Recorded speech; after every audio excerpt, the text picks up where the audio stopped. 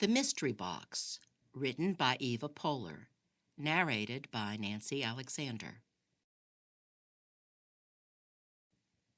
Chapter 1. A Box. Yvette pulls into the driveway to find her husband standing in the front yard in the rain, in his t-shirt and shorts, soaked. She parks in the garage and rushes through the house and out the front door, popping open her umbrella. "Devin?" "What the hell is that?" he asks, pointing. She follows his finger. Where the lawn is usually flat, there's a hill. It swells as though some living thing beneath gestates, about to be born. Having just returned from frantically herding her children off to school with their loose papers flapping, she should be alarmed by the swelling mound. But she's giddy. She touches her husband's arm. The strong muscles surprise her. They've always been there, of course. Of course.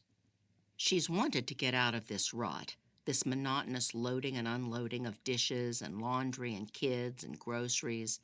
Like a hamster in its wheel, she's gone round and round, teaching the same class each semester online, washing the same dishes over and over, forever and ever without end. Wasn't she made for more than this? And now her front yard mysteriously bulges, as if in answer to her prayers. Her yard is giving birth to what? Some monstrosity, most likely. Be careful what you wish for, they say, with good reason. She's wanted a change, a shift in her universe, and here it is, ready or not. Before Yvette says a word, the hill explodes, and water shoots up from the ground. It reaches 20 feet in the air against the pouring rain and turns the yard into a swampland. "Great," says Devin. "We have a geyser in our yard." "What do we do?" The air feels fresh as she breathes it in. She wants to drop her umbrella and turn a cartwheel. Woohoo! Devin says, if you need any water, better get it. Yvette runs inside, giggling, slipping in her wet flip-flops, and fills 2 pitchers with water, one for hand washing, the other for drinking. She peers out the kitchen window to see Devin falling in the mud and is overcome with laughter. Devin is cursing. He kneels at the cutoff and twists, but nothing changes. The geyser continues to spray. She covers her mouth and wonders, this is it. She can feel it. Her life is about to change, and there's nothing she can do to stop it. Yvette meets the workers in front, no longer delirious. It didn't take long to stifle the giggles. A load of laundry, a load of dishes, and solving the problem of what to cook for dinner without having to go to the store buried them. Plus, there was that sobering omen that something else was about to happen. The rain pounds against the roof, the trees, and the sidewalk, beating out a rock concert. She has to shout hello to be heard from beneath her umbrella. "We have to dig up the pipe, weld in a replacement part," the foreman says. "Is our tree in danger?" "It's planted on city easement, so there's no guarantee." Yvette frowns. She and Devin planted the young live oak together last year. "I understand, but you'll do your best?" He nods. "We'll come back next week and lay new sod." She cringes as a worker drives a bobcat onto the yard and digs its teeth through the turf. The machine creaks and moans like a monster lamenting its dead child. It scratches at the ground and digs a hole the size of a human grave. Yvette sits at her computer, slumped like a semicolon, grading compositions for her online class, correcting the same errors she's been correcting for centuries when the city workers leave. She knows they have left because Mr. Frodo Baggins, her beloved Jack Russell, stops whining and pacing like an expectant father and settles at her feet beneath the desk. The rock concert has ended, so she steps out the door with Frodo to inspect the gaping hole and to mourn what was once a beautiful yard. She walks past a UPS box left on her front porch, probably fishing or golf supplies for Devon, to expect the young live oak perched on the edge of its grave, its roots exposed. Beside the tree, and also exposed, is Tommy's hamster skeleton in its shoebox.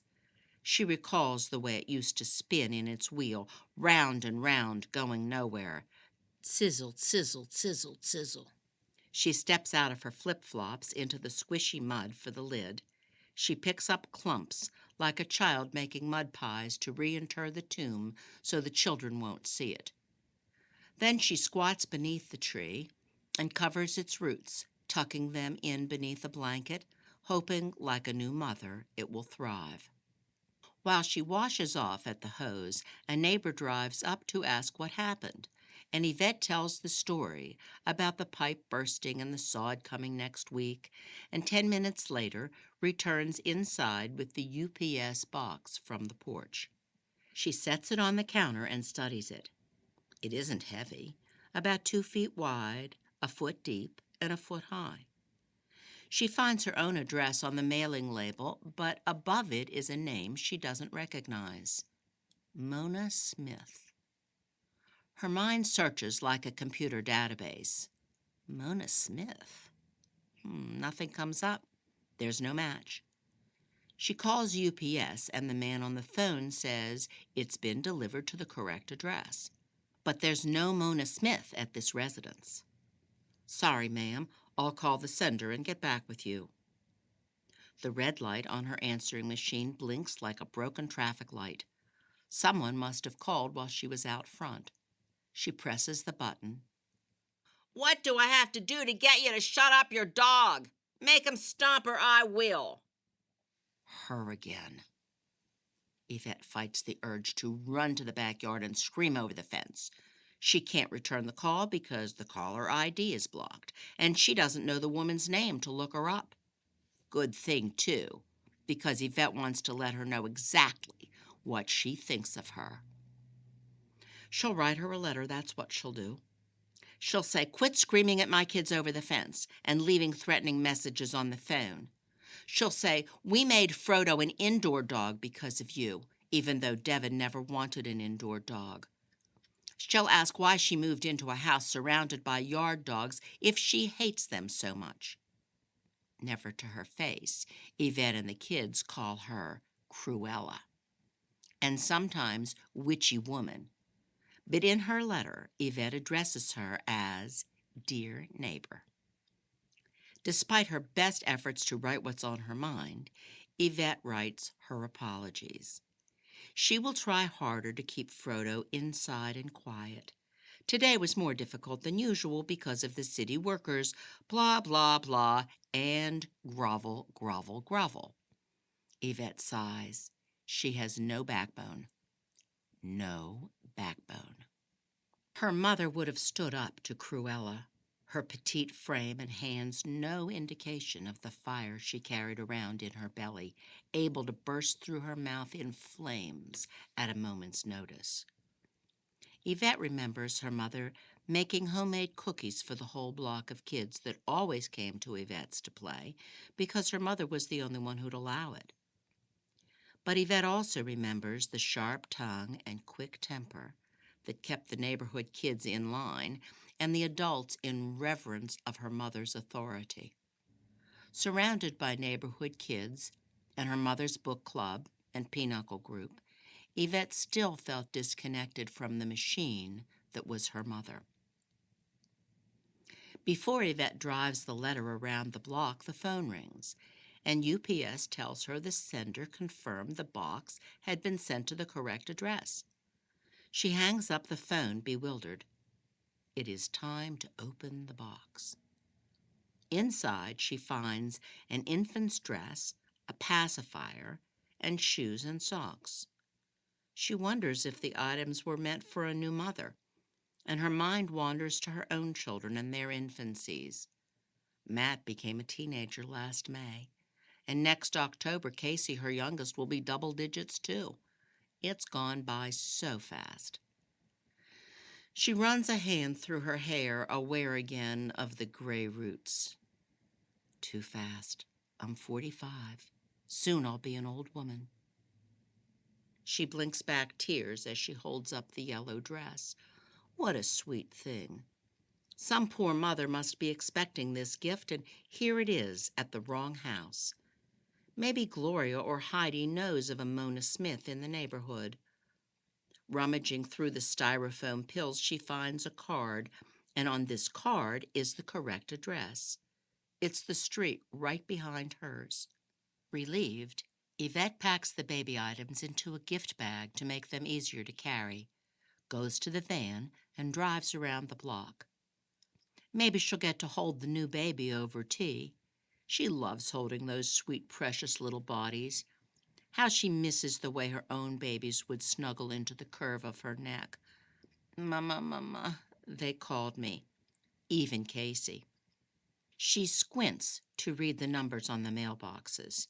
Suzanne Kelly waves from her driveway on the corner where she washes her third new vehicle in 2 years. Yvette waves back, wishing she looked as good as her neighbor. Summer's around the corner. Her daily walks aren't enough anymore. Time to get back to the gym and to the hair salon. A few of the mailboxes don't display the addresses, and shrubs and mature trees block some of the numbers mounted on the homes. No, this is the even side. Here are the odds. How is an ambulance supposed to find an address if she can't? Oh, she notices a new fountain at a 2-story ranch where the slanted siding from the 80s has been replaced with horizontal cedar. Maybe she should consider a fountain in the front. Now that they have the huge hole, why lay sod? Just hook up one of those long flowing waterfalls and fill it with river rock. Yeah, right. Devin would never go for that. Too much maintenance. She stops at the house with the address from the card and blinks.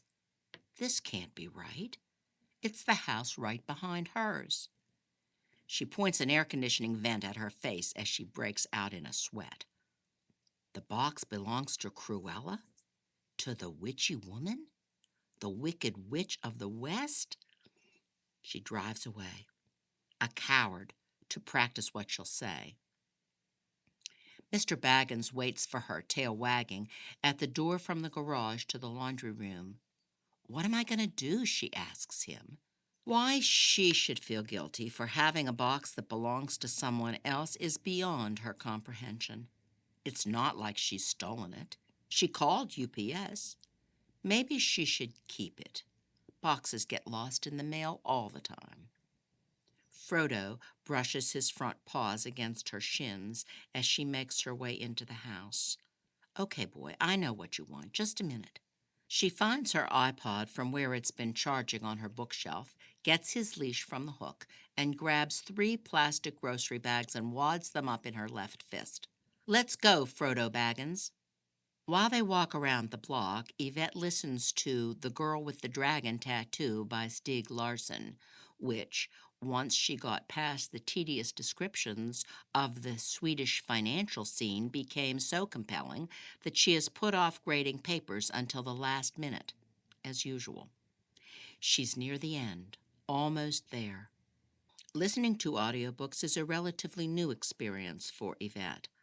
What started as a habit, meant only for walks and her exercise bike, has become an obsession. Had she not been grading online essays today, Yvette would have been listening to the audiobook as the workers fixed the geyser, as she washed and loaded dishes into the dishwasher, and while she folded the unending piles of laundry.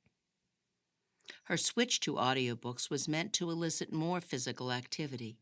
She could do 2 things at once, read and exercise, but it quickly infiltrated her everyday activities so that soon she was driving her kids to and from school, making trips to the bank and to the grocery store, and falling asleep at night with at least one earbud stuffed into the side of her head. Once a story took possession of her, all she could do was listen. She had no choice. So enthralled is Yvette by the narrator of The Girl with the Dragon Tattoo that she forgets the reason she's taken this route in the first place, to scope out Cruella's house. If Frodo Baggins hadn't chosen the corner of Cruella's patchy lawn to drop his business, she would have walked on by. After she bends over with her plastic bag cupped around her hand like a mitten to clean up, she glances at the front windows. A curtain moves, but she cannot tell if she's been noticed. Even though she has left no trace behind, she worries Cruella will be upset if she knows a dog has done his deed here. But how can she be upset? It's not like she has any grass to speak of. Yvette flicks away the guilt and worry, glad her little Frodo has shit in the devil's yard.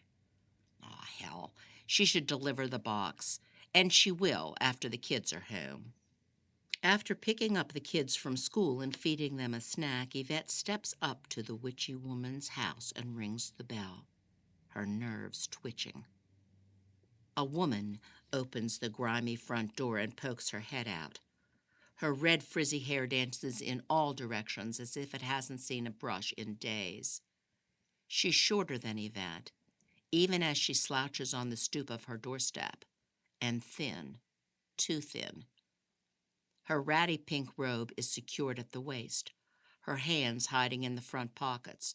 Her dingy socks hang loose around bony legs and ankles. "Mona?" Yvette asks. The door slams in her face. She hears a rustle as the woman latches the chain. The door cracks open and two beady eyes peer out. "How did you find me?" Yvette steps back, startled. "How did you find me?" Mona repeats. "Who are you?" "I'm your neighbor from behind the fence," Yvette stammers, holding up the hot pink gift bag. "I think this is yours." "Leave it on the porch and go away." "Well, damn." Yvette puts the bag down, gently, as if it were a baby, and stumbles from the porch to her van.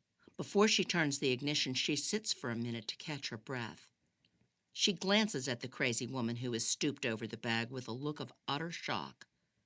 Yvette freezes as she meets her eyes, her neighbor's eyebrows disappearing into a mat of frizz surrounding her face.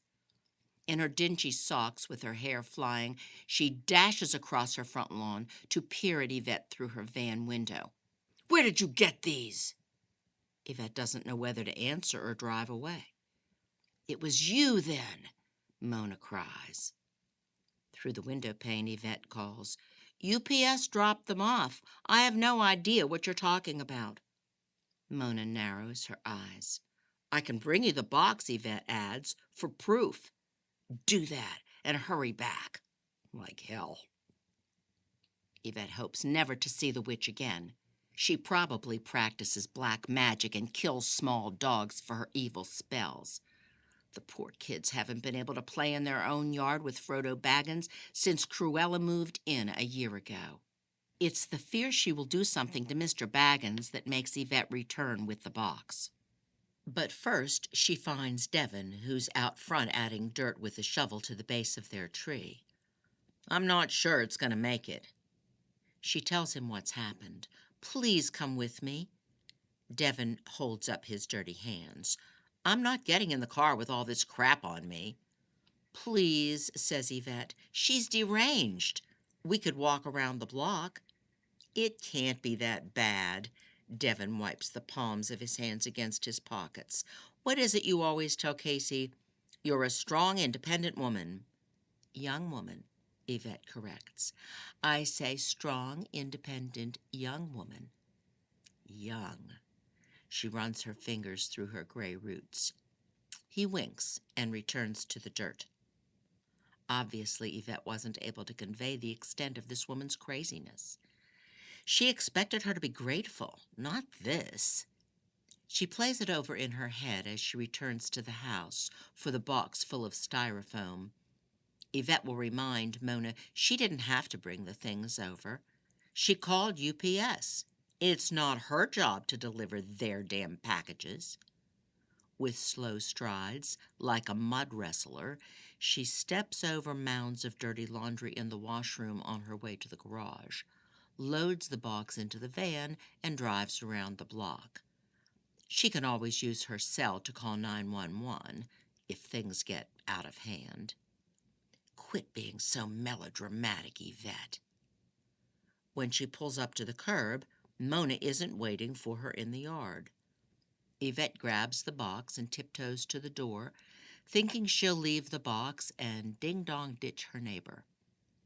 But Mona answers too quickly for Yvette to make her escape, and she appears entirely different. Shit, how did she do that so fast? Mona's hair is wet and pulled back in a tight knot at the back of her head. Her face has been washed and powdered, and she's dressed in a cream button-down blouse with a collar and baggy tan pants. Brown flats barely show beneath the hem. "Forgive me for snapping at you," Mona says. "You can't imagine what a shock that was." Yvette can think of nothing to say. "Yvette, is it?" She nods. "I'm so sorry. I was sound asleep when you rang and was having the strangest dream. I don't sleep well at night." "I'm sorry I woke you." "No, I'm sorry, truly." She clears her throat. "And tell me how it is you came to learn my name." "It's on the box." Yvette holds the label in Mona's direction. "With my address. UPS told me there was no mistake, so I opened it. That's when I found the card inside with your address, along with the baby dress and shoes and things. Are they for your baby?" Yvette hears a shuffle behind the woman, but when she peeks inside, Mona steps onto the porch and pulls the door shut. "Excuse me for not inviting you in. The house is a mess." "Don't worry about it." Yvette glances at the front window in time to see a curtain move. "Do you live alone?" "Yes, it's just me." "I saw someone." "You liar." "No baby." I thought I saw—" "May I have the box?" Of course." Yvette hands it over. Before Yvette lets go of the box, Mona covers her hands firmly with her own. "Yvette, I need to ask you a favor. Please don't tell another soul the name you found on this box or the items you discovered inside." "What the—" Yvette stammers, frozen like the squirrels Mr. Baggins teases. "Is Mona not your name?" "Come again tomorrow and I'll tell you the story. Are you free around 4?" The woman's cold hands chill Yvette. "I suppose tomorrow, then," Mona says, turning away. "I'm looking forward to it." As she walks to her van, Yvette wonders why she didn't tell Mona not to worry. Her secret was safe, even without explanation. Why didn't she say, "No thanks, it's okay, have a good life"? She couldn't afford to go and listen to this woman's story with piles of laundry waiting to be washed and an inbox full of ungraded papers.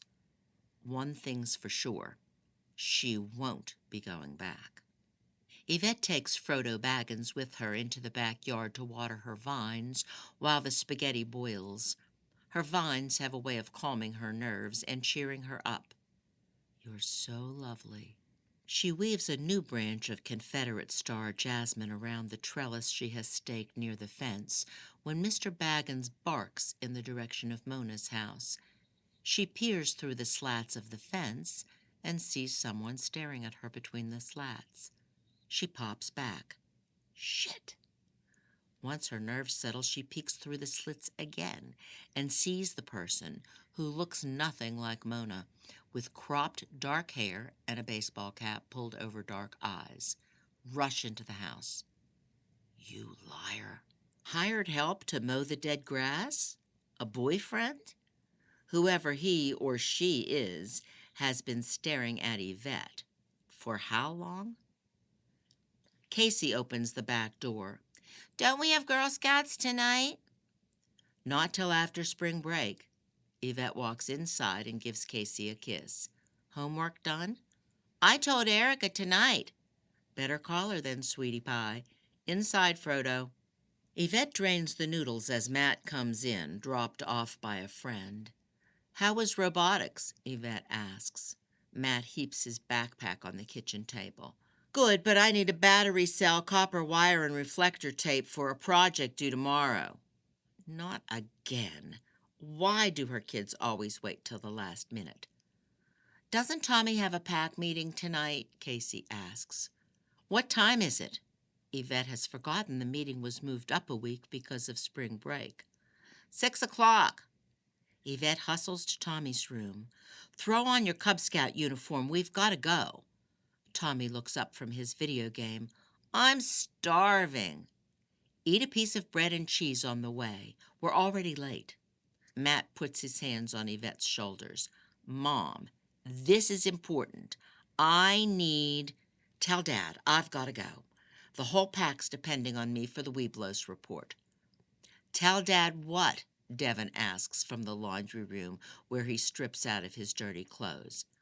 Matt needs stuff from Home Depot. Yvette rushes to the garage with Tommy in tow. Tizzle, tizzle, tizzle, tizzle. Devin wraps himself in a dirty towel from the pile and follows Yvette to the garage. I've got a conference call in 20 minutes. I can't go to Home Depot. I'll call Matt from the pack meeting. Casey pokes her head into the garage to say something as Devin disappears into the house, but Yvette is already backing out and waving goodbye. Then she stops, rolls down the window, and shouts, Tell Daddy to turn off the broccoli. It's probably burned. Casey shouts something back, maybe that the kitchen cabinets are on fire, but Yvette backs out onto the road and drives off. The next day, after she picks the kids up from school, feeds them a snack, and gets them started on their homework, Yvette is watering her vines, having just finished The Girl with the Dragon tattoo and feeling bereft of the company of characters who had become like family to her, when once again Frodo barks toward the fence. She peeks through the slats to see Mona standing on the opposite side, with her face pressed against the wood. Hi, Yvette, she says. Holy shit. Frodo, stop that.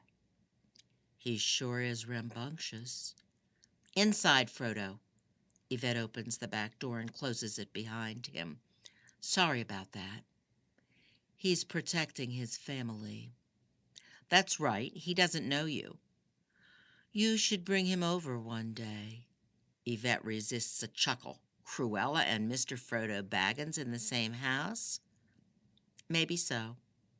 I've brewed fresh tea and baked a batch of cookies for our visit. Been looking forward to it all day. Hell, Yvette doesn't know what to say. Still coming at 4, aren't you? Asked Mona. I'll be there. No backbone.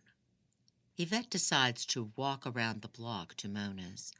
Their houses are both in the middle of a long block, so when she rounds the corner, she still has 6 houses to go. She admires the homes as she passes them, even though she's walked this route with Frodo many times. She appreciates how each home is unique, unlike the newer tract homes these days, and each garden well cared for, until she reaches the patch of dirt sprinkled with dead grass that belongs to Mona. She's a liar and a slob. Mona waits on the porch of one of the smaller one-story homes on the block, the front door propped open against the peeling wood siding with a box. More boxes are stacked behind it in the living room, where Mona leads Yvette to a grouping of 2 wooden chairs. The musty odor of dust, dirty dishwater, and mold lingers in the air. Yvette fights off, pinching her nose. She hears a clap in one of the back rooms down the hall. Babs, my cat, Mona explains, with a forced, suspicious smile. She scoots the box away from the door and closes it, latching the chain. Please sit down. May I get you iced tea and a plate of cookies? Sure, thanks. Sweet or unsweet? Unsweet, please. Mona leaves the room. Cat hair on the stained carpeting confirms Mona does own a cat, even if it isn't responsible for the sound in the back bedroom. The brick fireplace on the wall toward Yvette's house is barely visible behind two stacks of cardboard boxes sealed with packing tape. A window and a French door on either side of the fireplace are blocked by tightly closed and dusty mini blinds. Otherwise, the room is empty, like an old haunted house. Moving? Yvette asks when Mona returns with the glass and plate. She takes them, but realizes there's no place to put them down, so she balances the plate on her lap. Thanks. Mona sits in the other chair, and soon a gray cat with one eye hops in from out of nowhere and onto Mona's lap. Mona strokes it tenderly. Yes, though I must admit, these particular boxes were never unpacked. Thought so. Layers of dust have collected on them, but it seems odd a person would live in a house for a year and have unopened boxes. When do you leave? She's pleased about the impending move. Frodo Baggins can finally reclaim his yard. In a week or two, Mona strokes the cat but studies Yvette. How's the tea? It's obvious she hasn't tasted it, for the glass is still full, but under the pressure of Mona's gaze, she puts it to her lips and takes the smallest sip, so the poison won't kill her, if it is poisoned, or just as bad, full of filthy bacteria from a dirty sink. It's good, thanks. Try my cookies. She takes a tiny bite. Delicious. Thank you. Stale and store-bought. I'm glad you like them. It's the least I can do after asking you to come and hear a lonely woman tell her sad story. I don't mind. No backbone.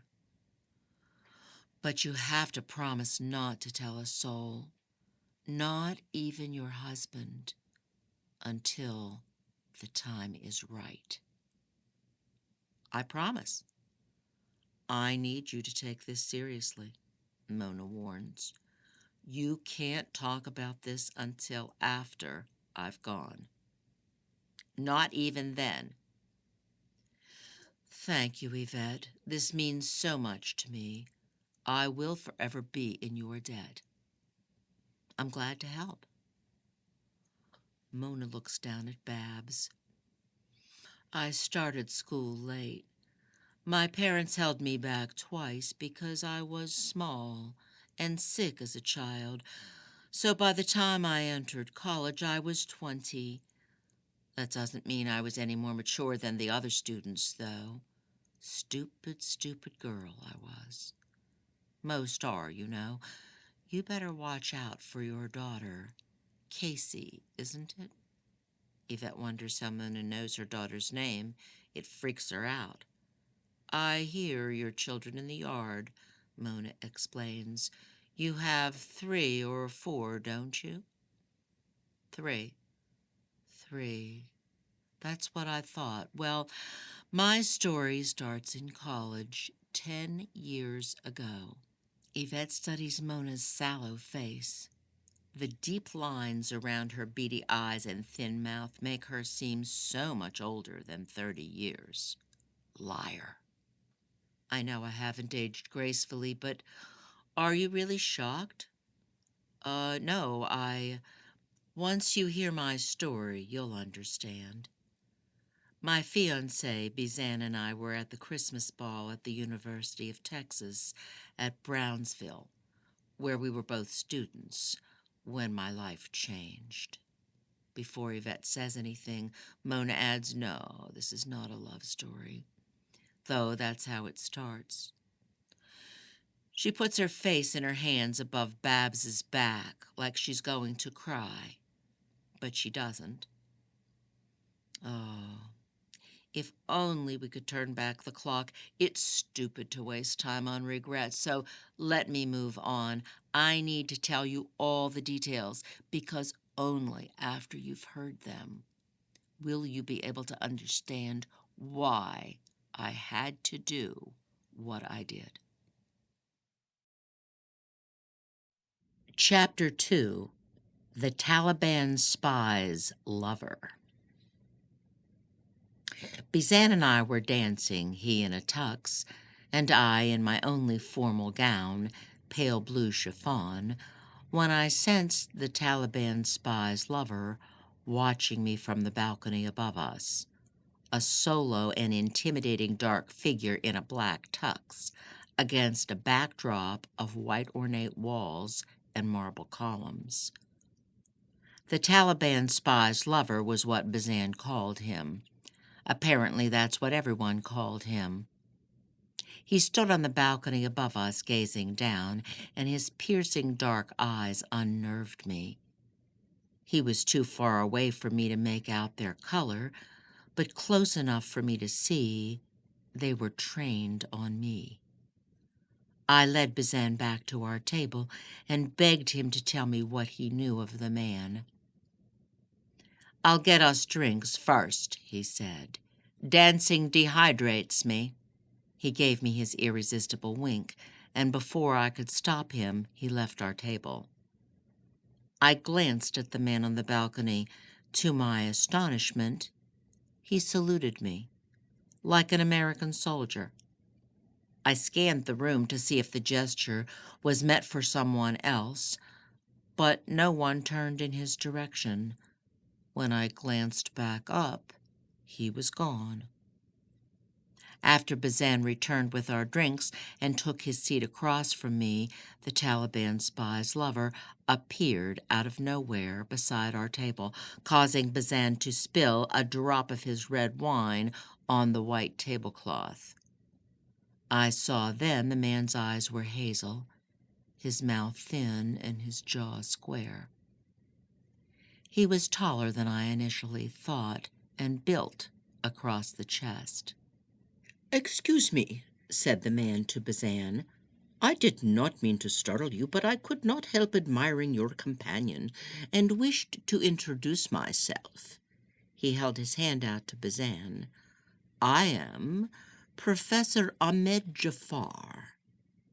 He spoke with an accent, in a way that was stiff and formal and awkward, unlike his body, which was smooth and sexy. Bazan introduced us, and when I gave the professor my hand, he held onto it for a moment, like a jeweler inspecting the stone on my engagement ring, except I had given him my right hand, and it bore no ring. I pulled away, blushing, because I had bitten my cuticles down to raw skin during final exams. Plus, his hand was warm and had given me an unexpected thrill. Unlike Bazan, who was beautiful with his short, thick hair, full lips, and boyish grin, the professor was strikingly serious, with a sharp nose and high cheekbones, serious in spite of his tight tucks and hair feathered back like they did in the 70s. He was young, early 30s. I was relieved when he left us. Bazan was born in Iran, and I suppose I had a thing for Middle Eastern men, their dark eyes and sexy accents and thick black hair. I begged Bazan to tell me what he knew of the professor. "Well, he's Pakistani, I think, a philosophy professor.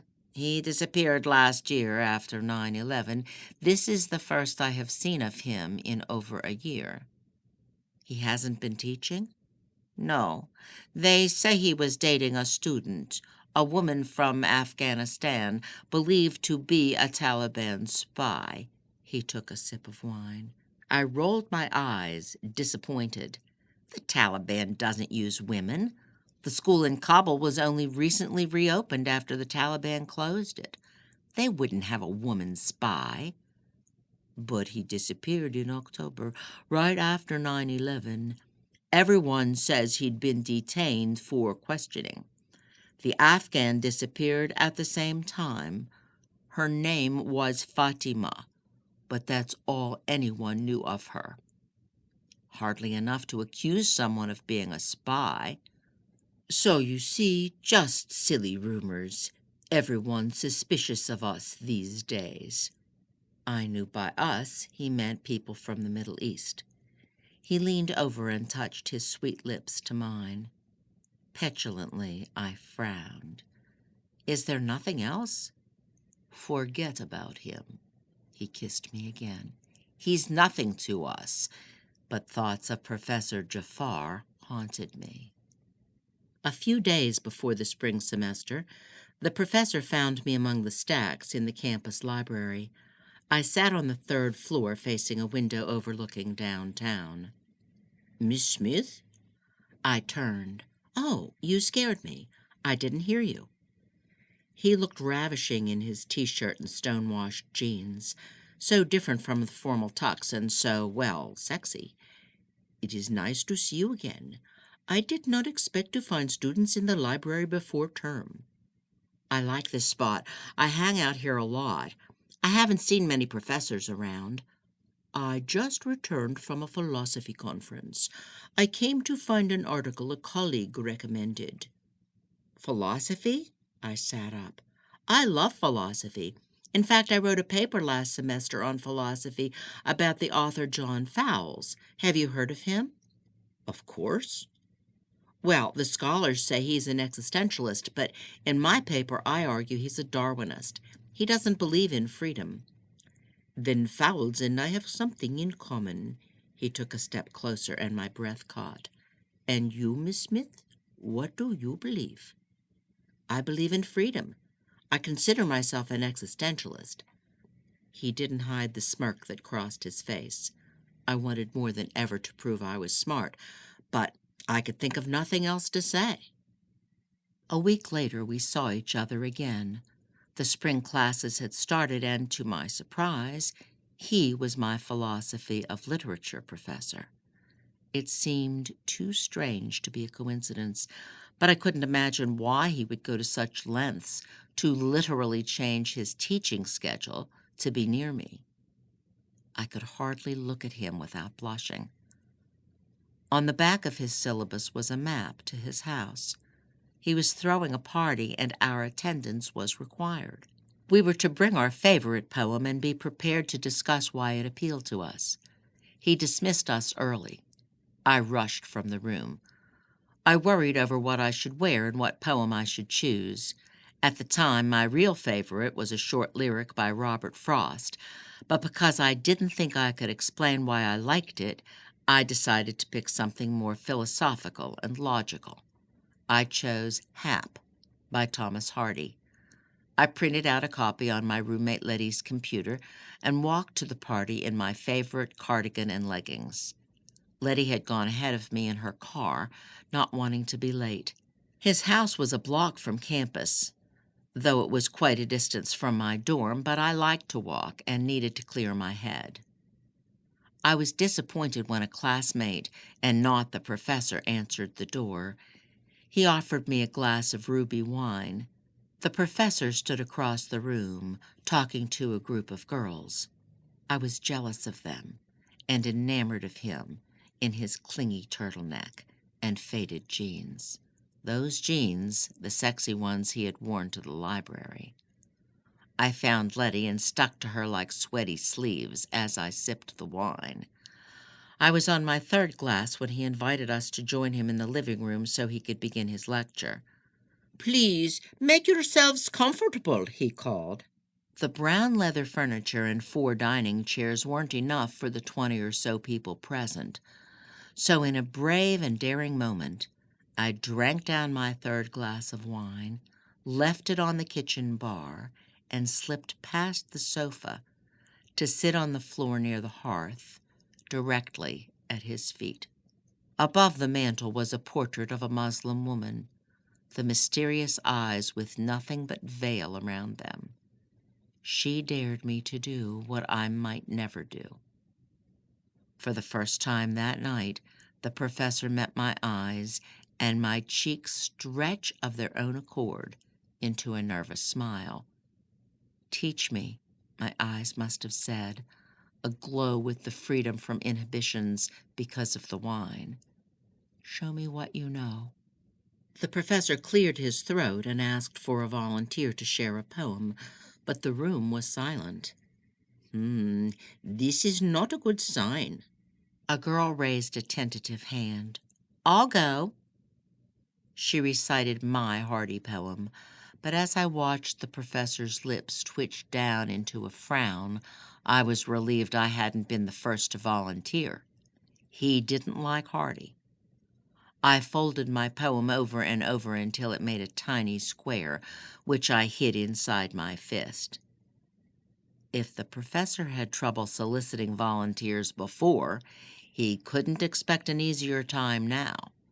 He continued his lecture on the relationship between narrators and readers, saying, "It is the job of a narrator to seduce us.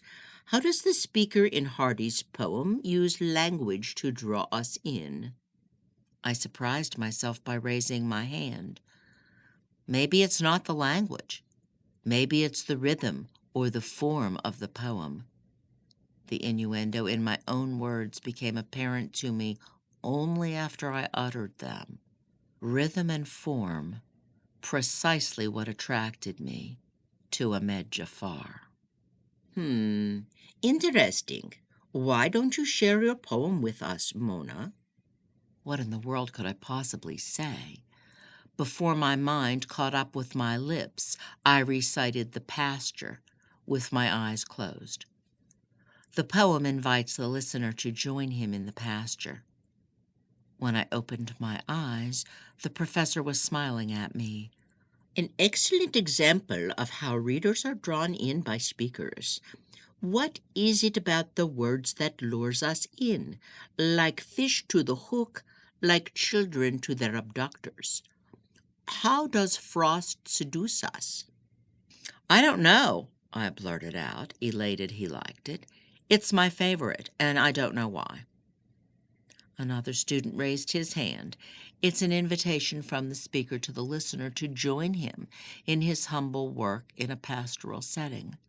The spring, the leaves, the calf, and its mother are part of God's creation. The speaker's inviting the listener to join him in caring for God's world. I glanced at Letty, and she rolled her eyes. I giggled. The professor sought my attention, like the Muslim woman in the painting above him. Is it an invitation? I raised my chin and met his eyes, though I was afraid.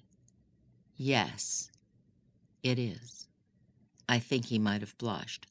Several others read their poems, and the group discussed their speakers and their seduction strategies. Professor Jafar talked about the original Beauty and the Beast tale and Bluebeard and their themes of seduction and captivity as a metaphor for the relationship between readers and narrators. As the session ended, I slipped through the gatherers to the back of the room. When Professor Jafar gave me a quizzical look, I mouthed in the form of a question, "Bathroom?" He nodded and pointed to the hallway on the left side of the house. There was something unexpectedly intimate about being in his bathroom. Touching the plush taupe towel on the rod, damp from where he must have showered earlier, I imagined the places the towel would have touched him. I hovered by the door between the bathroom and his bedroom and wanted to peek, but feared detection. I ditched the folded poem into the wastebasket. My thumb was bleeding again. I bit off the corner of skin, and as I did, some of the students called out their goodbyes. I wondered what would happen if I didn't come out until the others had left. Chapter 3. Friday the 13th. The gray cat hops from Mona's lap and scratches at the back door to be let out. The ice in Yvette's nearly empty glass has melted, so she drinks it, too enraptured by the tale to think of the possibility of poison. Her plate is empty. Outside dusk stretches across Mona's dead shrubs like a tired cat. It's getting dark? Oh my gosh! Yvette pulls her cell phone from her pocket to check the time. 7 already? The kids must be starving. I'm surprised no one's called. Mona frowns. I haven't gotten very far, I'm afraid. I haven't even told you what happened to the baby. So there was a baby. Where is it? I can come back tonight after supper if that's convenient. No, it's not. Why don't you come over tomorrow around 4? I'll bake a cake for you. Both of their heads turned toward the hall at the sound of a loud whack. My other cat, says Mona. Liar. Can you come tomorrow? Yvette agrees. Yvette's family sits around the kitchen table eating bowls of chili. Where were you? Tommy asks. With the neighbor lady. She needs somebody to talk to. She's a sad and lonely woman, I think. Crazy's more like it. But we needed you, says Casey.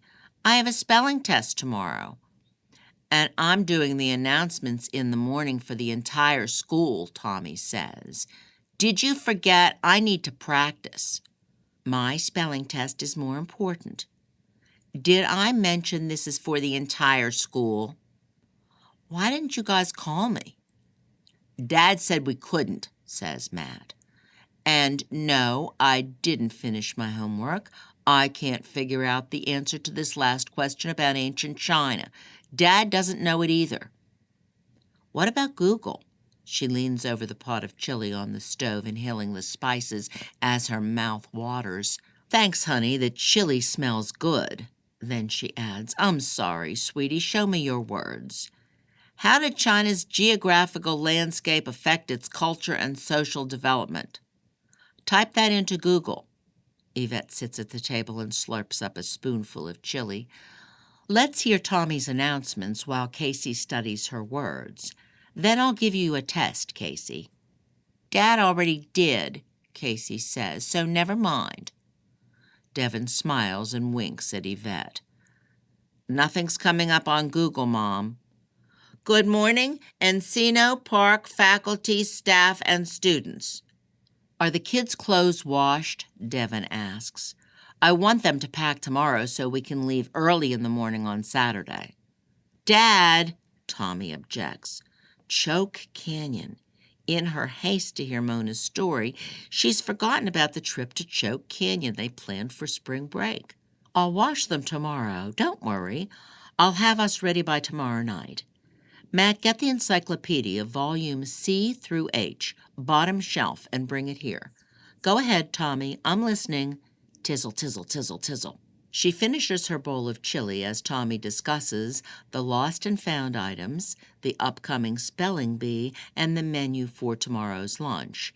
She has him repeat the announcements as she reads about ancient China and underlines areas Matt needs to put into his own words. Then she loads the dishwasher while Tommy practices again. Good work. Now get ready for bed. As she squats in front of the washer, stuffing in a load of the kids' clothes, Devin puts his hands on her shoulders and squeezes. You startled me. Sorry. He rubs her shoulders. Are you coming to bed soon? A question which really means, are we having sex tonight? Oh, Devin, I'm so tired. I told Casey I'd sleep in her room again and swap back scratches. When do I get my turn? Soon, honey, I promise. Yvette lies beside Casey, scratching her back as her mother once scratched hers when they cuddled together like this, before Yvette's father died. After his death at age 40, when Yvette was 12 years old, where others would collapse and crumble, Yvette's mother hardened into a solid mass of rigid spine. Yvette misses the soft side of her mother, the nurturing part that made Yvette feel safe and loved. She doesn't miss the other side, the fierce side, though she could use a bit of it herself. When Yvette's father died young of colon cancer, her mother, after a few weeks of floating white-faced like a zombie of few words, regained her composure, and her back became straighter, her tongue sharper, solidifying her reign over the neighborhood. Soon her mother was the one person people went to for advice for everything, from nursing a sprain to treating a bee sting, from making pecan pie to the proper way to bury a loved one. And Yvette, an only child, bore the brunt of her mother's anxiety and anger. Anger over losing her husband early in life and leaving her a single parent, anxiety over how she would make ends meet. Anger and anxiety proved a deadly combination, and within 12 years of her father's death, her mother was struck down by a heart attack. Yvette was 24, teaching college composition, alone in the world, until she met Devon a few months later. She supposes she never had to grow a backbone because she went from living in the stark shadow of her mother's tyranny to the easy, pampered wife of a successful businessman. That is, until they had children, and her life became a whirlwind, a spinning hamster wheel. Having been an only child, she wanted a big family, but she had no idea what she was getting herself into, and every day she felt she was floundering. Devon warned her to stop volunteering to lead Cub Scouts and Girl Scouts and PTA, but her mother had done all these things, and Yvette felt that's what mothers were supposed to do. Of course, her mother had only one child. Yvette washes and folds clothes for most of the day on Friday, makes chicken and rice, and cleans the house so no one can complain when she abandons them for Mona. More than once she shakes her head, laughing at herself, as she gets into the van to pick up the kids from school. She thought she'd never want to speak to Mona again. And here she is, anxious to see her, drawn into the tale like a child by its abductor. It's the baby. She wants to know what happened to the baby. She thinks back to the items packed in the UPS box and recalls a detail she missed before. The dress had no tags, wasn't actually new. They might have been hand-me-downs from a relative, but there doesn't seem to be a baby anymore. Once at home, she makes the kids start their spring break homework and tells them to fill their plates from the pan on the stove when they're hungry. Daddy will be home soon. "Mom, what's wrong with Mr. Baggins?" Casey shouts from the kitchen as Yvette crosses into the washroom toward the garage. "Come look, he's trying to eat himself." "Oh, no," Tommy cries. "Mom, look how red he is." "Look at his leg," Matt says. When Yvette enters the kitchen, all three kids are squatting on the tiled floor around Frodo with tears brimming in their eyes. "What's wrong with him?" asks Casey. Yvette stoops down to inspect Frodo. Fur has come off his back foot where he obsessively licks and gnaws. It's a skin condition. Yvette finds the phone and calls the vet, who can squeeze her in right away. "Wash your hands, kiddos," she says when she hangs up the phone. "It could be contagious." "Mom, help him," Casey says. "Come on, Frodo. Looks like we're going to the vet." Matt hands her the leash. "What if they have to amputate?" "They won't have to amputate." "How do you know?" Tommy asks. "They won't have to amputate." "I want to come too," Matt says. They all want to come. So they pack themselves into the van, Frodo's stubby tail wagging and his tongue hanging to one side, ready for a ride, his favorite thing. The vet says it's ringworm and gives them an ointment, antibiotic, and a medicated shampoo, and $300 later, they're on their way back home, itchy and suspicious of every red bump on their own skin. Yvette is an hour late to Mona's house. When she opens the door, Mona appears harried, but not as wild as the first day. Her frizzy hair is loosened from its knot, and her face is not made up, but at least her hair smells clean and is combed across her shoulders. She wears clothes, and not that ratty pink robe. Thank God. "I'm so sorry I'm late," says Yvette. "Frodo, well, it doesn't matter." "Come in. I didn't think you were coming." They crossed the room.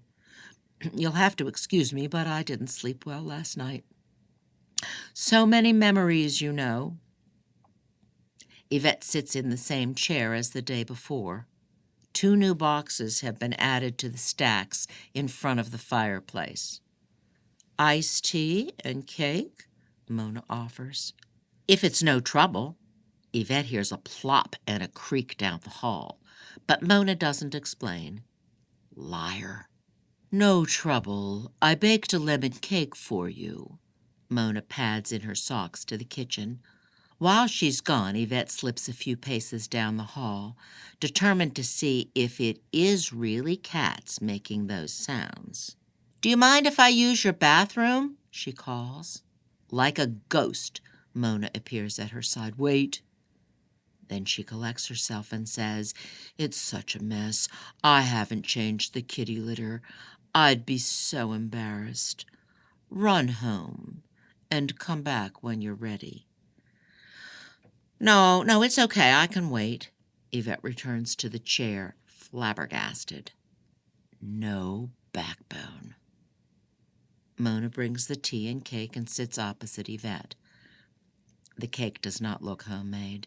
In fact, Yvette has bought the same lemon cake from the grocery store. It comes pre-sliced. Mona waits while Yvette takes a bite. It's good, thanks. How are you today? I'm okay. The kids started their spring break, so hopefully things will slow down around our house for a while. How about you? Oh, not well. Drudging up these memories, well, I know it's good for me. Scrubbing the wounds so they heal, isn't that how it goes? Something like that. It has to hurt before it can get better? Yes, that's it. Where was I? Yes. Standing in the professor's bathroom waiting for my fellow students to leave. So you went through with it? Unfortunately, yes. Chapter 4. A Fish Upon the Hook. Letty came to the door and asked if I was okay. I'm fine, thanks, I said through the door. Do you want to ride back? No, thank you. I want to walk.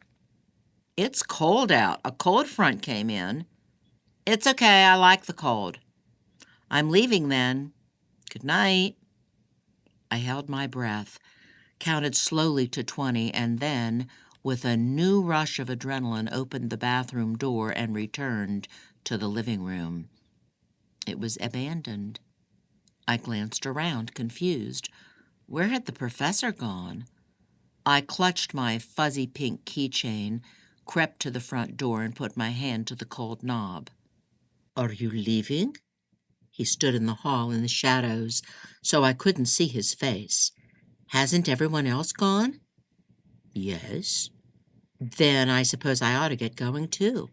I reached again for the knob. Thank you for having us here. It was nice. You enjoyed the evening? He moved closer. The nearer he stood to me, the more my belly fluttered. Yes. Good. Let me get your coat. I didn't bring one. But it's below freezing. Let me help you to your car. He took a blanket from the back of the couch and wrapped me in it, his arms momentarily around me. You can cover yourself with this. My knees weakened. I didn't drive. It's much too cold for you to walk across the campus. I'll be all right, I said, though my knees were in no condition for walking. I removed the blanket and handed it to him. He bit his bottom lip, drawing my eyes to his mouth. Why don't you sit and have a glass of wine, and then I'll drive you back?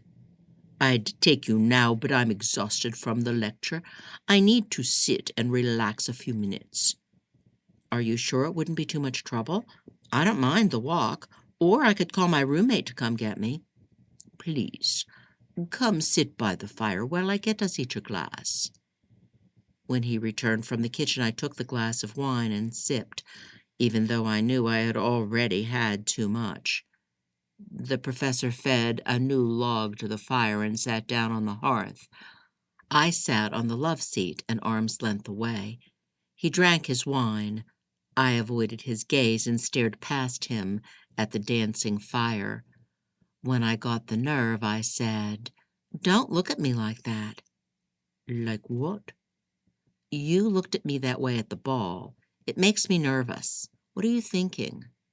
He lifted his eyebrows. "You want to know?" My mouth fell open. "No." I shifted in my chair and drank more of the wine. He smiled. "That's better," I said. "Yes? Good. Then I'll look at you like this. It should be easy, since I find you very beautiful." I was speechless. "The fire feels good on my back. Come and see how nice it feels." He patted the brick hearth. I sat beside him. "I didn't know it was going to get so cold tonight." The adrenaline pounded through me. Our shoulders touched as we warmed our backs at the licking flames. I took another drink, the pink fluffy keychain dangling from my finger. "It's nice, yes?" I didn't think he meant the fire. "A little too warm," I whispered, about to get up. He took my hand and made me stay. "Give it a minute. You must get used to it first. Then it's nice." He continued to hold my hand in his, resting them both on his thigh. His hand was hot and mine began to sweat. "We need to warm up before we go out in the cold," the professor said. "I'll take you home in a minute." He hadn't let go of my hand. "How did you do on your paper last semester, the one about existentialism?" "I made an A, but it was about Darwinism, remember?" "Do you still consider yourself an existentialist?" "I believe in freedom." It's a nice thing to believe in," he said sadly. "Are you comfortable, Mona?" I nodded, though I was far from comfortable. My hand was sweaty, and it literally pained me to be touching him. "Not pure freedom," I said. "We're dealt a certain hand, but then it's up to us." The doorbell rang and made me jump. I laughed. "Excuse me, I'm not expecting anyone." He crossed the room in a few strides and opened the door. "Yes?" It was Bazan. I heard his voice before I turned around and saw him. "I'm sorry to disturb you," he said, "but I was worried about my fiancée Mona walking back to her dorm in this weather. She hasn't gotten back yet. Is she here?" I hopped up from the hearth quickly, dropping my glass on the dark tile. It shattered across Professor Jafar's living room. I stooped over the 20 or so shards and quickly collected them. "Please, do not worry. I can get it with the broom," the professor snapped as he walked over to me. When I didn't stop, he touched my shoulder. "Mona, I insist." Bazan came over and helped me up, and as we dodged the shards of glass on the way to the door, he whispered sarcastically, "Sorry I startled you." The professor followed, crushing glass beneath his shoes. He possessed an odd coldness unlike his demeanor from moments before. He thanked me for coming and said he would see me in class. I took the professor's hand and passed him the shards I had collected. We both looked down and saw I was bleeding. His hand was streaked with my blood. He pulled a handkerchief from his pants pocket and dabbed it up. I expected him to give me the handkerchief, but he folded it and put it back into his pocket. I told him I was sorry about the mess, and he ushered us through the door without another word. It closed with a soft click behind us. On the way to the car, I asked Bazan how he found me since I hadn't given him the map. "Letty." I nodded, ignoring the anger in his voice. "Disappointed?" he asked. "Disappointed? No. What do you mean? We had a good class." "I noticed you were the only pupil left." He clicked open the automatic locks on the car, and we climbed in. He was going to drive me back, but he wanted to sit for a few minutes. He felt tired from the lecture. I bet he felt tired. "Are you calling me a liar?" "I'm calling your professor a liar." I relaxed as he drove to my dorm. "I'm glad you came. He was giving me the creeps." He shook his head. "Why don't you ever use your cell phone?" "I'm not used to it." "Is your thumb bleeding again?" "I cut myself on the broken glass." He asked to see my hand, and he kissed it. "It can fit in your pocket, you know." "What?" "Oh, the phone?" I lifted my cardigan to expose my hips. "No pockets." "Oh, do that again," he said. I laughed. "This? Higher." I flashed him a quick view of my bra, and we laughed. For a while I tried to ignore the professor's attention. I rarely met his eyes in class, and I left as soon as it ended to avoid talking to him. But one day, when I was feeling down and dumpy while Bazan was out of town, I decided to join Letty for a workout at the campus gym. She drove, and I followed her into the weight room, a square, musty mirrored room with a 19-inch television mounted up high in the far corner, broadcasting a basketball game. Half a dozen men and one other woman worked out on the machines, dumbbells, and free weights. "What's good for thighs?" I asked Letty. "Over there, it works both abductors and adductors." Her twin braids swung with her head as she pointed to a machine resembling something you'd see in a gynecologist's office. "Will you show me how to do it? I'm more of an aerobics person." She agreed, and I climbed onto the machine. I tried to push my legs open, but the weight was too heavy. Letty showed me how to move the pin to decrease the weight to 40 pounds. This time, my legs sprung wide open. "Whoa, that's too easy." I moved the pin to 50 pounds.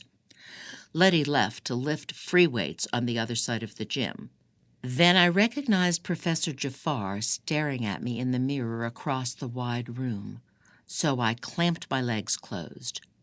I pretended not to see him. I hadn't done a full set of 10, but I jumped off the machine to find something else. I saw a classmate, so I skipped over to him to say hello, feeling safe by his side. We spoke for a few minutes, and then he showed me how to use a machine on his way out. I lay on my stomach, hooked my ankles beneath the weights, and curled my legs from the knees. My arms were folded on the bench beneath my chin, and my bottom stuck up in the air as I forced the hamstring curl under the weight. Suddenly, warm hands pressed my hips against the bench. I opened my eyes to see sexy, sweaty Professor Jafar. "You'll engage too many other muscles in this position," he said. "Keep your body on the bench. Try less weight." He moved the pin for me. "There, try that."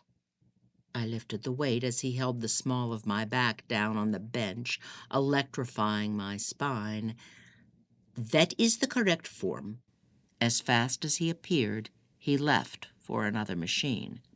My hips burned where Ahmed Jafar's hands had held them. I couldn't believe he had had the audacity to touch me. Who did he think he was? I finished the set of 10 and then marched over to the free weights to speak to Letty.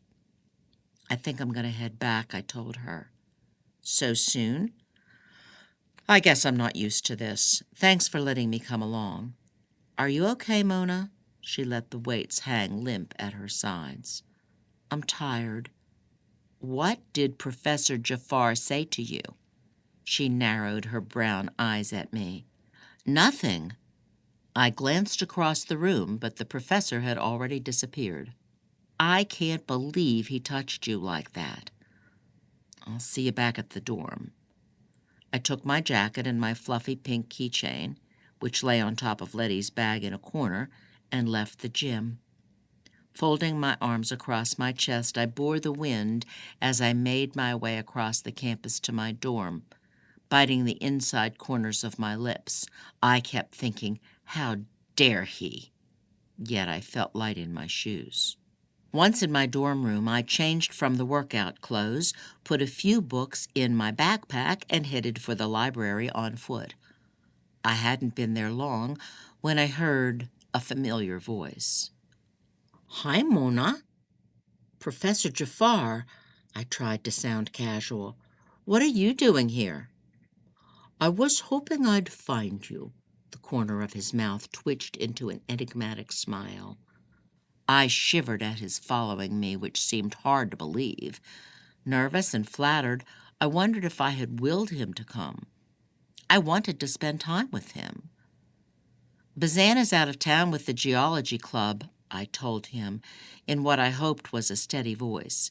"They traveled to San Sabah to study an unusual rock formation, so it's just me this weekend." "I see. It's strange. I don't know what to do with myself." "Perhaps you wouldn't mind doing me a favor, then, since you have found yourself with idle time." "What is it?" He sat on the end table beside my chair. "The department recently informed me my application for a research assistant has been approved. They were waiting to see if there would be enough funding. I was hoping you would accept the position." I was flattered. "You don't have to give me an answer right away. You'll want to talk to your parents and perhaps your fiancé." I knew if I did accept, I could not tell Bazan. "Normally I ask a senior, but I've been away from teaching for a while and haven't had an opportunity to get to know anyone I can trust." "Well, I asked one young man, but he declined. He's taking 18 hours this semester to graduate on time, and he did not think he could handle the job." "So I'm second choice?" "To be honest, you're the third, but who's counting? Had you been a senior, I would have asked you first." "Well, I'd be delighted to accept the position.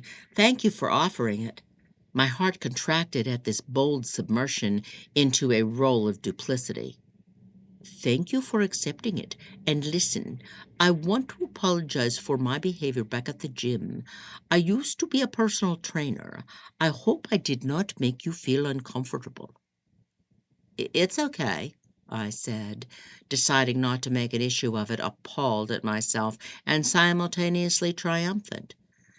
To this day, I wish I could go back in time and tell my younger self, "Say it, say no," but I was thinking this position would be good for my career. "Here's the catch," he said, and I braced myself. "Since we're getting a late start in the semester, I have a lot of work built up for you, and so I was hoping you would have time this weekend to help me, say tomorrow afternoon at my office." "Tomorrow? Is it too soon?" "No, but I'm free tonight if you'd like me to start right away." I couldn't believe my own words. "The work's at my house, but you're welcome to come by. I could load you up with a few projects." "Sure, I'll go back to my dorm to get my car." "Or you could ride with me."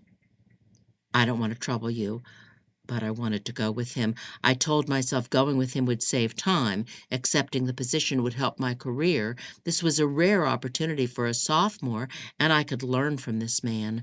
I told myself everything but the truth. He said, "Are you kidding? You're doing me a favor, remember?"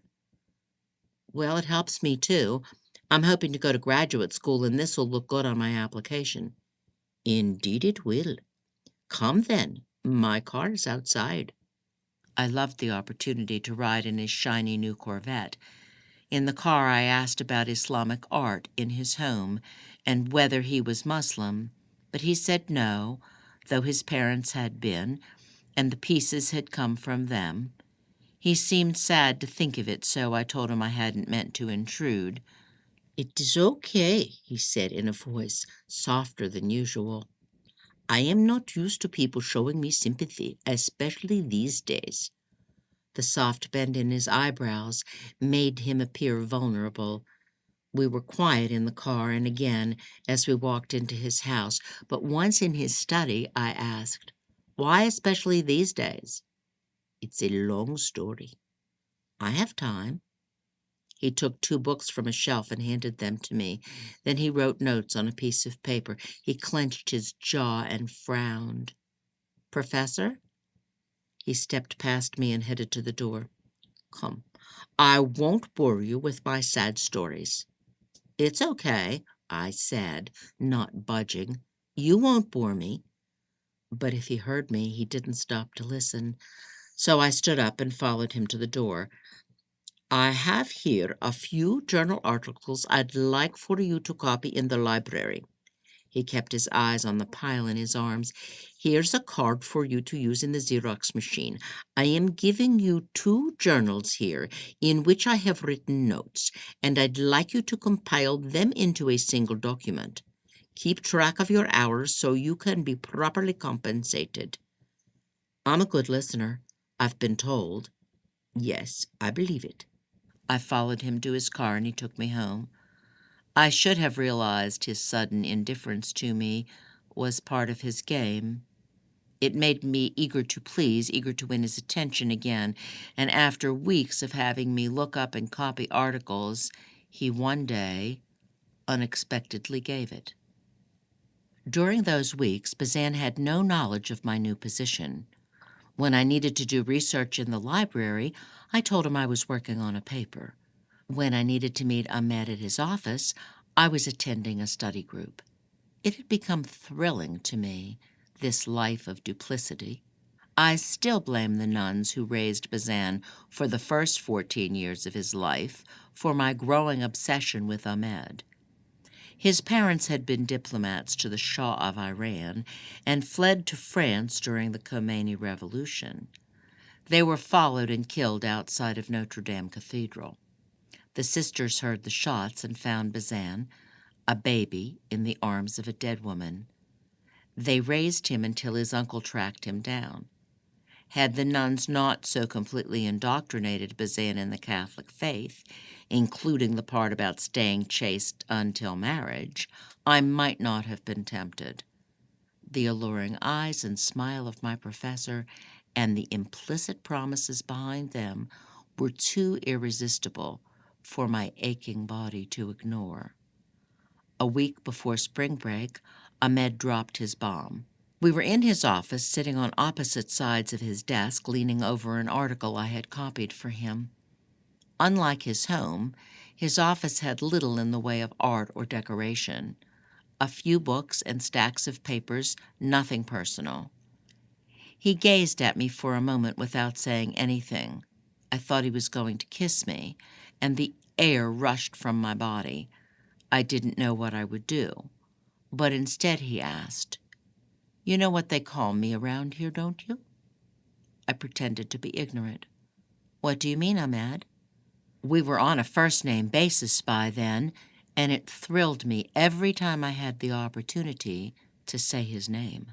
"Come on, I think everyone on campus has heard of the Taliban spy's lover. Surely you have as well?" I shrugged. "They're just rumors." "But behind most rumors lives some truth. Aren't you curious? You never asked." "Do you mean there is something to those rumors about you?" "I've never spoken of it. Not to anyone, but I think I need to." I smiled. He asked if I was going away for spring break, and I told him I had no definite plans, but this was a lie. Bazan and I were supposed to go to Los Angeles to visit his aunt and uncle, who were like parents to him. Ahmed asked me to have dinner on the first Friday of the break. I should have told him I wasn't free. I should have said I could come the Friday after. Bazan and I would be home by then. But I was dying to know his story, so I said yes, I would come. That night in my dorm, I pretended to be sick to get out of going to Los Angeles with Bazan. He begged me to go. "Mama and Baba will take good care of you, and seeing new places might lift your spirits and help you get better." I lay in my bed beneath the covers, clutching my head. "I've taken 2 Advil and the migraine hasn't gotten any better," I told him. "My throat's on fire. I feel irritable as hell. I don't want your family to see me this way." I'll stay then. He leaned over and kissed my forehead. I'll stay and take care of you. That wouldn't be right, I said quickly. She'd hate me. Don't make me the bad guy. Until moments before, I had thought I could call the professor and reschedule for the following Friday. Besides, I said, I bet Maman would enjoy having you to herself for once. This new strategy worked. Will you stay with your parents while I'm gone? Your mother can help you. Being around Leroy will make me worse. Leroy was my pothead brother. He was 30 and still living at home in Brownsville, a drain to my parents' feeble income. I'll be fine here. Letty will be around. She's not going anywhere. He wasn't so convinced. Are you sure? Have you talked to her? No, but come on, we're talking about Letty. Where would she possibly have to go without me? I'm her only friend. Friday afternoon, after I kissed Bazan goodbye, I took a hot shower and then rummaged through my wardrobe for something to wear to the professor's house, settling on a white blouse and straight black skirt. I pressed a tube of lipstick to my mouth, smacked my lips to rub in the color, and whispered, There's nothing to feel guilty about. I'm helping him. Chapter 5. Lies and Goodbyes. Mona's story is interrupted by a moan coming from a bedroom down the hall. She and Yvette turn like soldiers taken by surprise. Babs is in heat, Mona says, rising to her feet.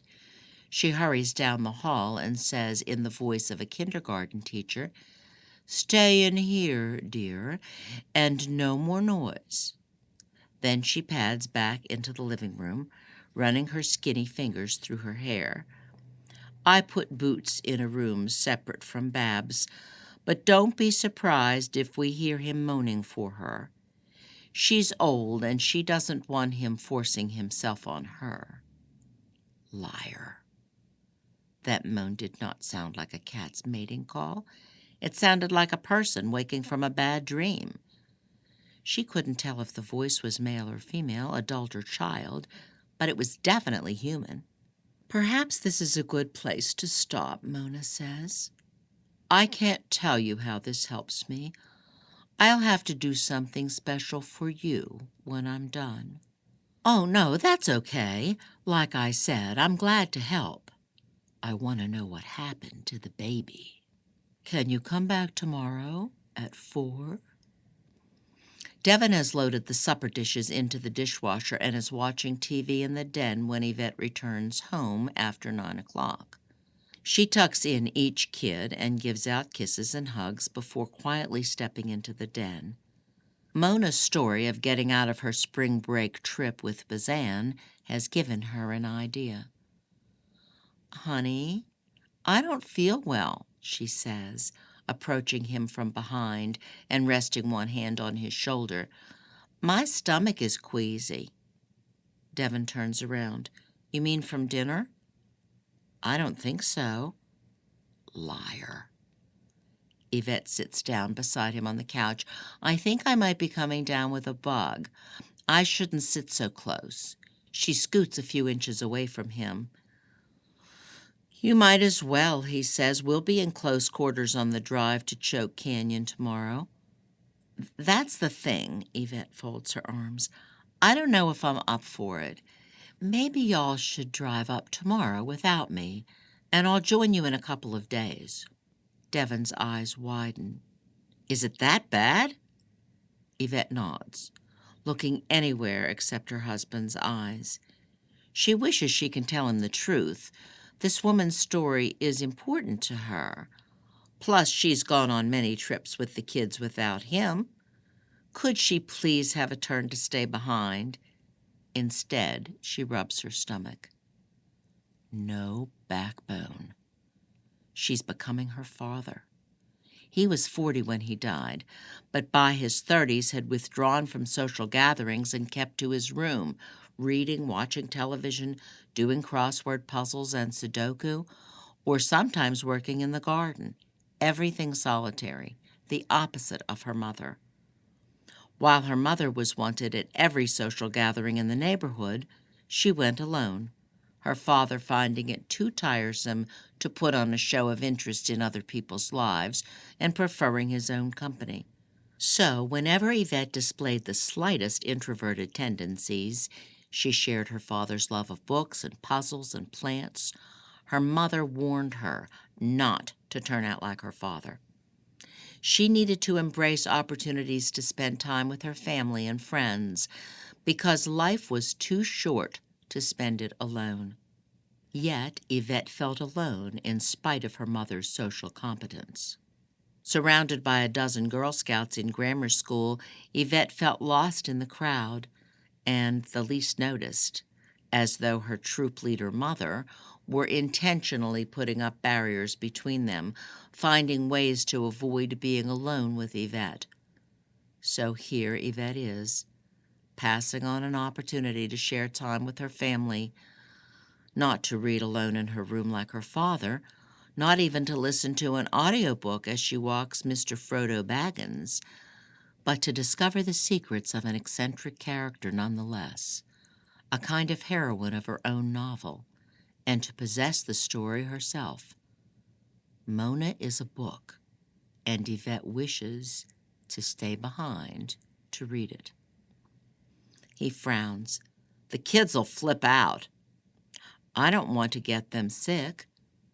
Why don't you see how you're feeling in the morning? Yvette sighs and stands up. All right, I'll sleep on it. Yvette. Devon turns down the volume of the television with the remote. She stops and turns in the doorway. Are we ever going to sleep in the same bed again? Yvette's mouth falls open. You snore so god-awful loud, honey. What's the big deal? We still have sex. Yeah? Can you remember the last time? Devon's blue eyes glow with the reflection from the television. Yvette crosses her arms and leans against the door frame. A few weeks ago? More like a few months ago. Yvette recalls the morning the yard exploded, when she was dying for him, but usually she doesn't have the energy. You're exaggerating. Besides, tell me when you're in the mood. We can still have our fun. Then I can move to Casey's trundle bed and get a good sleep. That's not exactly romantic, having to make an appointment. Well, damn, I can't do everything for everybody all the time. Then do something about your snoring. Hell, Devon, I told you I don't feel well. This isn't the best time to throw on the guilt. There's no good time, he sighs, and turns to the TV. Never mind. Go to bed. Oh, Devon. She hesitates, not sure what to do about it. If she made a move tonight, he would see it as charity sex. Besides, she really is too damn tired. Good night, she says softly before leaving the room. Yvette lies beside Casey, rubbing her fingertips along her daughter's baby-soft skin, dwelling on her recent thoughts of her father's antisocial behavior. Her mother told Yvette for years she was turning into him and to fight it. At the time, Yvette agreed. She didn't want to spend her time shut up alone. Now, although she loved her family, she longed for moments when she could be in her own company, with her own thoughts, without the constant interruptions. But when left with her thoughts, usually at night while scratching Casey's back, they horrify her. She thinks of her parents' short and dissatisfied lives, feels her deep longing for their company, and realizes her sense of loss together with a feeling she serves no purpose other than to wash clothes and dishes and floors. Good night, Mom, Casey mutters, turning onto her side. Good night, sweet girl. I'm so glad God gave you to me. This is a saying Yvette has whispered to Casey since she was a baby, and it has become a tradition. She doesn't say it every night because she doesn't want it to lose its meaning, but she says it often, and tonight she needs to say it. I'm glad he gave you to me, Casey says. In the morning, Yvette's stomach really does feel queasy.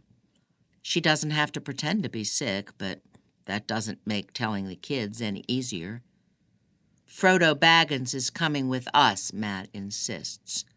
The kids know Yvette will be scared without her guard dog.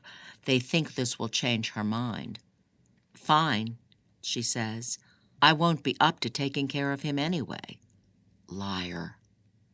Mom, says Casey, are you sure? Don't you want to be with us? Of course I want to be with you, precious girl. Guilt churns in Yvette's stomach, and she wonders if that's what's making her sick. No backbone. I want to be with all of y'all, she assures them, and I will, when I'm feeling better, promise. Yvette helps them load their bags into the pickup and gives them each a kiss on the cheek. Even Devin, who hasn't softened. He's mad. They all are. I'll come up in a few days. I'm sure the stomachache will be gone by then. Casey wraps her arms around Yvette. I'm not going without you. Come on, Snooky. Devin peels Casey's arms from Yvette's waist. Casey fights against him, tears streaming down her cheeks. I want Mama to go with us. I don't want to go without her. I'll come in a few days. Yvette strokes Casey's long brown hair, fighting tears. Tommy comes up for another hug. We'll miss you. Come on, kids, says Devin. Get in the truck. It's just a few days, Yvette says again. Keep your eye on the tree, Devin says. Since you're home, maybe you could water it. Of course, honey. Bye, Mom, says Matt, holding Mr. Baggins. I wish you were coming with us. Once they back from the driveway and turn down the street, she runs into the house, collapses onto the couch, and cries. What kind of mother is she? Lying to her kids, disappointing them like this. What kind of wife? I'm a liar, and I have no backbone. She knows exactly what she'll be missing at Choke Canyon. The children's squeals of excitement when they hook a fish, their silly jokes and skits at their evening campfire, more roasted marshmallows than she can eat, and Devin's spooky stories in the tent as they go to sleep. But she also wants to know how the professor ruined Mona's life. She wants to know who is living with Mona and why she's lying about it. She wants to know why Mona freaked out over the baby items. Above all, she wants to know why she's telling her story to Yvette. What happened to the baby? Is it living with her? Is there something wrong with it? In the end, she decides her family can make it without her for a couple of days. Hasn't she sacrificed for them? Doesn't she live her life for everyone else most of the time? She has to stay to hear the rest of the story. She has no choice. 4 o'clock arrives, so Yvette drives around the block. Mona doesn't answer her door right away, and suddenly Yvette worries she's stayed behind for no reason. Panicked, she pounds on the door. Bam, bam, bam. Fortunately, Mona greets her a moment later with swollen red eyes. Hello, Yvette. I thought you weren't home. What's wrong? Have you been crying? Too many memories, she explains. She brings a glass of iced tea and another slice of store-bought cake without asking this time, and they take their seats in the 2 wooden chairs. 3 more boxes have been stacked with the others in front of the fireplace. As we left off, I was on my way to Ahmed's for dinner, right? Yvette nods. You okay? We don't have to do this today. Common courtesy comes automatically, though she hopes Mona won't take her up on the offer. Liar. No, I have to finish. I have to tell you my story.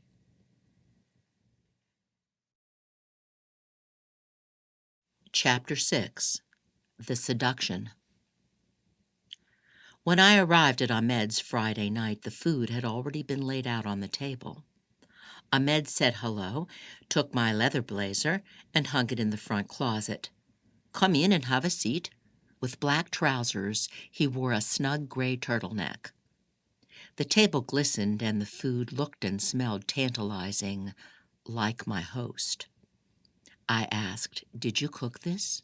"Oh, no. I had a restaurant deliver proper Indian food. I hope you like it. My father's grandmother, who was Hindu, used to cook this." He pulled a chair for me to sit and then poured a glass of wine before taking the seat across the table from me. He told me about the food: flatbread called naan, chutney, vegetable curry, and tandoori chicken. "No beef, you understand," Ahmed said. I thought pork was the taboo food of choice. Bizan's aunt and uncle were atheists and Bizan was Catholic, so I wasn't sure. "You've got the Hindus and the Muslims confused, something that could get you killed if you were living in other parts of the world." Oops. I would have taken you to a restaurant, but what I have to tell you I cannot speak of in public. I hope you understand. Of course. As we ate, we spoke first of school, how I was doing in my other classes, and whether I was enjoying his. "Yours is my favorite," I told him truthfully. "I love philosophy as much as literature. I'm thinking about doing a double major." "Yes? Well, you have the mind for it. You are an analytical thinker." He poured me another glass of Cabernet, and I thanked him again as I returned the glass to my lips. He said, "You look beautiful tonight, as always." "That's nice of you to say." My face got warm. "I am a mere observer who speaks the truth." Afterwards, he led me to the living area where we sat for a few long and awkward minutes before Ahmed stood up and said, "Now that you are here, it's not so easy to tell you what I wanted to say. Please be patient. This is difficult for me." "I understand." He sank back into the leather chair and crossed one ankle over his knee. He held his wine glass in both hands, his elbows supported by the arms of the chair, the glass leaning against his chest. I found him so alluring because of both his physical magnetism and the enigma that surrounded it. He took a drink of the wine and cleared his throat and began. "I was 12 when my parents died while trying to help our relatives in Kabul during the Soviet invasion of Afghanistan. We lived in Pakistan. My parents were devoted to the Islamic faith, and they gave their lives for it. My relatives in Kabul disagreed with Russia's influence on the government. Communism and Islam don't mix well. My Pakistani relatives could not take me, so I had to go to Afghanistan to live with my grandmother, who was so stricken with grief over the death of her daughter that she barely noticed me. I no longer prayed to Allah. She could not see the hatred rising inside of me. I understood then what a waste the death of my parents and of our friends and relatives had been. These people were dying for nothing, for stupid lies, but the Russian forces were even worse, because although they pretended they wanted to help, they wanted power. As a boy, I wondered why nations and people within them couldn't live and let live. Now I understand such a thing is impossible. One must always be in a state of war just to survive. We are like wolves in a pack. Sometimes we fight together for the same cause, but at any moment we may turn on one another and kill.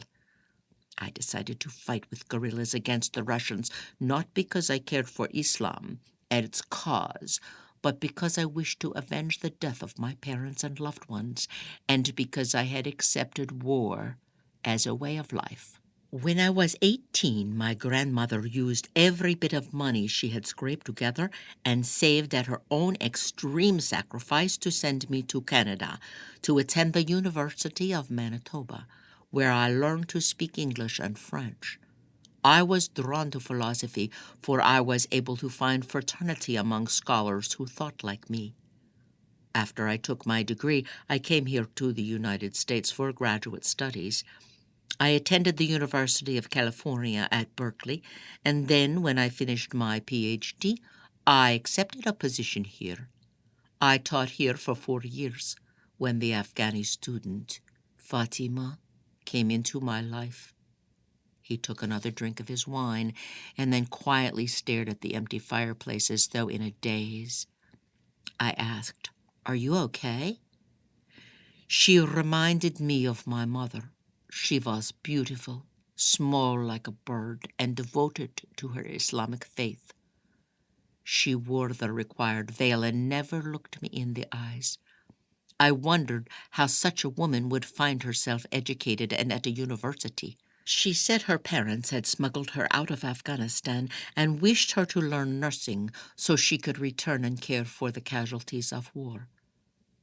I should have been suspicious of this young woman, but I fell in love with her. She tried to discourage me, but she entranced me further.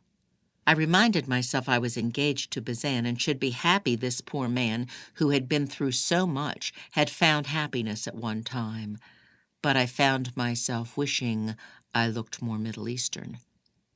As he stood to light 2 candles on the mantel above the empty fireplace, I watched his back, the way he filled out his trousers, the way the muscles tightened in his shoulders as he reached up to put the flame to wick. He blew out the flame on the match and tossed it into the fireplace. He continued his story with his back to me, his hands up on the mantel, leaning against it. She moved in with me. We made love every day and night.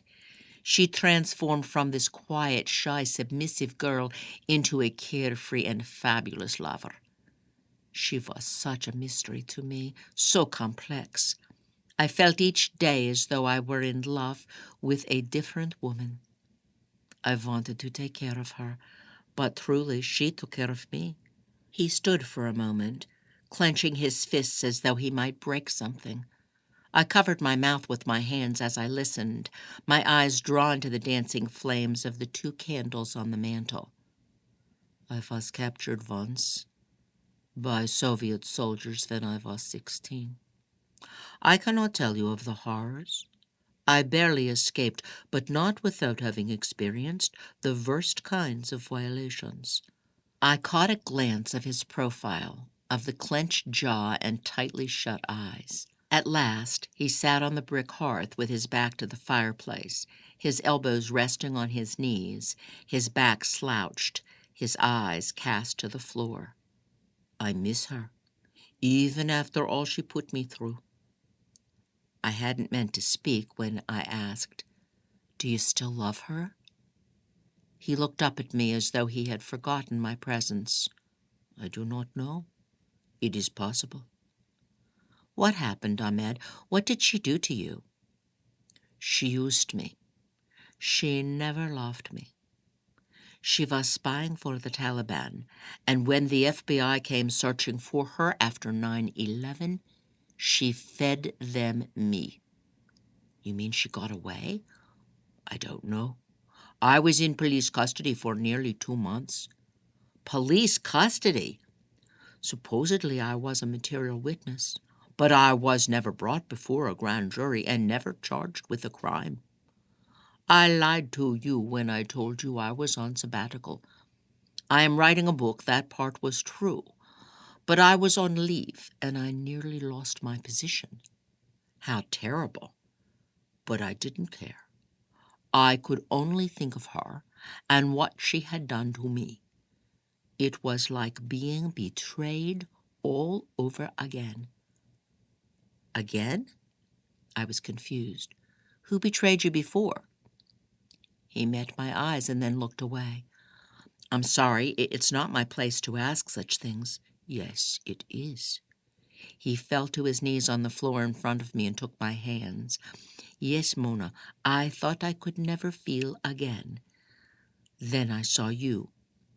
Please forgive me, but I cannot help myself. I find myself in great need of your help." "I don't understand." I leaned back on the couch to put more space between us, though I was at the same time drawn to his troubled hazel eyes. I did not pull my hands away from his. "How can I help?" But I knew the answer. He kissed my hands. I felt myself falling. His brilliant hazel eyes and strong hands made me weak. And yet He was the one in need of me. He was the fragile one who needed to be cared for. I was moved with great pity and desire. He glanced at my mouth, and I unconsciously moved it nearer to his. We kissed. I closed my eyes to the final objection of my conscience and submerged completely into the thrilling fires of passion, unwilling to think, unwilling to fight against the desires of my body. He took my face in his hands and moved his luscious lips over mine, as though he had never tasted such sweetness, as though he had been starving for these very lips, this very tongue that belonged to me. And I felt dizzy, so dizzy and breathless. And with the dizziness came an awful image swirling behind my closed eyes. Bizan! I saw him with Mama and Baba and his cousins sitting together in Los Angeles. Then I saw his face hovering above my own on the first night he told me he loved me, his black eyes soft with affection. My spine stiffened at the thought. Slowly, I opened my eyes and pushed Ahmed away. "What am I doing?" I whispered, more to myself than him. "What have I done?" "Mona." He touched my cheek, and I pushed him away, unable to meet his eyes. Then I rose slowly to my feet, dazed. "I can't do this." He knelt on his knees, dumbfounded, his arms across the cushion where I had sat moments before. I brought my hand to my mouth as though covering my lips would erase the pleasure they had just taken from his. "I'm so sorry," I said. "I didn't mean to hurt you, Ahmed. I like you so much, but I'm engaged. You know I'm engaged." He stood in front of the hearth and squinted at me. "You cannot have kissed me like that and be in love with him. It's not possible." "I've got to go." Panic was rising in my throat like bile, and I turned around, desperately looking for my shoes. "I'm so sorry. I can't help you. I wanted to. I really did, but not like this." I ran to the front closet to get my blazer. I slipped into my shoes and opened the front door. "I'm so sorry. Please understand." He stood before the hearth as I ran through the door. He did not try to stop me. I tore off my clothes, crawled into bed, and cried. My tears were mostly for myself and the mistake I had made, but they were also for poor Bazin, who did not deserve my preoccupation with the professor, and for poor Ahmed, who at the time I thought did. I cried until I fell asleep, which was well after midnight and long before Letty returned. When I awoke late in the morning, I was alone again. Later that evening, when Letty came home, I nearly pounced on her. "Where have you been?" I demanded. "Downtown. Why?" "Downtown? Why downtown?" She looked prettier than usual, with her brown hair loosed from its braids. "Farmer's market," she said, setting a paper sack on my desk. "Here, I brought you a fresh cantaloupe. Oh, and Bazan called last night, by the way. I almost forgot." I sat up. "What time?" 6 or 6:30. I left at 7, so I know it was before then." "What did you say?" "That I didn't know where you were. I thought you grabbed a bite at the dining hall. I left a message for you on your desk. It's here by the bag of cantaloupe. Are you feeling any better?" I walked over to my desk. I guess I didn't see it. "Yes, a little." I spoke to Bazin Saturday night and told him I'd been out eating Friday when he called, which was not a lie, and I spoke to him twice on Sunday and 3 times on Monday, and once or twice on Tuesday, reassuring him I was staying in bed and getting plenty of rest, which was true. I rarely left my room. If I had not been sick before, I certainly was then. A single memory kept surfacing in my mind as I lay in bed each evening after hanging up the phone. A year before, Bazan and I had driven to South Padre Island when we were still new to one another and awkward and afraid. I had gone for a walk on a boardwalk outside our hotel room and had overheard an old woman telling a younger one about her future. They sat at a table outside a cafe, and by the light of a candle were looking over some kind of diagram, which the older woman explained to the younger. I stopped a few feet away with my back to the women, leaning against a rail gazing out to sea to listen. The old woman said, "And finally, because we are moving into the year of the orbit of Pisces, the Aquarian must be particularly careful when making voyages. I wouldn't make the trip this year if I were you. Wait 2 more years when Pisces orbit is on the Gemini side." The younger woman thanked the older, put money on the table, and left. The older sat alone, staring past me at the water. I leaned over the railing and asked, "Excuse me, I couldn't help overhearing a little of your conversation, and I was wondering if you could tell me about my future, too." The older woman eyed me suspiciously. "I worked 2 weeks on that customer's zodiac chart. I can't possibly do for you in a few minutes what I did for her in many days." "I understand," I said, "but maybe you can offer advice. You see, I think I'm in love. I have money with me." The woman motioned to the chair where the younger one sat moments before. I walked along the railing and through a gate onto the patio of the cafe. As I sat down, the woman asked, "When is your birthday? I need month, day, and year. If you know the hour and minute, that would help too." I told her what I knew. "Aries. And the man you think you love?" "September 20th, 1979. Virgo." "Oh, dear." "What?" I asked, leaning forward on the table. "You are a fire sign, and he is earth." "What does that mean?" "Well, what happens when you put earth on fire?" "The fire goes out." "Exactly." "No, it can't be. We get along so wonderfully. Are you sure?" "These next 2 years will be especially bad for fire and earth relationships because we are in the orbit of a water sign. Water on fire does what?" "Water extinguishes the fire like the earth." "And water on earth?" "Makes mud." "So you see, you have no chance. It is in the stars." I should never have given the old woman's words a second thought, should never have sat down and invited the future to be told. A part of me scoffed at the unfavorable prediction, even as I put the $10 bill down on the table and left. But a less confident and less secure part of me grasped onto the words in horror, lest they might be true. So here I was, a year later, thinking on them again, and of all the ways Bazan smothered my flame. I spent Tuesday night memorizing Ahmed's phone number. I would call to apologize, I told myself over and over as I dialed, and then turned off the phone before it had begun to ring. On Wednesday, I accepted an invitation from my suitemates to go out for drinks. I told Bazan on the phone I was feeling better and going out with the girls, and he had warned me to be careful, to have a designated driver, and so on. "Are you sure you want to go out with those girls?" he asked. He didn't like my suitemates, and I took this criticism as further proof he was earth to my flames. I asked from the back seat which bar we were going to. "Gorditos," they answered. "Isn't that a titty bar?" I asked. "Yes, but it's got male dancers too." My mouth went dry. They offered me a cold wine cooler from the ice chest up front. "Thanks." I sucked down the drink.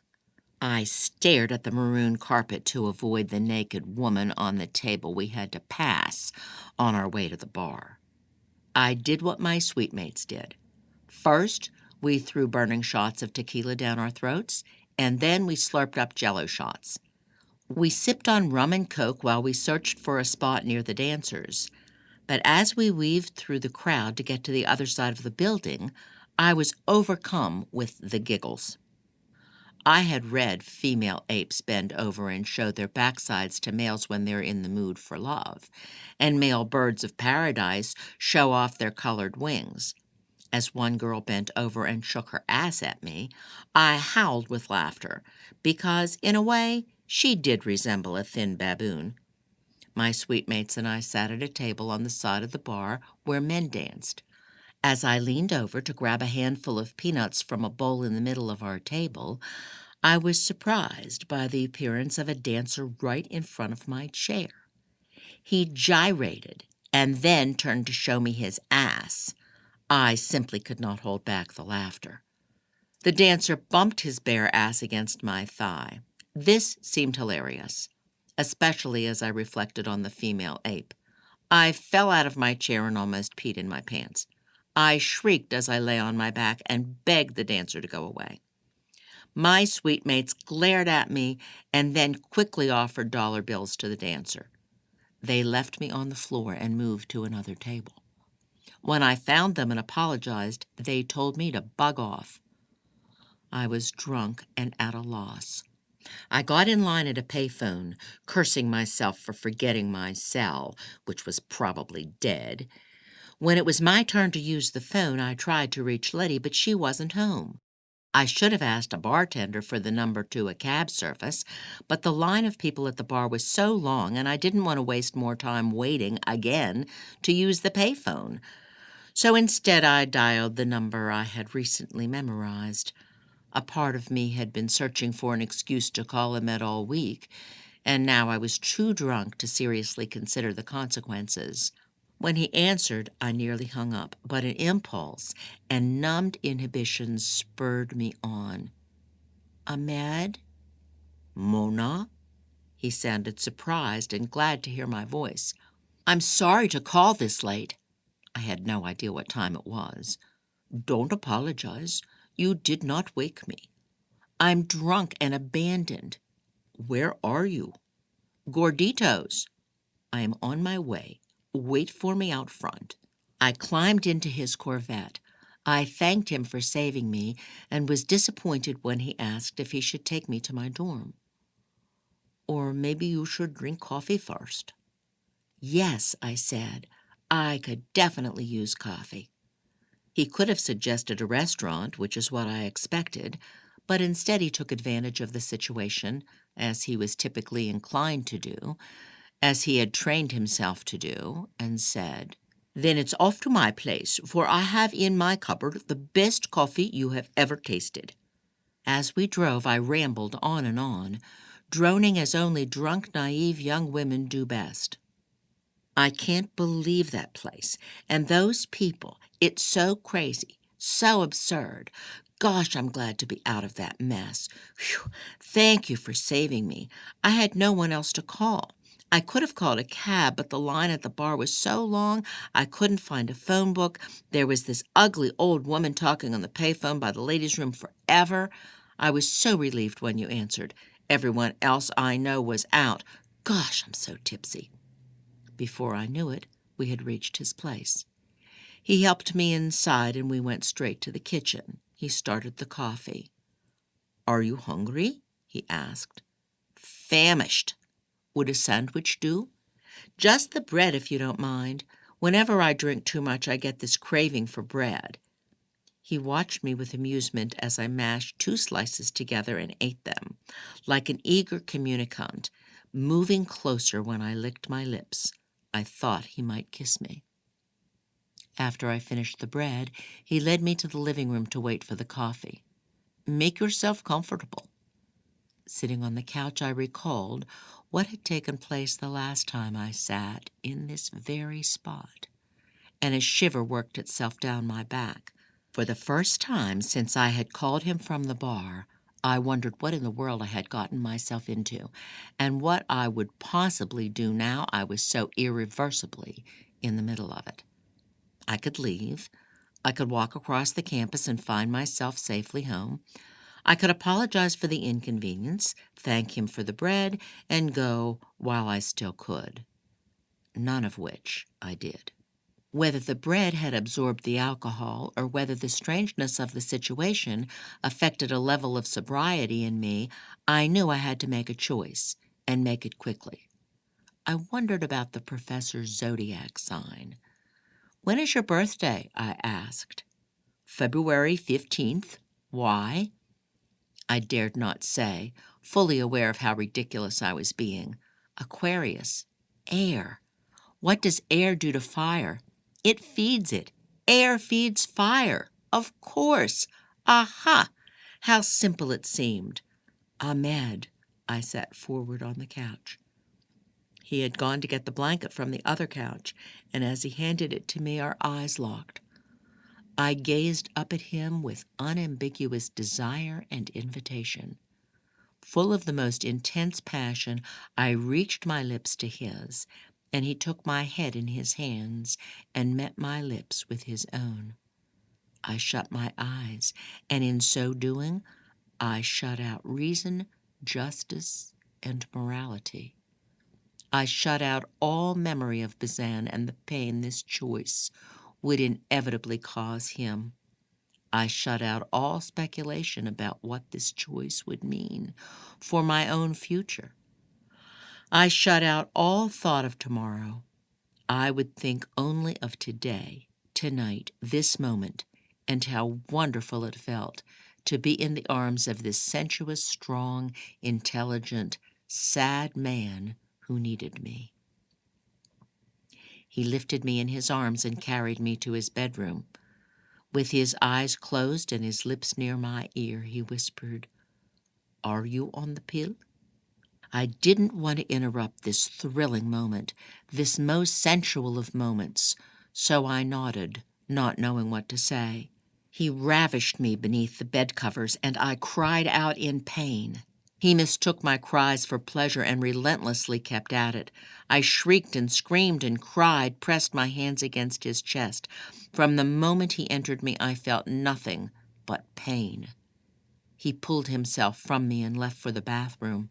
Flinging my face into the pillow, I realized I had been deceived by every film and every television show and song that had made sex seem like the most romantic and beautiful of human encounters. It had not been romantic. It had not been beautiful. It had been brutal and painful and ugly. He came to me from the bathroom and lay beside me. "Here's a clean towel," he whispered, wiping my tears. "Is it that time of the month?" "What? No, why?" "I am sorry. I didn't know." "Know what?" He smiled at my ignorance. "That you had never, that—" He dropped off. "Oh. Are you okay?" I nodded and closed my eyes. I was the first to awake in the morning, aware of my back pressed against his beneath the covers.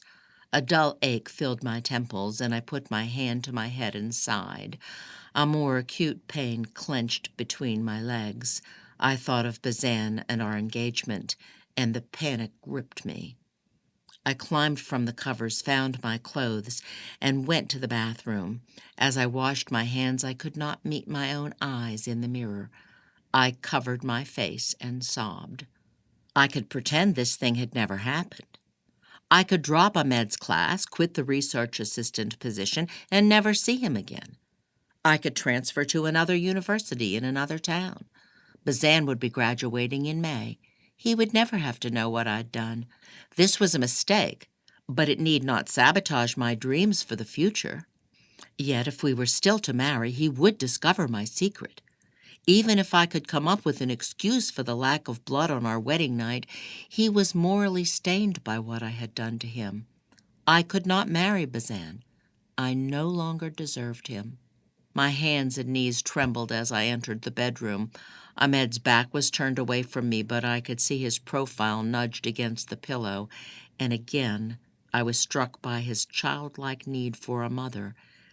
He was a fallen angel in need of wings. He could not be faulted for my mistake. I needed to be gentle and sympathetic. After all, I did have feelings for him. There had been a chemistry, a meeting of the minds. Even the zodiac favored us. He stirred before I moved to the bed and looked up at me with sleepy, sexy eyes. "Good morning," he said. "Good morning." I sat on the bed beside him, afraid. He lay back on the pillow with one arm across his forehead, his eyes closed. "I've been thinking," I said. He did not open his eyes. "For a long time I've wanted to break off my engagement." I couldn't believe the words that had just come from my mouth. I cannot let you do that." I was flabbergasted. "Why not?" He quickly sat up and took my face in his hands and stared intently in my eyes. "I cannot let you ruin your life over me. You understand? You forget this ever happened. You marry your boyfriend. You go on happily ever after, okay?" "But I thought you said—" "I made a mistake." "You mean you don't—" "No." He went to the bathroom. Chapter 7. Surprise Visit. "Oh, Mona, are you okay?" Yvette stands and lays a hand on her bony shoulder. "I can't go on," Mona says through thick sobs. "Please come back tomorrow, same time." "Are you sure you're going to be okay?" "None of us is sure." Yvette unlatches the chain and lets herself out. Yvette makes herself a plate of crackers and a mug of hot green tea to calm her nerves and stomach. The way Mona said "none of us is sure" rang with an air of artificiality, and again she wonders why the woman chose to tell her this strange story. Maybe I should forget this. She's crazy, spooky, weird. She's so distracted by this thought that she almost misses the light beeping on her answering machine. The message is barely audible as all three kids excitedly relate the story of Matt's big catch. A 26-pounder, the hook getting stuck in his leg, and the trip to the nearest emergency room to get the hook out. Apparently all was well and worth the injury, and they'd have enough fish to last forever. I should be with them. God. After she calls to talk to the kids and Devin, Yvette watches television before going to bed, but doesn't sleep most of the night. Too many questions itch her skin and crawl beneath the covers, poking her. All night long noises around the house, in the yard, and in the attic add to the morose game. The questions are playing with Yvette's head. She hugs Devin's pillow, inhaling his scent, then realizes he's forgotten it. She imagines him lying in the tent with the children, telling them the stories they beg to hear over and over, about the man with the peg leg, or the rat in the attic, or the haunted boat driven by the little girl ghost, and his having to wad up a towel or a pair of sweats to support his head. She feels a sudden urge to drive down to the lake to deliver his pillow. But instead, she holds it close and recalls the first time she met him. Her mother died as the honeysuckle bloomed in mid-March. The red buds and mountain laurels had performed their brief but spectacular explosions of hot pink and purple. The white scallops of the yucca had emerged, and the honeysuckle, their buds out and waiting for many days, had opened the day her mother died. As though they knew it was a day of mourning, the bees hadn't come. Yvette sat out on her mother's back porch gazing at the garden, wondering what she would do with her mother's belongings, the little house, the rest of her life, when she noticed the bees were missing. The bees had always come when the honeysuckle bloomed. Her whole life they'd come. It was an exceptional year when she didn't get stung at least once as she played in the yard growing up. She'd come to expect, not fear them. After years of stings, they no longer hurt. They had become one of those constants in her life, as few as they were, and so she noticed, in spite of her stupor, the day her mother passed, the bees had not come. Thankfully, her mother was an organized person, so fierce in will even the spices wouldn't dare exist on any spot in the cupboard other than their designated one. Her mother would weekly pull out the items in the freezer, the refrigerator, the pantry, and lay them all out, purge the undesirables, and put back what remained, like stacking and unstacking of cups in a pyramid, a whirlwind of will and organization. Yvette couldn't stand to be in the house during this weekly ritual. So exhausting was it to watch, so guilt-ridden would she feel for not wanting to help. When her mother died, she left no mess, no loose ends, No unfinished business for Yvette. Her funeral had been saved for, her casket and plot purchased, her bills paid, her laundry washed, her floors swept clean. But Yvette inherited none of this efficiency, none of the ferocity of will, not a smidgen of confidence. She couldn't sell the house, nor could she live in it. So she floated in a haze of indecision, the haze becoming a sea that would drown her. In early June, she drove to Enchanted Rock, a 400-foot-high slab of pink granite, an hour away from Fredericksburg, where someone had recently jumped to his death. Curious to see the place where he took the leap, the crevices his bodies must have hit, the boulders where his bones would have cracked, she hiked up the rock alongside families and dogs and Girl Scouts, alone in the crowd, up and up in the heat of the summer without sunscreen or a hat to the summit. She gazed out across the Texas hill country, the wildflowers still in bloom, the sun reflecting a diamond-like sparkle on the pink granite spread smooth like clay all about. She wondered what the man who had jumped had been thinking. The paper said he was a successful rancher, married in his 30s with 2 daughters. As Yvette peered down to where his body must have hit, someone asked, "Beautiful, isn't it?" She almost fell, so surprised was she by another person there, speaking to her no less, just as she'd been contemplating her end. The man grabbed her arm and saved her life. Devin. She hugs his pillow closer, wishing he was there to save her now from the scary thoughts and creepy sounds keeping her awake. She imagines Mona running through her backyard with a butcher's knife. It's nearly 10 when she climbs out of bed, exhausted.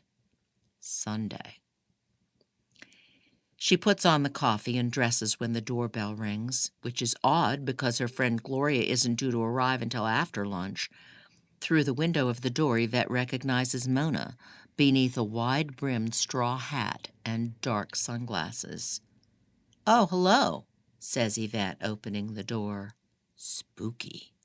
"I came to apologize." "Apologize? Why?"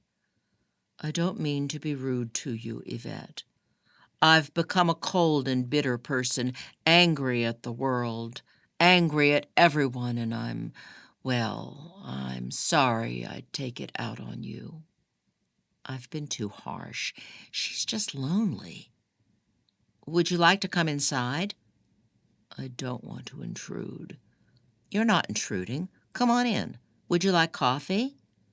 "If it's not too much trouble. But I can't stay long." "Of course not. Come in." She leads Mona to the kitchen table and offers her a chair. She pours them each a cup and then sits across from her visitor. "I'm in such a state," says Mona, taking off her sunglasses to reveal red-rimmed eyes. "My landlord is going to evict me." "What? Evict you?" "I'm several months behind on the rent." "Do you have a place to stay? Have you found another place to move to?" "Please say yes. Please say yes." "I'll be all right. He gave us a week." "Us?" Me and the cats." "Liar." "You don't look well," Yvette says. "Can I get you anything else? Something to eat?" What a saint. Yes, I could use something to eat. "Bacon and eggs?" "Lovely. I'll tell you more of my story while you cook. That sound all right?" "Of course." "What a lovely home you have. It must be twice the size of mine." "Thank you." "Where did I leave off?" "You and Ahmed had just, right." Chapter 8. Abandonment. I could have walked to my dorm from Ahmed's house the morning after we slept together, but I let him drive me. I was not yet ready to be out of his presence. In the car, I asked, "What's going on?" "You were drunk. I took advantage of you. End of story." But Friday you said I was wrong. I don't understand. Not everything is meant to be understood. This isn't a philosophy lecture. We were silent until we reached my dorm. Thanks for the ride.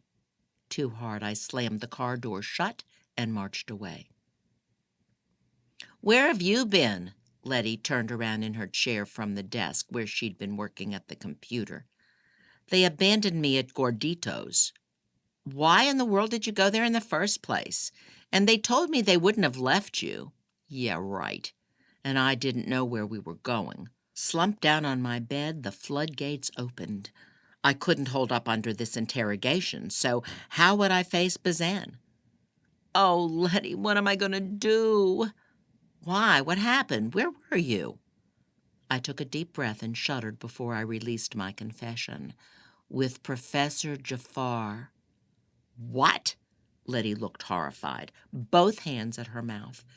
Don't tell a soul. I'll tell Bazan myself. You must swear you won't tell a soul. We didn't actually sleep together.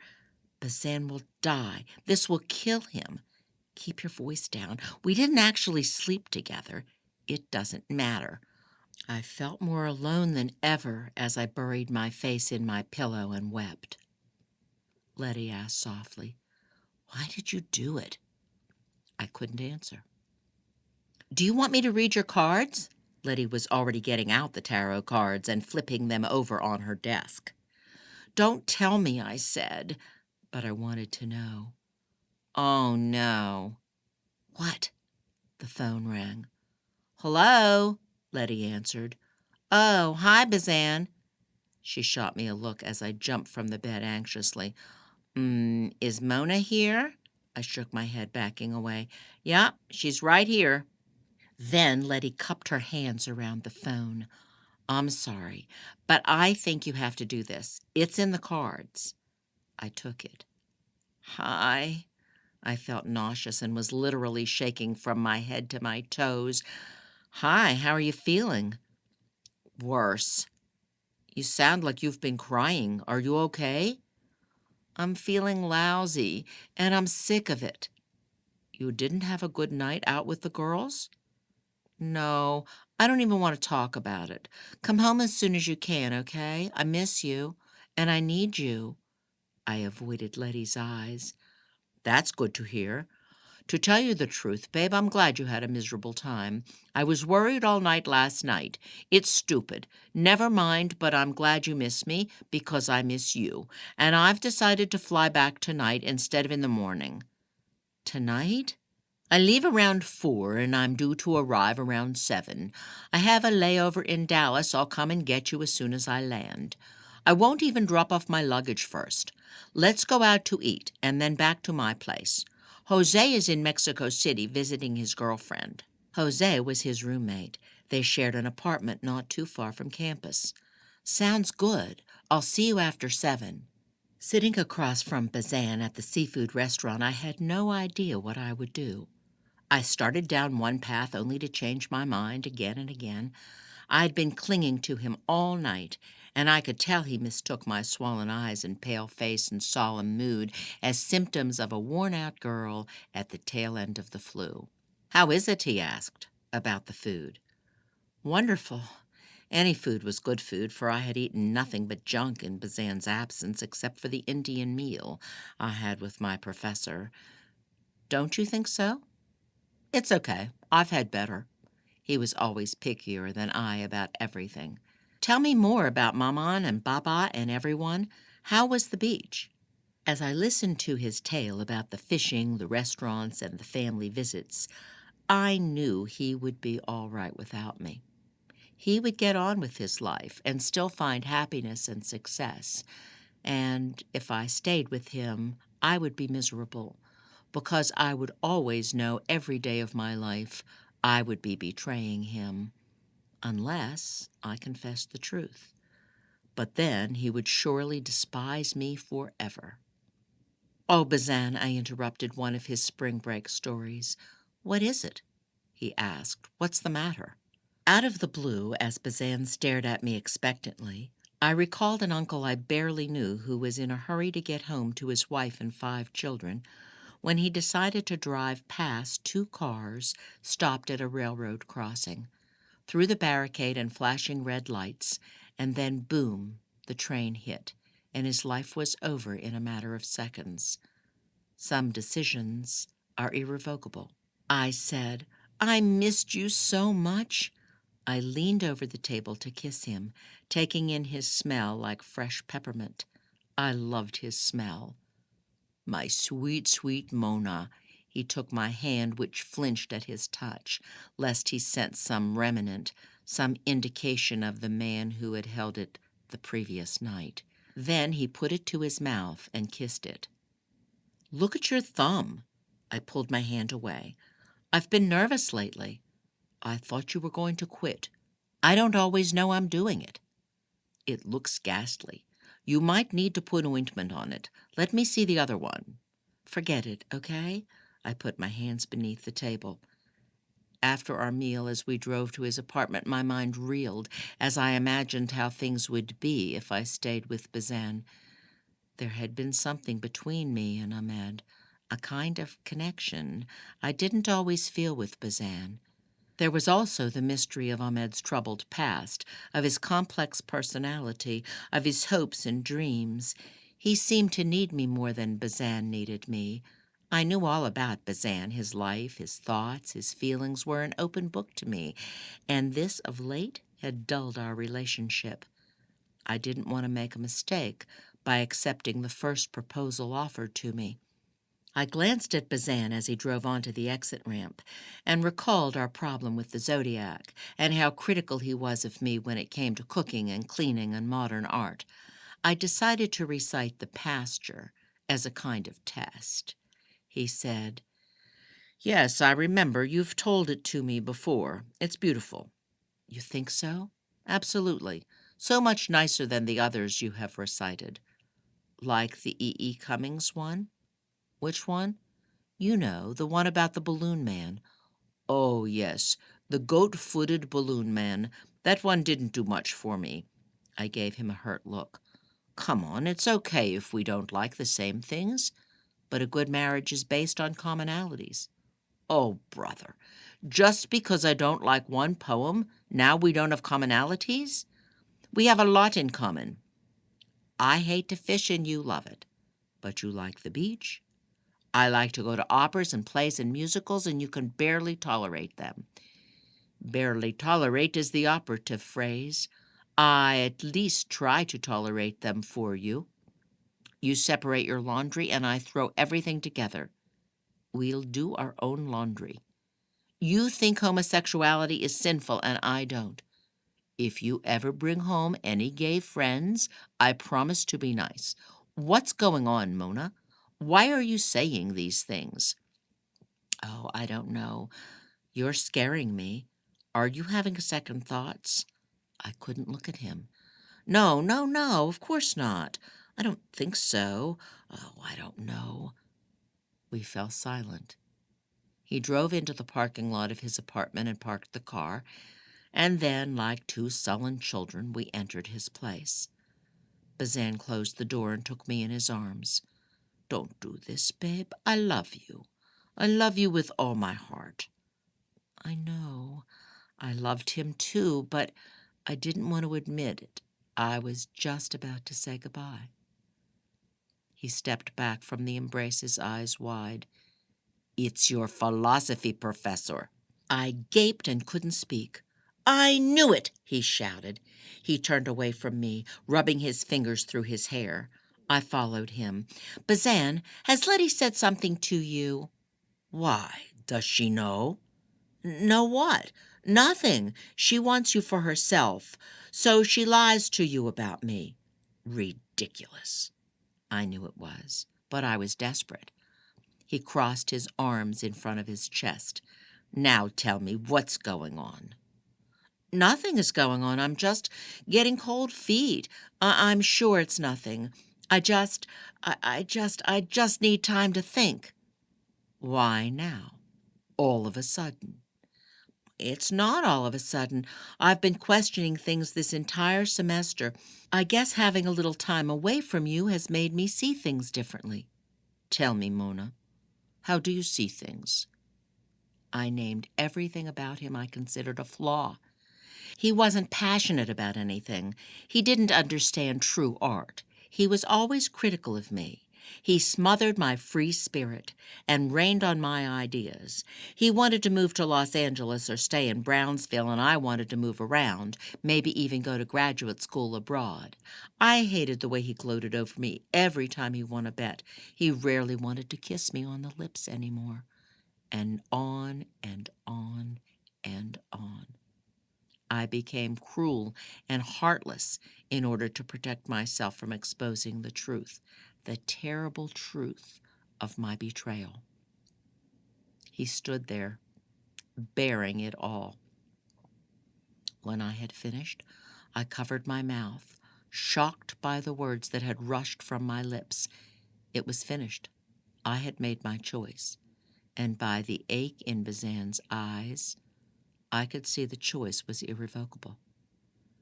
After we stood silent for a few minutes, he said, "I can't believe it." He spoke softly. "I can't believe it. Someone wake me from this nightmare and give me back my life."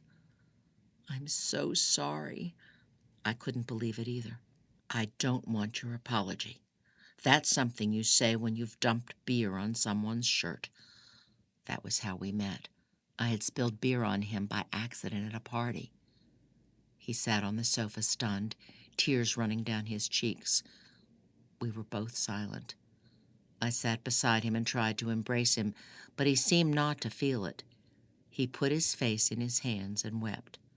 I rambled on about how sorry I was, how I hadn't meant the things I said. It was the flu talking, not me, but it did no good. After a few more minutes, he stood and muttered, "Come on, I'll take you home." In the car, he asked for his ring. I didn't expect him to take it, but he did. It was a family heirloom, he said, and he intended to keep it in the family.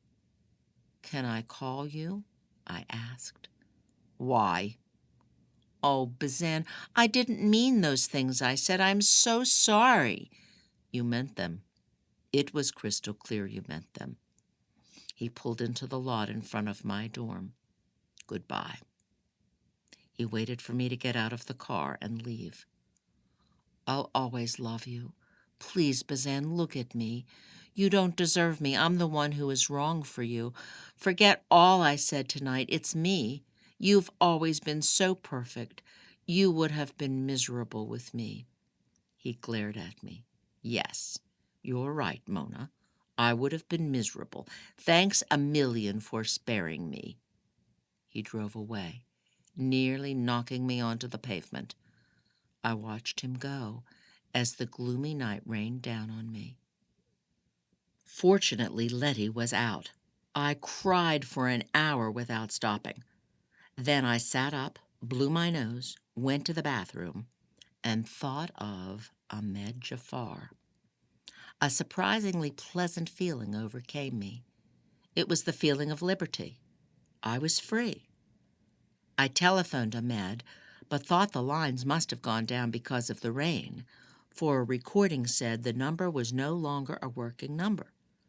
I dialed again, in case I had dialed the wrong number, and I got the same recording. I was desperate to see him. I had to prove to him and to myself we were meant to be together. I put on my jacket, grabbed my umbrella, and headed toward his house on foot. I could have driven, but I thought the walk would clear my mind. Once I turned back. Bazan stood there, huddled in his leather jacket near his car in the parking lot of my dorm. How long had he been standing in the rain? I should have run to him. Instead, I gripped the handle of my umbrella and sloshed through the puddles toward Ahmed's house. I rang his bell. When several minutes passed and he had still not come to the door, I knocked in case he had fallen asleep. I walked over to the garage and peeked in the small, square windows. his Corvette was out. I was struck, before I took my eyes away, by how perfectly clean the garage appeared by the light of the street lamp-post. There wasn't a thing in it. I walked around, through a wooden gate to the back of the house to his bedroom window, and tried to lift it, hoping I might find a way inside and wait for him, but it would not budge. I peered in through the window. The blinds were closed. I tried to reach the kitchen window on the other side of the house, but it was higher up. I found an old bucket in the corner of the yard and turned it over on the ground beneath the window and climbed on top. The window would not move. There were no lights on in the house. But by the dim light of the moon, which barely broke through the tumultuous clouds above, I saw to my great surprise his dining room table and chairs were missing. Before I could think of what this might mean, I lost my balance on the bucket and fell, backside first, right into the mud. Chapter 9. The Nursery. Yvette's phone rings a new crazy tune Casey must have reset it to. Casey. I miss her. I miss them all. Ready? Gloria asks over the phone. Let me call you right back. Yvette hangs up. She has finished her eggs and bacon, but Mona is just now eating.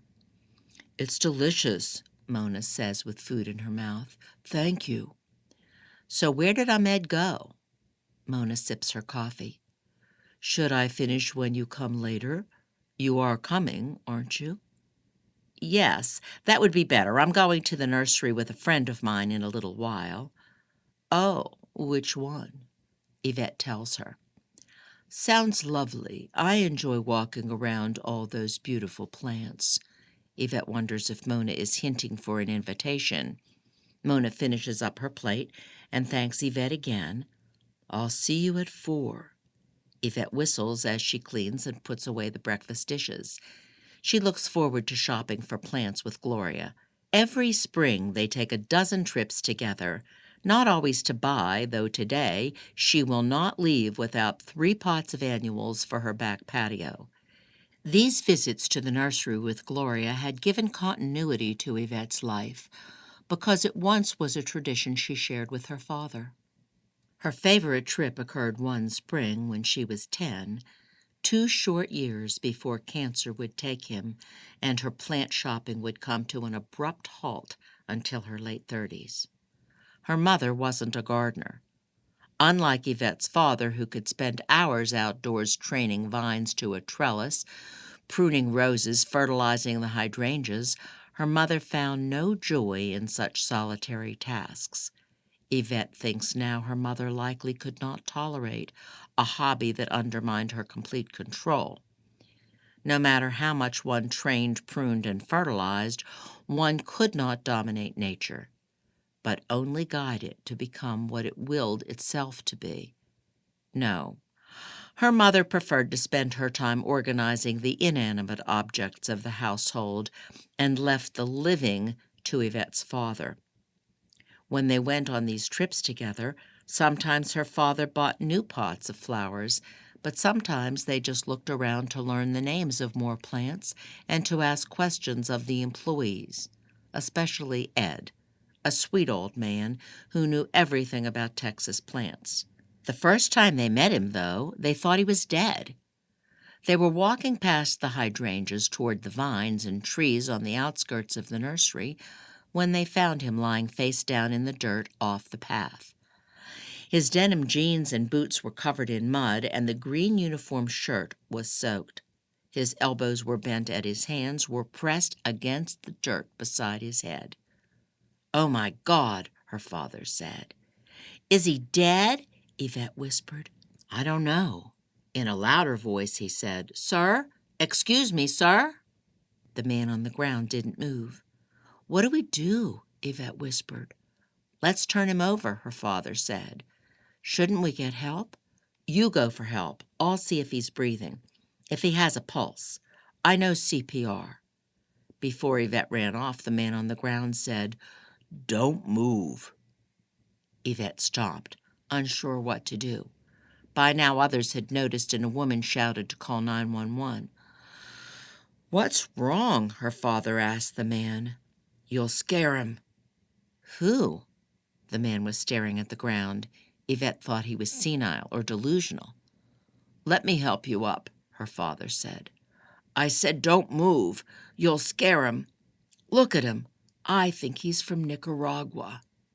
Yvette glanced around, expecting radical terrorists with guns to emerge from a shrub. Then a movement on the ground by the man's nose caught her attention. Whatever it was beautiful. Its body was long and narrow, like the bracts of a shrimp plant, but green instead of salmon, with a blade of grass pointing back from its face like a feather on the head of an American Indian. 2 blue blades swept from the end of its body like the forked tail of a whale, and its 4 legs resembled green plastic ties. Yvette and her father knelt beside the man staring at the bug, she wondering if it could really be an insect with 4 legs, before they heard the sirens. Yvette's father jumped to his feet. He's okay. We don't need an ambulance. He was staring at a bug. He was what? Someone asked. He ran off, the old man said, getting up. I wish I had a picture of him. That there was the 4-legged grasshopper talked about in the good book. A woman in the crowd said, Call off the ambulance. Tell them it was a false alarm. Ed's fine. Everybody back to work. The crowd behind Yvette dispersed. The sirens continued in the distance. What? You called for an ambulance? We thought you were dead, old man. My father slapped Ed on the back. I'm old, but I ain't that old. Man, I wish I had a camera. I wonder what kind of bug that was, her father said. It was beautiful. Did you see it, Yvette? I've never seen anything like it. He won't last long here, the man said, all by hisself. I'm glad I got to look at him, but sorry he's here. Must have come in on a shipment. We could send him to the insectorium in New Orleans, her father said. Let's look for him. At first, Yvette thought they were nuts. 2 men crawling on the ground on all 4s, searching through the nearby variegated ginger and Chinese laurels. I don't think we'll see him again, the old man said. But we might, her father said. Couldn't hurt to try. Inspired by her father's optimism, Yvette decided to join them, dragging her jean-clad knees through the dirt, peering on leaves and stems. She became interested in saving the bug, even though she was the kind of person who killed bugs when she found them in the house, rather than capture and release them outside, unless they were interesting or beautiful. She crawled around thinking how unfair she was to the ugly, plain, regular bugs of the world, and just as she was condemning herself for being an elitist, a bug elitist, she had just learned that word in school, she found the rare insect and swept him up in both hands. And then, with a sinking feeling in her chest, she asked, He's not poisonous, is he? I don't think so. I read the kids in Nicaragua carry him around in their hands. She sighed with relief. Well, I got him. Now what? Way to go, Yvette, her father said. The man laughed and patted her on the back. Well, I'll be. Let's put him in a jar. Then we'll call that insectorium and see what to do. I can't believe you found him, her father said to her on the drive home, again and again. I can't believe it. 1 in a million your chances, and you found him. You know what that means. What? You're special, that's what. He gave her a grin and patted her shoulder. Yvette's eyes fill with tears as she dries her hand on a dish towel. In the car, Gloria pulls on the shoulder harness, complaining how they dig into her full figure, how a better design was needed for rounder people. She reminds Yvette of her mother, the way she demanded the world live up to her high expectations in all ways, leaving her disappointed. Yvette prefers not to expect anything. As Gloria drives Yvette to the nursery on the outskirts of their neighborhood, she says, "Heidi asked me to put a bug in your ear." "I'm listening." "I can't believe you skipped out on your family." "I wasn't feeling up to camping." Liar. "Think of the kids. This is the time for making family memories." "Is that Heidi's bug?" "No, Heidi wants us to go on a cruise together." "She's been saying that for years. I thought we decided we couldn't afford it."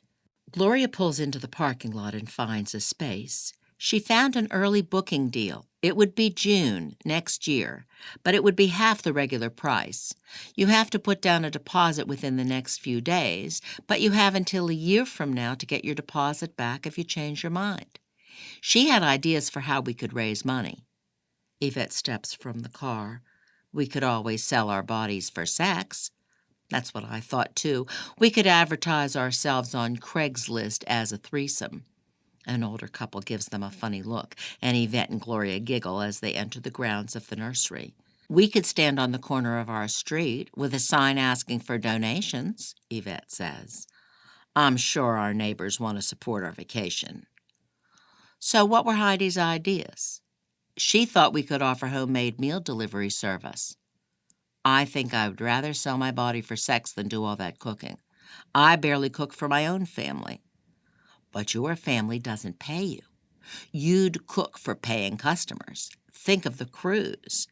They come to the ornamental trees, which are Yvette's most recent obsession. She has mapped out on graph paper where she wants to plant several specimens. "So this red bud would take center stage," she says, showing Gloria her sketch. "I have the locats in the far corner, then a Japanese maple here and a crepe myrtle there." "What are locats?" "These." She puts her hand around the thin trunk of a young tree to their right. "I like the dense foliage. Great privacy." She thinks of the face in Mona's yard, staring at her between the slats of the fence. "And then where does the water feature go?" "Here, in this corner, but I'm talking years down the road." "Especially if we go on this cruise." Yvette stares up at the beautiful trees, their graceful branches swaying in the gentle breeze. She imagines her back garden and asks, "Did Heidi have any other ideas besides the cooking business?" "Holiday gift baskets, tamales at Christmas, and a community cookbook, which I actually thought was a good idea." "Really, Gloria? A cookbook?" "Wait, this wouldn't be your everyday cookbook. I'm talking nude.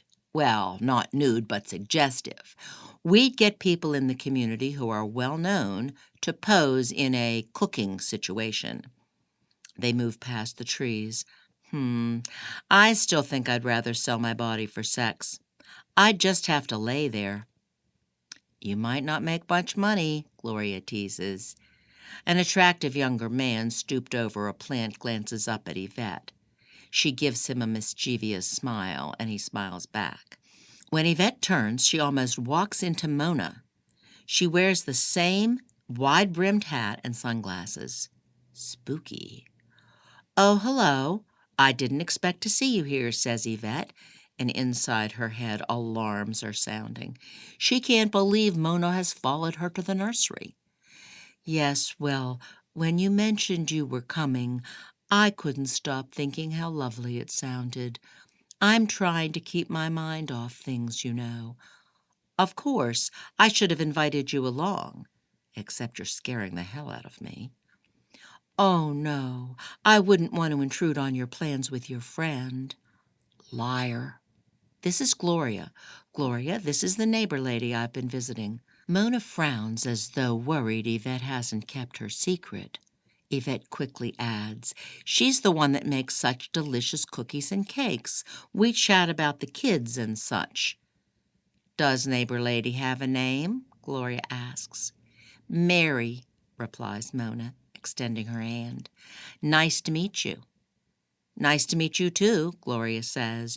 "You chat about the kids. Does that mean you have some of your own, Mary?" Mona shakes her head. "You?" "6," Gloria says, "ranging in age from 2 to 15. Mona frowns again.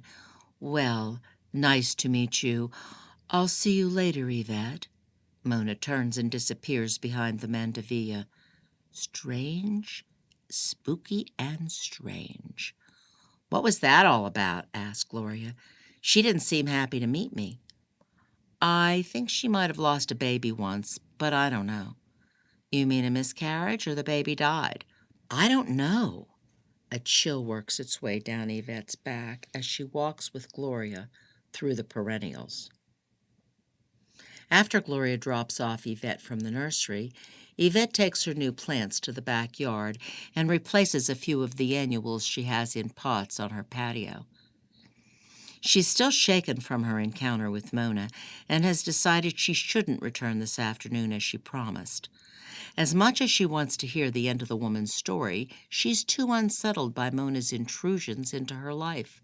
It was one thing to appear on Yvette's front doorstep, but another to show up during her outing with a friend. She's just too strange.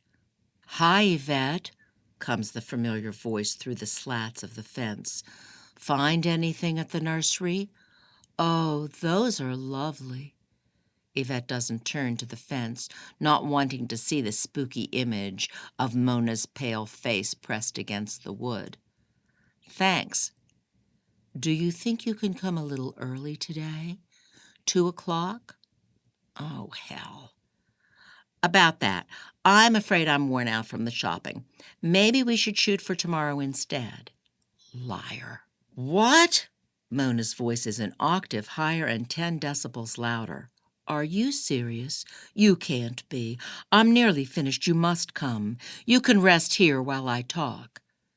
Yvette rinses the soil from her hands at the spigot on the back of her house, ready to make a run for the back door if Mona doesn't calm down. "I'm sorry. I may be coming down with the flu. My aunt is a nurse. She taught me everything she knew. Come over and I'll examine you. Or I'll come there." "No, that's not necessary. So you'll come at 2? I suppose." No backbone. Yvette decides she better show up or Mona will come knocking at her door. Hoping this will be her last visit, she walks around the block. Maybe once Mona finishes her story, she won't be so needy. Maybe she needs to get the horrible burden of whatever happened off her chest. Then Yvette can go back to her normal life without Mona in it. Mona greets Yvette at the door. "Did you enjoy the nursery?" "Yes, I always do. You?" Yvette follows her into the house. "Yes, I don't get out much. It was nice." Yvette sits down. "Good. We could go together sometime. To the nursery. Maybe this week." Spooky and strange. Maybe. No backbone. "Would you like tea and cake today?" "No, thank you. I just ate." Mona sits opposite her. "I believe I left off at Ahmed's disappearance."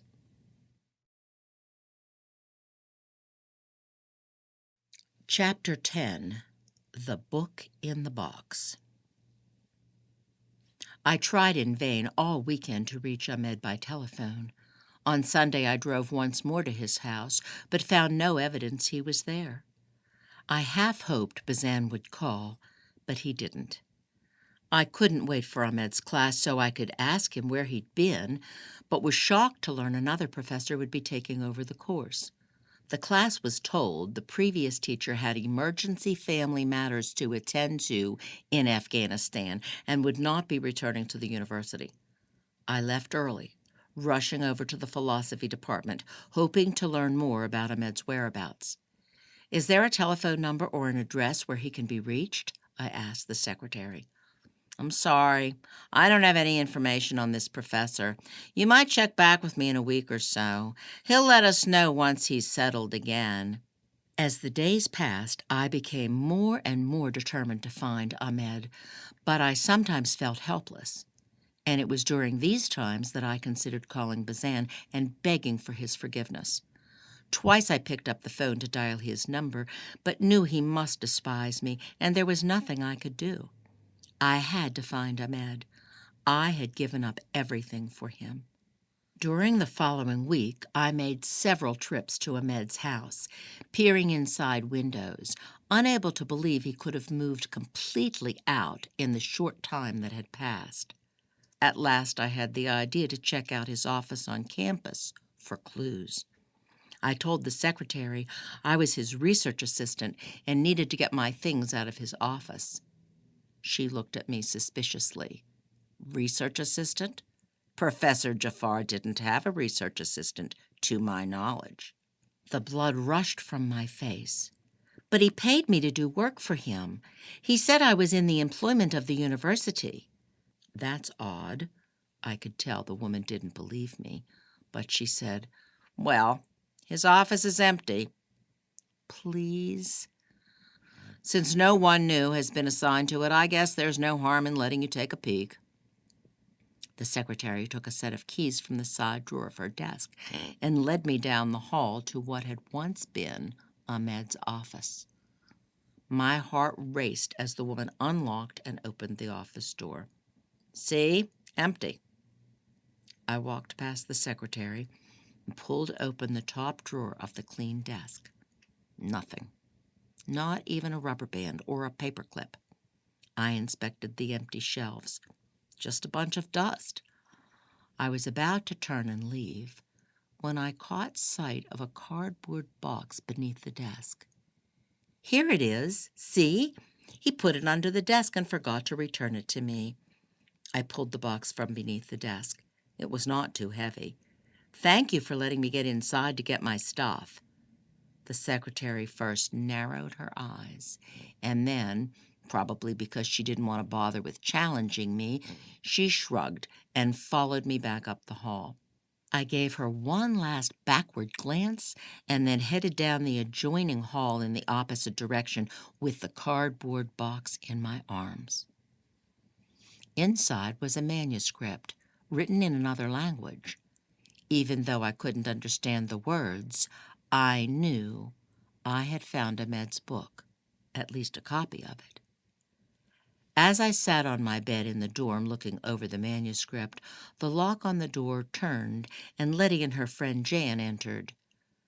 "Hey, how'd it go with Bazan?" "We broke up." Letty sat beside me on the bed. "That's what the cards predicted. I'm so sorry. Then again, so did that astrologist on South Padre Island. You knew this was coming." "It's for the best," I thought, the tears welling in my eyes. "I'm sorry, Mona." Letty hugged me, but I sat impassive. "What's that?" "Ahmed's book. He left it behind. I'm trying to figure out what language it's in." "Listen, about your professor," Letty said. "I've got a bad feeling from the cards." Jan sat beside me. "Can I see?" "She speaks 5 languages," added Letty. "Can you read it?" I rose to my feet. "No." "Oh." I slumped back down beside Letty. "Do you know anyone who might be able to?"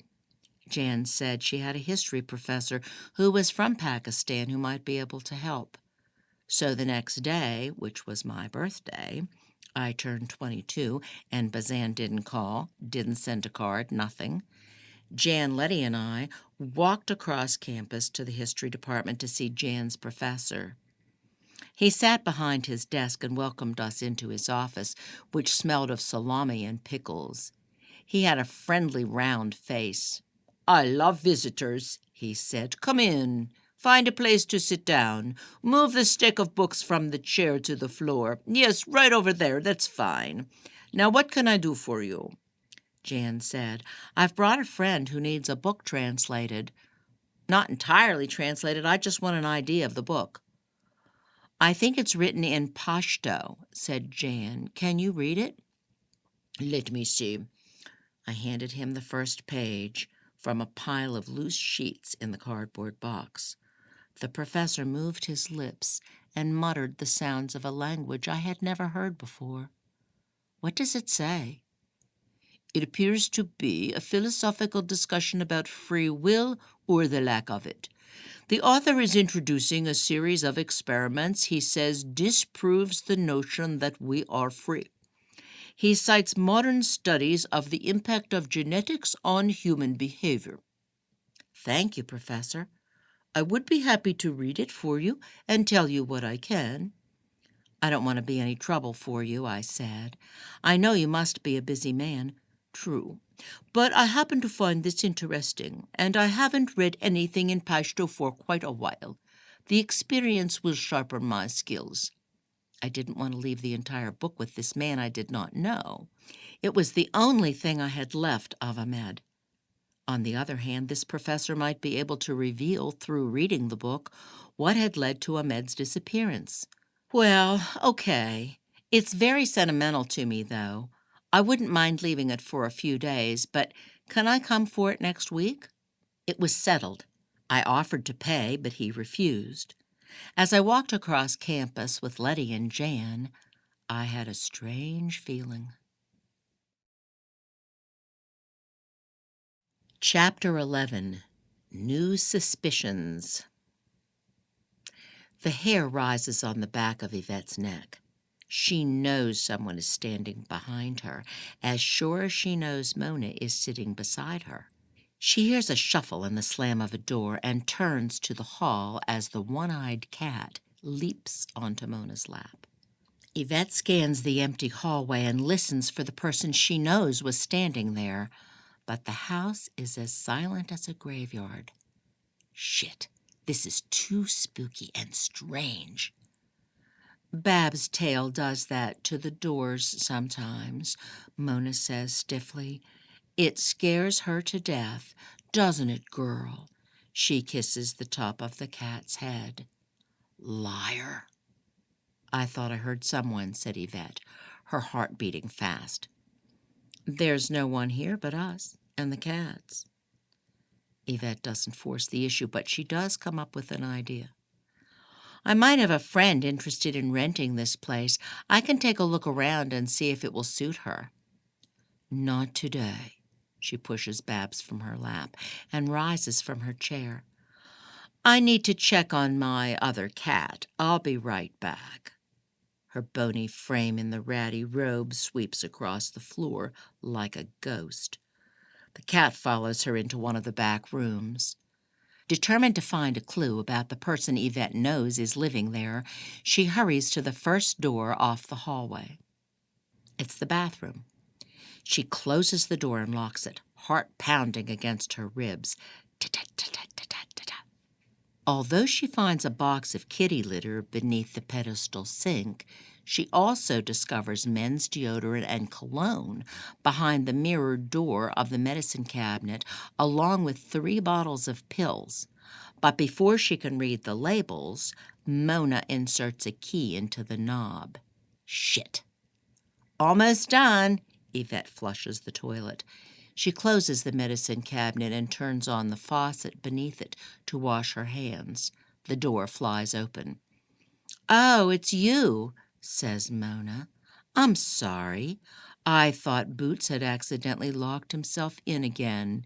He does that sometimes. Are you finished then? Oh, good. Spooky and strange. She waits for Yvette as she dries her hands. Red-faced and trembling, Yvette returns to her chair, wondering what the hell she is doing. For all Yvette knows, Mona's whole story is a lie. But why would she invent it day after day? Yvette is ready to leave and be done with Mona, but before she can say anything, Yvette sits across from her and continues her story as if nothing out of the ordinary has happened. No backbone.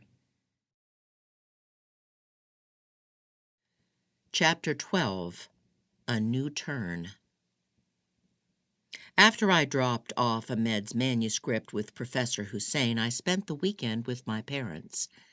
They wanted to do nothing but watch the war in Iraq on the various networks, except for the few minutes we celebrated my birthday over cake and ice cream. I watched too, anxiously absorbing every piece of information, although I had rarely cared to listen to the news before this war. I wondered whether Ahmed was trapped in an international airport, a hostage, or worse, as he tried desperately to get to his family emergency in Afghanistan, if such an emergency existed. I doubted he had left the country since others from the Middle East had been denied by U.S. authorities their requests to return home.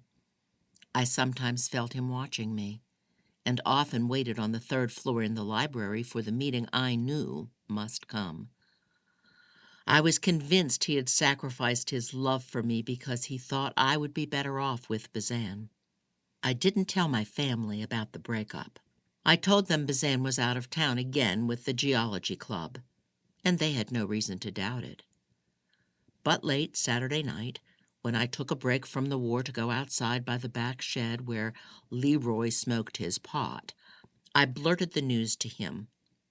"That's too bad. He was a good guy." "I didn't think you liked him." We sat in lawn chairs beneath a huge pecan tree.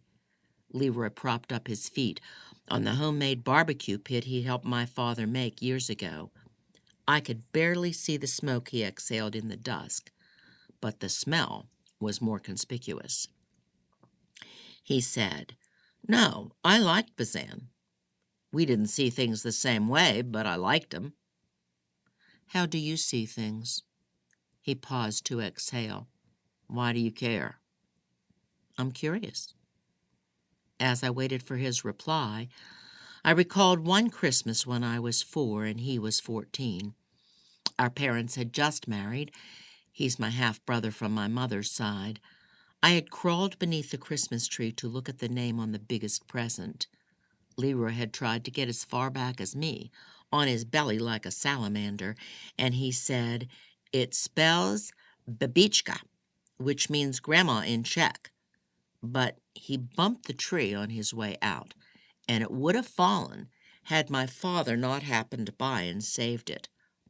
My dad was in a bad mood, and when he saved the tree, he slapped his hand across Leroy's thigh with only the thin flannel pajamas between them and shouted, "Yashish Madhya! Get out of there!" It was my fault. Leroy did it for me. So, in answer to my question as we sat in the backyard of my parents' home, Leroy said, "I don't know. I have questions, and I don't see how anyone can know the answers. It bugs me when people think they do, even Mom and Ted." "What kind of questions?" He crossed his arms over his chest with the joint resting between two fingers.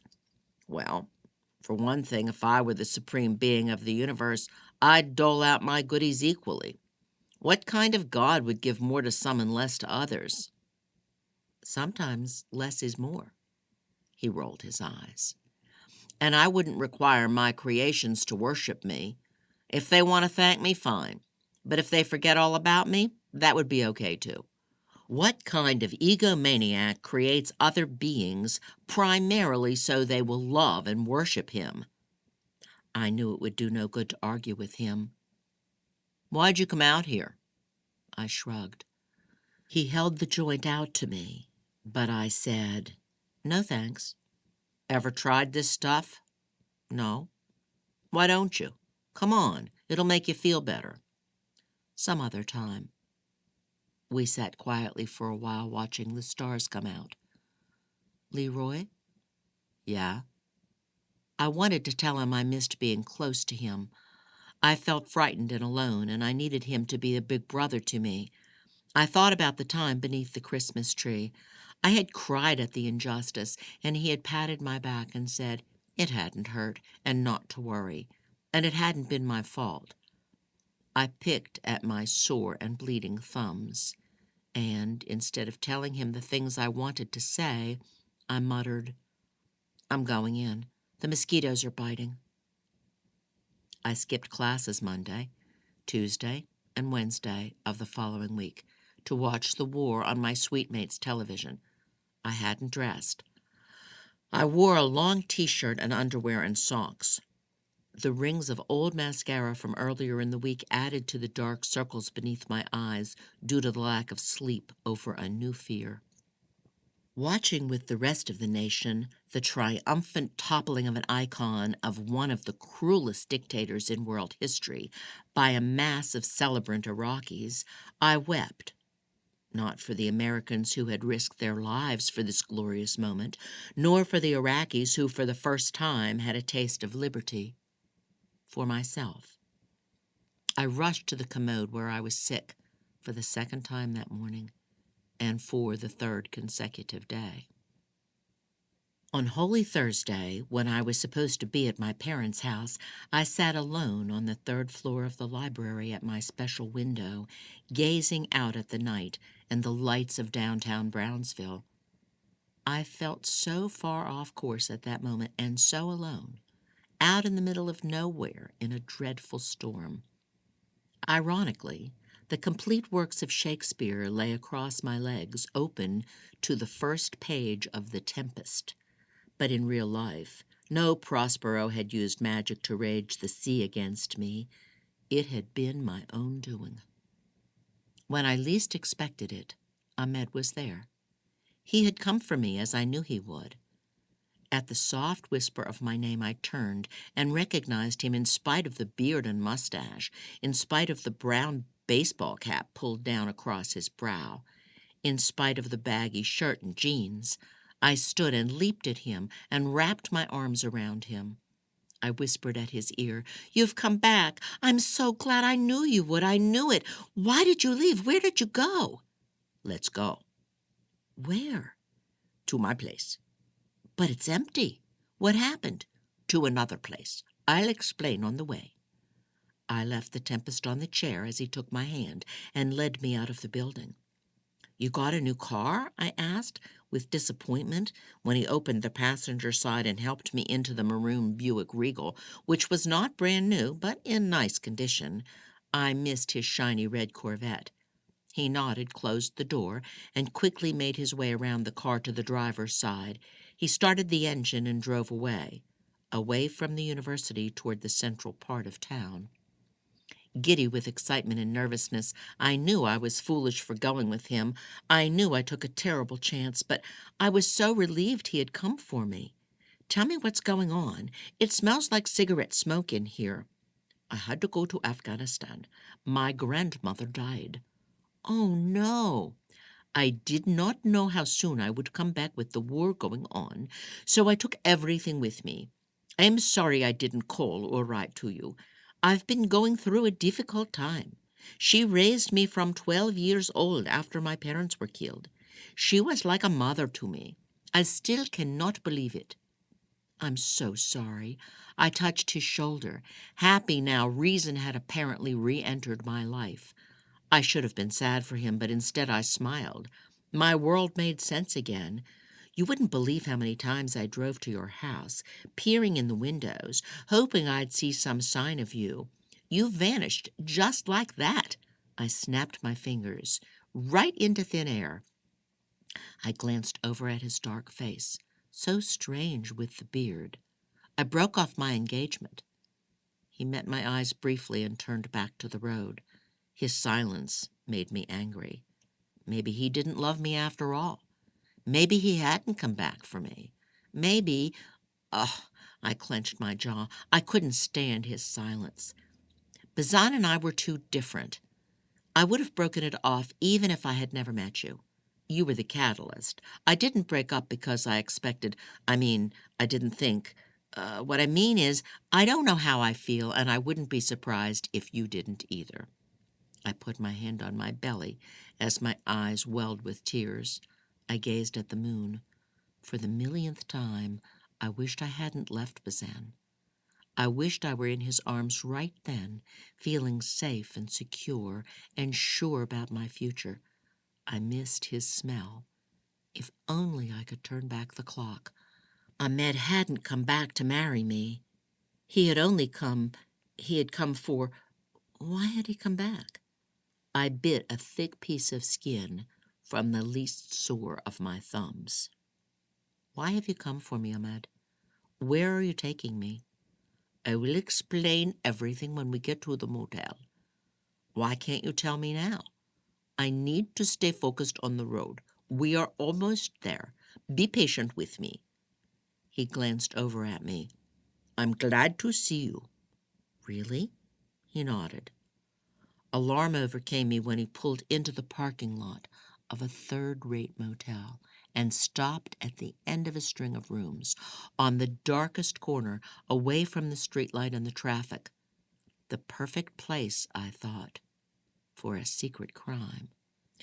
Yet I followed him as he wrestled the key from the front pocket of his baggy jeans and then worked it into the knob of the faded, cracked door. It was blackness inside, until he found a lamp, which he dimmed to the softest level. The bed was made, but the rest of the room was in disarray. Clothes lay strewn across 2 chairs by the window. Loose change, keys, gum, and candy wrappers, and folded pieces of paper littered the table. White styrofoam cups and old takeout boxes were piled on top of the dresser and the television. Cigarette smoke permeated the air, and stubs covered the nightstand, overflowing from the single aluminum ashtray. A bottle of scotch stood in the middle of the stubs, beside a pair of binoculars, a cell phone, and the motel phone. 4 pairs of shoes crowded the doorway on the floor: sneakers, boots, sandals, and black dress shoes.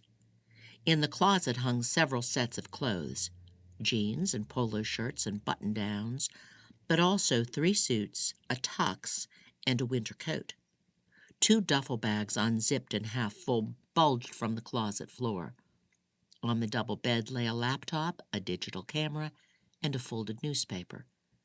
Beneath the table, between 2 chairs, sat a messy stash of what must have been 2 or 3 weeks' worth of newspapers. I gave him a faint smile. "I didn't realize you smoked. Looks like you've been here a while."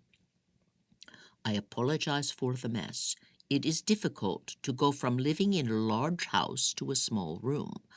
I have been here a week, but it must look as though I have been here much longer." "Why didn't you find me sooner?" He shifted things around to make room for us, removing clothes from the chairs and taking things from the table and piling them onto the dresser. He put the laptop and camera on one of the duffel bags on the floor of the closet. As he maneuvered around the room, he said, "I had some things I needed to do. It's been a tough week." He stopped and gazed across the room at me. He by the closet where he had put the laptop, I near the door, for I had not completely entered the room, though the door was closed and locked behind me. "I tried calling a few times, but I hung up when your roommate answered, and I did not know your cell number." I shrugged, more like a twitch. "My cell phone's always dead." I sat in the chair closest to the door. "I'm glad you found me, because I need to tell you something important." Ahmed walked across the room before I could continue. He plucked me from the chair and into his arms. As he swept his lips across mine, I felt the sweet, warm breath that was also his. I closed my eyes. Our bodies became a feverish frenzy of hands moving over one another, of lips meeting lips, tongue, neck, ears. Then we both pulled off our clothes, quickly, feverishly. He guided me toward the bed, and I fell back, pulling him to me, clinging to his neck. When it was over, I clung to Ahmed and wished it hadn't ended. Tears gathered in my eyes. I was disappointed and far from fulfilled, and terribly, terribly frightened and lonely. "Who are you?" I whispered, not daring to look at him. We both lay with our heads on the pillows, our eyes on the dingy ceiling above us. I don't know. I have not yet completed the map of my DNA." He laughed, which made me giggle. Then he propped himself up on one elbow to gaze down at me. "But I can say this. I feel more alive in your presence than anywhere in the world." "Really?" He nodded and smiled. I pulled back the bed covers and crawled beneath them, putting my hand across his chest and nestling against him. "You confuse the hell out of me." "I confuse the hell out of myself. Believe me, I wish I were someone else, someone who could be with you. I lifted my head and half sat up. What do you mean? He led me back down upon the pillow and pressed his lips once more against mine. Then he said, I wish I were marriage material. I know you want a family, and you should have one, but I could never be a family man. Why not? A flutter rushed across my abdomen. Butterflies. My life is too complicated. It is not conducive to marriage and family and roots. I never thought I would find someone like you who would make me fall in love. I smiled and then immediately frowned. If you love me, then it is much too complicated. It won't work. Go back to your boyfriend. He'll make you happy.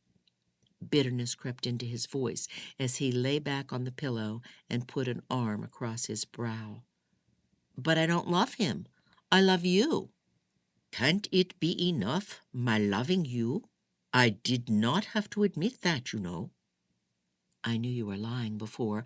I knew you were. And no, it's not enough. Not to me. It has to be. It's all I have to offer. He resumed his position of before, propped on the one elbow. He played with my hair. Stay here tonight. Stay the weekend.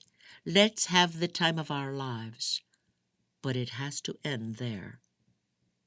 If two people love one another, they can make it work. But you have to want it. He stood and stepped toward the bathroom. I wish that were true. While he was away, I decided to call Letty and let her know I wouldn't be coming back tonight. I took his cell phone from the nightstand. Mona, where are you? Letty asked over the phone. Why? Listen to me. Professor Hussein has left a message about the book. Oh, good. No, you don't understand. He says he's concerned, unless it's a novel, and it can't possibly be otherwise, because if it is, your philosophy professor is a monster. What? I don't understand. He said to call and left the number. It's 458. Ahmed sprang across the room and grabbed the phone from me. What have you done? He raged at me as he ended the call. You've given away my position. No outgoing phone calls. Why didn't you use the other damn phone? He rushed around the room like a different person. He piled everything into the 2 duffel bags except for the trash. I was caught in a whirlwind of confusion.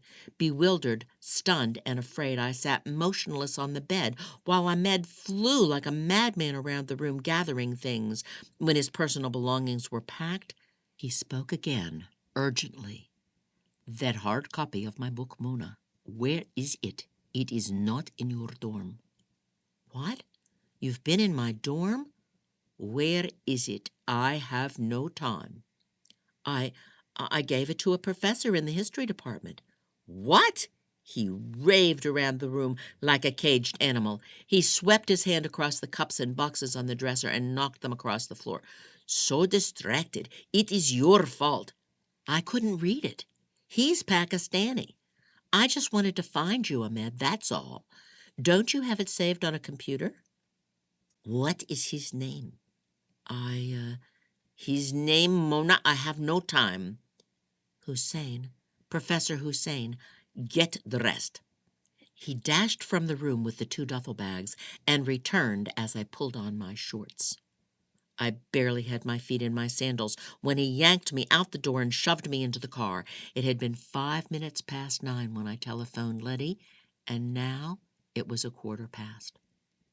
Once we were driving, I demanded to know what was going on. He said, I'm going to drop you off at the convenience store on the corner. You call a friend to come get you, okay? He passed me a handful of change from his ashtray. Where are you going, and why? Who are you running from? He glanced over at me and touched my hair, and I saw tears in his eyes. He returned his hand to the wheel. Listen to me. What I said about my grandmother, that was all bullshit. Practically everything I have told you about myself has been nothing but lies. You don't want to love me, Mona. You don't even know me. He stopped the car next to a curbside payphone in front of a store. Get out of my life and stay out. Believe me, the farther you stay away from me, the better you'll be. Go."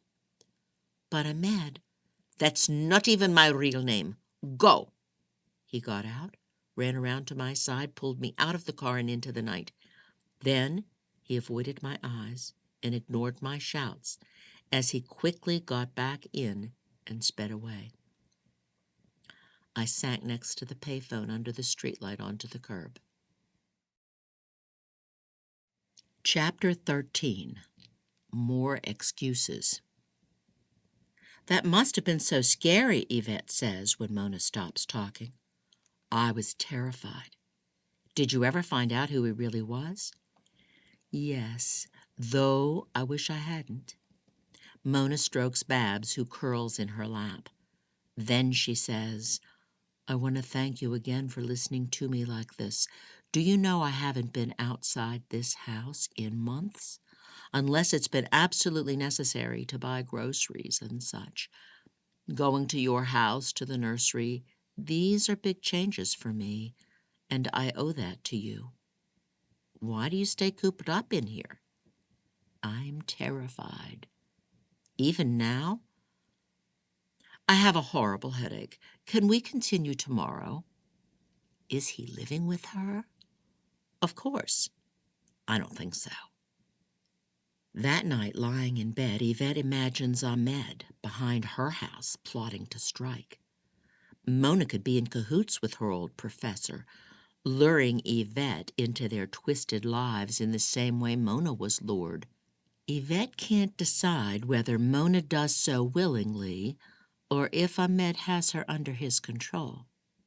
Either way, Yvette feels her life is in danger, but doesn't know what she'd say if she were to call anyone, including the police, for help. How could she possibly describe the meticulous net about to ensnare her? "Quit being such a drama queen, Yvette. She's just a lonely woman who needs to tell a story." Yvette lies on her bed thinking. She understands loneliness. When her father died, her mother's tenderness died with him, and Yvette felt lonely even in her mother's company. She missed her father.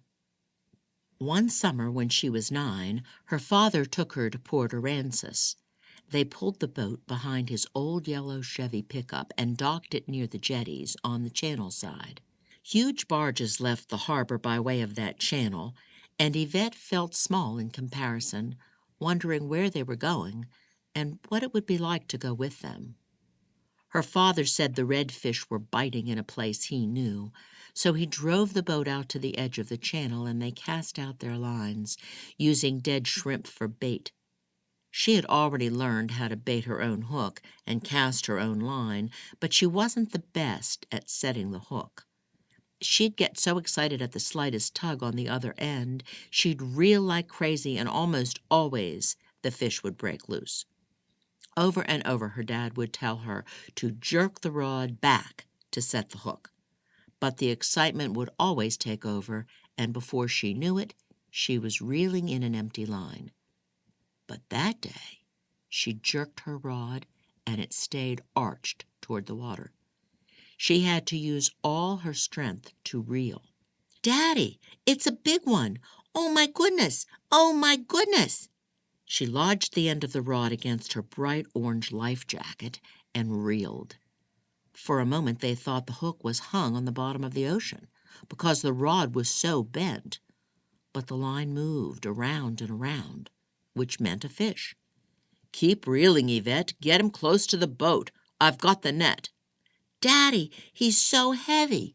You should do it." She wanted to hand him the rod, but she was afraid if she stopped reeling for even a second, she'd lose him. "You're doing good," he said. "Keep reeling. Keep your eye on the line. Don't let him go under the boat or he'll get off." "Oh, my goodness! Oh, my goodness!" "I see him," her father said. "Son of a bitch, Yvette, he's a big one. Get him over to me." When her father got the redfish into the net and onto the boat, she was too excited and proud and happy to realize how exhausted she was. The fish had put up a fight and lay, slimy and bleeding from one eye, in the bottom of the boat, gasping. like her.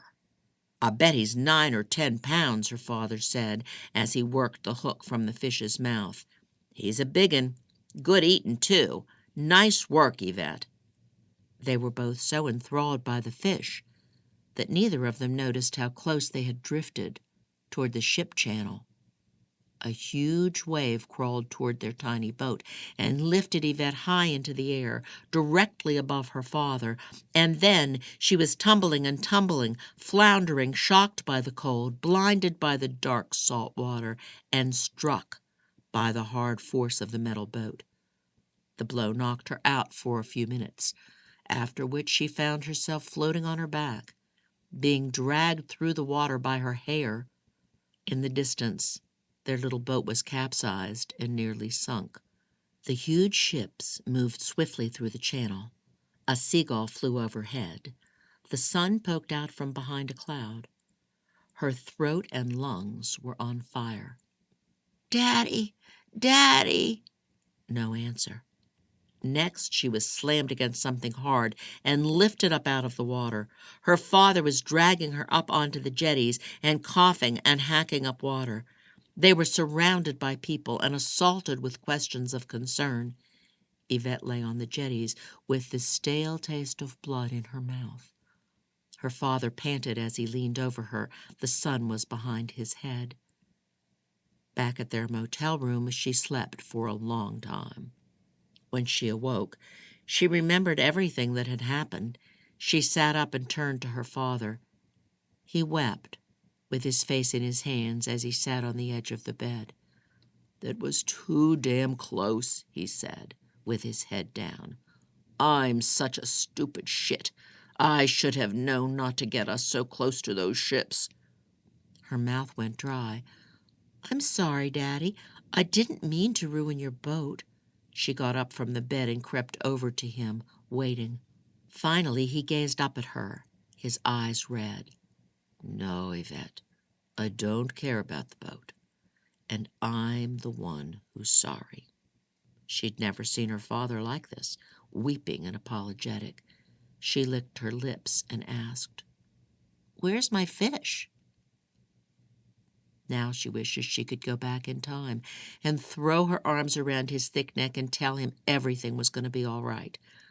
She misses him so much. She misses both of her parents. But once her father died, the confident part of her died too. Monday morning, when Heidi and Yvette walk up to Gloria's house to meet her for their walk, Heidi is quieter than usual.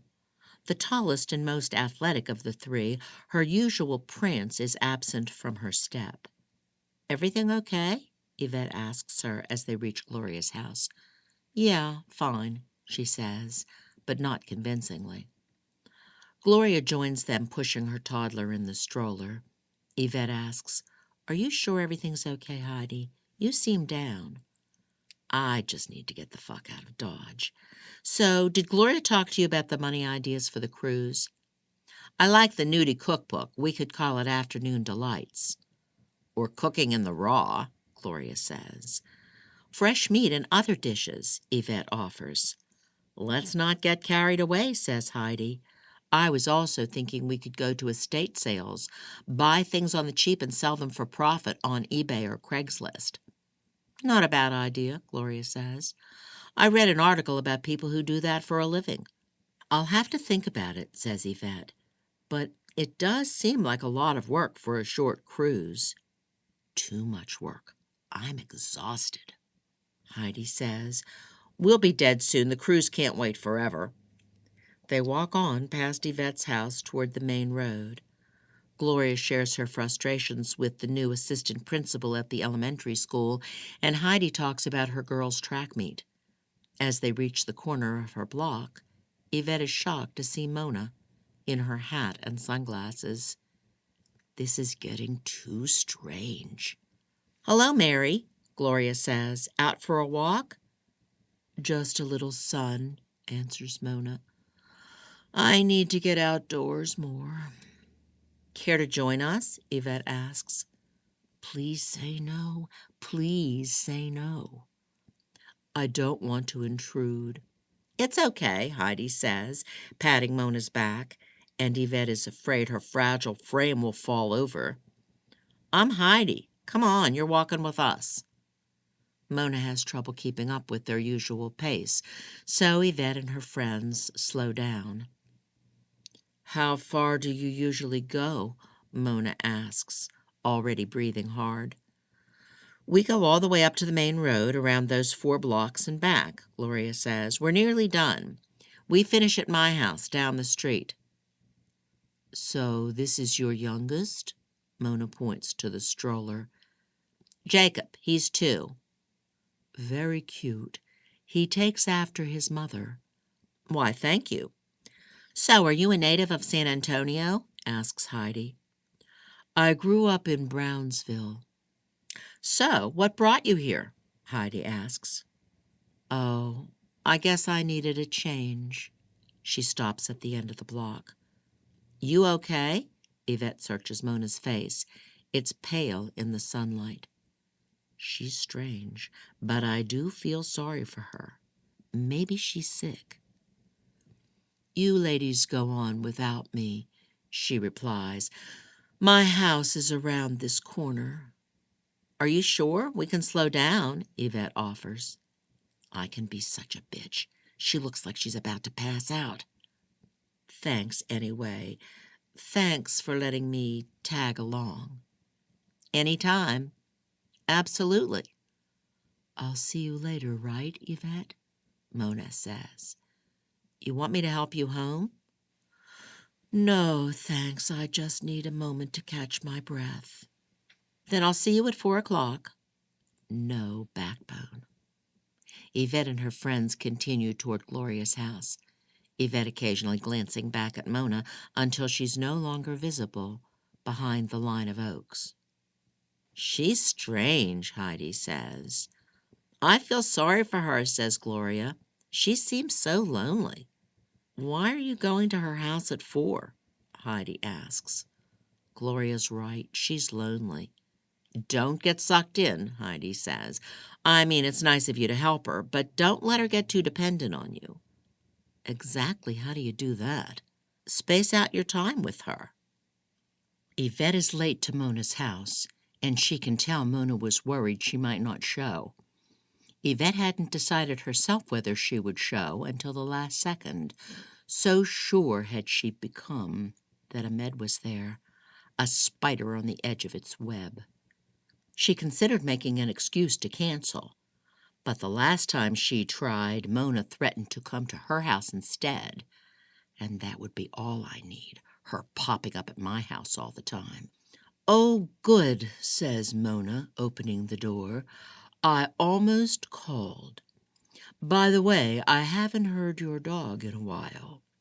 Yvette keeps one hand on her cell, deep in her pocket, ready to call 911. He's at the lake with the rest of my family. Yvette crosses the room and sits in the wooden chair. So you're alone. For how long? Shit. Shut your mouth, Yvette. I don't know. They're not sure when they'll come home. It depends on how long the fish are biting. You don't like to fish? Yes, but I stayed behind to hear your story. That's my cue. Mona smiles. Tea? Just finish the story. What happened to the baby? No, thanks. Well, then, we left off with me on the curb. Let's see. Letty and Jan came and got me. I didn't talk much on the way home, even though they expressed concern over what Professor Hussein had said about Ahmed's manuscript. I insisted it must be a misunderstanding and said nothing more. We didn't have classes on Good Friday, so I spent the day alone in my dorm room. I tried to write a paper but got nowhere. On Holy Saturday, I walked to the Chapel of the Annunciation across the street from the campus to make my confession so I could take communion on Easter Sunday with my family. I hadn't been to Mass in weeks. Standing in line for my turn with the priest, I thought on my sins. As the line diminished and my turn to confess approached, I felt ill. I peered up at the life-size crucifix hanging over the high altar. "Are you real?" I asked. Not out loud, but in my head.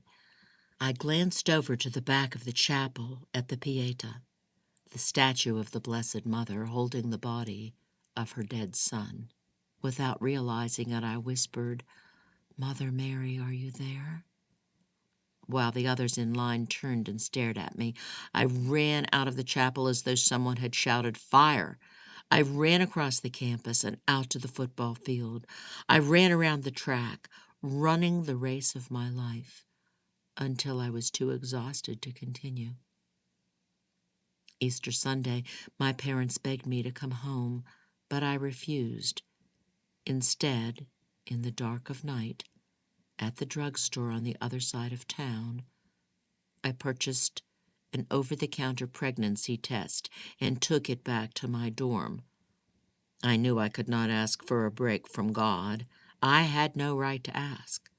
The lines of communication between us had been down for some time, and it would be hypocritical of me to try and mend them now when I needed help. "But that's the best time to ask," says Yvette. "So you're a believer?" "Yes. You?" "I don't always know. But then I was. I was a fervent believer. I wouldn't pray to him, though, because I felt I had gone too far to the side of evil. So when I said, 'Please do not be a plus sign, do not be a plus sign,' it wasn't to God, but to chance or fate or any other powers that be which might influence the consequences of human actions. But a plus sign it was." "What happened to the baby?" "Something falls in one of the back rooms, but both cats are in the living room. Babs is in Mona's lap, being stroked by her dry, bony hand. Boots lies curled on top of one of the boxes recently added to the stacks in front of the fireplace." "What was that?" asks Yvette, standing. "I don't know." Mona rises, too. "Wait here." Mona leaves, and Babs turns to Yvette, staring at her, in cahoots with her mistress. Babs dares her to go and follow Mona, but Yvette misses her chance. The crazy woman appears in the room, laughing as though someone told a good joke. "You won't believe what happened." "No, I won't." Mona takes her seat, and the one-eyed cat hops into her lap. "It was a book. I was reading a novel before you came, put it back on its shelf, but it fell over. Not enough books to fill the shelf, I guess. Sorry. Please, sit down." Liar. Chapter 14. Abduction. On Easter Monday, I skipped my classes, but in the afternoon hunger and a lack of food in both rooms of the suite forced me to walk down to the dining hall to get a bite to eat. After I had gotten my sandwich to go, I caught a glance through the window of Bazan sitting at a table inside. He sat with 3 other guys and a girl, and they were eating and laughing together. I didn't recognize his friends. I hid behind the shrubs by the window and stared. He looked stunning and surprisingly happy. He had gotten on without me, as I knew he would, but it hurt to be confronted with this truth.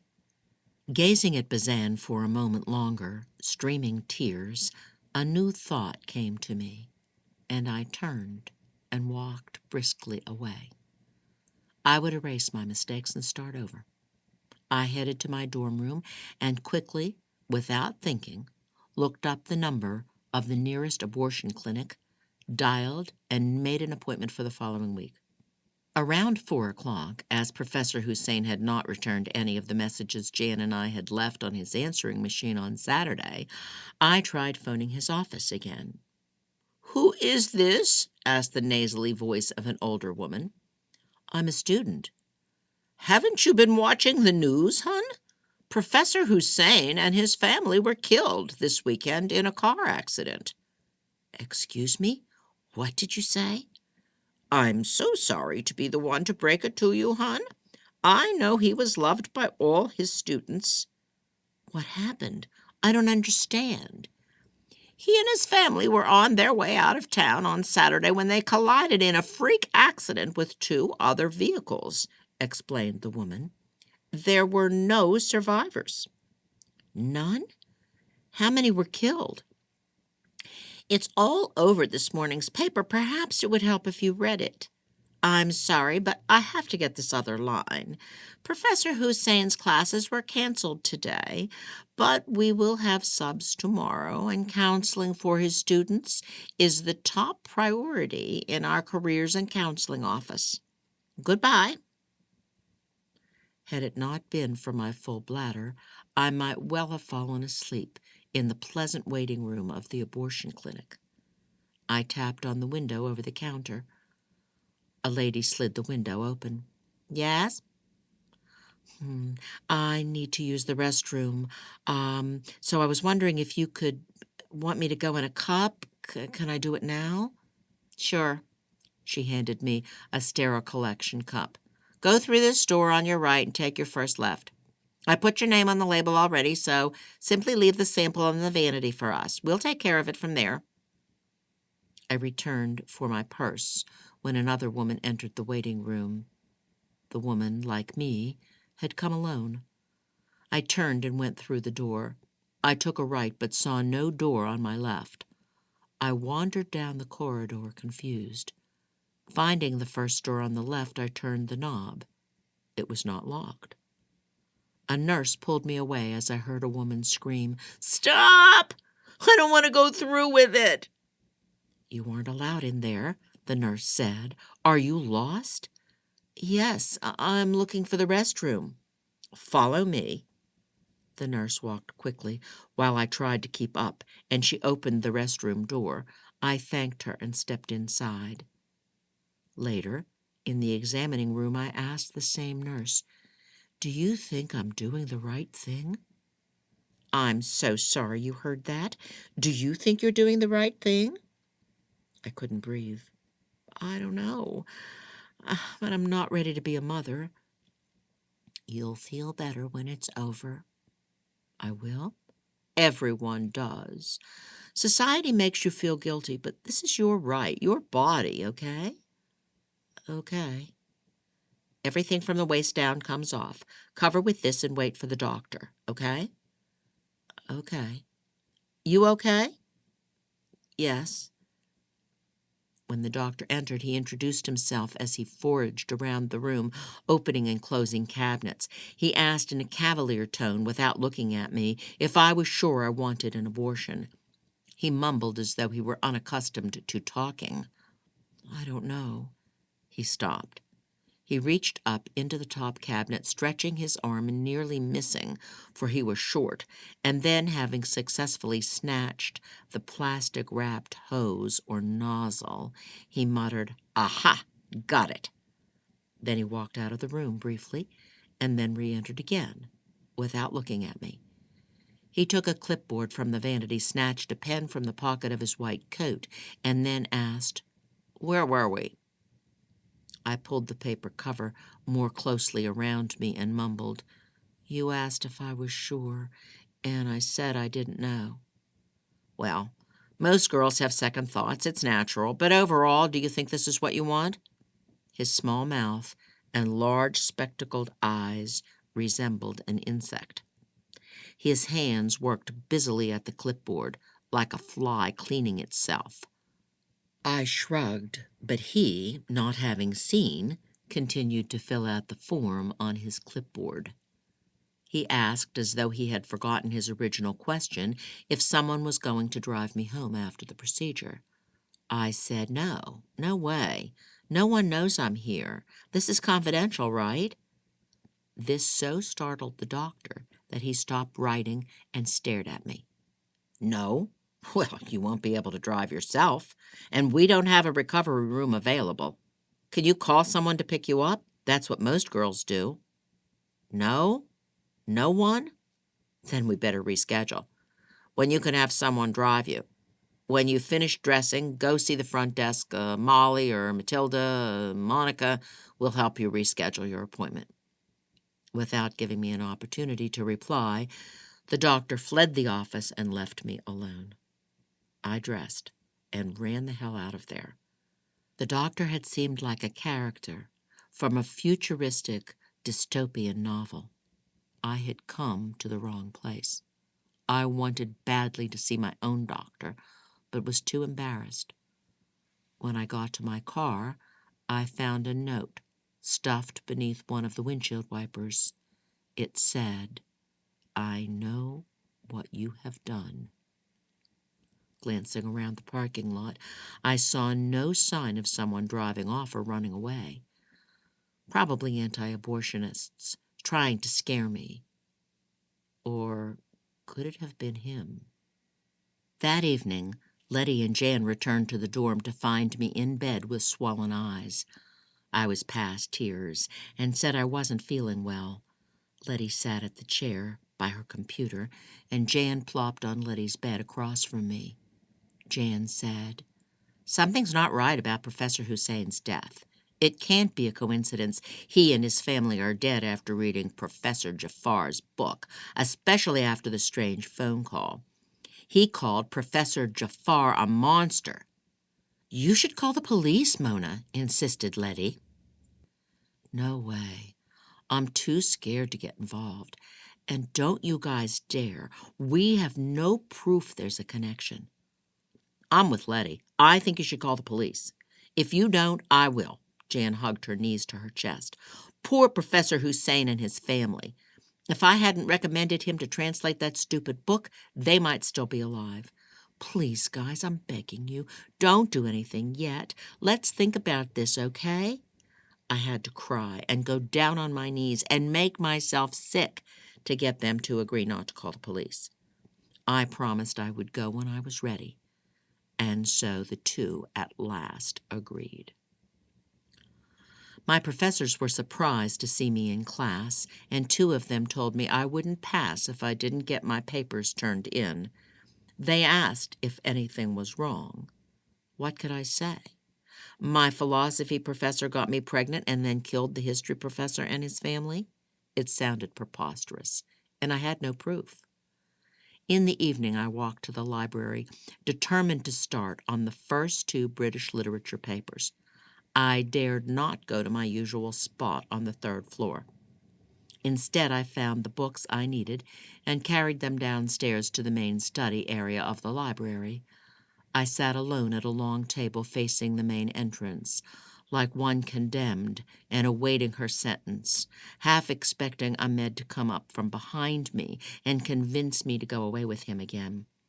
Two other students sat with their backs to me at the next long table, and an older woman sat at the corner of a third.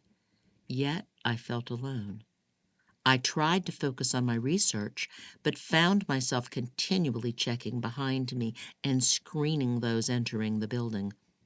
I thought I saw Ahmed, so I hid my face and pretended to read while keeping an eye on the figure approaching the stacks. It weaved through the aisles to my right. I gathered my things about to leave when I realized it wasn't Ahmed after all. After 2 hours, I gave up, not having written a word. My thumbs and one middle finger bled again. I left the library books on the table, grabbed my legal pad, dorm key, and pen, and headed toward the main entrance. As I passed the circulation desk, Bazan entered the library with a girl. I turned and hid behind the reference section, where I waited until they passed. I watched them through the books as they sat together at the very table I had just left, the girl in my very seat. They opened their books, leaned toward one another, and exchanged a laugh. She punched his shoulder in a teasing way, and he shook his head, smiling. I watched them for several minutes, hoping to discover whether they were more than study partners, when I became aware of a piece of paper taped to my jeans on the side of my thigh. I pulled it off and read, "I'm watching you." It was written in the same hand as the note left on my car in front of the abortion clinic. I dropped my notepad and pen, gasped for air, and then darted around the stacks in the reference section, trying to catch sight of the culprit. He turned the corner on the aisle over. He was wearing the same baggy jeans, but a different shirt and cap. I ran to catch up as he moved toward the periodicals. I caught up to him and grabbed his arm, only to find a face I didn't recognize. I apologized and said, "I thought you were someone else." I walked, red-faced and jittery, back to where I had dropped my notepad. The pen had rolled out of sight, so I took up the pad and headed out of the library. I reached the main entrance and gave a quick glance back at Bazan. He stood up, mouth agape, watching me leave. I wanted to go to him to see if he could possibly forgive me, but I didn't. What I had done was unforgivable. I walked away, and when I was out of the building, I let the floodgates down and ran at my top speed back to my dorm. As I ran across my dorm parking lot, a car whizzed in front of me and nearly ran me over, causing me to fall back in the grass at the edge of the lot, stunned. I got up and stared as it stopped, perhaps to see if its unintended victim were okay. Waving at it, about to move on, I noticed, by the light of the street lamp, it was a maroon Buick Regal. I dropped my notepad and took off running toward my dorm. The Buick Regal turned around and drove to the front of the lot, its headlights shining on me as I scrambled to unlock my dorm room. The suite was empty. On Wednesday nights, my suitemates went out together, and as of late, Letty rarely came home before midnight, spending all of her time at Jan's apartment. I turned on all the lights and brought the television from next door into my room, where I sat on my bed beneath the covers with the remote, needing to divert my attention. As I searched for a show like Friends or Seinfeld to make me laugh and forget the dread, a figure at the glass sliding door leading to the patio made me shriek. I jumped from the bed toward the bathroom and peeked out the window. I couldn't see anything because all the lights were on, so I rushed around, turning all but the bathroom lights off, including the television. I stood in the middle of the room, trembling and waiting. I didn't see anything. I wondered if it had been my imagination. I checked the lock on the sliding glass door. It had been unlocked. I immediately, desperately, as quickly as I could, locked the door and closed the blinds. I froze, unable to breathe at the thought of an intruder in the suite. Then, regaining my senses, I grabbed the heavy iron from my walk-in closet and carried it around the rooms with me. I searched underneath the 2 twin beds in my room, moved the clothes around in the closet, and checked the shower and the toilet stall. Then I crept into my suitemate's room, carrying the iron as I searched underneath each of the twin beds. Prying the knob to the front door, I found, to my great relief, it was locked. Then, taking a deep breath, I checked the closet. As I re-entered my suitemate's room from the closet, I heard footsteps on their patio. The thought that their sliding glass door might still be unlocked made me freeze with fear. In the next instant, I saw movement out by the shrubs. I couldn't decide whether to go for the lock, the phone, or the front door. If I ran out the front, he might catch me in the parking lot. If I ran to the phone, he might enter through the patio doors. I ran for the lock. My fingers shook so badly I couldn't even move the lever on the lock on the first try. I heard a sound and screamed. Once I got the lock secured, I shut the blinds and ran back into my own room, afraid to call the police because it might have been nothing. I called my mom. I said, in the most natural voice I could, "Hi, Mom, it's me." "Hello, Mona. How are you?" "Oh, stressed with school and stuff, but hanging in there. I was wondering if I could come home this weekend." You don't need to ask permission to come home, silly. Then she asked, Are you sure you're okay? You sound funny. I'm okay. Listen, is there something you want to tell me? Everything's fine. I'll see you Friday night. As I hung up the phone, I heard a rattle on the patio. Afraid to open the blinds, I took my pillow and bed covers and slipped into the bathroom, where I locked the doors leading to both rooms of the suite. I left the lights on, lay in the middle of the floor, curled beneath the covers, and tried to go to sleep, thankful there were no windows. I continued to hear noises, so I lay still until I fell asleep. Around midnight, I was awakened by loud pounding on the bathroom door leading to my room. Bam, bam, bam! I clutched my pillow and said, Who is it? Bam, bam, bam! Who is it? I cried again.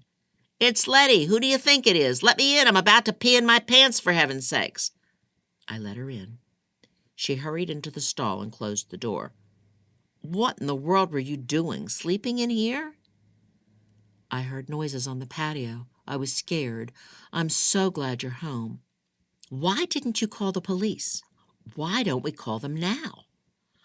What good would that do? I'll be even more frightened. He might find out, retaliate. No, I'm not ready to go to the police, okay? Not yet. I climbed into my bed, and as I arranged the covers over me, I noticed something that made my jaw drop. The sliding glass door to the patio stood ajar. I jumped up, quickly pulled it closed, and locked it. Letty? My roommate was at the sink, brushing her teeth. Did you open the patio door? I said this as I entered the bathroom. Nuh-uh, she spit and rinsed. Why? I shut and locked the bathroom door. What are you doing? The patio door was open. Maybe you forgot to close it earlier. No, I'm absolutely positive I closed and locked it. He could be in there right now. Come on, Mona, you're scaring me. I was just in there. There was no one. Letty unlocked the door and returned to our room. See? No one here. I told her to check everywhere as I ran frantically through the room. I checked my suite mate's room again as well, since they were still out. Only after I had seen firsthand there was no one else in the suite did I return to my bed, and only after another hour of lying still, listening for noises, and staring at the patio door did I fall asleep again. I barely made my classes Thursday, and that evening I tried to work on my British literature paper in the library, but the same eerie feeling I experienced the night before kept me from focusing on my work. Friday evening at home, after dinner, as my parents and I sat watching television while Leroy smoked his pod out back, my mother turned to me where she sat beside me on the couch and asked, Mona, is there something you want to tell me? Could she tell already? I asked. What do you mean? Come on, sweetie. You know you can talk to me, don't you? I jumped up from the couch near hysteria and ran to the bathroom, where I was sick. My mother followed and knelt on the floor beside me. Putting a hand on my shoulder, she leaned over and said, I know, Mona. I already know. How? Before my mother could reply, I was sick again. It wasn't hard to figure out. How could you possibly know? Do you sense things? Leroy told me. I already suspected as much. Your poor thumbs say it all. You should know you can't tell Leroy your secrets. Leroy?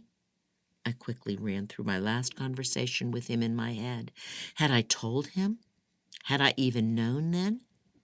My mother said, Well, we haven't seen him for over a month. Who, Leroy? My mother chuckled. No, silly, Bazan. It dawned on me. My breakup with Bazan, and not my pregnancy, was the subject of our conversation. I relaxed my shoulders, took a nice big breath, and said, "I've been meaning to tell you. I just didn't know how. I knew it would break your heart and Dad's, too." "It's your heart I'm worried about, little girl." I shuddered and hugged my mother as we sat on the floor of the bathroom. Alone in my room, I continued to fear Ahmed might be lurking outside the house, ready to strike.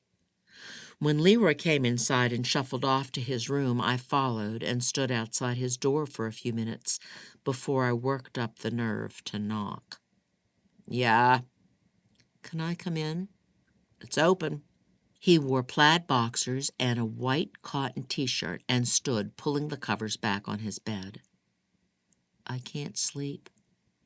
"I can roll you a joint in a jiffy. You'll be lights out before you know it." "No, thanks. I'm scared." "Of what?" "I hear noises outside my window." Why do I feel like I'm having a flashback? I'm suddenly 15 years younger, and my little sis is asking to sleep on my floor. "Can I?" "Are you serious?" "Yes." He shrugged. "I don't care. Just leave me a path to the bathroom." "I know. You don't want to step on me. I remember." We both smiled. "Thanks, Leroy." "No problem." I returned to my room for my pillow and blanket. He left to use the restroom, and when he came back, I was nearly asleep on the floor. He whispered, "Ready for lights out?" "Ready." He flipped the switch, leapt into his bed, and then said softly, "Good night, Mona. It's nice to have you home." "Good night." I closed my eyes and said without thinking on it too long, "I love you." He was silent. Then, when I was about to give up, a surprise, "Love you too, sis." I spent Saturday and Sunday in the library writing the first of 2 British literature papers, and for once I was able to focus on my work and finish the job. Saturday night I slept on Leroy's bedroom floor again, where I had the best sleep in weeks. My parents begged me to attend Mass with them Sunday morning, but I lied and told them I was going to church in the evening after I finished my paper. Sunday night, after a quick taco from the student center, I returned to the library to finalize my paper before typing it on Letty's computer. I spent the next several evenings catching up on classwork, regaining my focus, and excited to be productive again. My professors were pleased to see me in class with late work in hand. A week before final exams, as I gathered my things and prepared to leave the library, I saw Bazan with the same girl as before, walking down the stairs and exiting the building. An impulse came over me, and I decided to follow.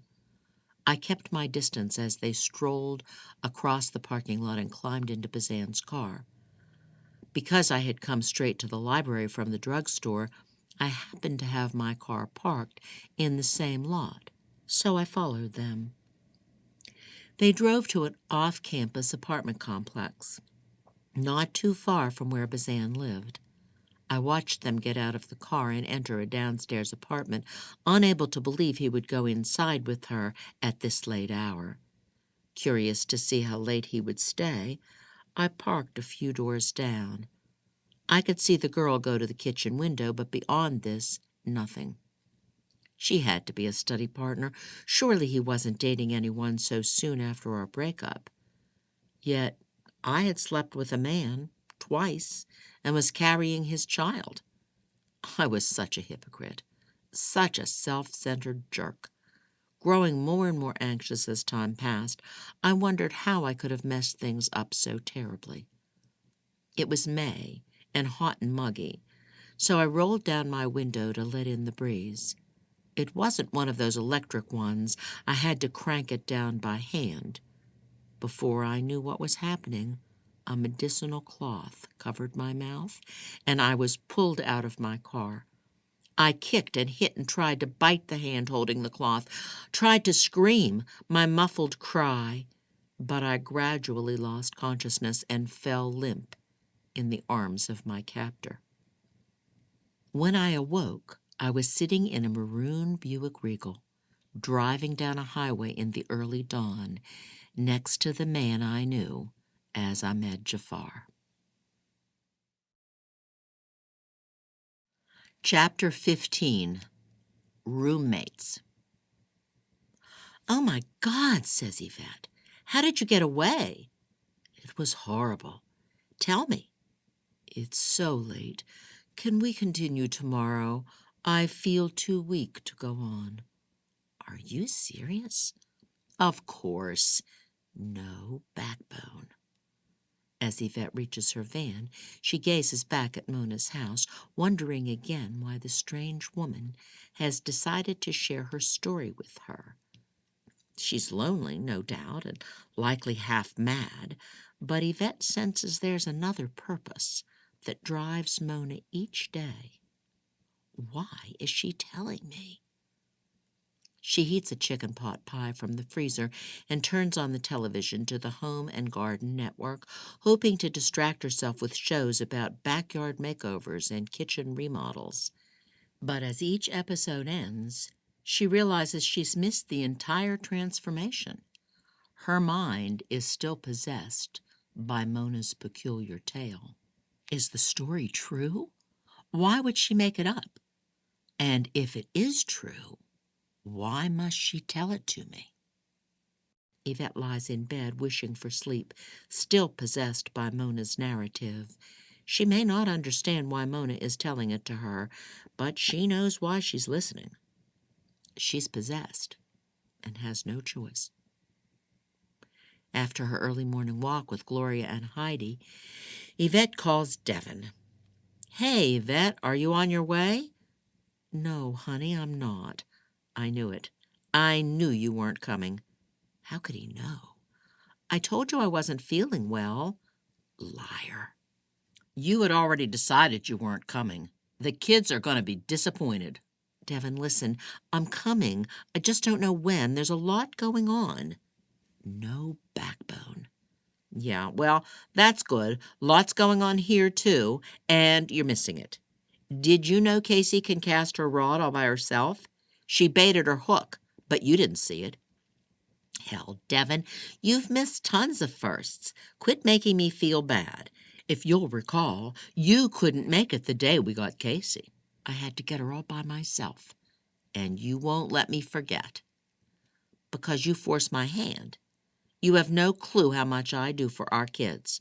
How dare you insinuate otherwise? You are the one who's clueless. About our marriage, about this trip, about everything. I'm sick of being your damn roommate. You've pulled yourself away from me and now the kids too. I knew you weren't coming. I fucking knew it." "Devin, Yvette can think of nothing to say. No backbone. "I gotta go. Make sure you water the tree."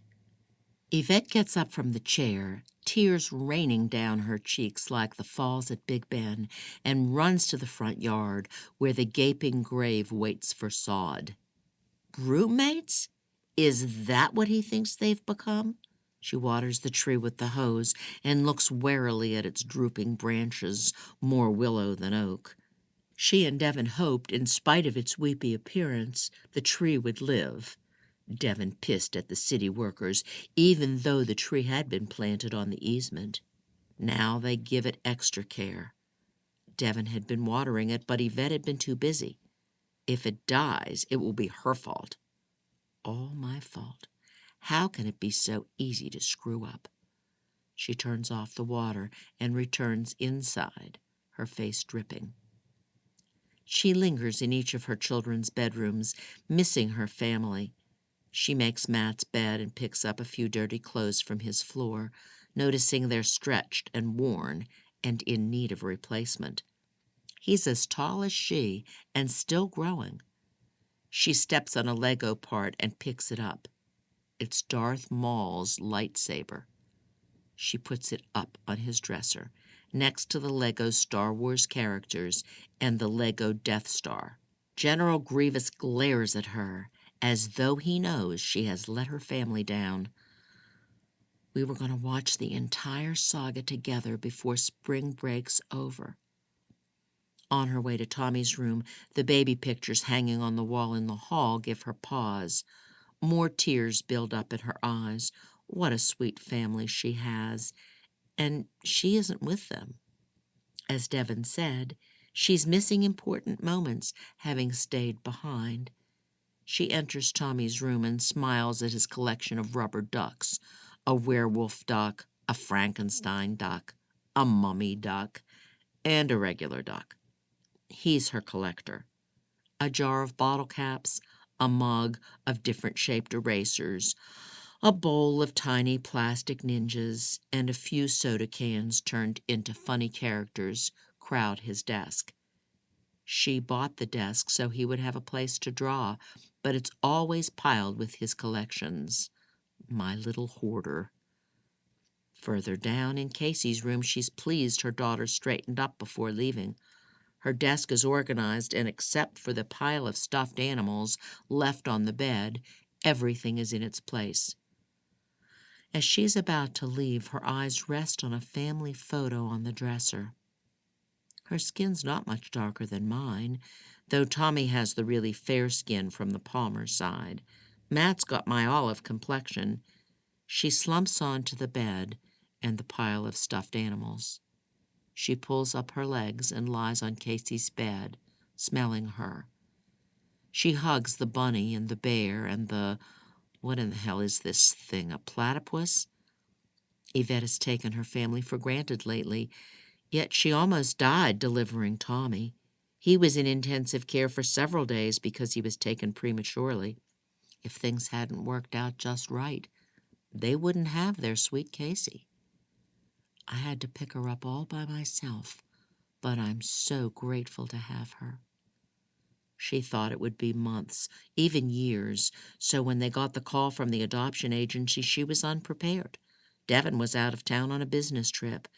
The caseworker who had inspected their home and had interviewed them a week earlier said they could wait a few days, that a foster family could likely keep the baby, but Yvette couldn't wait to see her, couldn't wait to hold her in her arms. So she said no, she'd meet them. Unlike her boys, who were born bald, Casey had a head of thick black hair. Her brown eyes were more attentive, too, being a few weeks old. The biological parents had already signed the papers relinquishing their rights and had left before Yvette arrived. She thought then she would have done the same, unable to bear the sight of her daughter leaving with a stranger. Yvette never learned their reason for giving up Casey. She did find out Casey had been hospitalized with pneumonia for 3 weeks. Perhaps the young couple decided they were not yet ready to be parents. Perhaps they weren't financially able to give her proper care. Maybe their marriage was in jeopardy, and rather than put the baby through a divorce, they decided to place her with a couple in a stable marriage. Whatever their reason, Yvette was grateful to hold her precious baby girl. She loved her boys, was devoted to them, but didn't want to go through life never knowing the love of a daughter. She cried the day her caseworker handed the baby over. She cried tears of sorrow for the parents who would never know her, and tears of joy for herself and the unbound happiness flooding her life. She must remember to be grateful and to treasure her family every day. She should be with them now. She would go to Mona's one more time, and then she would join her family. When Mona opens the door, she has a slice of cake on a plate in her hand. "Come in. I made this for you." Liar. "Thanks." Yvette takes the plate and follows Mona inside. "And here's some tea." Mona lifts the glass from her chair and hands it to Yvette. "If we don't finish today, I'll have to come next week," Yvette says, taking the tea. "Oh, I'm so close to finishing." Mona sounds panicky. "Can't you change your plans?" She wrings her hands, her ratty pink robe flying around her as she paces the living room. Neither of them has sat down. "I'm sorry, I can't." Mona paces and mutters, wrings the bony fingers so hard they might crack. "Oh, this won't do. This won't do at all. What's so important you can't come at our regular time tomorrow?" Spooky and strange. Yvette bites her bottom lip. I'm supposed to meet the rest of my family at the lake. The lake? Yvette, believe me when I tell you it's imperative you hear the rest of my story. It's a matter of life and death. Is Mona threatening her? Her fingers tremble as she sets the plate down on the floor beside her empty chair. I'm sorry, I can't. Now, please calm down. Perhaps I should go. No. Please, fine. Have a seat. No backbone. Chapter 16. The Reveal.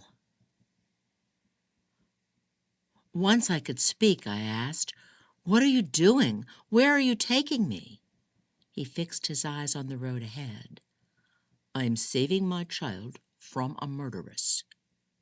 My jaw dropped open. "You bastard!" "Yes, Mona.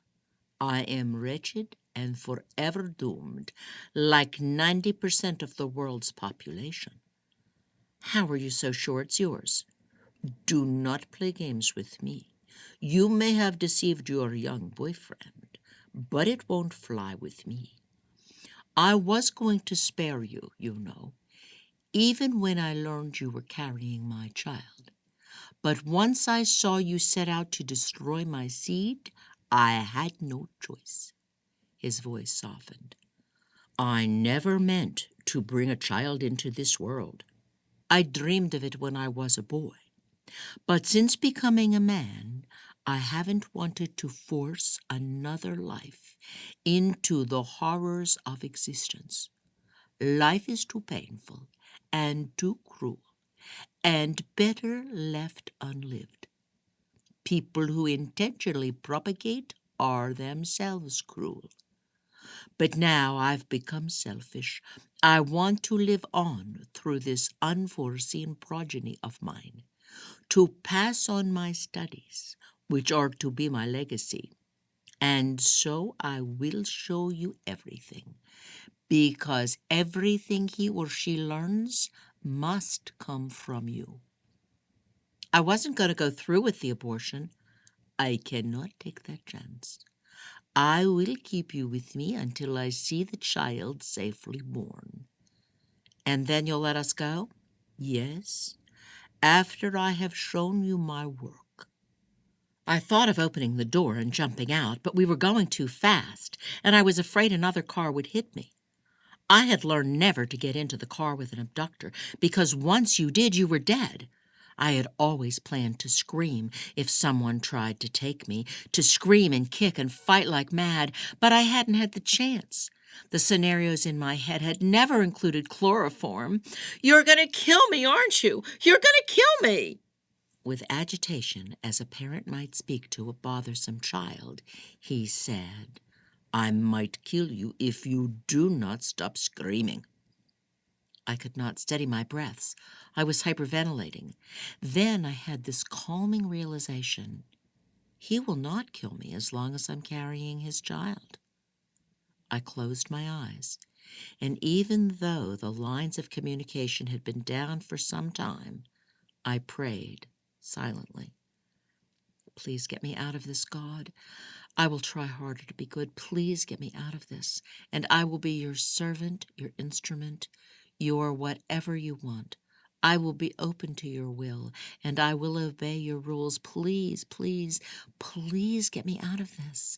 And in case I wasn't clear, I meant get me out of this alive. Ahmed glanced over at me and said, "It is not logical I should love you. I do not know why I do. But I swear, Mona, it is true, and I will not harm you. But please don't look at me like that. I am not the monster you think I am. Once I tell you the true story of my life, you will see, and perhaps you will no longer abhor me." I wanted to ask if he had killed Professor Hussein and his family, but was afraid of the answer. "I don't abhor you," I said. He glanced at me with a smile. He relaxed his shoulders and sat back in the seat. I lied to you when I told you my name was not Ahmed. At the time, I didn't know you were pregnant, and I wanted you to hate me because I loved you. My life would be pure drudgery for you because I am committed to a higher purpose. But I like to hear you say my name. Will you say it? I wanted to refuse. Ahmed. I immediately regretted not having said it more lovingly, more enthusiastically. I had angered him. He kept his eyes on the road and spoke no further. After several minutes passed, I broke the silence. Will you tell me where we're going? To Mexico City, to my lab. You have a lab in Mexico City? Yes, a little garden home where I do most of my research. It's where I took Fatima, the Afghani girl. In fact, she is still there. What? Still there? Then she wasn't a spy for the Taliban? No, no, no, no. He shook his head and chuckled. That was my invention when I considered you a subject. I created a story about myself to attract you to me. Don't worry. Now you will learn the truth. Are you two still lovers? No. I found myself in the bewildering position of both wanting and not wanting to know the truth, and of both believing and not believing its deliverer. Ahmed said we had several hours of driving time, so he would first get us a bite to eat. Then he'd tell me his story. He pulled into a drive-thru at a taco cabana and ordered breakfast tacos for us. He warned me not to say anything. He had a gun beneath his seat and was an expert at using it. He told me he would never use it on me, but at the person in the window. When he asked what I wanted to drink, I laughed. It was my nerves that made me laugh. My mouth was dry from the chloroform, and I had a horrible headache. Diet Coke. At the window, I wavered as he spoke to a Hispanic girl wearing a nose ring and tattoo of a butterfly on her arm. She was chubby and cute, and certainly not deserving of death. But still I wavered. As I was about to get my courage up and take a chance, the girl handed over the food and drinks and closed the sliding window. My chance was gone. Ahmed handed me the drink and a taco, took one out of the bag for himself, opened it, and took several bites as he merged onto the highway. I was born in a small village outside of Swabi. Although my parents were poor wheat farmers, my mother was educated, and I suppose she wished the same for me. Her sister married a doctor and had a son my age, an only child like me, and they invited me to come and live with them in the big city, Peshawar, when I was 7. He sucked at the straw in his drink and then continued. I visited my parents on the weekends, which I was glad to do, but during the week I attended school. I loved school. I excelled in every subject, especially science. Once I learned to read, I read everything, including scientific books in my uncle's collection. After 2 years, he allowed me to help him in his lab, and I became his assistant. My cousin Saeed was glad because he hated science. We were opposites. He preferred the liberal arts, but we had a lot in common and became excellent friends. Before I became the doctor's apprentice, we were inseparable, and even after, we played and fished and swam together. He knew how to make me laugh and have fun. He was crazy. Still is. Such a vivid imagination. Ahmed changed lanes to pass the car in front of us and then moved back over to the right lane. When I was 12, my parents left me with my aunt and uncle to join relatives in Afghanistan in their war with the Soviets, and my cousin and I begged to go, but we were denied this opportunity to fight. We stayed in Peshawar with his parents while my parents were dying for their cause. I came to hate Islam. My aunt and uncle did not seem to mind. I thought your grandmother raised you after your parents died. No. My grandmother died shortly after my parents.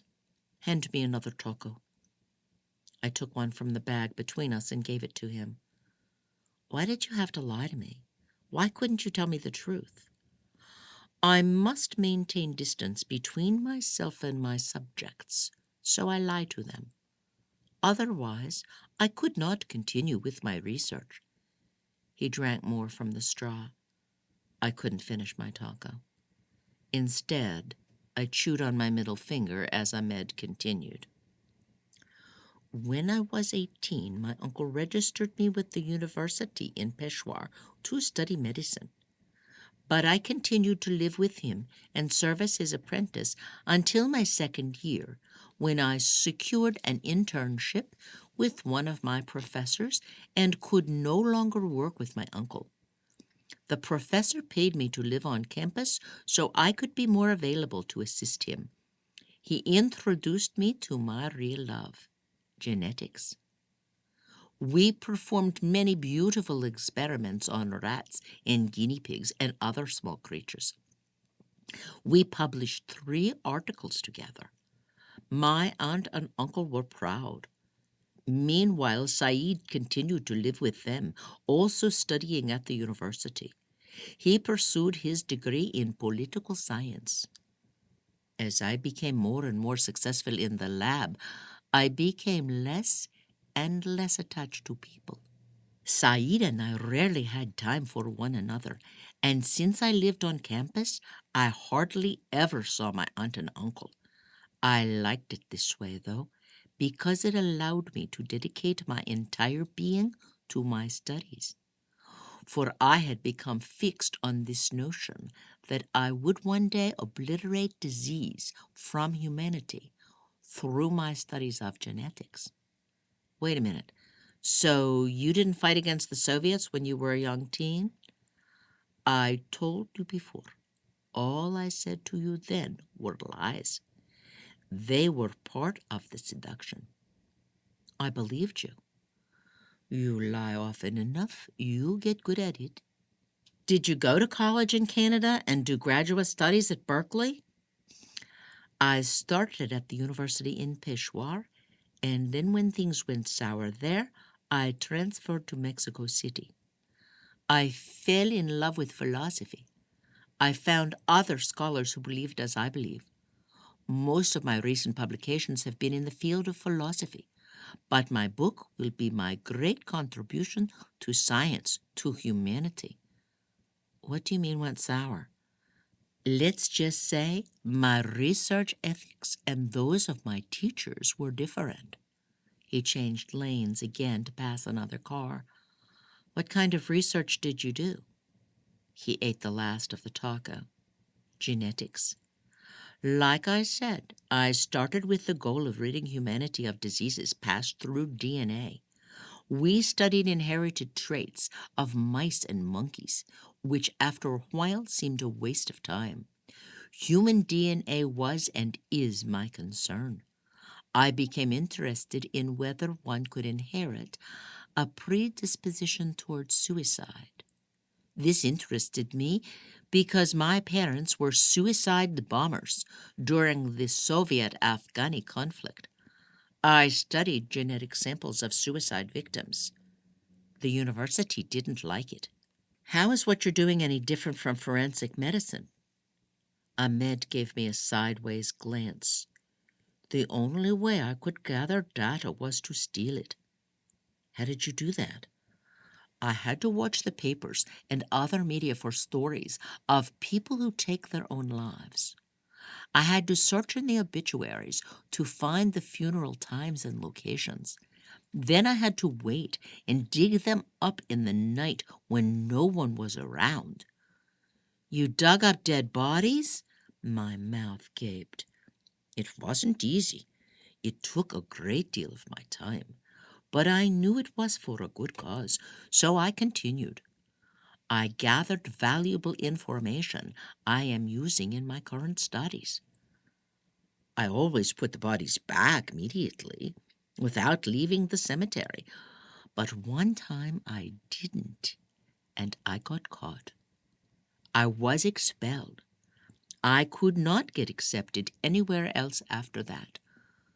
But my cousin had connections at the National Autonomous University of Mexico. I dared not make the same mistake twice. So I borrowed money from my cousin to rent a garden home of my own, not too far away from the campus. This way, I can do what I want without others looking over my shoulder. In exchange for the money my cousin gives me, I do favors for him now and then.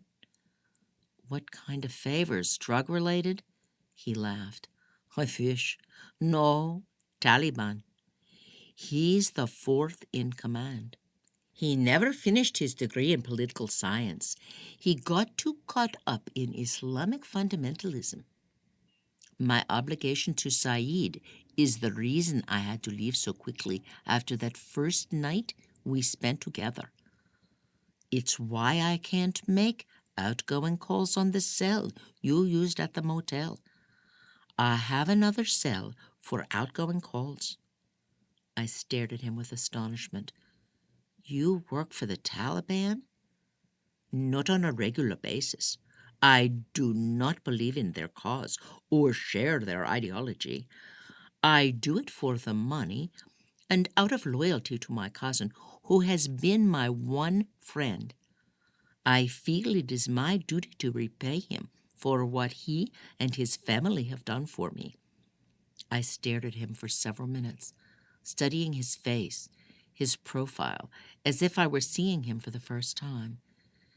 It took me a few long moments to draw this conclusion. He wasn't the Taliban spy's lover. It was I. I was the Taliban spy's lover. I whispered, "Oh, my God. Oh, my God." We're near the border. Once we cross, I won't have to deal with these stupid drivers. Mexicans are much better. Don't I need an ID and a passport to get across? Did you bring my purse? That would have been stupid. Of course I did not bring your purse. Once you are reported missing, your true identity is a liability. Remember, I have connections, more benefits from helping my cousin every now and then. I am a professional at deception, and I'll take care of everything. You will be asleep when we drive through the border patrol. You will be my ill and pregnant wife on medication. I, your husband and doctor, have what I need to prove it. No, I'm too nervous to sleep. Are you kidding? He gave me another sideways glance. I cannot take the chance, Mona. I have to do it. Do what? He didn't answer my question right away. Then he said, use the chloroform. No way. Please, it's disgusting. I promise not to say a word. I'll pretend to be asleep. I'm a good actress. He didn't reply. Ahmed, come on. We love each other, don't we? He didn't look at me. Don't we? He didn't answer. A thought occurred to me. Isn't chloroform dangerous for the baby? He shook his head. I hyperventilated again. I tried to slow down my breathing and convince myself I was going to survive. After several minutes, he pulled over at a roadside rest area. Stay here. I am going to use the restroom. I have to go too. He acted as though he was getting out of the vehicle, and I was already creating a plan of escape. But he didn't leave. He pressed the automatic locks. Then he took a wet cloth from a Ziploc bag in his blue jean pocket, and before I realized what he was doing, he had it over my mouth and nose. His other arm wrenched around my neck, holding me still and preventing me from hitting him. I stomped the floorboard with my feet and fought to free my arms. It took less than a minute for me to go limp in his arms. The last thing I remember is my own piss wetting my shorts. I awoke in the middle of the night in the cab of the truck, nauseous. He handed me a paper bag and said, "Do it in here." I grabbed the bag. When I had finished, he pushed the button on his door to put down my window. "Toss it." I had been so conditioned not to litter that I hesitated. "Toss it. It reeks." I threw it out the window, wishing I had had a chance to attach a note, wishing someone would find my message in a bag and know it had belonged to me. "Please don't do that to me again. It tastes so terrible, and it scared the crap out of me, and it made me sick." "You didn't vomit because of the chloroform. I had to give you a more powerful, long-lasting drug. I have more if you don't cooperate." I was wearing different clothes and smelled clean. "You bathed me?" He smirked but didn't reply. I shivered as I wondered what else he had done to me. I had a purple mark on my arm where he had injected the needle, but nothing else looked suspicious. I asked where we were. "Approaching Mexico City. I've got to use the restroom. 20 minutes. I don't think I can make it. Please, Ahmed." He didn't look at me, and I could see I would have to wait. I lay my face against the cool window pane and sought the moon. The night was foggy. I couldn't see the moon. Other cars passed us on the road. We were surrounded by hundreds of city lights. But I felt so alone. I touched my stomach, so sorry for the innocent child inside me. A while later he asked, "Hungry?" I shook my head. "I've got hamburgers and Cokes here if you want them. You haven't eaten in 2 days. You must be hungry." I almost laughed. I turned the back of my head to him and stared blankly into the fog and searched for the moon.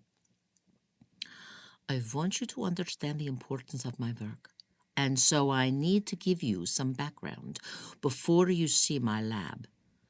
My studies of the dead, while I attended the university in Peshawar, provided me with a persuasive evidence that a gene exists in humans that causes them to eventually commit suicide." I fixed my eyes on the dark of night, pretending not to listen. "In the majority of the suicide victims, I discovered the 5-HT2A receptors had the same genotype. The 102C allele possessed a CC structure, and this is not true of those dead bodies which had been murdered or had died of natural causes, such as a heart attack. The 5-HT2A receptor I'm talking about, tryptophan hydroxylase, regulates serotonin, which is a neurotransmitter.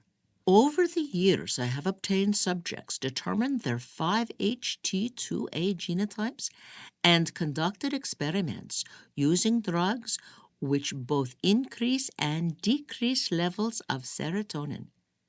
"You find people willing to let you use drugs on them?" "No, of course not." I gave him a sharp glance. He was serious. "I was fortunate enough to obtain a set of female twins early on in my research. They weren't my first subjects. I made several mistakes when getting started. By the time the twins and their friend came along, I knew better what to do. All 3 were 16 years old. I had discreetly taken blood sample from one of the twins at a park they frequented. It was very easy to do, as with you and your broken wine glass." My brows shot up and he grinned. "And since they were identical, I knew that if one had the gene, the other would have it too. I had been going about for 2 years searching for a subject with the right gene, and here was not one but 2. I was thrilled, as you might imagine. And so, because I needed a control, I took all 3 from a party one night. This was in Mexico City before I started branching out. I tried to increase the levels of serotonin in my 3 subjects using fenfluramine. This worked in my control, but not in the twins. A PET scan of their brains showed the fenfluramine had no effect on the serotonin levels in the twins. My control lost her appetite and lost weight, but my twins craved carbohydrates, and when I offered food, they ate voraciously. Then I had this revelation. When I increased the fenfluramine in the twins to dangerously high dosages, their serotonin levels decreased. The drug had the opposite effect on them than it did on the control. I observed the twins become more and more crazed as their serotonin levels dropped. They became more violent, not just with me, but with each other. Additionally, the degree of their self-mutilation increased to near fatal. Within 2 months of this high dosage, both twins committed suicide within 2 days of one another. What? You allowed this? You didn't put a stop to your experiments to save them? No. You will see. I already knew it was a matter of time before they would do it anyway. Why not with me, where they could help the rest of humanity? I shuddered, tasted blood in my mouth, and yet I chewed on my cracked lips.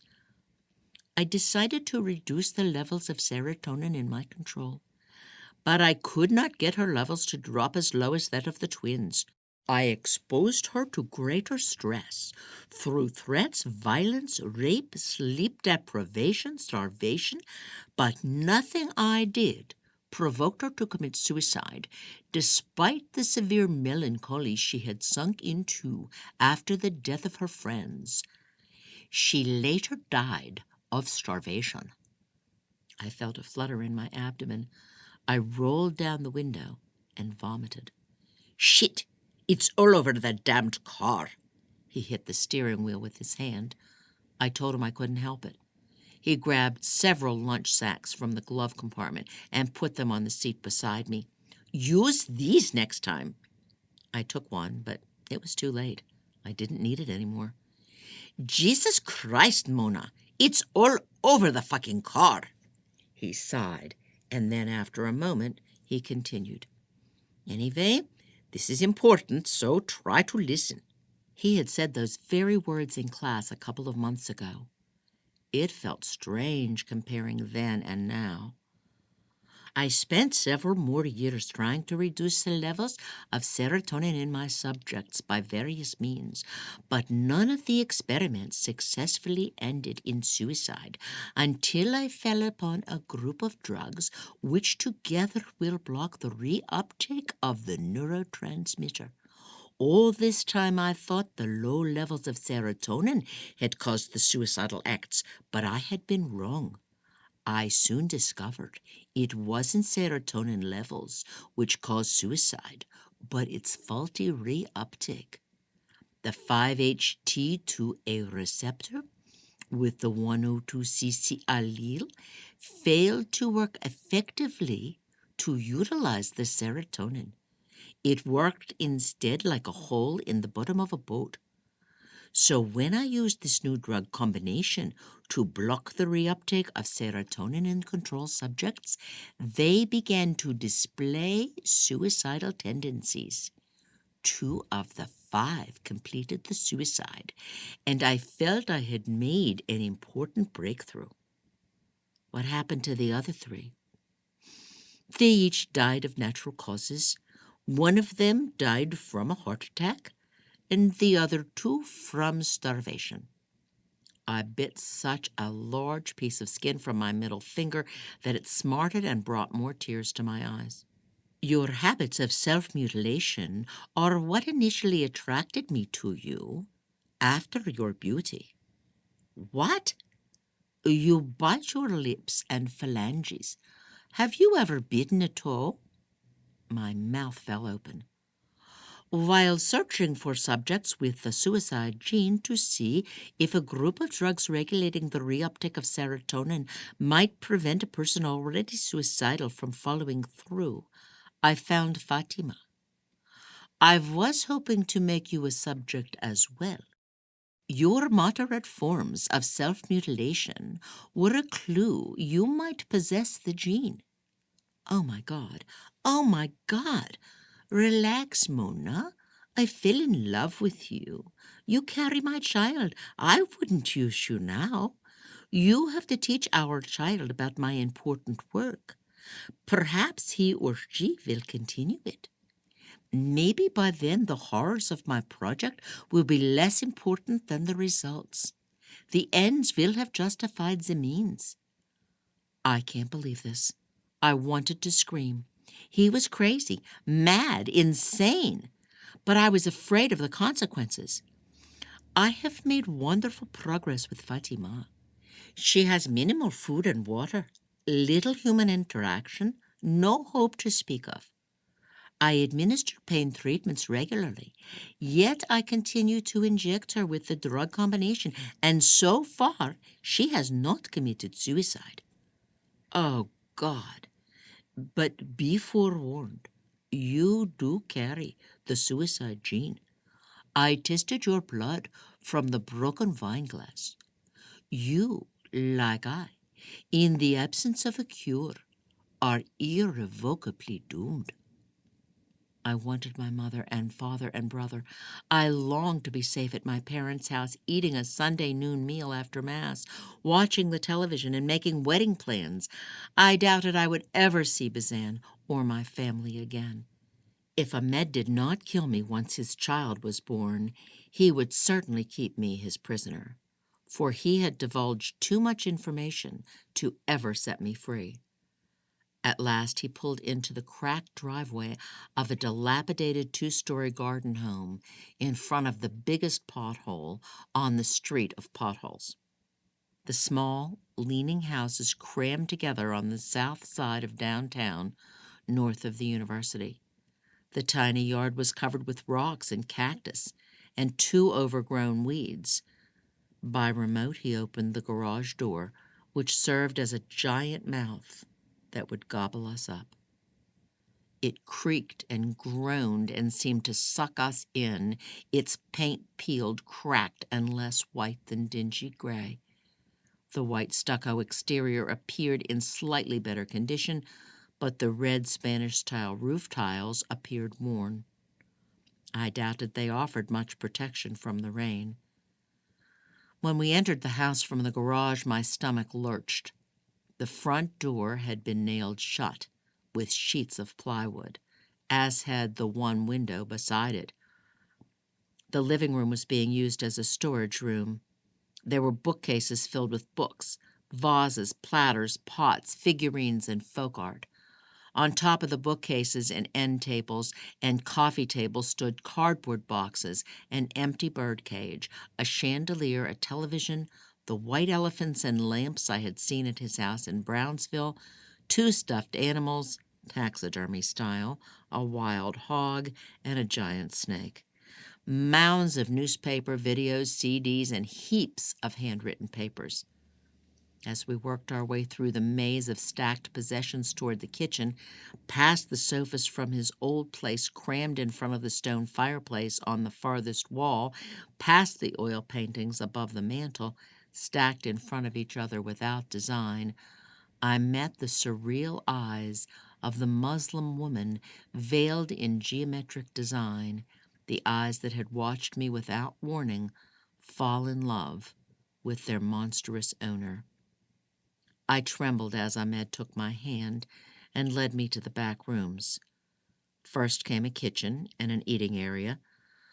The blue and yellow tiles must have been beautiful at one time, but now were chipped and cracked and crumbling along one spot behind the stove, where the sheetrock and stud were exposed. A spider crawled out of the gaping hole and made its way to the corner of the stove. At the back of the eating area, on the same side as the boarded-up entrance, a side door led to the backyard, but it, too, was covered with boards and nailed shut, and the windows over the sink were barred with iron rods on the inside. Through the heavily barred kitchen window, the only window with a view to the outside, I saw an overgrown backyard with a 6-foot falling wooden fence around it. The one tree was dead. Across from the eating area and behind the fireplace were the stairs leading to the upper floor. To the right of this staircase were a closet and 2 rooms, a bathroom and a back bedroom, which extended out past the kitchen. In addition to a double bed and a large armoire, there were a sofa and television and several works of art on the walls. It was the only orderly room I'd seen so far.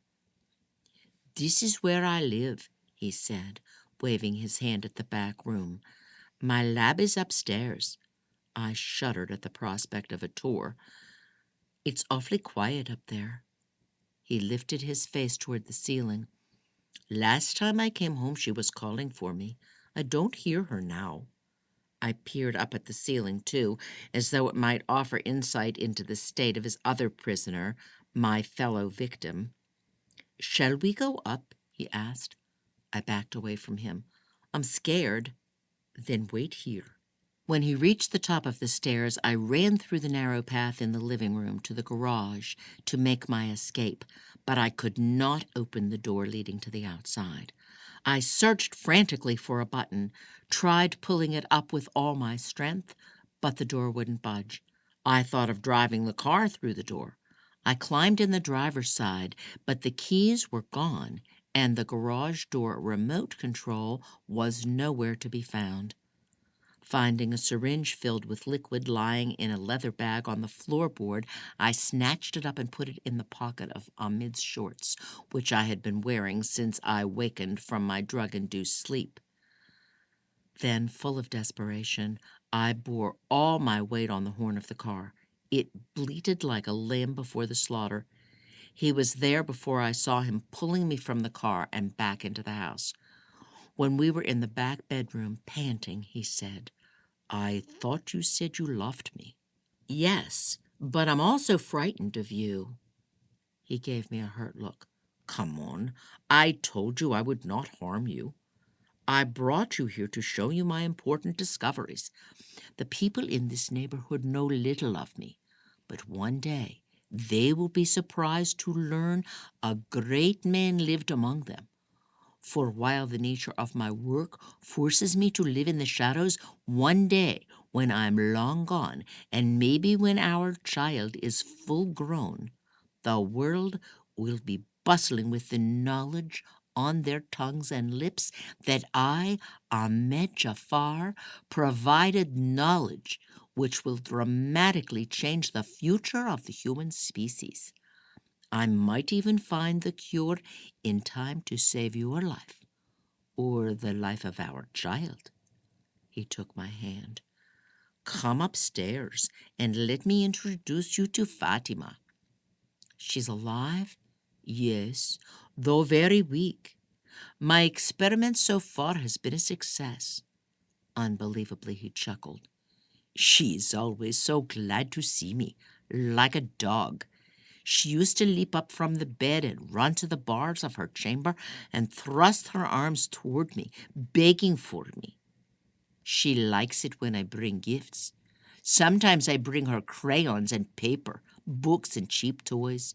She begs me for these things and expresses the greatest gratitude when I bring them, just like a dog. She likes it when I go into her chamber with her. She cannot keep her hands off of me. But today she is weak. She stays on the bed, but I can feel her eyes following me with their brightness. She's still glad to see me. She whimpered when I sat beside her on the bed. She touched my hand and smiled with her eyes at me, whimpering. I fought the impulse to cringe. "I don't want to meet her today. Ahmed, please let me sleep for a while. I'm so tired.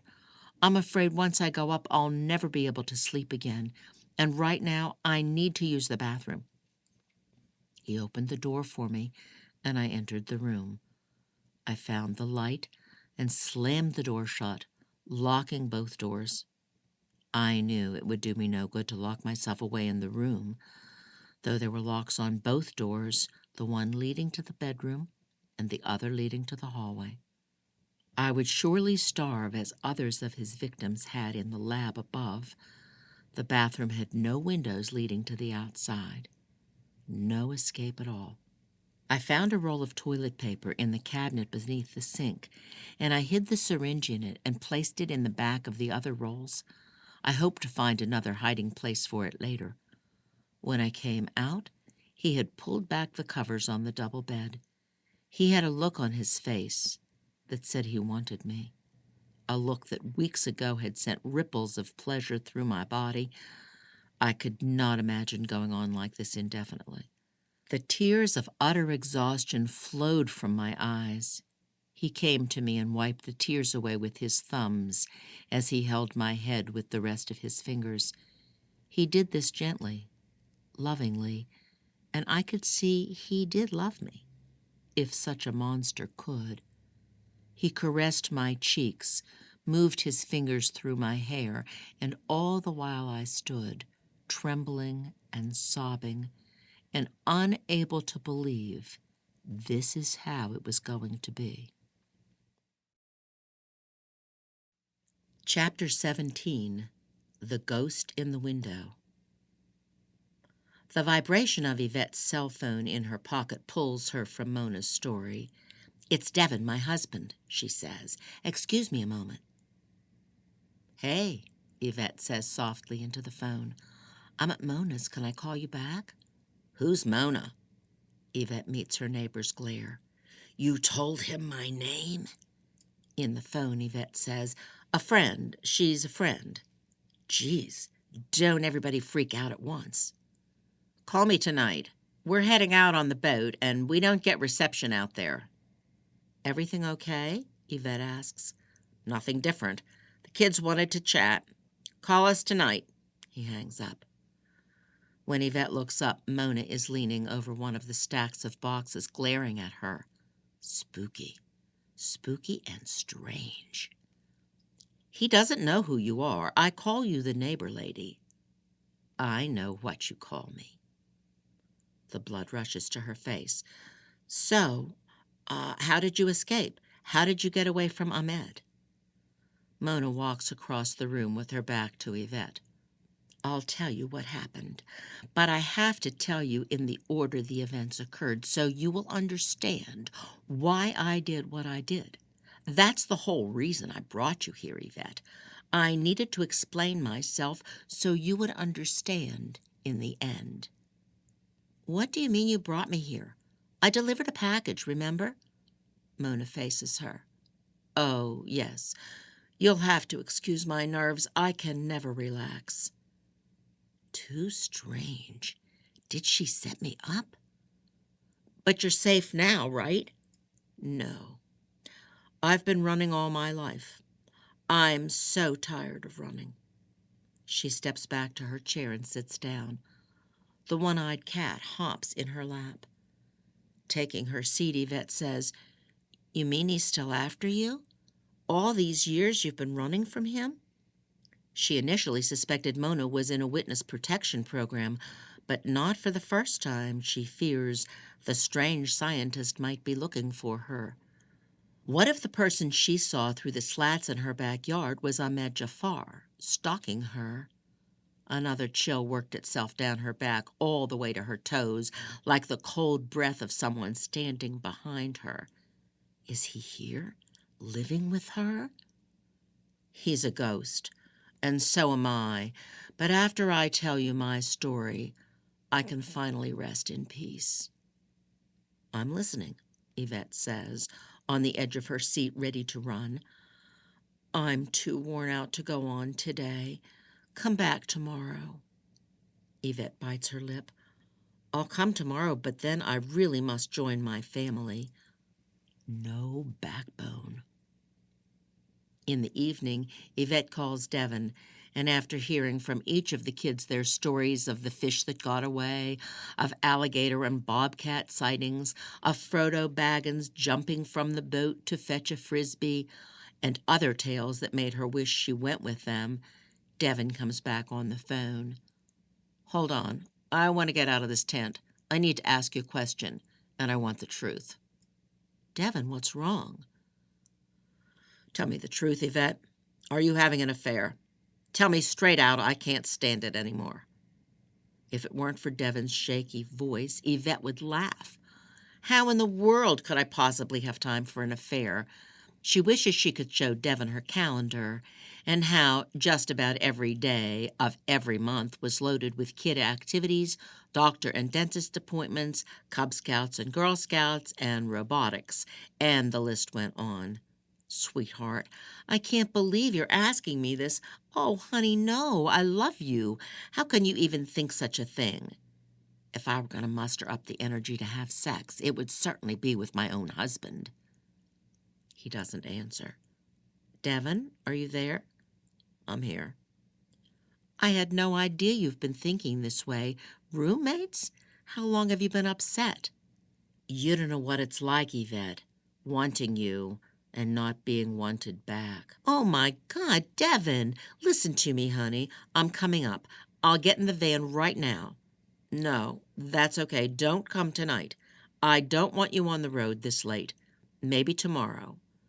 Yes, but I have a commitment in the afternoon. I'll come after. She waits, unsure if he's still on the line. Devon? Yeah, he asks in a broken voice. I love you, and I'm so sorry. Talk to you tomorrow. Hell. Nausea sweeps through her. How have things gotten this bad? At what point did her marriage fall apart? Between thoughts of her husband's pain and Mona's story, Yvette can't relax. She peers through her windows a dozen times, searching for signs of Ahmed Jafar, and as much as she wants to water her vines, she's too frightened to go out into the backyard with Mr. Baggins gone. She heats up a chicken pot pie from the freezer and watches an old episode of NCIS, which is about a stalker. Restless and afraid, she invites Heidi to come over and watch programs recorded on her DVR, Oprah and Modern Family, to help her keep her mind off things. As they drink a bottle of wine and munch on microwave popcorn, Yvette tells Heidi a little about Mona. Don't you wonder why she's telling you this? Absolutely. I've been asking myself that this whole time. Any ideas? I have no explanations, and that's what scares me. What's her motive? Maybe she's lonely and bored. Maybe she's making it up. Maybe she's nuts. You should be careful. She knows where I live. I can't not show up. If she's crazy, she might do something. She could be telling the truth. It could be a cry for help.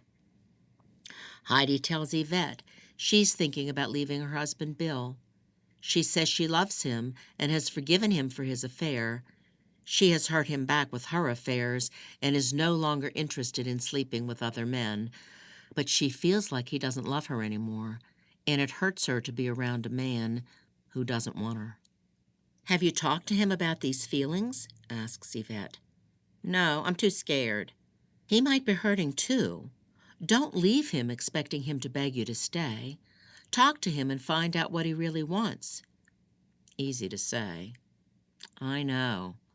Then Yvette tells Heidi a little of what Devon said. Make love to him the first chance you get, says Heidi. It sounds like he feels the same way I do. Let him know you still want him. Tears rush to Yvette's eyes. You're right. That's what I'll do. Lying in her bed late at night, Yvette realizes she's taken for granted how much Devon has fulfilled her and helped her to feel secure and complete.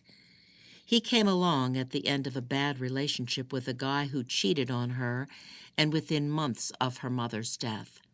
At that time, she had erected walls around herself, afraid of loss, distant to the rest of the universe, a dust mote blowing haphazardly in the wind with no course, no purpose, no reason for being. Anyone else might have given up on her, but Devon persisted, for who knows why, and after 4 years, convinced her to marry him. I love you, Devon. I'm so sorry. When Yvette pulls up to Mona's house and climbs out of the van, she sees, without a doubt, a face staring at her through one of the bedroom windows. And the face is not Mona's. He's a ghost, and so am I. If she had suspected Ahmed Jafar is living with Mona, she hadn't really believed it, or she never would have returned to the house. Now, with indisputable evidence that someone besides Mona is inside the house, not in the yard, which might be explained by a yard boy, Yvette must act. What to do? Yvette stands frozen on the sidewalk in the warm afternoon, staring at the ghostly figure in the window, and the figure stares back. A baseball cap pulled low over the eyes makes it difficult to tell the gender of the person. Then it does something shocking. It waves. Is it taunting her? Yvette takes her cell phone from her pocket, ready to call 911. But what would she say? She has no idea who this is waving at her. She gets back in her van and drives away. At home, she wishes she can call Mona, but Mona refused to give Yvette her phone number, saying it was a matter of life and death. Then Yvette thought she was a lonely drama queen who made mountains out of molehills. She has read stories of people who fall in love with their abductors.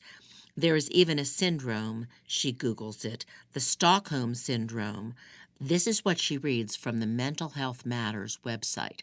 After their rescue from 2 bank robbers in Stockholm, Sweden in 1973, the 4 hostages surprisingly supported their captors, even though their captors abused them. One victim even became engaged to one of the robbers and helped with his legal fees. Psychologists were familiar with the phenomena long before 1973, particularly in cases such as abused children, battered abused women, prisoners of war, cult members, incest victims, criminal hostage situations, concentration camp victims, controlling intimidating relationships. Some psychologists explain this phenomena as a survival mechanism related to adaptation and natural selection. The mention of prisoners of war reminds Yvette of the night she met her grandfather, who was a prisoner in a concentration camp during the Second World War, and this sheds some light on Mona's moody behavior. She also recalls how, then like now, she was drawn into a story and possessed by it. Her mother flew her to Maine to see him 10 years after Yvette's father died, because he was at death's door, though with him, at least, they had had some warning. This was 2 years before her mother's heart attack, when Yvette was 22. The old man's room was dark, except for a bedside lamp. Thick curtains covered the tall, narrow windows from floor to ceiling. Yvette's grandfather sat up in bed, leaning against a pile of pillows. He had a few gray hairs on his head, thin, like fishing string, and a pair of reading glasses on his crooked nose. From pajama sleeves, his bony, wrinkled wrists rested on a pillow across his lap, with a half-finished crossword puzzle. His voice was raspy but clear when he said to her mother, "Well, look who's this looker." "This is my daughter, Yvette." "Yvette is a French name, referring to a yew tree," he said. "The yew is one of the few true evergreens in Western Europe and is a symbol of death and rebirth. Do you want to know why?" Yvette nodded. "Poppy is a walking dictionary," said her mother. "Its branches grow down into the ground to form new stems, which then rise up out of the ground to form trunks. So you see, death and rebirth." "How interesting. I never knew." "Poppy, Yvette is going to sit here with you for a while so I can help in the kitchen." "Good, good." Her mother left to help her sister-in-law cook their meal without so much as kissing her father. She hadn't seen him in 20 years. "In France, Yvette also means beautiful, which seems fitting here, my dear." "Thank you." She sat on a chair beside him. "Are you working on a crossword puzzle?" "You are a bright one. You deduced that by the one lying half-finished across my lap?" "We can't all be as bright as you." "Okay. I like you too, Yvette. You'll do." "How is it that you've come to be known around here as the walking dictionary?" Quite a misnomer, since I can no longer walk, and I haven't in 3 or more years.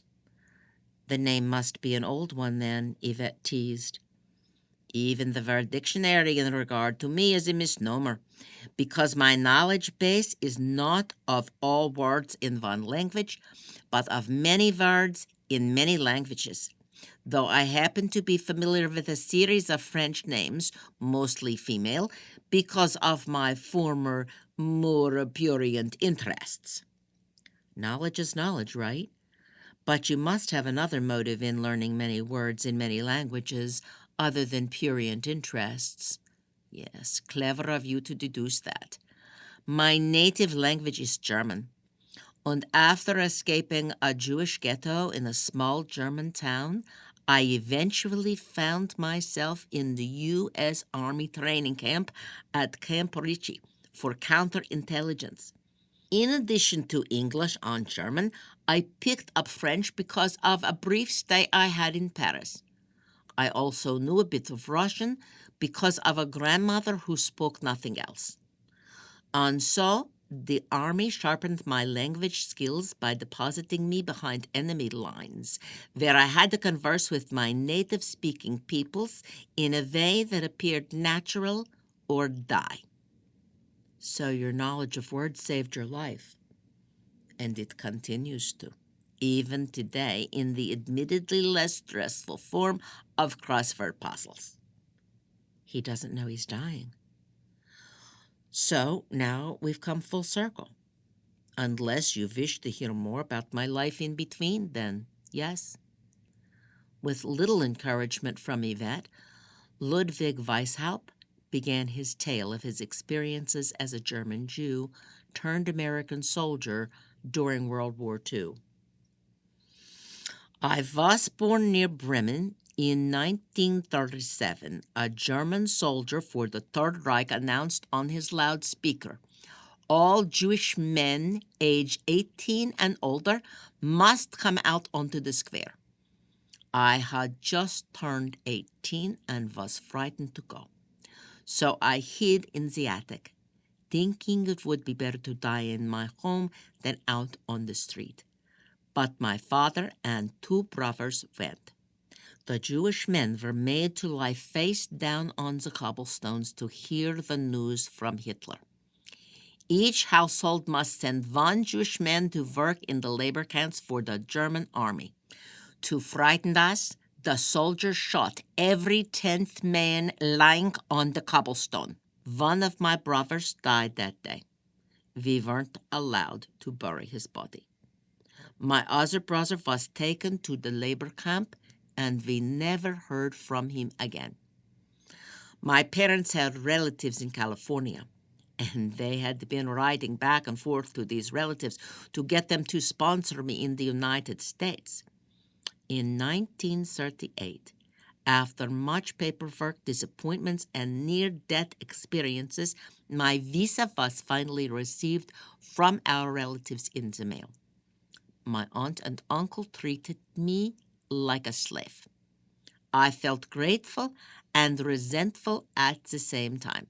So when an army recruiter came to our area in 1941, I enlisted, mostly to flee. I did not know I was leaving one kind of prison for another. I'm sure you've seen enough movies about basic training to get a sense of how an enlisted man is treated.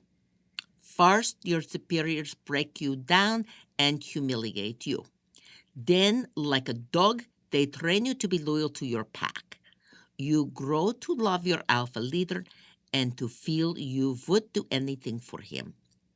It is not for your country you put your life on the line, but for the love and gratitude you feel toward your commanding officer, who has become your god. My knowledge of various languages was quickly noticed. After my basic training, I was sent to Camp Ritchie to be broken in and trained all over again under new leadership. The first assignment was to drive a loudspeaker car along the front lines in Germany to convince the German soldiers to surrender. I barely escaped with my life. and after had to spend a few weeks in a psychiatric ward in Paris. That is where I learned the origin of nearly every female French name, a skill which helped me into more than one nurse's bed. I returned to Antwerp a month later, but then was captured during the Battle of the Bulge. I was taken to a prisoner of war camp not far from my hometown near Bremen. But fortunately, my Jewish ancestry was never discovered, or I would have been killed. I used my training to discover information and to keep up the morale of the other prisoners. But at one point it was discovered I was an intelligence officer. And then I entered the lowest point of my life. Ludwig stopped speaking. Yvette was imaging the war-torn world of human suffering he had sketched for her, and so this sudden silence drew her back to the surface. You don't have to go on if it's too difficult. Cathartic, dear. Then by all means continue. As an intelligence officer who spoke many languages, I was too valuable to the Germans to kill. So instead they tortured me. First, they broke me down by forcing me to carry the bodies of dead prisoners, both Jews and Allied soldiers, to a heap on the outskirts of the camp. Then they made me the bread deliverer to the other prisoners. I was told I must give one loaf to be shared by 8 men. And if I didn't throw the bread into the mud for the prisoners to dig out to eat, I would lose my genitals. The second job was far worse than the first. The corpses were already at peace. I didn't have to watch their suffering. But the second job was pure hell. What made it hard for me was the gratitude the prisoners felt toward me. Even though the bread was too little and was covered with dirty slush of mud and human excrement, they thanked me with tears in their eyes as they gobbled up their crumbs. If I had had the means, I would have killed myself. But German soldiers were too clever for that.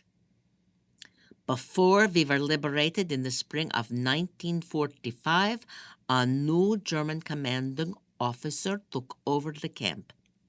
Perhaps because he saw a fellow lover of languages in books and all arts, he took a liking to me. He moved me out of the stables into a barrack with my own cot. He invited me to his quarters to play chess and listen to German opera, of which we both knew all the words. He fed me expensive wine and cheese and occasionally a full meal. I grew to love the man, even though he was my enemy, and I could hear from my barrack the oppressive and brutal tactics he carried out on my fellow prisoners. I was the chosen one, and though I sympathized for the other prisoners, I was glad I had been so blessed to have found favor with this man, whom I loved like the religious do their gods. I soon came to understand his attentions did not come without a price. He expected certain favors in return.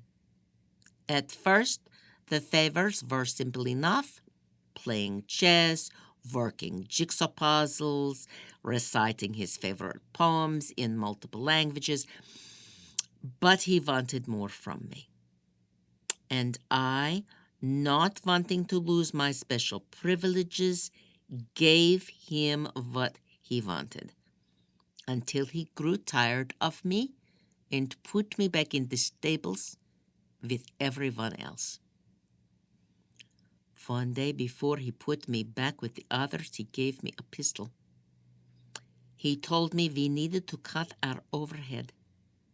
We didn't have enough bread for the prisoners, and he wanted me to shoot one of them. He brought out 2 of the weakest prisoners. They were barely able to walk and were nothing but bags of bones by then. Herr Schneider told me to choose one who should live another day and to put a bullet through the head of the one who should die. Oh my God, Yvette murmurs. What did you do? I was so confused and frightened. I knew both men. One of them, Howie, said, "Shoot me. I want to die. Leave my nephew to live." And Jerome, the nephew, said, "Please don't shoot us. Please let us both live." Herr Schneider stood a distance from me, holding a bigger weapon than mine, and he shouted, "Choose one or I'll shoot you." Warm piss flowed down my leg. My hands shook so badly I could barely hold the gun straight. First, I pointed the gun at Howie's head. I glanced back at the German commander to see him smiling with pleasure. It was beyond my comprehension he could find pleasure in this. I no longer wanted to live in a world where people like he existed. I put the gun to my own head and pulled the trigger. Nothing happened. The gun wasn't loaded. Before I could ask why he had done this, the commander shot the 2 prisoners. Howie and his nephew Jerome fell to the ground. I looked up at Schneider. He was angry and smug. He told me it was my fault he had to kill both of them because I disobeyed his direct order and he needed to teach me a lesson. Herr Schneider ordered me to stand there and watch the 2 prisoners die. They pulled themselves across the dirt and held one another while death slowly took them. All 3 of us wept, and long after the men were dead, I continued to weep. The commander returned me to the stables with the other prisoners, who hated me by that time as much as they hated Schneider. The other prisoners abused me, for I was a traitor to them, and I would have died from their abuse had we not been liberated within 3 weeks. Eventually, I was sent by the army to train recruits near Galveston. That's where I met your mother's mother. We married and had 3 children and a beautiful life together until she died 12 years ago. I have 1 daughter who never visits and a son who is dead. But I feel fortunate Bobby and his wife take care of me. He is such a good son. When Yvette later asked her mother why they never visited Ludwig, she said, "Because he beat the hell out of me growing up, and I've never forgiven him." So, Bobby was his favorite? Yvette asked. He was hardest on Bobby, beat him to a pulp. Then, why has Bobby taken him in all these years? It's beyond my comprehension. At 22, Yvette hadn't drawn the conclusion she's able to draw today, that her mother had broken a cycle of abuse and escaped being a victim of the Stockholm Syndrome. Her mother had not loved Yvette's grandfather and had not been grateful, as most victims are. This would harden anyone, especially after losing a spouse. Yvette realizes her mother's rigid spine had more to do with self-control than lack of love. She wanted to spare her daughter. Yvette's eyes well with tears. She loved me in her own way. And now Mona may or may not be a victim of the Stockholm Syndrome. Yvette rereads the screen several times, wondering what course of action she should take. If Mona were still Ahmed's prisoner, and if she were suffering from the Stockholm Syndrome, she wouldn't tell Yvette her story and risk exposing her abductor. Maybe she has come to her senses and is in need of help. Maybe she's drugged Ahmed or killed him. Yvette nearly calls the police, but she has so little to go on. Yvette is about to call Heidi to ask for an opinion when her home phone rings. "Why didn't you come up to the door?" Mona asks. "I saw you come and leave." "You saw me?" "Yes. I waved to you, but you didn't wave back." "That was you in the window?" "Who else would it be?" Liar. Yvette knows it was not Mona, but doesn't want to challenge her, fearing she will no longer reach out to Yvette, if that's what she's doing. She suspects Mona's crying out for help, but has to be subtle, and she must be keeping Ahmed at bay by drugging him, or he's sick, dying, making it possible for Mona to tell her story. "You poor thing. No wonder you're so strange." Yvette considers again that Mona might be working with her abductor, luring Yvette into a trap. But since she can't be sure of Mona's innocence or guilt, she doesn't want to cut herself off from her. One thing is for certain. Yvette will never go to Mona's house again. Never. "I came back because I was weak and dizzy. I needed to come home and rest." Liar. "Do you still plan to come over?"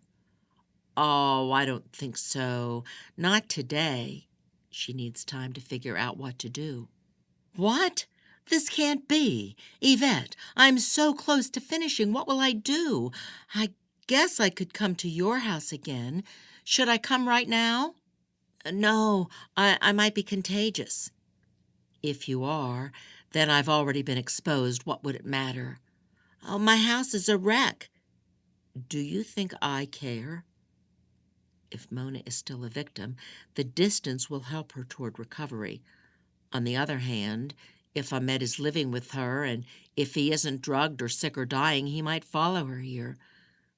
"Could you tell me your story over the phone?" She's quiet on the other end. "Mona, I'm here." "I don't know, Yvette." "What if we're overheard?" "How? How do you mean?" "The phone lines could be tapped."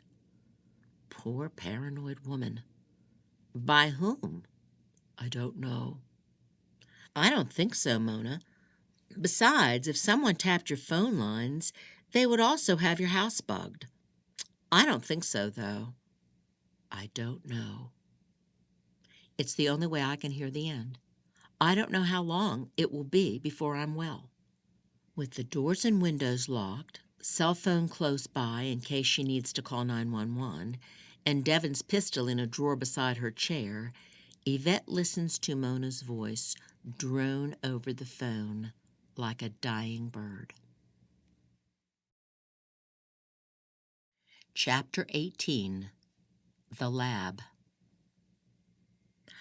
Ahmed kept me locked inside the bedroom, with access to the adjoining bath, but the doors leading to the hallway from both the bath and the bedroom were bolted shut.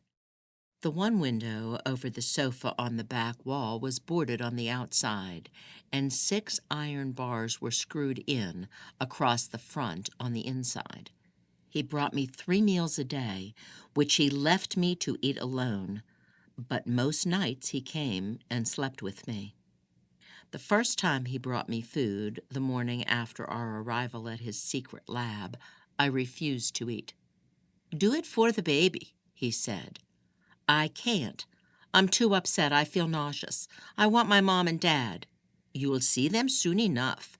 After the pregnancy, you and the baby will return." He left and bolted shut the door.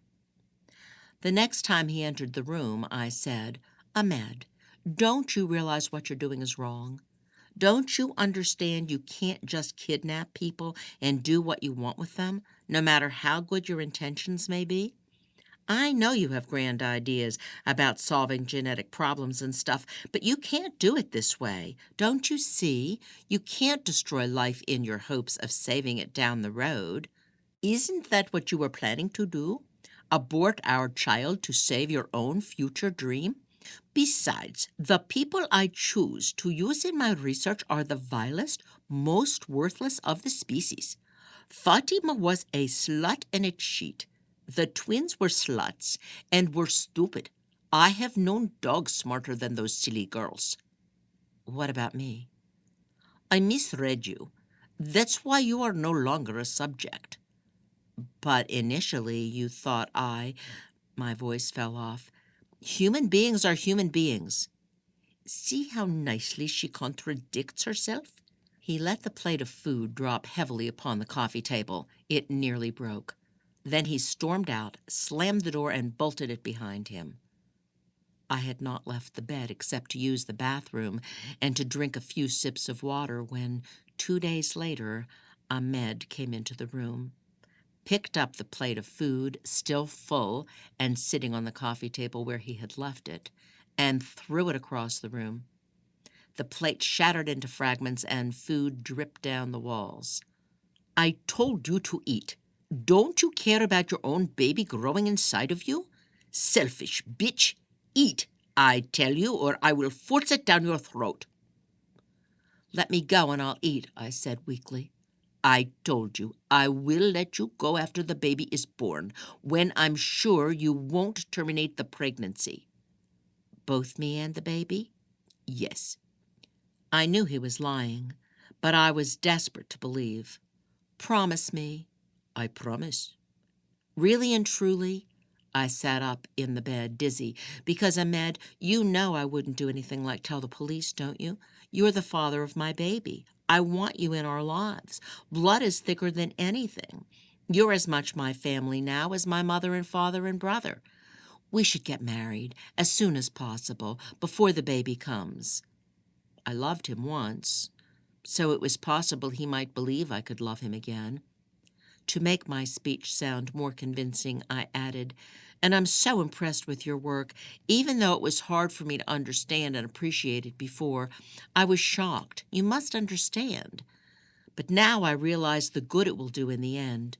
You're just saying that, Mona. I am not stupid. Ahmed, I'm serious. You must understand I'm not scientific-minded. When I look at people, I think of their souls. I think of them as creatures of God, each one special and loved by God. But I'm beginning to understand a more scientific viewpoint, to see how silly this whole God thing is. I'm beginning to see the value in sacrificing a few members of our species for the good of the whole. We're just animals, after all, right? What could be the difference between sacrificing a rat and sacrificing a human being, especially when you're talking about a major improvement to the entire species? You are a good actress.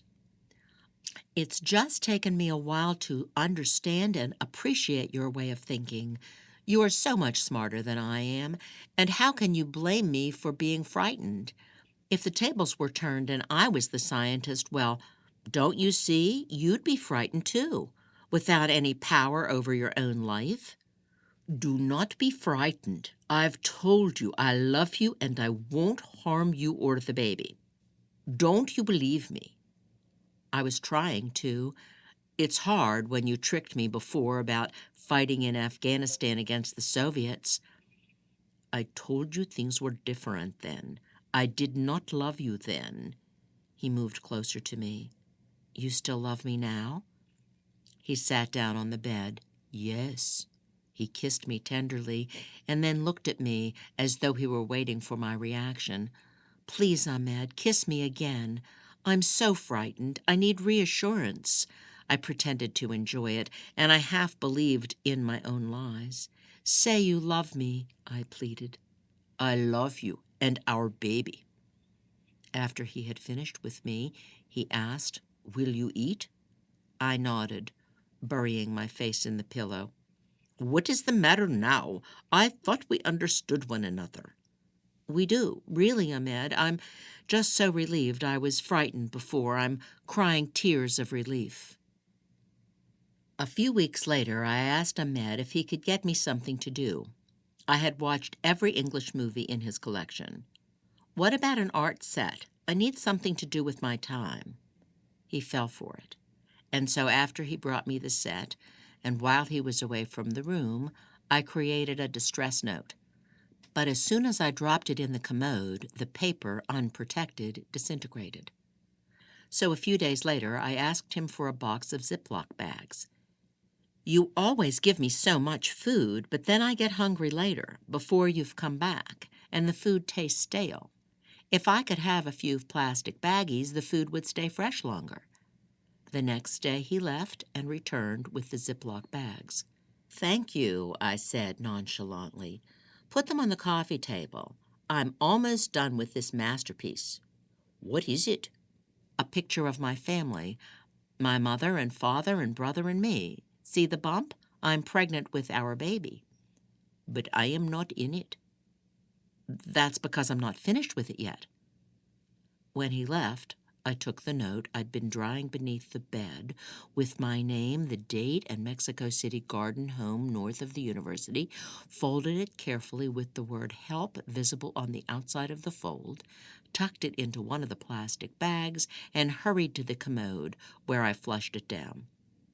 This brought me hope and made me extremely happy for several days.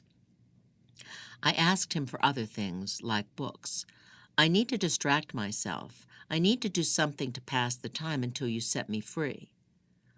"I have a bunch of philosophy books, interesting works which I taught in my classes."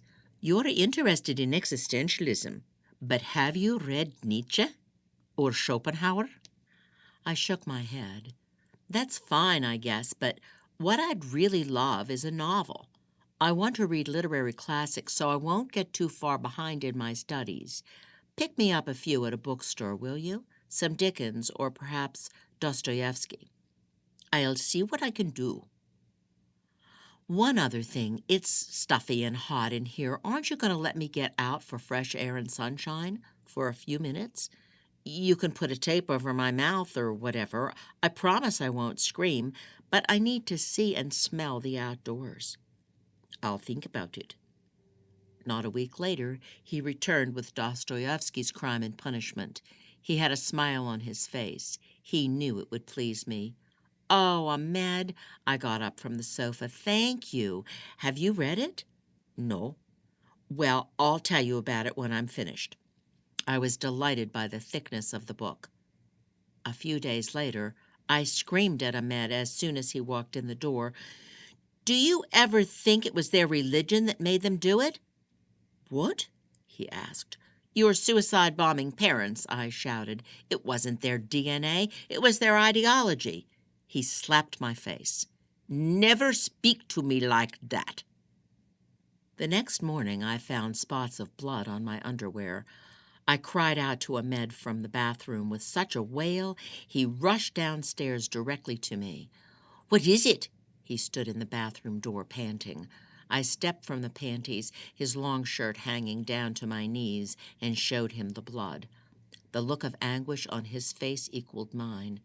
But he whispered, "It's okay. You need to stay off your feet for a while." He whisked me up into his arms and then gently laid me on the bed. He put Sleepless in Seattle into the VCR and brought me iced tea and cookies on a tray and set it on the bed. Then he leaned close to me and said, "Do not get up for anything, okay? You call me when you need something. You and the baby will be fine." He had tears in his eyes. That night, as I neared the end of Dostoevsky's novel, Ahmed came in from the shower wearing his white briefs as usual and readied the bed covers for sleeping. "You're going to bed already?" I asked. "Yes, I am sleepy." "Do you mind if I keep reading?" "Go ahead." It felt weird. We were like an old married couple. "Ahmed, can I ask you something?" "What is it?" "Have you ever thought about giving up your research, leaving the Taliban, and living a normal everyday life without fear of getting caught?" "Of course I have." "You still can, you know. You still have the choice to leave it behind." "My research gives me a sense of purpose. Without it, life would have no meaning for me." I felt sorry for him then. One day, as Ahmed used the bathroom, the toilet overflowed. and when he used the plunger to fix it, one of my distress notes floated to the top of the commode. I was watching a movie and didn't know. He stood in the doorway between the bath and the bedroom. "What is this?" He had the note out of the bag. It was damp, but the words were legible. "I don't know," I cried. "You should ask your other prisoner." "She doesn't have little plastic bags, Mona. You do. What are you trying to pull?" "Well, it didn't work, so no use getting mad about it. I thought it would go down, but I guess you can't flush plastic." I was trying to hide the fact that I'd already successfully flushed a half-dozen notes. "No use getting mad? No use getting mad?" He raised his fist. I knew I had to be brave, to not give in to the trembling. "Listen to me, Ahmed. You have to understand, no matter how much I love you, as long as you keep me a prisoner, I am going to try to escape. It has nothing to do with my feelings for you. It has everything to do with my desire for freedom. I would not expect any less of you." My direct method worked. He didn't strike me. He crumbled the note in his fist, took up the box of baggies from the coffee table, collected the art set, and stormed out. He returned and took up the painted pictures scattered around the room. "Not my family one. Please, Ahmed, please don't take the family painting. I promise you, I won't eat a bite if you do." But he wanted to punish me, so he took it, ripped it to shreds, and left the room, bolting the door behind him. "You can forget all about your fresh air and sunshine," he called through the door.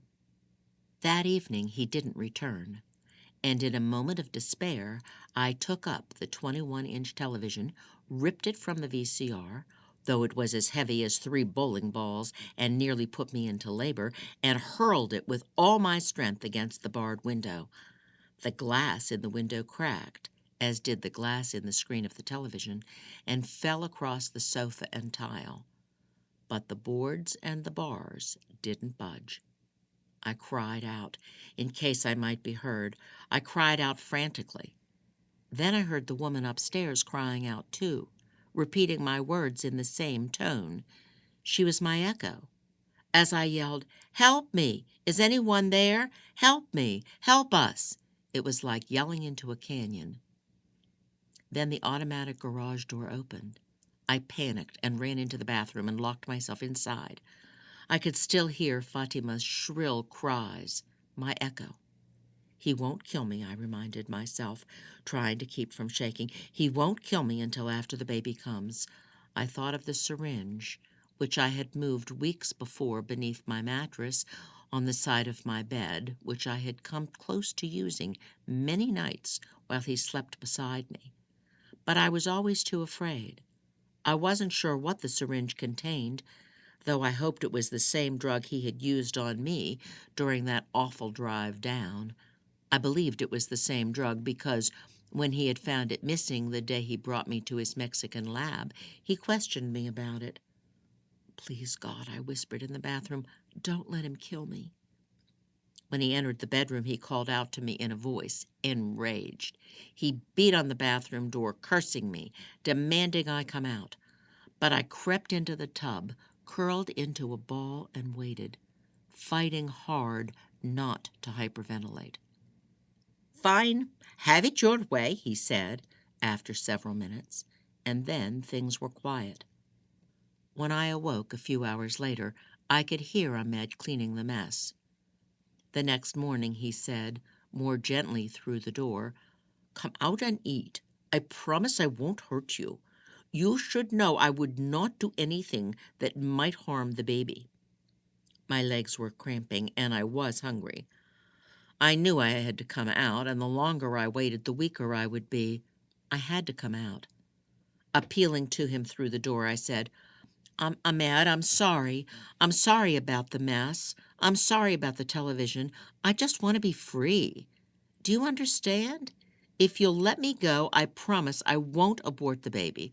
I wish you would trust me." "Trust you? After what you pulled last night?" "Take me away from here and marry me. Please, let's live a normal, happy life. Don't you want that? Don't you want to be happy? I am happy here with you. I thought you were too. I am, sometimes. When I forget I'm your prisoner, I'm happy. But then I remember and I yearn to be free. A few more months, and you will have your freedom. I opened the door. Promise? Of course. He took me in his arms. Both of us were partly aware we were playing a game, a fantasy game, but neither of us wanted to face the truth. We clung to one another. Ahmed kissed my cheek, then my lips. I clung to him and pushed reality out. Ahmed had shaved his beard and had cut his hair, so he resembled the man I once loved. Oddly, over the next few months, there were moments when I would forget the terrible things he had done, continued to do, and I would convince myself he was good. He believed he was helping humanity. He believed he was noble and full of purpose. I thought I might believe these things of him, too.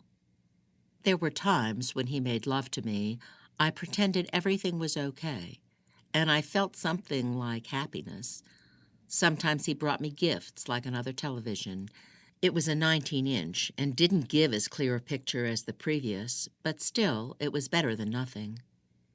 He bought a few more videos in English, Back to the Future, The Breakfast Club, and Caddyshack. I finished Crime and Punishment and started Nietzsche's The Birth of Tragedy. Sometimes we shared a laugh, which felt creepy later when I reflected. Here we were laughing together, making love, eating, and doing normal couple things, all the while she was up there, the woman whose desperate cries had joined mine that terrible night I threw the TV into the window. At other times, I was aware I'd transferred my disgust for Ahmed onto his other victim. I wavered between these moments of delusion and reality.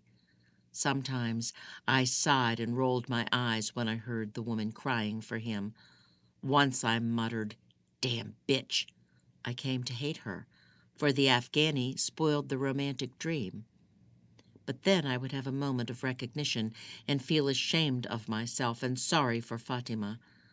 What if I had been the one up there and Fatima down here in the comfortable room? I wondered if I weren't losing my mind. Most of the time I felt hopeless, thinking I must soon die. But often I believed I would one day see Bazan again. Perhaps no one would ever find those notes I had flushed down the commode, but believing someone would find them and I would be saved was necessary to my sanity. One afternoon he came in the room where I sat on the sofa with my feet on the coffee table and a book in my hand. I said, "I think I understand what Nietzsche is saying." "Oh, yeah? You think so, huh?" "I do. Test me. Ask me questions, Professor." He laughed. "Questions, eh? Okay, here's one. What does Nietzsche say about science and art?" "He says science folds in the face of logic, and art is a beautiful alternative, a happy drug, the elixir of life." "Very good. I'm impressed." Oddly, I blushed. "But there is something you might explain to me. I don't understand how he can go on and on praising art, and yet he bashes Christianity as anti-life. If he believes God is imaginary, why does he make a distinction between art and religion? Wouldn't he see them as one and the same?"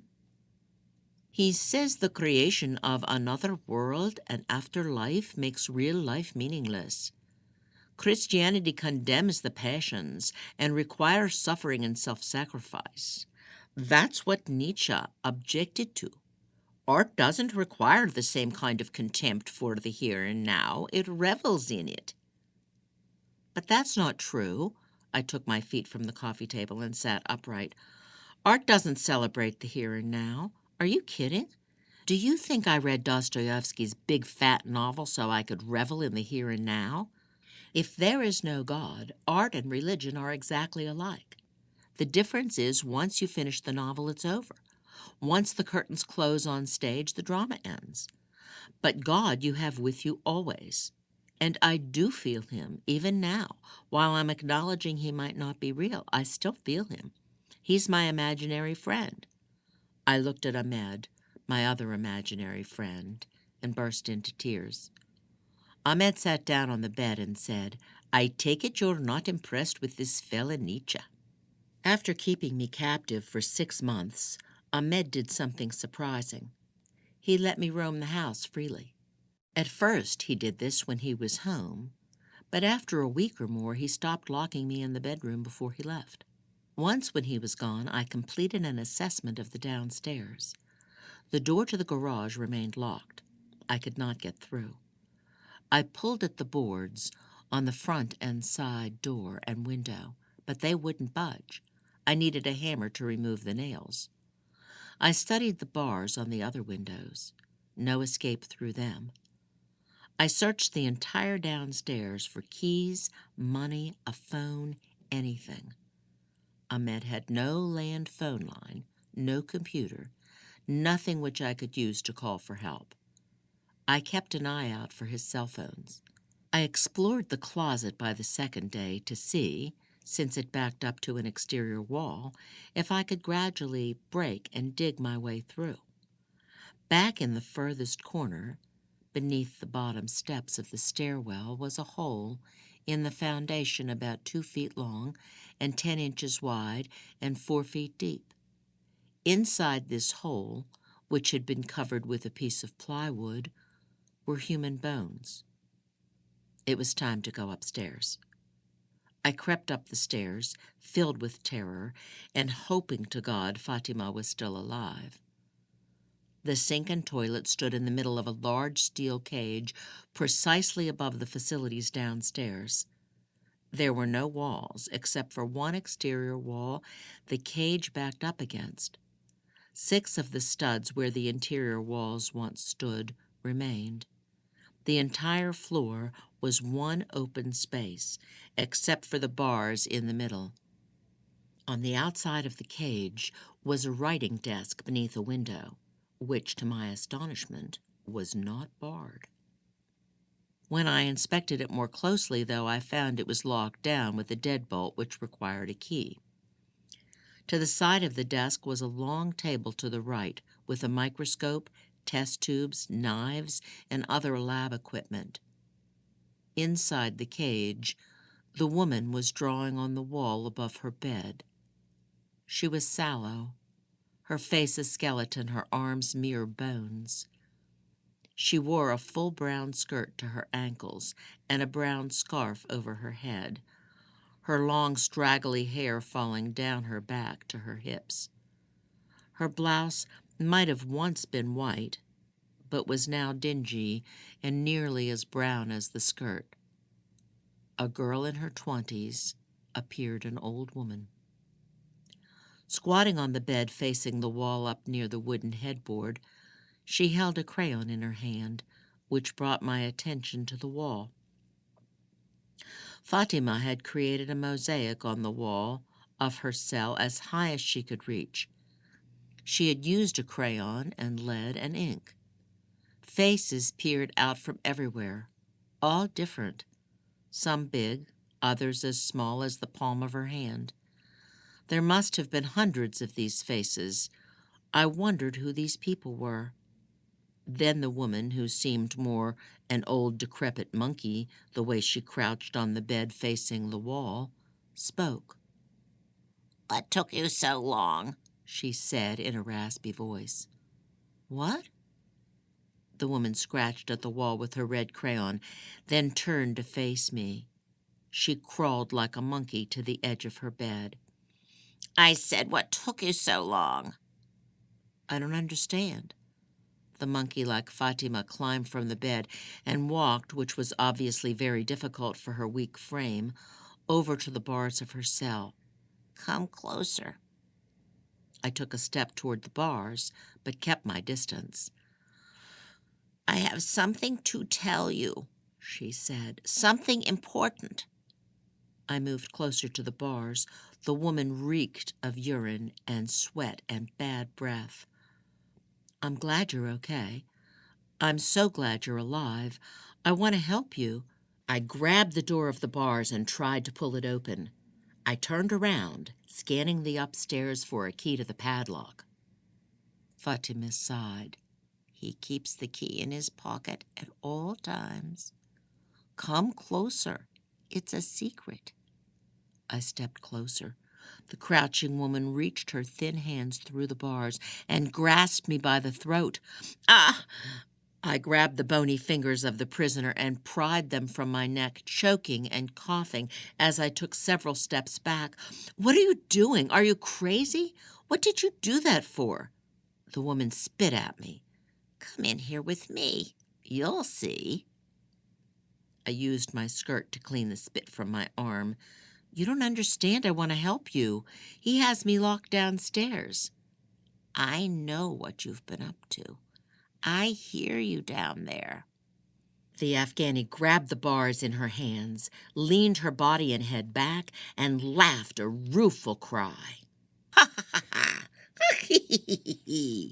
Then her laugh turned to screams. Eee! Ah! Get out! Get out! I ran down the stairs and stood in the back room, my room, dumbfounded. The woman stopped screaming. I searched for something to throw through the upstairs window to bust it open, thinking I could use the bed sheets to lower myself down. The 19-inch television in the bedroom would be light enough to haul up the stairs and heavy enough to bust the window. Before I could enact this plan, however, the garage door rattled its warning. So I hurried to the sofa in the back room, flipped on the television, put in a movie, and waited for him. Exuberant now I had a firm plan of escape, I smiled sweetly at Ahmed from the sofa as he came through the living room and entered the back room. Rubbing my belly, I said, Want to feel the baby? He's kicking up a storm. Ahmed sat on the sofa beside me and put his hand to the round, hard hump. I don't feel it. Wait a minute. Shh, wait. Then there was a jolt from inside me. Wow, said Ahmed, smiling. He's got strength in those little legs. Now you understand why I can't sleep well. Imagine being kicked in the sides all night long. The little devil. I didn't shudder as I did when my efforts at self-delusion failed, because my plan so elated me. I wrapped my arms around his neck and returned his kisses.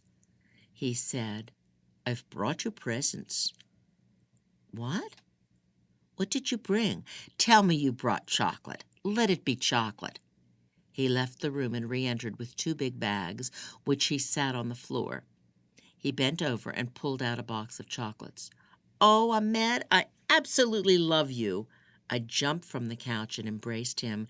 Taking the box, I returned to the sofa and gleefully tore open the chocolates. Yum, yum, yum. I can't wait to try these. Thank you so much, darling. I was ecstatic. Not only did I have a solid plan of escape, I had chocolate. There's more.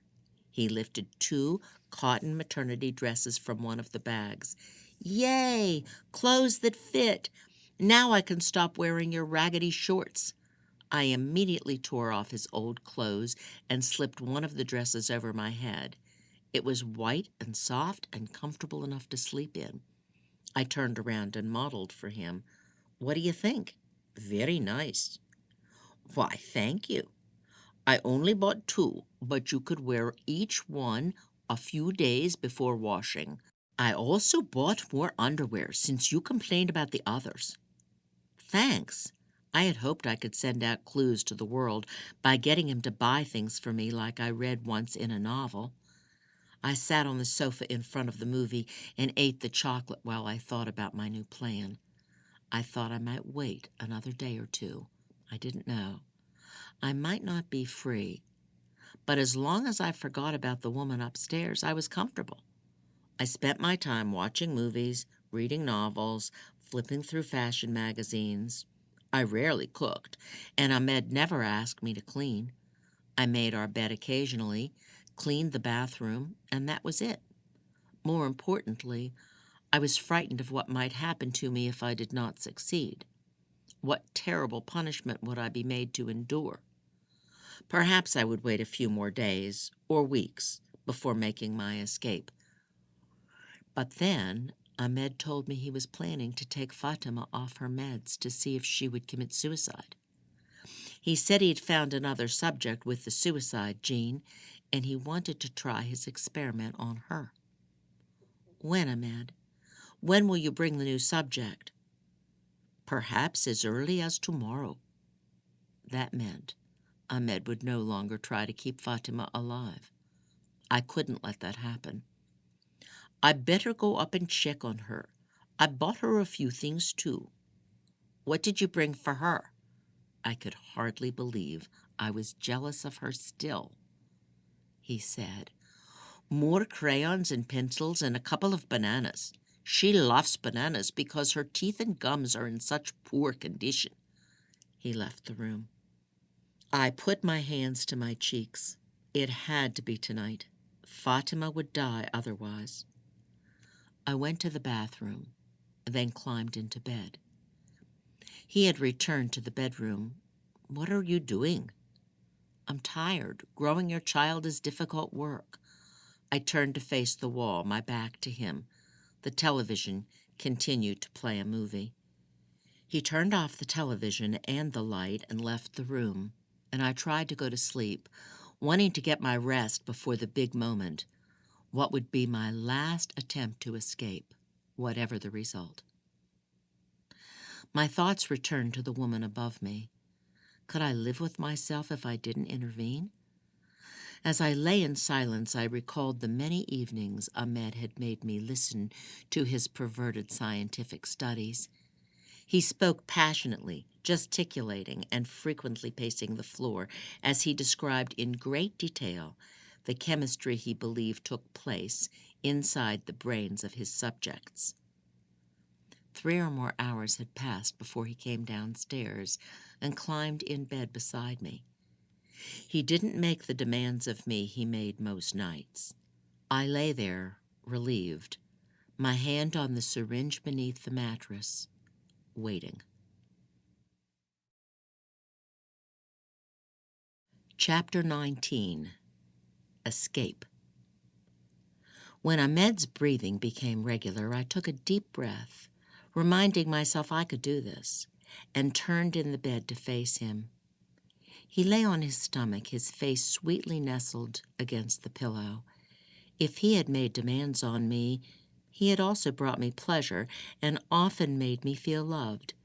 It was strange, I knew, even as I thought it, but we had managed to develop a sick kind of love for one another, and leaving him was not easy.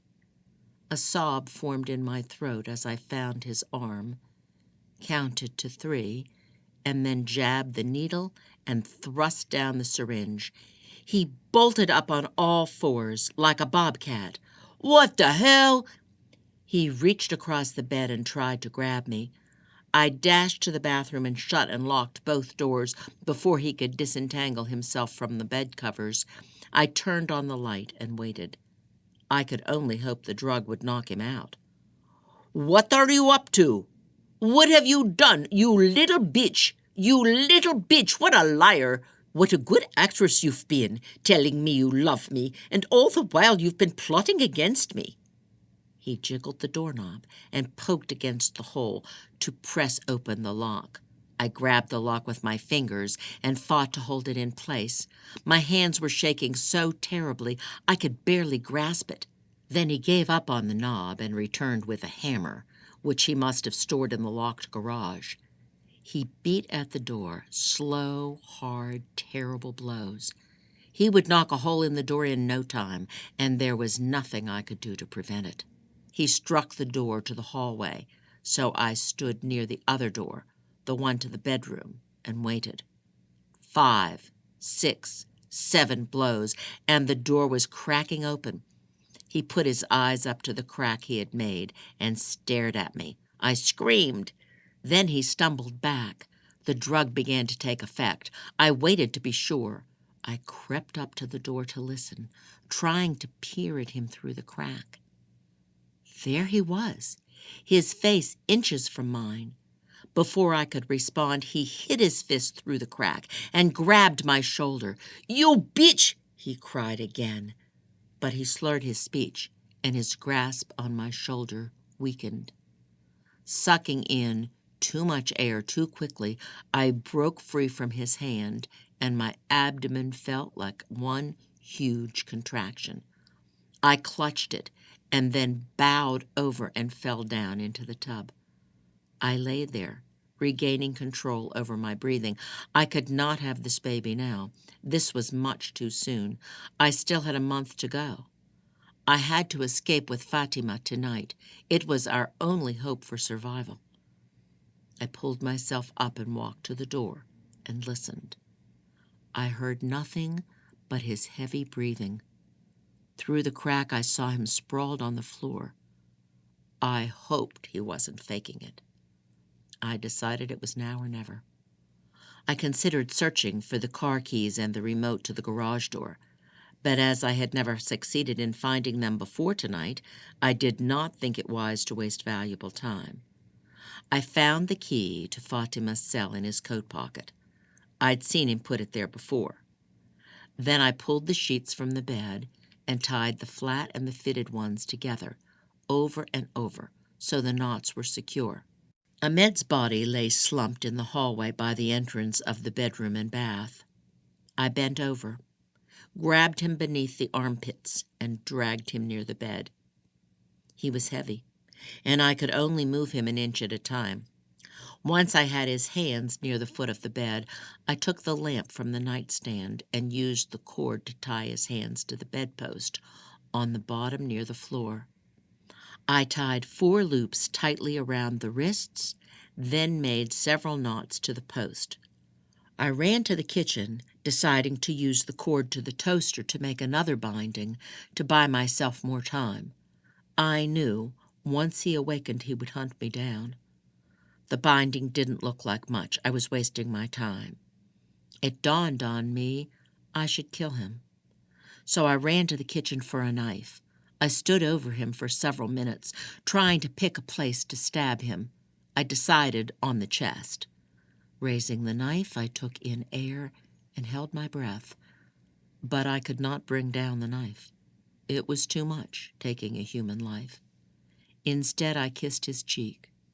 I twisted the cord around the frame of the bed so Ahmed couldn't simply lift the bedpost to become free. I pulled them to make certain they were secure. Then I gazed at him one more time. How handsome and sweet he seemed lying there, and how strange it felt to be leaving him. Doubts plagued me. Perhaps I wasn't doing the right thing.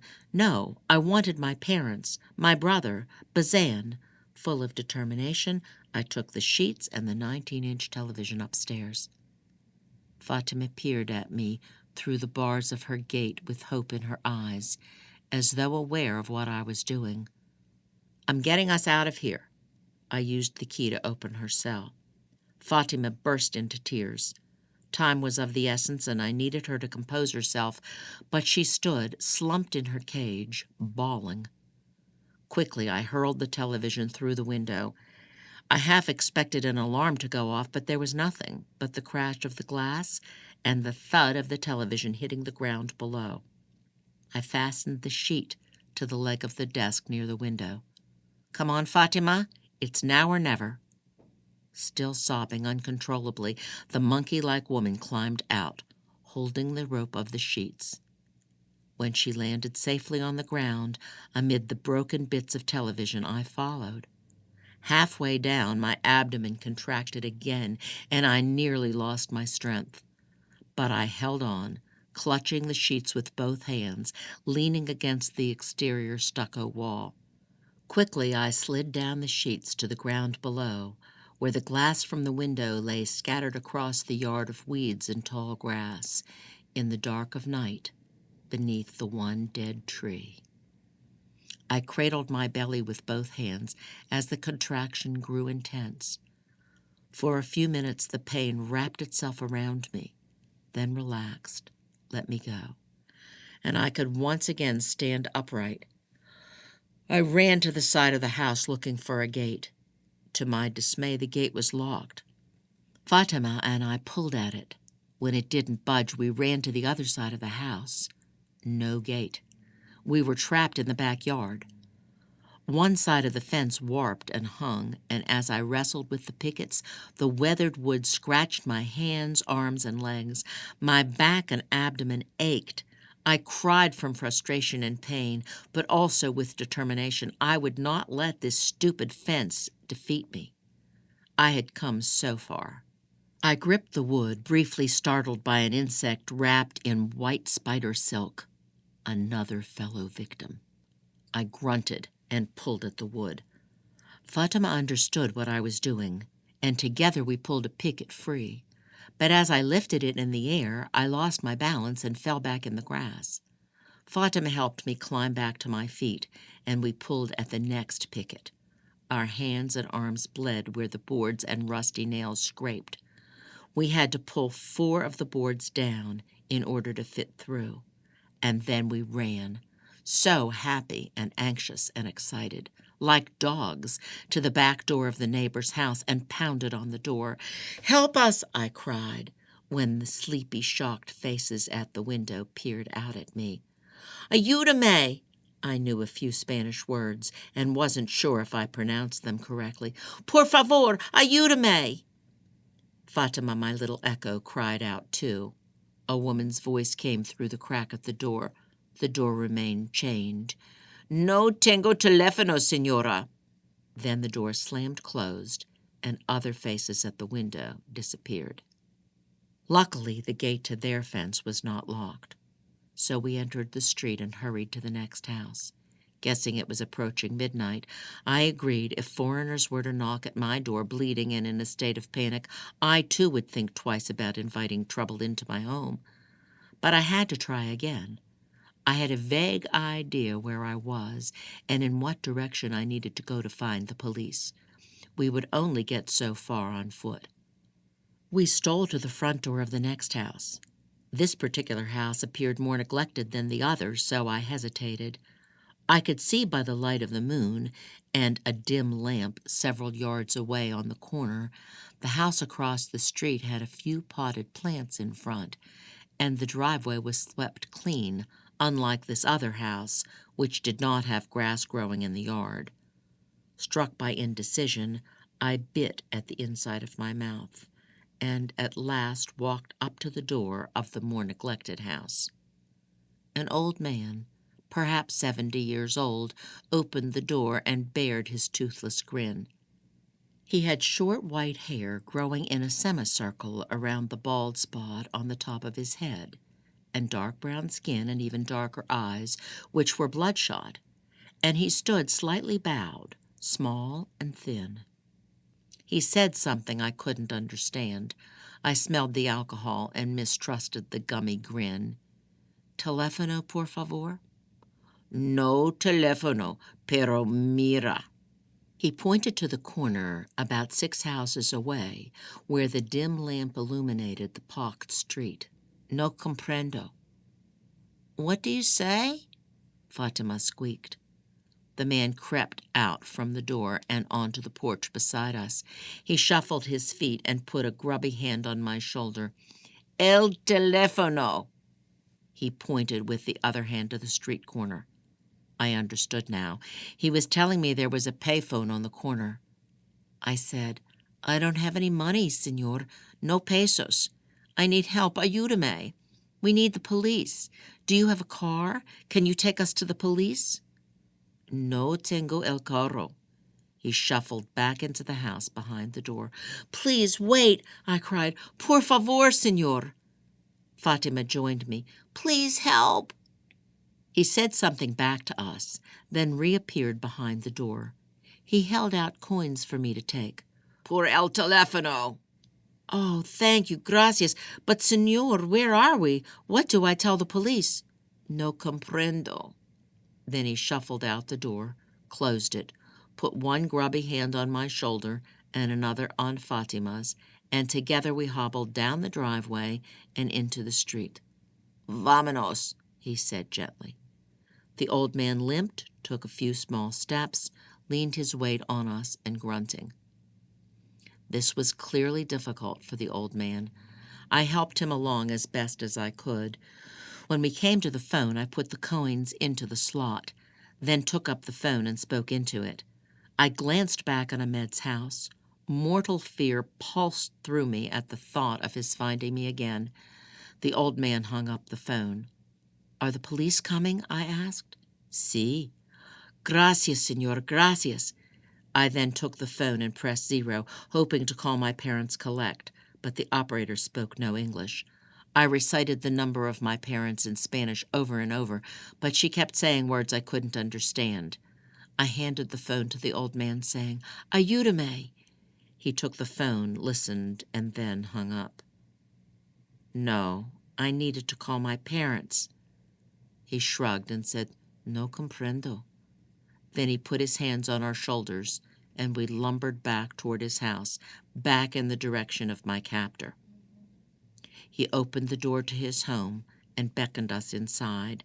We were scared to go into the home of a stranger, but I went in and Fatima followed.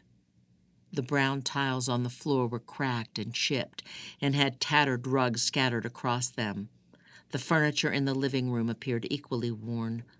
A sofa and chair with holes in the upholstery faced a small television perched on a table in front of the stairwell beside the fireplace. On the mantel stood several religious statues, and above them hung a crucifix. The old man led us to the table in the nook in front of the kitchen. The resemblance to my prison made me shudder, for the floor plan was identical to Ahmed's.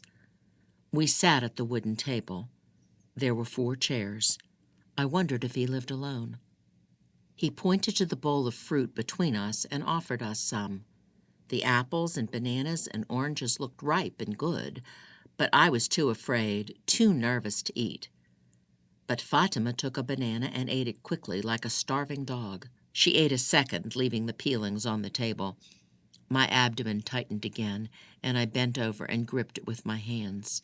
The man's eyes widened.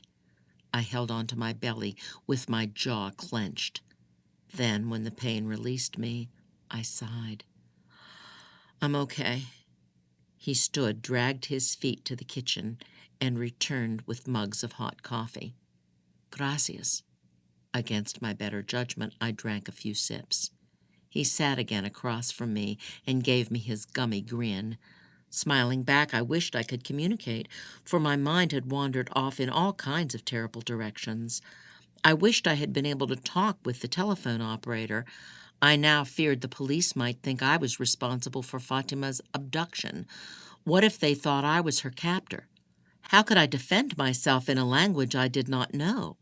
And Ahmed had connections. What if he were able to convince the police I was the villain?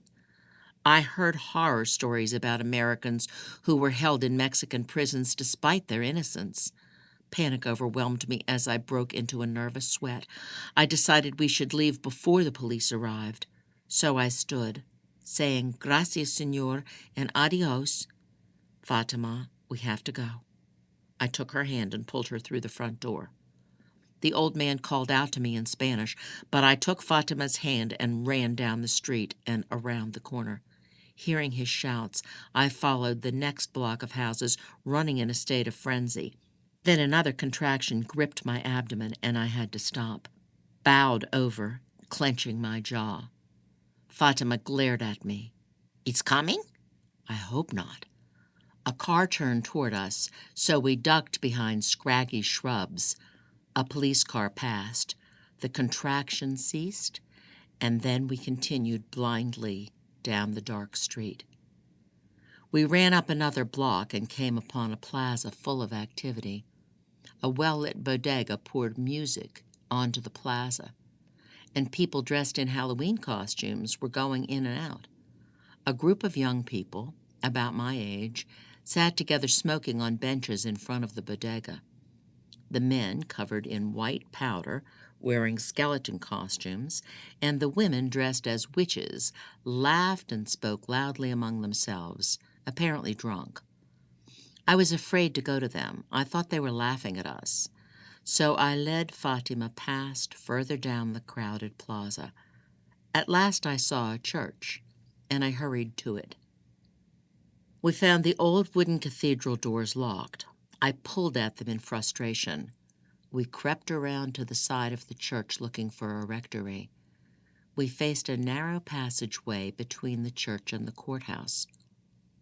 No light illuminated the path, so even as we took a few steps into it, we walked into perfect darkness.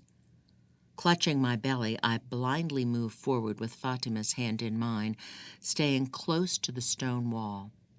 Another contraction forced me against the stone wall, and a low moan fled from my throat. Fatima echoed me and squeezed my hand. I clenched my jaw and bore the pain as tears streamed down my cheeks. Eventually, the pain left me, so I pushed myself back onto my feet. Then I saw a door. I squeezed the handle, pressed my weight against it, and to my surprise, it gave, and we stumbled inside the church and fell in a heap on the floor. The church was dark and cool. I climbed back onto my feet, closed the door, and felt my way into the sanctuary, pulling Fatima behind me. My hip hit up against what I soon realized was a pew. "Come sit down," I said. The fear had not left me, but I felt safe for the moment.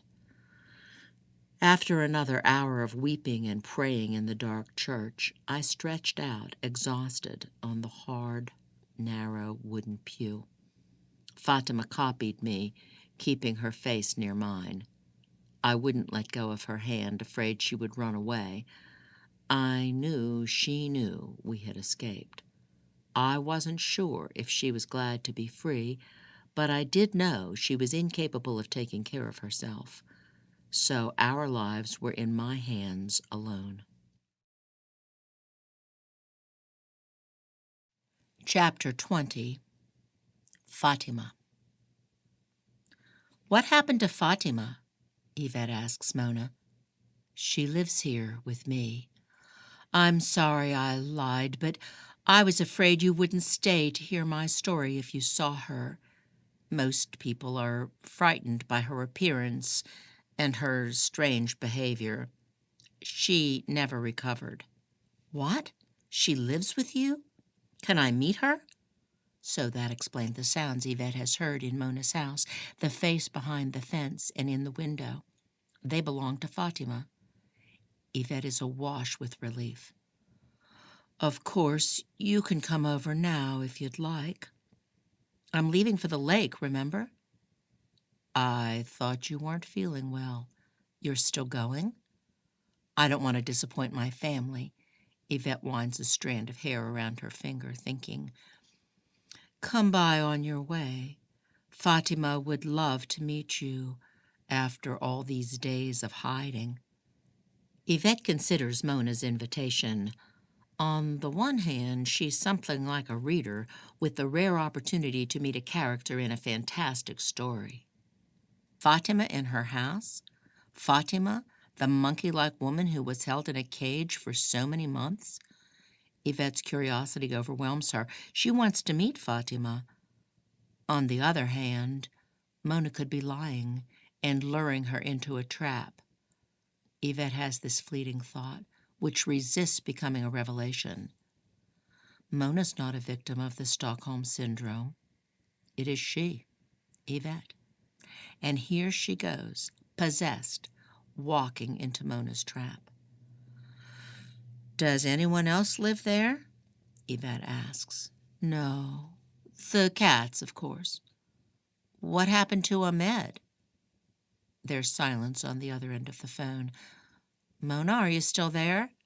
"Yes. Listen to me, Yvette. Ahmed is still looking for me and for my baby." "Where's your baby?" More silence. "Mona, is your baby still alive?" "Yes, she is. I want to tell you what happened to her. I need to tell you what happened to her. Oh, Yvette, I can't possibly tell you over the phone. Come over and meet Fatima, and I'll tell you the rest of my story." Yvette glances at the clock. It's after 5. It will take her 2 hours to get to Choke Canyon. "My family is expecting me." "It'll be quick. I promise. Please, This is so very important. Soon you will understand why. I know it's hard to trust somebody you've just met, but you have to believe me. Come now, or as soon as you can." Mona's desperation alarms her. "What about the men's deodorant in your medicine cabinet?" Yvette's face flushes red. She hadn't meant to say that question aloud. "It was left here by the last renter. He left lots of his things. I was in a hurry to get the place. I told the owner I would rent it as is. I was desperate." Yvette is torn. She doesn't want to let down her family, especially Devon, but they've made many trips to the lake together, and it's good for the kids to have some time alone with their father.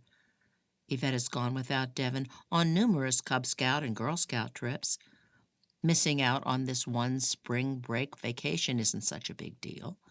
She's dying to know the end of the story.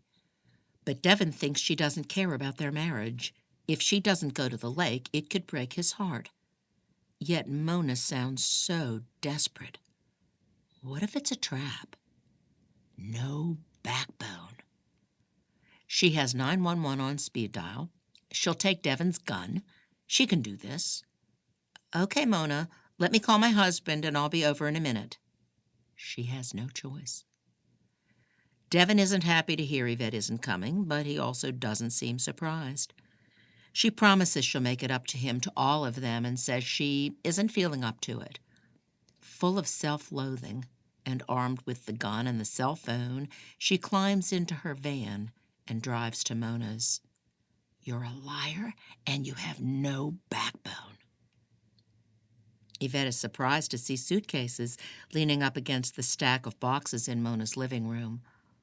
"All packed, then?" She takes her seat. "Nearly. Tea?" "No, thanks. I just had coffee." Mona is dressed today in her cream blouse and tan pants, and her hair is in a clip, the top pulled taut and the back long and aimless. "Where are you moving to?" "I'm still working out the details," Mona says enigmatically. Then, "Are you ready to meet her?" Yvette nods, her hands in her pockets, her heart fluttering out of control. She feels something like an aneurysm on her left temple. Mona floats down the hall like a white ghost and returns as airily, holding the arm of the person in the green tracksuit she calls Fatima. The person is nearly bald, with a clump of dark hair hanging from the back of her head like a sumo wrestler. She also has no eyelashes and peculiarly splotched eyebrows. Her dark skin hangs on her thin frame and is red and shiny with oil, even on her scalp, as though she rarely bathes, but she doesn't smell. Fatima carries boots in her arms, her head down. When she gets closer, Yvette realizes the shimmering on her skin is baby oil. Maybe she has a skin condition, and the oil is to help with it. Yvette stands up, unsure of what to do. All she can think is, "Poor woman, oh, you poor thing." Mona helps Fatima sit down in the chair Mona usually sits on. "It's okay, dear." Mona puts her hand on Fatima's shoulder. "Yvette is our friend. Please sit down, Yvette. This is Fatima. Fatima, as you already know, this is Yvette." "Casey's mother," Fatima mutters. Mona's brows lift. She rarely speaks to anyone but me. She must like you. "She knows Casey?" "They've spoken through the fence." Fatima strokes the cat in her lap. "Do you want to show Yvette your art?" Fatima shrugs. "She can go. I don't mind." "Yvette can go? Do you mean to your room?" Fatima shrugs. Mona turns to Yvette. "Would you like to see her room?" Yvette nods and follows Mona down the hall, still wary of a trap. Fatima doesn't follow, but slouches in the chair, stroking the cat with her head down. Yvette has been dying to see the rest of the house. Oh, shit, oh, shit, oh, shit. First and foremost, she is relieved no crazy man awaits her with an axe or a gun or a syringe, as she has imagined. Second, she is struck by the art covering the wall. not on paper tacked to the wall, but on the wall itself. It is everywhere and consists of different mediums: crayon, chalk, watercolors, pencil, and marker, all in unbelievable detail. So many faces, so many people Fatima must have known or seen in her life. Mixed in with the faces are other images, mostly of grave sites, tombstones and flowers, and people bent over the graves, crosses, skeletons. A repeated image throughout the room is of a tiny baby, Mona's baby. Creepy. Why is she in a graveyard? Is she a ghost? Now Yvette notices the bed. On the pillow is a life-size baby doll, wearing the clothes from the UPS box delivered to Yvette. She had forgotten about them. The doll is creepy, and Yvette expects its eyes to open and words to come from its mouth. Spooky and strange. Fatima loves that doll, Mona says, when she sees where Yvette's eyes have lingered. I'm no psychologist, but it seems she has reverted to a childlike stage in her life, before all the trauma with Ahmed. Who sent you the baby things and why? I sent them to you. I wanted you to bring them to me so I could tell you my story. I didn't recognize you when you came to the door that day, and I'd been having the strangest nightmare. Really? You set me up? Why me? Mona averts her eyes. I'll explain, I promise, but let me finish first. What is going on here? Yvette shakes off the uneasiness. More alarms sound in her head than ever as she tries to guess why Mona has chosen her. What happened to Fatima's hair? She pulls it out. Oh, my God. Poor thing. Oh, poor thing. I know.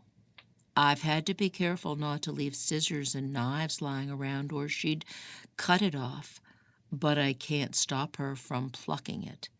She plucks her eyelashes and her eyebrows, too. I don't know why. I suppose it could be due to nerves, like how people bite their fingernails. I bite my cuticles, as you know from my story. But her hair? She pulls her own hair? That's awful. Poor thing. Ah. Yvette's tears brim over. Have you taken her to a doctor? No. I'm afraid they'll deport her. She's not a citizen, you see. Her student visa expired over 10 years ago. But we have seen a trusted counselor. Fatima is stable. You call that stable? What about her family? She says she has none. They're all dead, killed by the Taliban. She screams in her sleep, and I don't know if her nightmares are of Ahmed or war-torn Afghanistan or both. You aren't frightened having her around? Couldn't she hurt you? Mona smiles. No. She's harmless, and we love each other like sisters. But I was frightened of her at first.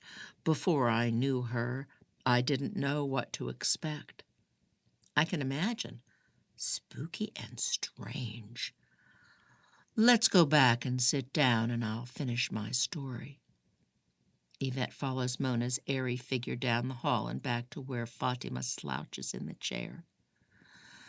Come, dear, Mona says, back to your room. I don't want you to hear all these bad memories.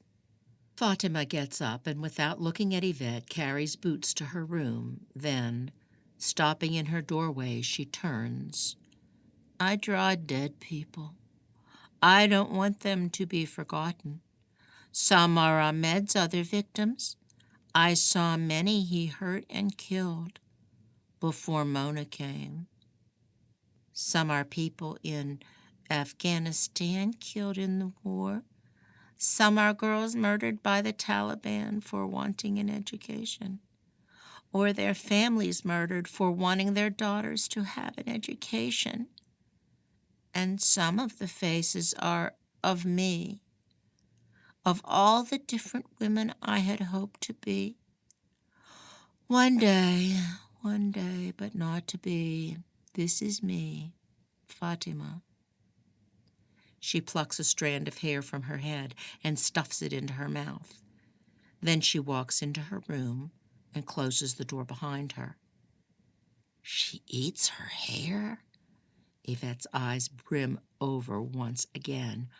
Poor thing. That was different, Mona says. The longest speech I've ever heard her make to anyone besides me. She must think highly of you, Yvette. I can't see why. I'm a liar, and I have no backbone, and I'm not there for my family. My husband thinks I'm having an affair. I thought I was in a cage. My mind was in a cage. I was free and didn't know it. Mona shrugs and returns to her chair. Where was I? Yvette sits down. You had escaped and had gone to the church and fallen asleep on a pew. Chapter 21. The Day of the Dead. A few hours after dawn, an abrupt contraction woke me, and I clenched my jaws and balled my fists, till at last it subsided. I slowly sat up on the pew and looked around. The morning light streamed in through stained-glass windows. A boy in a white robe with his back to us on the altar lit the candelabras. Such a sight after our terrible captivity. The thin frame raised the flame with subdued reverence. I wanted to embrace the boy and his sweet innocence. People entered the church, meaning a mass would be starting soon. I woke up Fatima, took her hand, and led her quietly across the church to the back. There I asked the people coming in if they knew English. At last, a young man, a teenager, said yes. Do you have a phone I can borrow? We're in trouble, and I need to reach my parents. Okay, sure. He took a cell phone from his pocket and handed it to me. Thanks so much. We stood in the back of the church while I made the call home. I could barely press the numbers because I trembled so. As soon as a voice answered on the other end, I cried, Mom? Who's this? It's Mona. Mona. Oh, my God. This was not my mother's voice. Aunt Rachel? Mona, where are you? I was kidnapped by a maniac and taken to Mexico City. Please let me talk to my mom or dad. I need help. I have no money and no way to get home. Can't you go to the police? Where are you? I glanced at the teenager who was listening. Others also were beginning to notice us. I walked to a quiet corner and whispered, I'm in a church. I'll wait here for my parents. I don't want to go to the police. I'm afraid. I have another one of his victims with me. She's an Afghan. I don't know what the police will do with her. Please put my mom or dad on. Oh, honey, I wish I could. Why can't you? Aren't they home? Oh, Mona, something's happened. My heart lurched. What? Last night? Oh, Mona, I can't tell you over the phone. Tell me where you are and I'll come get you. Tell me. Last night someone broke into your home and killed your parents, Leroy too. I fell to my knees and dropped the phone. The boy who loaned it to me rushed over and picked it up. Hey, did you break it? Then he noticed me. Hey, are you okay? I came to my senses and grabbed the phone. I need to use it once more. Aunt Rachel? The call had ended. I quickly redialed and said, Aunt Rachel, get away from that house. I was taken by Ahmed Jafar. He has Taliban connections. You aren't safe as long as you're in that house. He will kill you next. Tell me where you are. It dawned on me we might not be able to get Fatima with us across the border. Even I had no identification. Plus, by bringing my aunt here, I might be placing her in greater danger. If the Taliban had killed my family, they may also have bugged the phones. If I told my aunt where to find me, would Ahmed find me first and kill my Aunt Rachel in the process? Hide, Aunt Rachel. My parents' phone is probably bugged. Please take care. I hung up and returned the phone to the boy. Thank you. Do you need help? I need to get to Texas. Do you know anyone who can take me without papers? The boy shook his head. The priest emerged in the foyer. He was tall, thin, and very old. Do you speak English? I asked. Some, he said. Oh, thank God, I need help. What is wrong? I was kidnapped and brought here from Brownsville. I just escaped and need to get home, but I have no money. A group of people gathered around us, listening. We must call the police. No. Why? I'm afraid my friend who was also abducted is from Afghanistan. She's been abused and traumatized and can barely speak. I'm afraid they will deport her to Afghanistan or worse, detain her for questioning and consider her a threat. What will happen to her then? I lowered my voice to a whisper. I don't even think I can get her across the border legally. Can you help us? I think you should speak with the police. But now I must say the Mass. Stay, and we'll talk more after.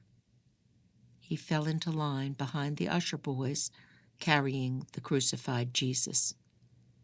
I thanked him, but decided to wait outside and come back in an hour.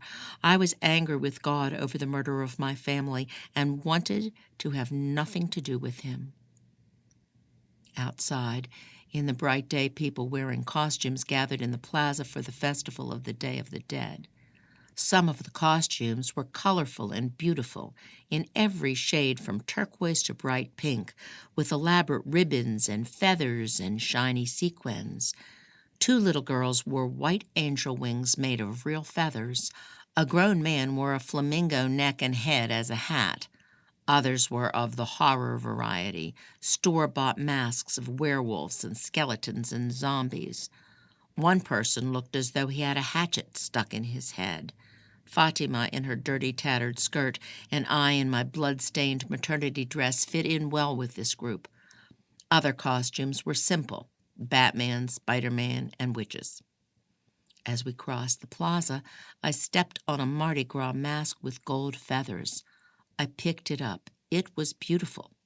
I put it on Fatima to hide her gaunt face, fearing an Afghan would attract the attention of the authorities.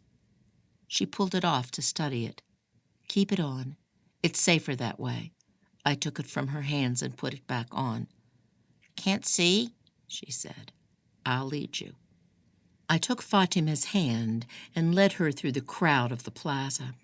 Fatima was used to going whole days without food, but I was famished, since Ahmed had made sure I never missed a meal for the sake of the baby.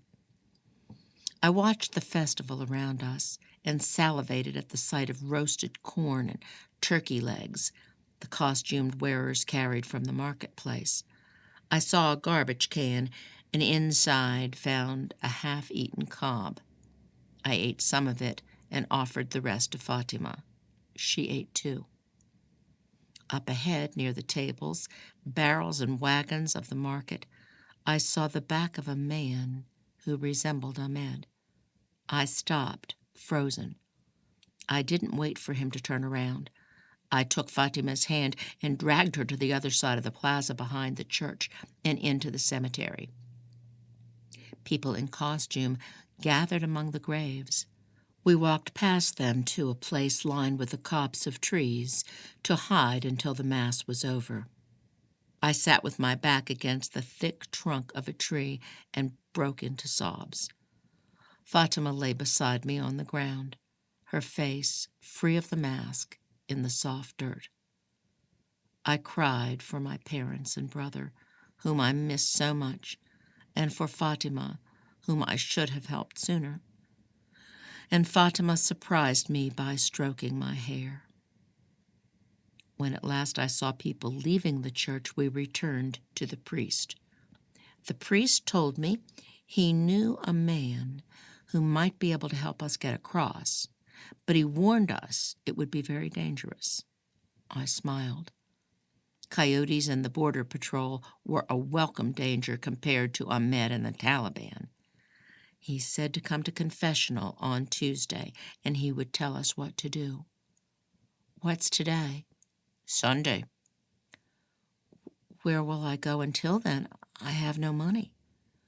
We are a poor parish. I have nothing to give you. I'm sorry. There is a shelter for women and children a few blocks east toward the university. Come back Tuesday at 4:30 when my friend returns, and I will introduce you. I took Fatima back to the copse of trees in the cemetery to wait. I was too scared to go to the shelter, thinking Ahmed would expect it. I thought about my parents and brother until I ran out of tears. We eventually fell asleep on the ground. Sometime in the night, a sharp pain in my back woke me. It came again every few minutes, and I realized I was going into labor. Although I tried to be quiet, my uncontrollable moaning woke Fatima. Her eyes told me she understood what was about to happen. I wished then we would have gone to the shelter. There was no time to go for help now. I took off the underwear I wore beneath the dress and sat on the ground with my knees bent, legs open. The baby was coming whether I was ready or not. In between contractions, I ripped the bottom of my dress into strips of cloth. Fatima did the same to her long skirt. The pain became so great I cried and screamed. "Push," Fatima said. "You will be okay. I will help you." I met her confident eyes and was thankful she was with me. She took my knees in each of her hands and said again to push. I was afraid something would go wrong. I felt weak, like I would faint. Within an hour, my little girl was born. The placenta came next. Fatima gnawed the umbilical cord with her remaining teeth and then buried the placenta in the loose dirt. I wiped the precious baby with strips of cloth and put her to my breast. Fatima smiled with tears running down her face. "She's beautiful."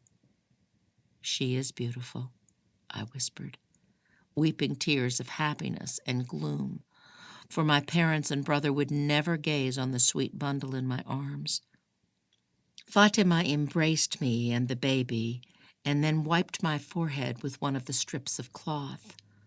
After a while, Fatima fell back to sleep, but I did not. I stared at my daughter's sweet face, wishing I could protect her. Daylight shone brightly in the early morning as we left the shady copse of trees in the cemetery and followed the sidewalk toward the shelter. We could not last in the cemetery beneath the trees. We needed food, and my back was sore from sitting on the ground. I walked briskly through the plaza with my sweet bundle wrapped in the strips of cloth in my arms and Fatima beside me, wearing the mask. I worried Ahmed was lurking and waiting at the marketplace where I thought I had seen him. Fortunately, the crowd of the festival was as thick as it had been the day before, and there were others along the street walking with us, so I soon felt a blanket of anonymity enveloped us. I had once read Mexico City was the largest in the world, and as we hastened along the busy sidewalk and congested streets, I couldn't be more grateful. I could see signs pointing to the Universidad, which I knew meant university, and soon I could see the campus. I wasn't sure which building was the women's shelter, so I asked the others on the sidewalk. A woman pointed across the street. Before we stepped off the curb, I saw Ahmed walking in front of the shelter. His cap pulled low over his eyes, but I knew it was he. If so many others hadn't been standing with us, Fatima and the baby and I would have been spotted easily. He was no more than 20 yards away. I pulled Fatima in the other direction, hiding in a clothing shop. After an hour, the owner kicked us out, so we scuttled along the sidewalk toward the university. A few more blocks to go, and we could lose ourselves among the buildings. If Anna, that's the name I gave my baby, kept quiet, we could hide between the stacks inside the library. There would be a theater, a chemistry lab, empty classrooms, dormitory study halls, and a host of nooks and crannies for us to hide in until Tuesday. When we neared it, music emanated across the campus. I followed the sound and discovered a festival taking place in an open field.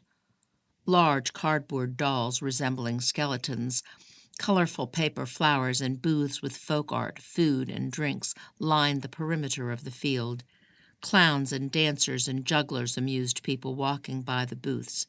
Musicians dressed like the dead played on stage for a giant crowd of picnickers seated on blankets in the grass. One blanket lay abandoned, with half-turned cups of beer and a big mustard stain in the middle. Someone might be coming back for it, but I snatched it up and wrapped it around my baby. I found a heavily populated area and sat on the grass with Fatima beside me. She was curious about the baby, so I let her hold her. Fatima's tears ran down her chin, visible past the edge of the mask. I was wondering what she was thinking and feeling. "Are you okay?" I asked her. "Stupid question," she replied. She seemed to have moments of such clarity at times, and at others such absolute confusion, like a toddler or an elderly person suffering from senility. While listening to the music and keeping a watchful eye on the crowd around me, I nursed my baby, covering my breast with my hand. When she pulled from the breast, I burped her and changed her makeshift diaper. Then I stretched my legs out in front of me and lay Anna across my lap. I felt less frightened sitting there with the music, the dancers, the artwork, and the laughter of so many others. Fatima lay down beside me and fell asleep. By dusk, the crowd had moved around and shifted, but the numbers remained fairly consistent, and the music had played continually. Many of the students danced in a space in front of the stage, but most of them ate and drank on their blankets in the grass or walked around the booths on the sidewalks, buying, eating, drinking, dancing, and talking with one another. When a group beside us got up and left, I quickly collected their trash and picked through it for food, hoping the others around us wouldn't take notice. I didn't want to be asked to leave. After a while, we got up to use one of the portable restrooms set up behind the food booths. I made Fatima go inside with me. I was afraid she'd leave or think I left her. She held the baby while I went, and then, squeezed in a corner, I held the baby while she went. The portable bathroom was foul and disgusting, so I quickly opened the door for fresh air. I was startled by a man waiting outside. At first, I mistook him for a med and let out a shriek. Fatima shrieked too, my little echo, and her bird-like cry. He apologized, and I smiled, embarrassed. Luckily, the sidewalks continued to be heavily populated, though markedly less than they had been during the early evening. I continued to feel safe in the crowd, but glanced behind me every so often for that image I most dreaded, half expecting to find it slouching behind me in the shadows. I found a new spot for us in the grass and listened to the music and the festival with the crowd. After midnight, the crowd dispersed, the musicians having already packed up and left. I changed the makeshift diaper on Anna, and then Fatima and I followed a group of girls walking across campus. They led us to their dormitory. I prayed Anna would keep quiet so no one would notice the little bundle in my folded arms. Unlike my dorm in Brownsville, the building had a main entrance and hallways leading to each room. We roamed the hallways for a safe place to sleep. Riding the elevators to each of the 8 floors, I finally found the commons on the first floor. I had missed it the first time around. It was dark and vacant, so I crept over to one of the sofas and slept on one end with Anna in my arms, and Fatima slept on the other. Fortunately, the sofa faced the television on the back wall away from the entrance, so anyone who happened by would not see us unless they took the time to check over the back cushions. My baby awakened, hungry, before dawn, So I nursed her, dressed her in a fresh diaper, and found a restroom for Fatima and me. There I rinsed the soiled makeshift diapers so I could reuse them later when they had dried. Then quickly we left the dorm before we were discovered. We walked aimlessly around the campus until dawn, and then we sat on a bench in front of La Biblioteca, the library. By dusk we walked from campus toward La Cathedral Catalata della Santa Maria to return to the priest for help. I could not keep going on like this, lurking in between buildings and sleeping in nooks and crannies, nursing and changing diapers on public benches, and eating from garbage cans. We were so hungry. But most importantly, I was worried because I could no longer get the baby to latch on and nurse. Her wails frightened me and drew attention to us. We had to ask the priest for help even though it was not yet Tuesday. We fell into a line of people parading down the street toward the plaza by the church. Apparently, the Day of the Dead festivities would continue. After several blocks, we walked with a singing and dancing group behind the church to the cemetery, where people dispersed to different gravesides with their flowers, sugar skulls, and other gifts for the departed. We returned to the line of trees and rested a while, but Anna wouldn't nurse, and her skin felt hot. Frightened for her then, wishing desperately I could get her to a doctor, I stood up and paced around the trees with my little sleeping rag doll in my arms, wondering what I should do. How would I find a doctor? And how would I pay? And how would I keep us hidden from Ahmed?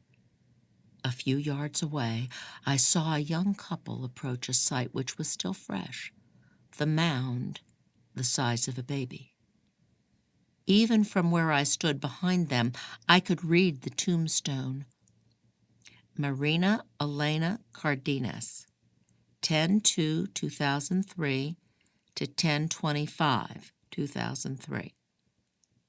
The couple, their faces tear-stained, stooped over the mound and crossed themselves before adorning the grave with fresh-cut flowers tied with a pink bow, a rattle affixed to the ribbon.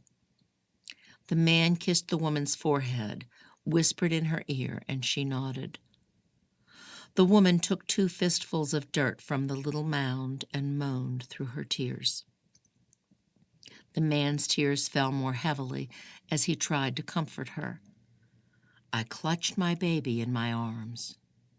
Then something happened to me. I realized I had nothing to give to my daughter. I was penniless, without parents, trapped in a foreign country with a disturbed Afghan I wished to protect, and a madman hunting us down. As much as I loved my sweet, precious girl, I knew this couple could give her a better life, since she was sick and needed medical attention. It would have been easy for me to keep her at the risk of her own well-being, but I knew in my heart doing so would be selfish. If Ahmed found us, she'd never have a chance at happiness. My love was so great for this tiny life that I found the strength to let her go. When the couple knelt at the grave, trying to get a grip on their pain by saying their sweet nothings to their lost child, I placed my sleeping, listless baby into the woman's purse, which lay near her in the grass. Then, without hesitation, I ran away, pulling Fatima with me as fast as I could before the couple could stop me and before I changed my mind. Their voices called to me over the graveyard, but the crowd of dancers and singers absorbed us, and we could not be found.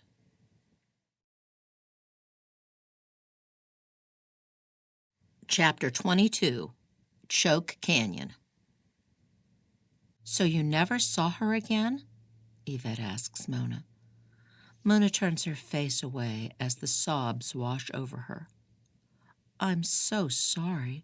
I don't know what to say, says Yvette. Do you think I made the right decision? Yvette wants to reach out and touch Mona, to pat her shoulder or squeeze her hand, but she feels awkward, and so instead crosses her arms. Of course, you did what was best for your baby. That couple in the cemetery probably gave her a good life. Do you think people who adopt are capable of loving their children as much as those who have their own? Absolutely. How can you be so sure? Because I'm living proof. My sons are my biological children, but I almost died after giving birth to Tommy and was told I would bleed to death if I ever became pregnant again. My uterus had thinned out. But Devin and I had always hoped for a big family, so we adopted Casey. And you love her as much as you do your sons?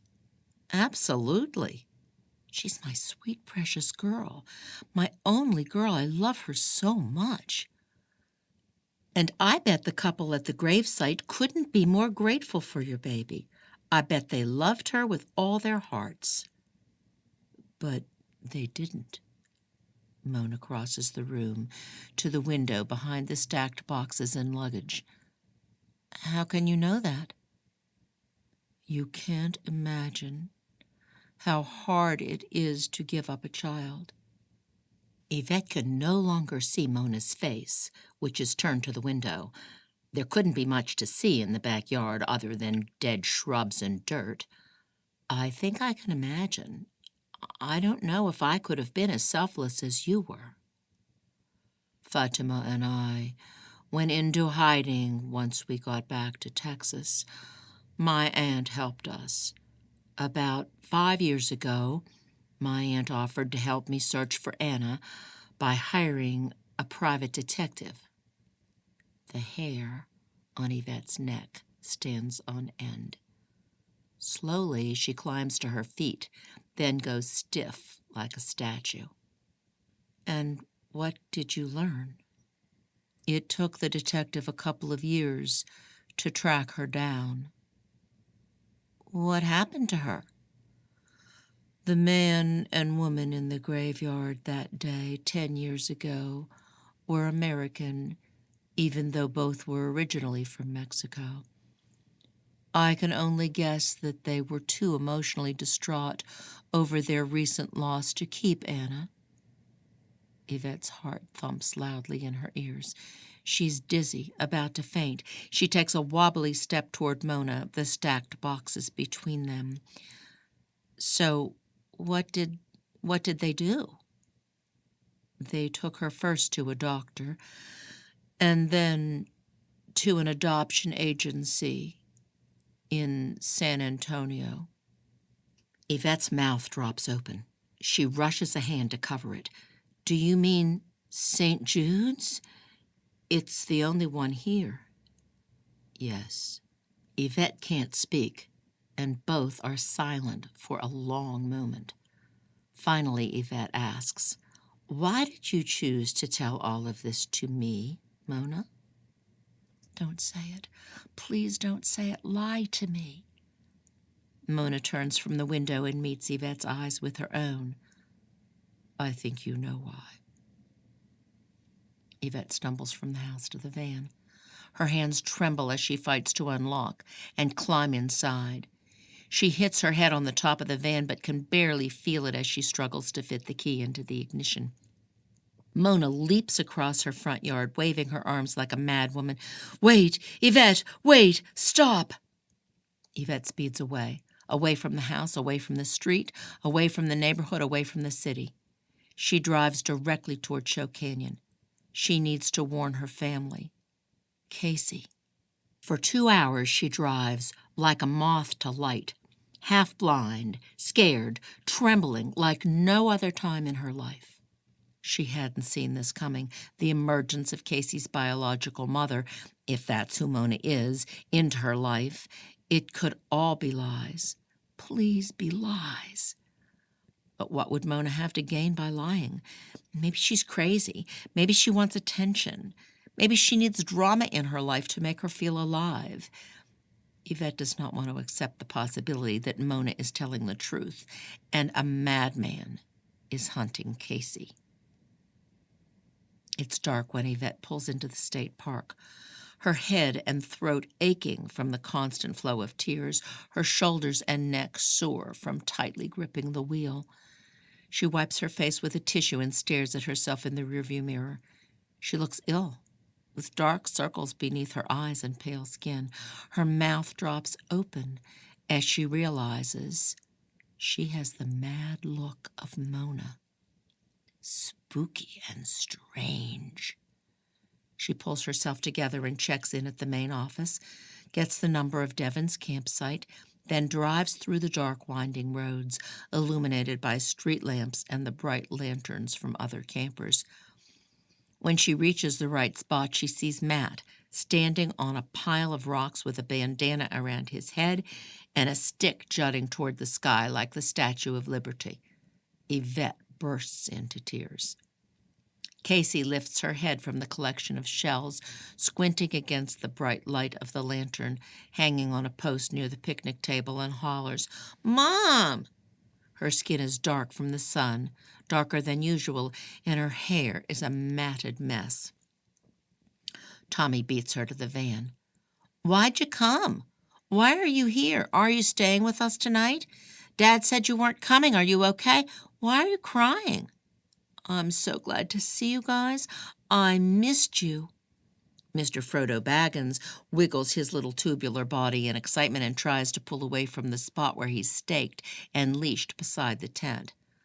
A garland of brightly lit teddy bears along the top of the tent further illuminates the campsite. Yvette climbs from the van, hugging each of her kids. She kisses the tops of their heads. "Matt, let me see where you got hooked." He rolls up a dirty leg of his jeans and points to a scab on his shin. "Does it still hurt?" "Nah, it's fine." More tears fall from her eyes as she kisses each of them again, giving Casey an extra firm hug. "Where's Dad?" "On the pontoon, getting it ready," Matt said. "We're about to go night fishing. Are you coming?" With his flashlight pointed on the ground in front of him, Tommy runs to the shore where the pontoon boat is docked, shouting, "Dad! Mom's here! Mom's here!" The breeze from the lake is cold as all of them, including Mr. Baggins, head out from the shore on the boat. Devon looks good in his jeans and camo vest with his face unshaven and the gleam of lights in his blue eyes. "I love you, Devon. I'm so sorry." 15 minutes later, and we would have missed you till late tonight. She wants to tell him what she knows and to share some of the terror clutching her heart, but she doesn't want to frighten the children. He must think she's crying because of what he said to her over the phone about their marriage, so he doesn't ask why she looks ill. He seems happy she's upset and smug. "I wanted to surprise you." Liar. "But I can't explain in front of the kids." "We're leaving in the morning," he says. "First thing. You came for nothing." "Hey, Dad," Tommy shouts with the face of a conspirator. "Let's show Mom the you-know-what." "Can I drive, Daddy?" asks Casey. "Tommy got to last time." "For a bit. Come on, Captain Casey." He stands and helps Casey behind the wheel, quickly whispering in her ear. Then he says, "We're going to show Mama the baby ducklings." "Yeah," Matt says, smiling. "They're adorable." "Ducklings? I can't wait." Yvette stands behind Devon, behind Casey in the captain's chair, holding on to the side of the boat. She wraps one arm around Devon's waist. 2 other boats with bass anglers troll along the shoreline with their lanterns held high. Otherwise, the lake is quiet. She whispers to Devon, "I need to talk to you. I'm frightened." "I'm sorry I said those things. Don't be frightened. It's something else." "What?" "Wait until we're alone." "You're scaring me," he whispers at her ear. "I'm scaring myself. Scared shitless." She squeezes him from behind. "I love you." Devon slows down the boat. "Okay, guys, the baby ducklings should be right through here, at the back of this cove. Mama, you better go up to the front of the boat where you can get a better look. Matt, use the spotlight. The boat slows to a crawl as they leave the open water of the lake and skirt through willow tops toward the lonely cove of a tiny, grassy, tree-covered island. "It's getting a little rough out here," says Devon. "Stump," Matt calls from up front, the ever-vigilant one, the most cautious, anxious worrywart Yvette knows besides herself. He points to the left, so Devon helps Casey move the boat to the right. Devon says to Casey, "Why don't you and Mama go up front by Matt and Tommy so you can show her the ducklings?" "Okay." More conspiratorial tones ring from their voices.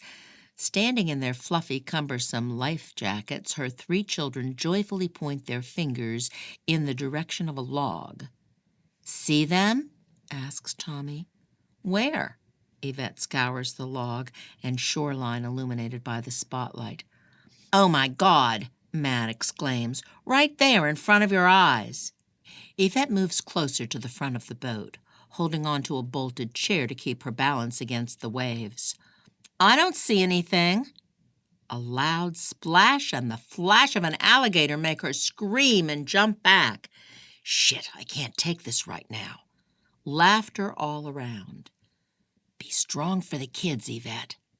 "Ducklings, huh?" says Yvette in a voice of mock reproach. "Well, I heard you guys too. I wasn't the only one who screamed." That was Casey. "Nuh-uh, Tommy. I was trying to scare Mom." Yvette skips around and tickles each one. "Wait until you least expect it. I'm going to get you good." She thinks, what a good actress she is. She embraces Casey and kisses her sweet little cheek. "Act." "That's what you always say, Mom," Matt complains. "Okay, everyone," Devon says. "Back to your seats." Then he adds, "I know you kids wanted to fish tonight, but now that Mom's here, what do you say we go back, make a fire, and roast s'mores?" "Yeah! Awesome! Let's go!" Back at the camp, while the kids roast marshmallows at their campfire, Yvette and Devon sit close together in lawn chairs, a sleeping bag draped over them, facing the lake with the kids and the dog in view, and the sparkling stars and crescent moon above. Flakes of brightly lit ash jump from the fire like fireflies, and a swirl of smoke lifts up toward the sky. Yvette wishes they could stay at the lake forever. In a hushed voice, Yvette tells Devon about Mona's story. She can't tell it with Mona's details. That would take days. Also, she's interrupted several times by the kids wanting to give her more marshmallows and s'mores than she can eat. But she knows they've missed her too. So, in spite of the terror in her heart, she keeps up her patience and gives them the attention they need. For once, she's glad when the kids get caught up in their own arguments. Whose marshmallow is most burnt, who caught the biggest fish, what names they'd assign to the fish, and so forth. And in between their burnt offerings, she whispers a short, choppy version of Mona's story to Devon. At last, she draws this conclusion. "I think Mona is Casey's biological mother. At least she seems to think it, and that's what matters." "What does she want?" Devon whispers, the lines in his face deepening.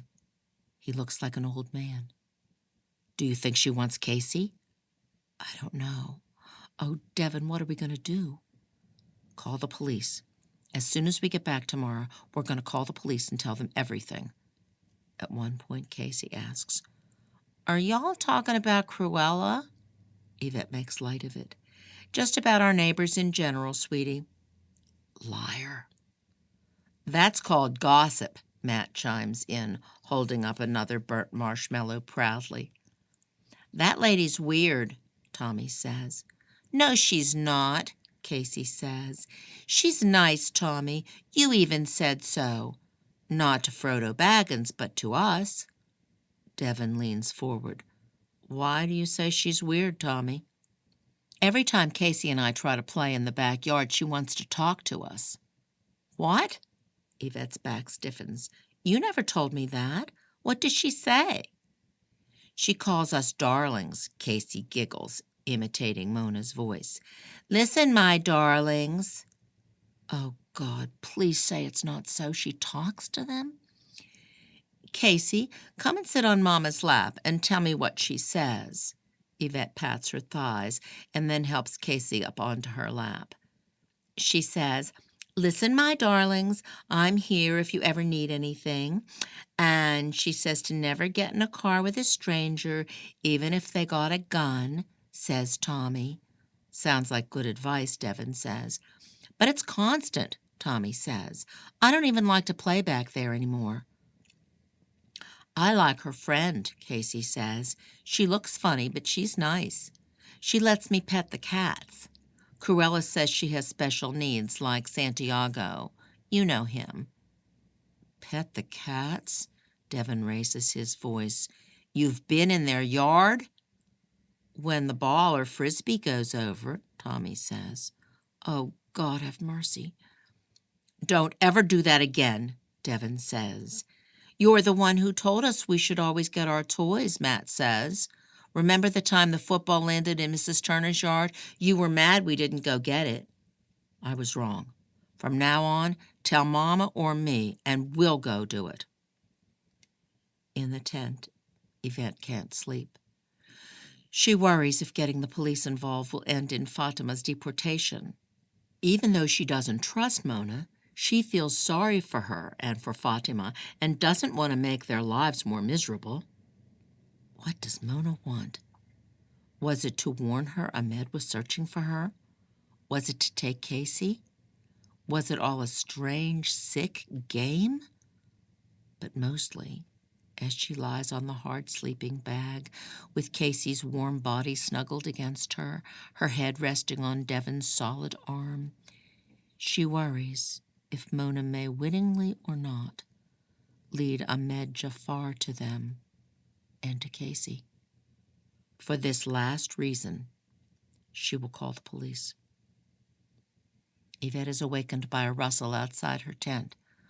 After she gets over the surprise that she's fallen asleep, she freezes, holds her breath, and listens for the sound again. There it is, more rustling. Did Mona follow me here? Or worse, Ahmed Jafar? Devin, she whispers, shaking him. What's that sound? He sits up quickly as though she's thrown cold water on him. What? Listen. The sound of twigs cracking and of rocks shuffling seems to be getting closer. Probably raccoons. Devin lies back down. But the sound gets closer to the tent, and the footfalls sound heavier than raccoons.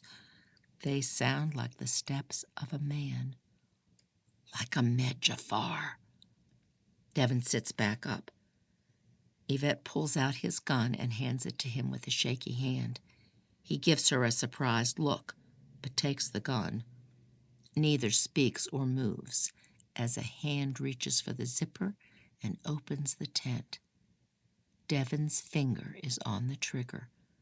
A figure emerges. Matt! Yvette cries when she recognizes her oldest. What are you doing out there? Had to take a whiz. Geez, y'all scared me. You have a gun? What's going on? Tommy asks. Go back to sleep, everyone. Devin puts the gun away. Matt makes his way over the bodies of his family to the outskirts of the group, to his sleeping bag. Yvette can feel Devin's heart thumping as quickly as her own as it slowly returns to a normal rhythm. Once everyone's settled down again, Yvette knows she will not be able to sleep again. I'm scared, she whispers in Devin's ear, since she knows he too can't sleep.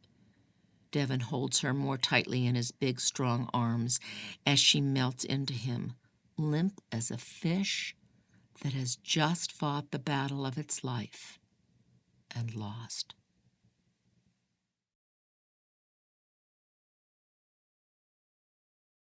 Chapter 23. Vanished. As anxious as Yvette and Devin are to get back home to call the police, they are tired, and the campsite is a mess. The children, who thought they were going to go on the boat again today, are upset it's time to pack up. It's only Thursday, they say, and spring break isn't over. Once they get loaded and put the boat on the trailer, the kids beg to ride home in the van with Yvette. With all 3 kids and Mr. Frodo Baggins, she waits for Devon to park the boat in the storage unit outside the park, and then follows him back to San Antonio.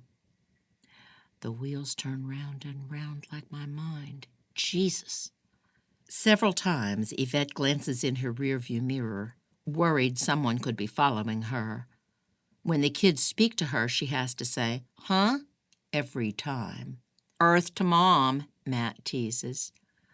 Even when she goes through Dairy Queen to pick up lunch, she thinks she's being watched. The vehicle in line behind her is driven by a redhead. The girl in the drive-through window is a redhead. Yvette has never noticed so many redheads. The same is true of Middle Eastern men. She sees them everywhere, staring at her, and each time she wonders, could that be Ahmed Jafar? When they finally arrive home, Mr. Frodo Baggins is happy to be in his own backyard, running and barking and chasing squirrels. Yvette wonders if she'll hear any complaints from Mona as she stands near her back fence, watering her vines. She waits, trembling a little. Nobody comes to the fence. Where is she? Several messages from Mona wait on Yvette's answering machine. "Yvette, please pick up the phone. Yvette, it's very important. I talk to you. Please answer. Yvette, no matter what, please do not call the you-know-who. It will make things worse, I promise. Please trust me.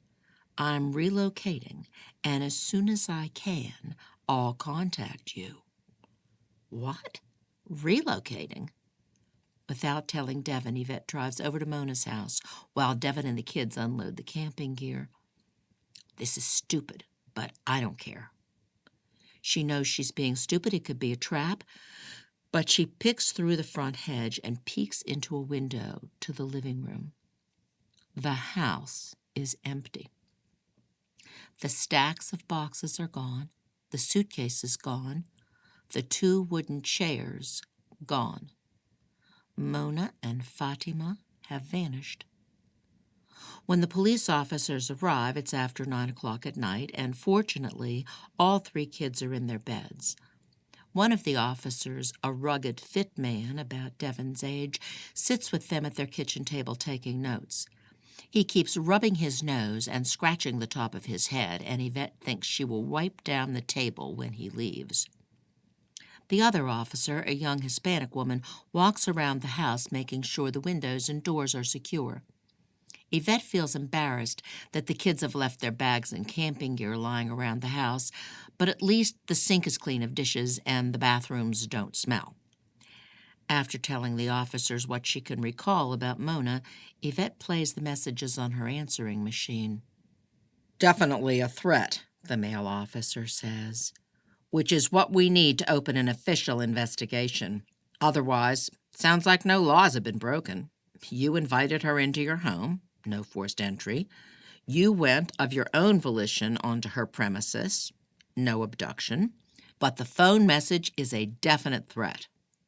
So you'll check into this." Devon brings the officers mugs of coffee. "We could make inquiries, dust the house behind you for fingerprints." Yvette notices the other officer bagging something in the living room. "Standard procedure," the woman explains, "so we can sift out your DNA from that belonging to the woman in the house behind you. I'll dust for your fingerprints as well. Establish a baseline." Yvette turns to the officer at the table. "Can we have an officer watch our house, just in case? Please say yes. Please say yes."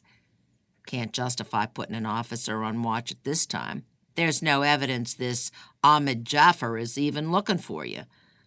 "Should we let the kids go to school next week?" Devon asks. "I see no reason to keep them home. They're as safe at school as anywhere else. Plus, we might have this thing resolved by then. And then again, it could all be nothing." "Yeah, right." The next day, Yvette and Devon are both antsy around the house, glancing out the windows, half the time worrying that they're overreacting, the other half wondering if there's something more they should do. The boys are happy to be on their Xbox Live video games, and Casey sits with her iPad, researching orangutans, having decided she wants to be like Jane Goodall. When nothing unusual happens on Friday, Yvette and Devin both feel more at ease. Yvette wondering if she's made more of this crazy woman's story than she should have. Mona never claimed to be Casey's biological mother. She was just a strange, paranoid woman who, hopefully, was now out of their lives. I've made a mountain out of a molehill. Liar. Shh, stop. So, on Saturday, Yvette decides to distract herself with a visit to the mall with the kids, while Devin rests at home and waters the tree. Everything is okay. That hamster wheel is looking better and better. They all need spring and summer clothes, Casey especially, since none from the year before fit. After buying a few items for the boys at JCPenney, they head to Justice, Casey's favorite store. The boys are easy to please, but Casey is developing a style based on the teens she watches on the Disney Channel and Nick Jr., and so negotiations are necessary. Girls are so much harder than boys, but so worth it. I'm not going into that store, Tommy says outside of Justice. It's for girls. They have clothes for boys, too, Yvette says. Can we go to the arcade? Matt asks. I have my own money. I don't have any money, says Tommy. I'll give him a few dollars if you let us go. Dad paid me for mowing the lawn last week. Okay, I take it back. They're both hard and both worth it. No way we're staying together. Come on, Mom, Matt says. It's not like you haven't let us do this before. The arcade is 2 doors down, and Yvette is uneasy about letting them go, even though they have done this a million times. But the boys could be real pains while waiting for Casey to try on clothes. Plus, if anyone was in danger, it was Casey, not the boys. We do this all the time. Quit being so melodramatic, Yvette. Stay together and wait there until I come to get you. The boys fist bump one another and head off. 20 minutes later, in the dressing room, Casey asks, Why didn't you say hi to Cruella? What are you talking about? Out in the mall. She and her friend were behind us. I waved. Oh, God, oh, God, oh, God. Yvette can't breathe. What? You saw them? Casey nods, glancing at her reflection. Does this outfit make me look fat? Take it off. Hurry, Casey. Yvette pulls and pushes and tears at the clothes against Casey's cries. Her entire body is swollen and numb with dread. Mom, stop it. You're hurting me. Everything okay in there? A woman asks. Yes, thanks, to Casey, Yvette says. Please hurry up, baby girl. I'm worried about the boys. She holds out Casey's pants so she can quickly climb inside. Just go, then I can finish dressing. No way I'm leaving you alone. Come on. But my shoes. Carry them. Holding Casey's hand, Yvette runs out of Justice toward the arcade, thinking what an idiot she was to let the boys talk her into this. The dark, crowded room, filled with beeping and clicking and other game sounds, is like a maze as Yvette weaves through, pulling Casey behind her. I don't see them. Yvette turns a corner. Do you see them, Casey? Oh, please, God. No, but I dropped one of my shoes. Don't worry about it now. They skirt past a group of teens when Casey asks, Mom, why are you doing this? What's wrong? Yvette finds an employee, a high school boy with glasses. My sons were here. Matt comes to about here with brown curly hair. Tommy to here, blonde hair, kind of long. Tommy's really skinny and wearing cutoffs. Do you remember seeing them? Was the older boy wearing Aeropostale? Yes, his shirt. Where did they go? Did you see them leave? Their neighbor hurt herself, so they helped her down the mall to the first aid clinic. What? How long ago? 10 minutes, I think. Where is it? The clinic? Down past JCPenney on the right. Thanks. I'm such an idiot. I'm a liar. I have no backbone, and I'm an idiot. Yvette pulls Casey from the arcade. What about my shoe? We'll come back for it. They ran past the fountain and Saks Fifth Avenue, past Build-A-Bear Workshop and the Gap. As they reach J.C. Penney, a security guard stops them. Something wrong, ma'am? We're on our way to the clinic. I was told my neighbor was hurt. Is that the clinic? Yes, ma'am. Straight through the red door. Yvette picks up Casey and runs at full speed to the red door. A hallway leads to bathrooms and a drinking fountain and an employees-only room. There, the clinic. She bursts through the door and looks around. Can I help you? There they are, Matt and Tommy, standing next to a hospital bed on which Mona lies with an ice pack strapped to her ankle. My boys! Yvette rushes to them. Thank you, God. Thank you, thank you. Matt turns. Mom, Mona was hurt. She twisted her ankle at the arcade, says Tommy. Fatima chuckles. She was dancing. Dance Revolution. Dance Revolution 2, Tommy corrects. Yvette stares at them, taking in the scene. Fatima wears a green tracksuit and over her lashless eyes, a baseball cap, reminding Yvette of why she first believed Fatima to be a man staring at her through the fence. Mona wears the floppy hat she wore to the nursery. Panting to catch her breath, Yvette can find no words, can only think what a stupid woman she is for leaving her boys alone when a known threat exists. How lucky she is her children are alive at all. She had better smarten up because luck runs out. An idiot with no backbone. Why is Casey barefoot? Matt asks. I dropped my shoe in the arcade. We gotta go back. I need to speak with you privately, Mona says to Yvette. It's time-sensitive information. Like hell.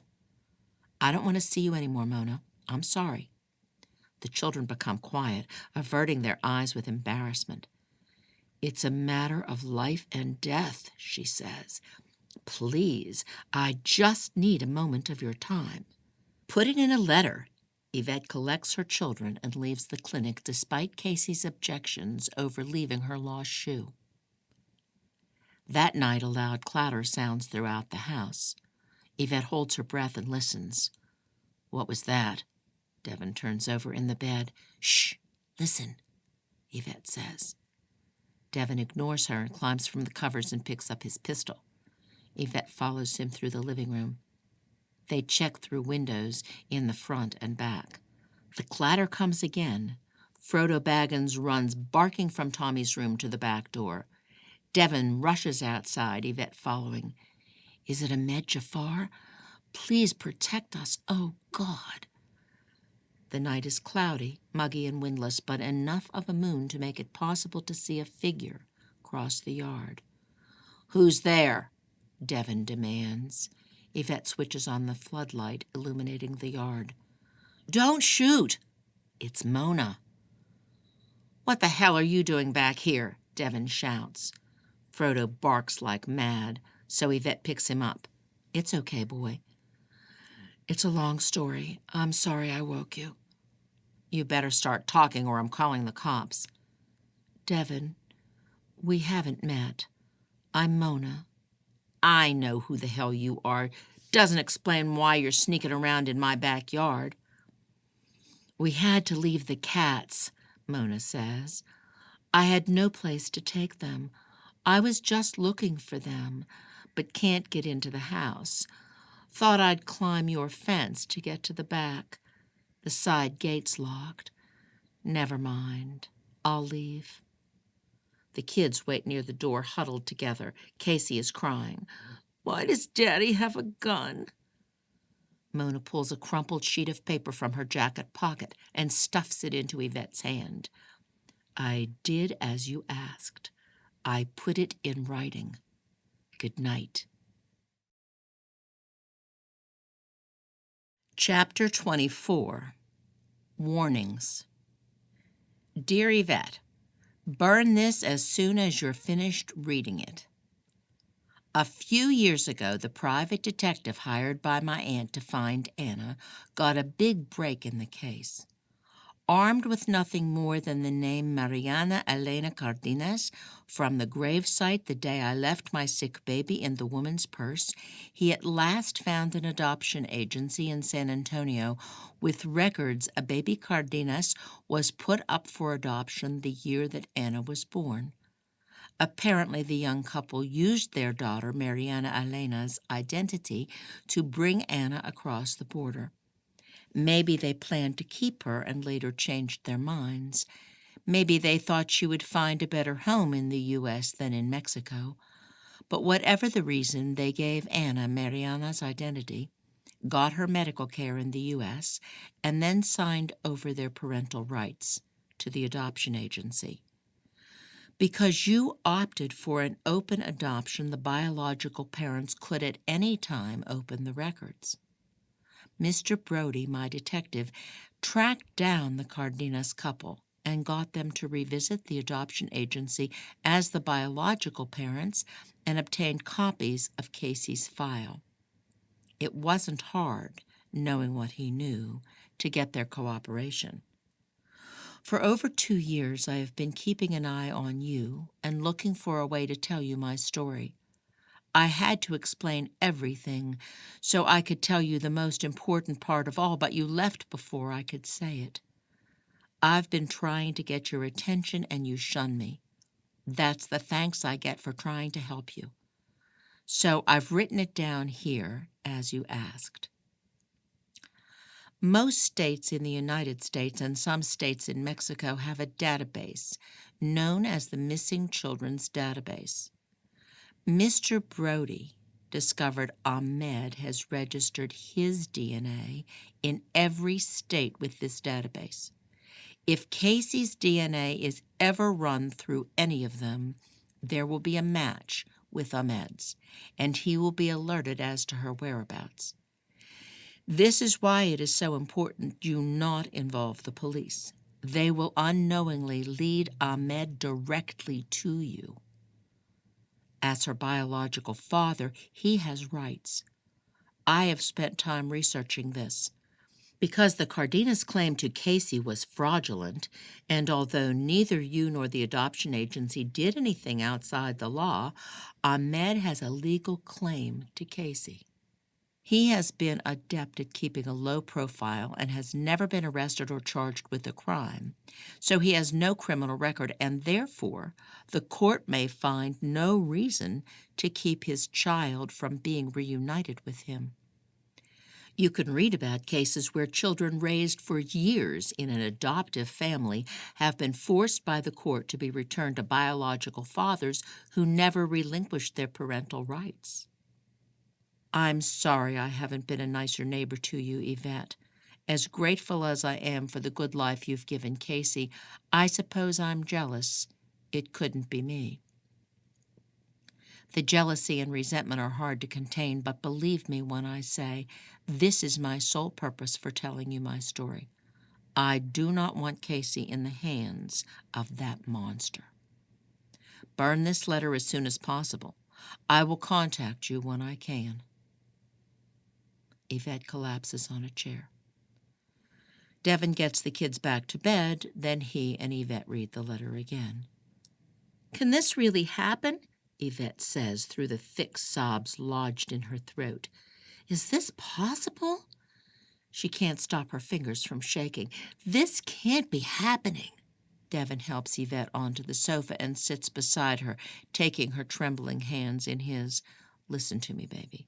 The police didn't take any of our DNA. It's going to be okay. I saw the lady officer bagging something from our living room.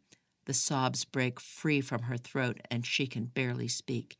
Casey's DNA could have been in it. What?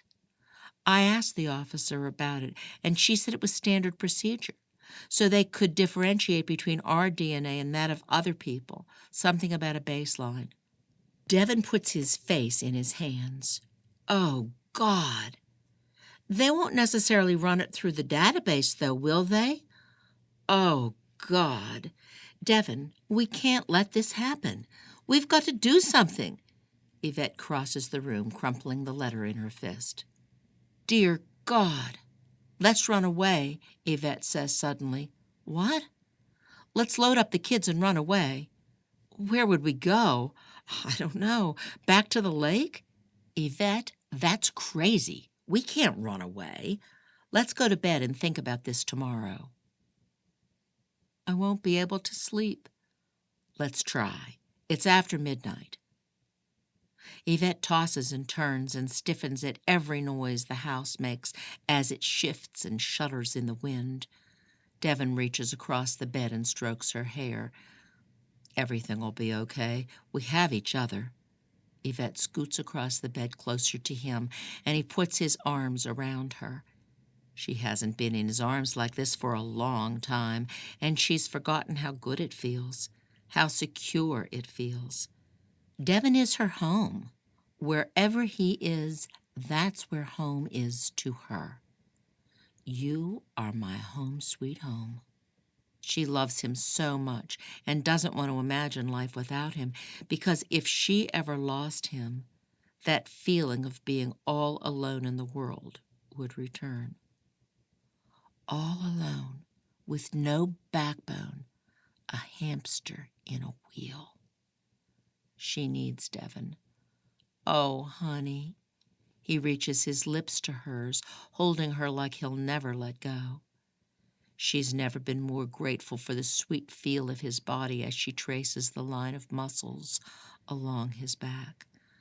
Oh, Devin, I'm so sorry I haven't been there for you. Shh, you're here now. I love you so much. I know. He covers her mouth with his. On Sunday, Yvette and Devin take the family to a non-denominational community Bible church they've attended since they moved into the area 8 years ago. Heidi is there with her 2 daughters, and when she sees Yvette, her face falls. She approaches Yvette in the narthex, outside the main room of the chapel. What's happened? She asked. Is it that obvious? You and Devin's faces say it all, girlfriend. What's wrong? The service is about to start, and people are rushing by to their seats. Yvette squeezes Heidi's hand. Let's talk later. Lunch tomorrow after our walk? We need to celebrate the kids going back to school. Sounds good. Liar. I won't be sending the kids to school. I'll call Gloria.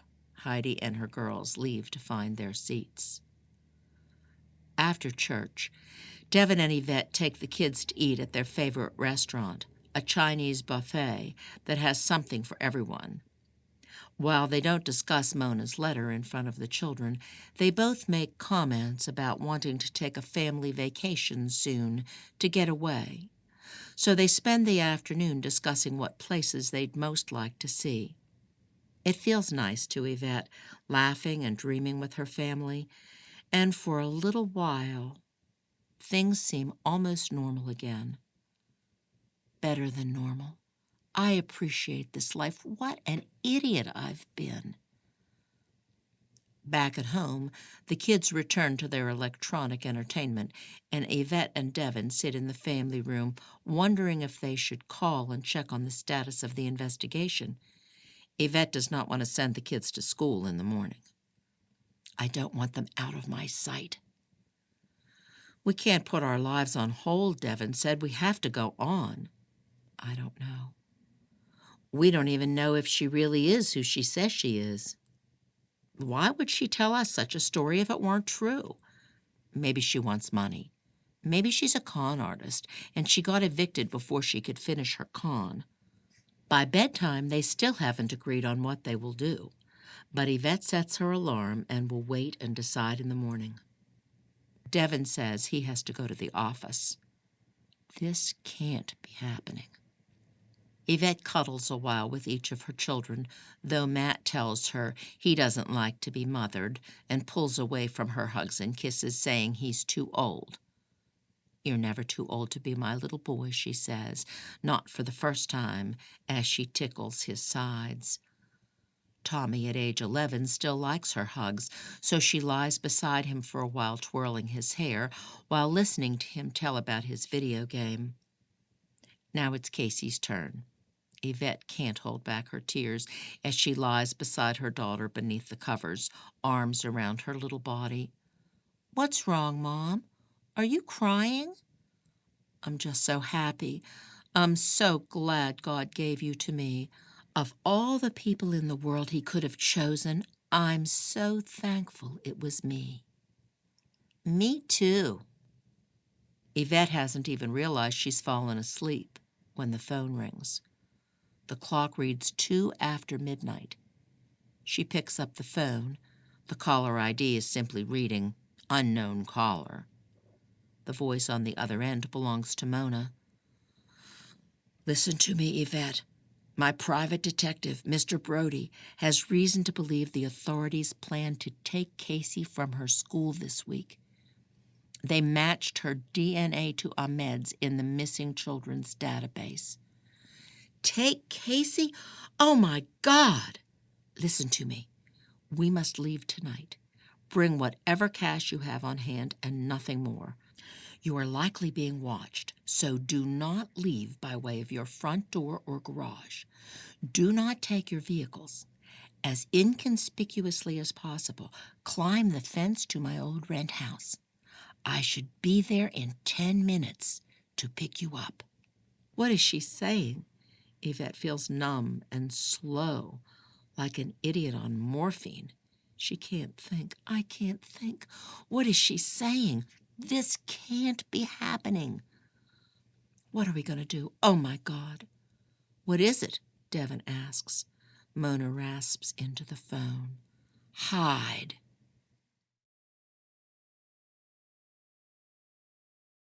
Chapter 25. The Story of the Sunken Gardens. "What the hell was that?" Devin asks as Yvette drops the phone to the floor. She tells him what Mona said, unable to believe the words as she speaks them. Her heart is racing. She can't breathe. What do we do? This can't be happening. "She said bring whatever cash we have on hand?" Devin asks. "It's a con. I'm telling you, she just wants money." But what if it's not? What if she's telling the truth?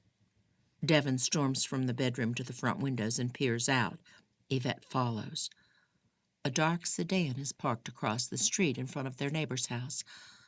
"I've never seen that car before, have you?" Yvette asks. "No." Devin storms back to the bedroom. "What are you doing?" He picks up the phone off the floor. "Calling the Grays." "But it's after midnight." He gives her a look of exasperation. You're right. Think, Yvette. Quit being an idiot." "Sorry to call so late, Tom. The sedan parked in front of your house. It's not yours, is it?" "Yeah, a dark sedan." "I don't know." "Never seen it before?" "Thanks, Tom, and apologize to Tammy for me. Good night." Devin returns the phone to the nightstand. "So what do we do?" "Hell if I know. Call the police?" "And do what? Ask if they're planning to take Casey away?" "Ask if they have an officer on the house." Yvette nods, waving her hands like a bird. Her body feels numb and she can't think. Time seems delayed like slow motion on television. I'm so numb, so confused. This can't be happening. "What's that number?" Yvette jogs down the hall to the kitchen and gets the officer's card from a pile of other papers and things and calls out the number. Tommy wakes up and wants to know what's going on. So Yvette walks him back to his room, tucks him in, and tells him to go back to sleep. When she returns to her bedroom, Devin seems harried and old, and she realizes he, too, has the mad look of Mona. Spooky and strange. "What did he say?" she asks.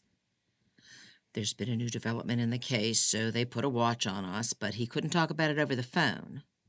"Oh, God, that tells us nothing, Devin. Maybe they've discovered Mona is the real threat. I don't think so. He clenches his jaw. Why? Right before he hung up, the officer told me we needed to be sure not to leave town. He wants us to stay close by in case he has questions. We don't have to be in town to answer questions. We can answer questions over the phone from anywhere. Exactly. So, you think Mona's telling the truth? First you say it's a con, and now you say it's not? What is it, Devin? Fix this, please. This can't be happening. Calm down. He puts his hands on her shoulders, and she buries her face in his chest. What do we do? I'm like an idiot on morphine. If we go to the police and Mona's right, we may lose Casey. They wouldn't take her from us after 10 years, would they? That wouldn't be good for her. They've got to know that. Casey needs us. I need Casey. Do you want to risk it? So we should go with Mona? If she's conning us, well, it's just money. Plus, I have my gun. I think my odds of fighting Mona are better. Fight Mona? Yvette stifles a giggle. I'm going mad. I'm delirious. Yvette swallows hard. Are we really going to do this? I think we should. Shit. Oh, shit. Oh, shit. This can't be happening. You wake the kids. I'll pack a few things. Yvette pulls on a pair of jeans in a daze, unable to believe what they're going to do. Mr. Frodo Baggins follows Yvette as she nervously dashes around the house, putting clothes, medicine, and toiletries into a duffel bag. Her mind feels blank and slow, so she has to double back to add things she's forgotten. She tosses in a few packets of moist and meaty because there's no way she's leaving her dog behind. The kids walk like zombies in their PJs and sneakers to the back door, muttering their questions. It's an adventure, Devin says again. We were talking about going on vacation, remember? Yvette adds. Liar. Now keep your voices down. We don't want to wake the neighbors. The night is clear and cool, and the vines along the back of the fence have finally bloomed. Yvette can barely see them in the moonlight, but their sweet fragrance is unmistakable. Can't we go back to me watering my vines? Can't we go back to normal? I want my hamster wheel back. Devin pulls himself over the fence in 3 quick moves. The fence is old and it moans under his weight, causing Yvette to worry they'll be heard. She stands on a chair and hands over first the duffel bag, then Mr. Baggins, who now on a leash is, thankfully, not barking. Next, she helps each of the kids climb over with Devin, catching them on the other side. She's not confident she can climb the fence, but when someone walks up the driveway, she hoists her belly onto the hard pickets and flings her legs over, only to drop with a thud to the ground on the other side. Ouch! Are you? Shh! Someone's out there. The beam of a flashlight crosses the fence. Please, oh God, please. Don't move or speak, Devin whispers to the kids. Then something horrible happens. Mr. Baggins begins to bark. Not now, Frodo. Someone comes up behind Yvette, and she stifles a scream, but it's Mona, who's come to help her up. This way. She leads them into the vacant, dark house through the back door. They pause for only a moment as Mona collects the cats. Casey, can you hold Boots? Then they exit the front door and follow Mona to a white van running by the curb. Get in. This is exactly what Yvette has told her children not to do their whole lives. To get into a vehicle with a stranger or with a person you don't trust. But now she's helping them in. Go to the very back, she says to the boys, who find Fatima already in the 3rd seat. Yvette and Casey take the middle seat, with Mr. Baggins whimpering in the presence of the cats. Pass the cats to Fatima, says Mona, before climbing behind the wheel. We don't want the dog to hurt them. Poor things. They've been traumatized, but we have no choice. Fatima squeals with delight. She has obviously missed her cats. Devin gets in the passenger seat up front. How did you get in the house? Broke a window. Oh, God. Devin shakes his head. Seat belts. Mona pulls slowly from the curb. All the hotels in this area don't allow pets, so the landlord said he'd keep them for a week, but he refused to give us a key. I don't know if they've been fed. Poor kitties, Casey says. You kids doing all right? Mona asks. No one is doing all right. No one will ever be all right again. A police car stops at the opposite corner of the intersection, and Yvette feels her teeth bite into her tongue. I don't think this is a vacation, Matt says. Who are we running from? Sweet Matt. What do we say? Mona turns right through the intersection. The cop follows. Mona glances over at Devin. I've done this before. What exactly is this? Help people at risk? Let me talk to your children. Help people at risk? Liar? Devin hesitates, then nods. Listen to me, darlings, Mona says in a louder voice. Casey turns back and exchanges a giggle with Tommy. Despite everything, Yvette cracks a smile as she thinks to herself, we could be headed for a trap, led by a mad woman or a con artist or both, and I'm smiling? I'm losing it. I'm mad and delirious, an idiot on morphine. Mona winds through the neighborhood, and Yvette no longer sees the cop. Fatima and I help people all over the city. We help women and children and even men who've been abused and need protection from their abusers. But your case is special. We have children at a shelter who are scared and lonely, and your parents have agreed your whole family will come and keep them company. Liar. For how long? Matt asks. A little while. Then she adds, but listen to me, darlings. No one can ever know the true location of this special shelter. Otherwise, the abusers could find it. Then nobody would have a place to hide anymore.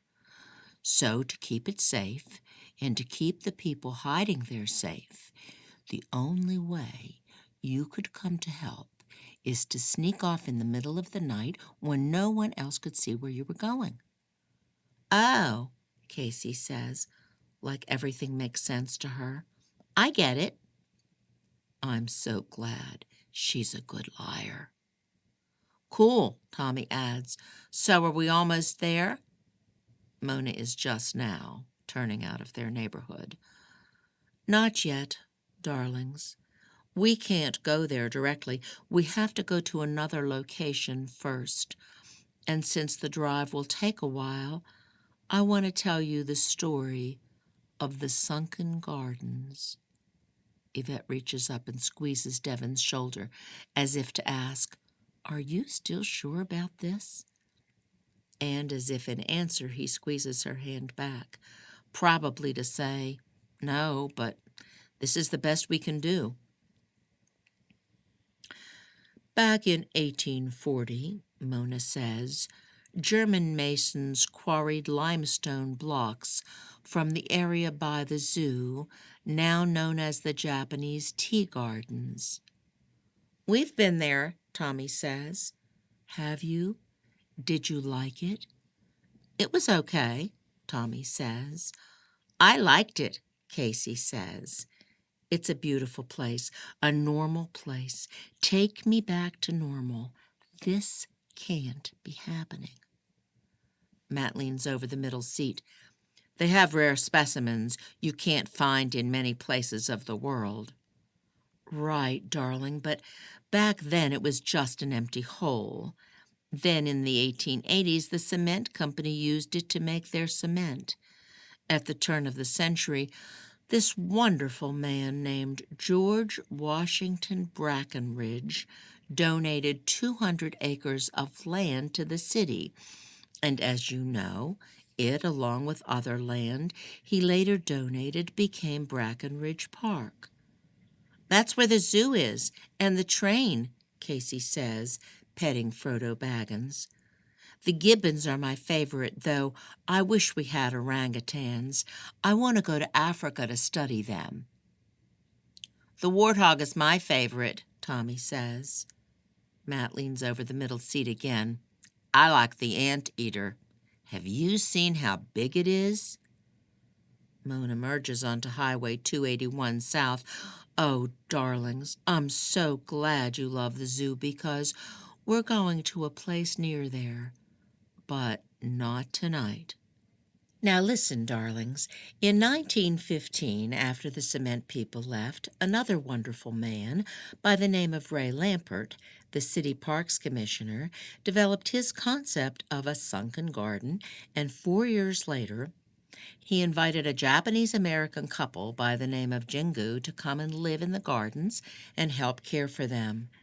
And the gardens were then named the Japanese Tea Gardens. And, darlings, Mr. Jingu and his wife opened a little place in the gardens called the Bamboo Room, where they would serve iced green tea. And they also developed a green tea ice cream, and over the years they had 7 children, all living together in the gardens until 1938 when Mr. Jingu died. Well, the rest of the family continued to live in the gardens, but something horrible was brewing in the world. What? Matt asks. World War II, Devon answers. Right, darlings, World War II. Now, the gardener, Mr. Hugo Gerhardt, was a beloved friend to the Jingus, especially after Mr. Jingu died. The little ones would follow Hugo around as he tended to the garden, and they loved him as he did them. But in 1941, when the Japanese attacked Pearl Harbor, December 7th to be exact, Matt says. Yes, darling. Well, after that, the city wanted the Jingu family evicted from the gardens, and the gardens themselves renamed the Chinese Gardens. How terrible, Yvette says. I didn't know that about our history, and I've lived here all my life. So what happened to the Jingus? Tommy asks. Well, there was a rumor they might be put in one of those Japanese-American internment camps. What's that? Asks Casey. Like the concentration camps during the Holocaust, Matt says. Have you learned about those yet, darling? Yes, Casey says, but I don't like to think about that. I know, darling, but it's important to remember bad things so people don't make the same mistakes again. So, anyway, what many people didn't know was that beneath the sunken gardens, Mr. Lampert had created a huge cellar in which he had hidden a wine collection that had been in his family for years. Do you know why he hid it? Prohibition, Matt says. So Mr. Lambert was a bootlegger? My sweet Matt, such a knower of facts. What are we talking about? Tommy asks. Mr. Lambert was not a bootlegger, Matt, but you're right about the prohibition. Darlings, in 1919, the United States made the production and sale of alcohol, like beer and wine, illegal. Mr. Lambert had come from a family of winemakers in the Texas Hill Country, and though they never broke a law during all the Prohibition, which was finally repealed in the early 30s, he wanted to preserve his family legacy in that secret cellar. But when the Jinkus were in danger of being evicted from the gardens and taken to an internment camp, Mr. Lampert emptied the contents of the cellar, sold or gave away every bottle. Now it was legal, and helped the Jinku family hide there. "How nice of him," Casey says. "You're so sweet, darling." And yes, Mr. Lampert was very nice.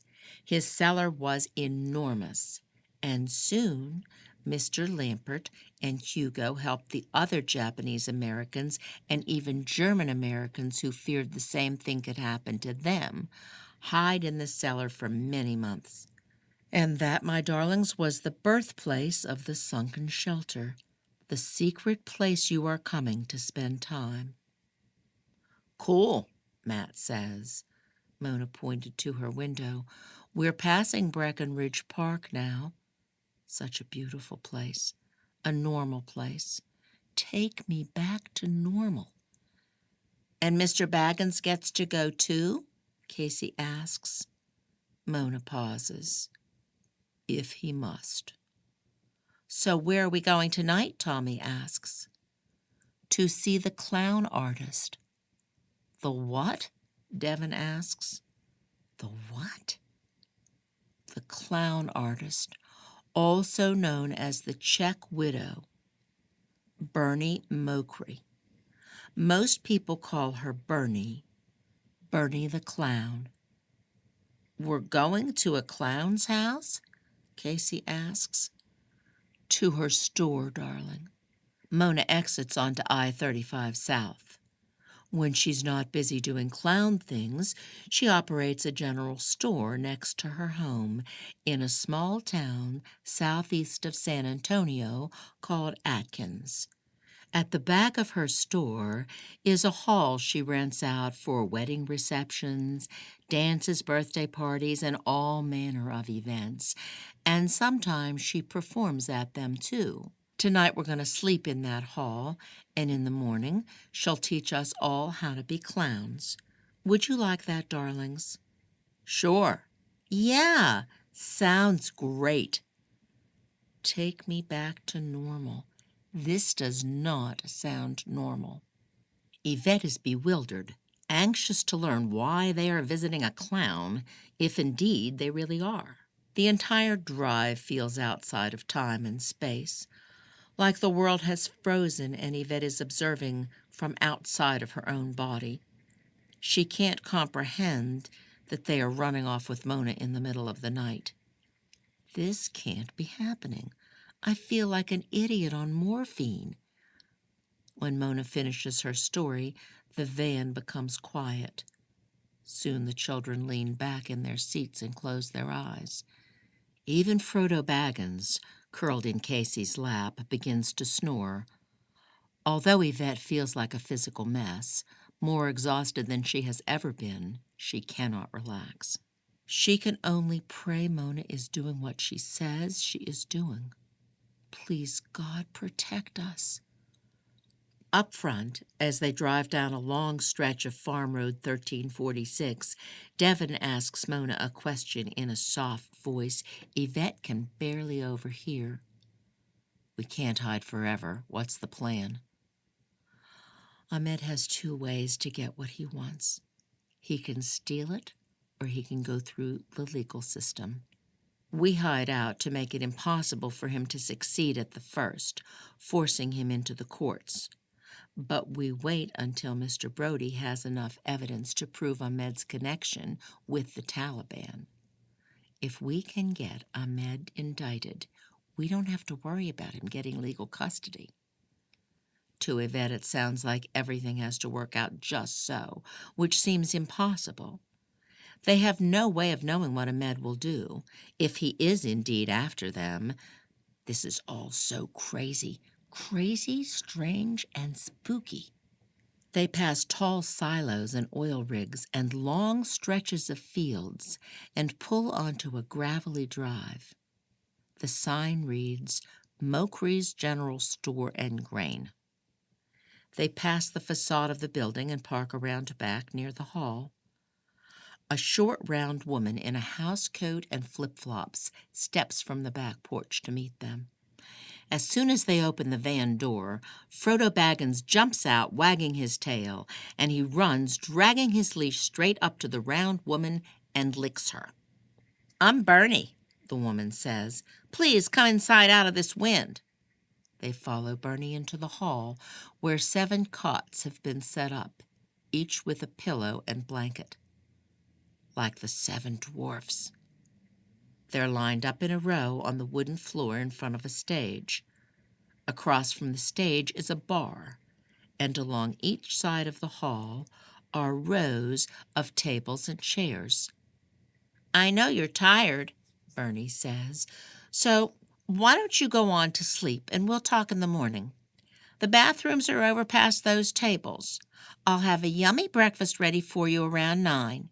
If you need to reach me before then, there's a phone behind the bar and a note with my house telephone number on it." Bernie leaves through the back door.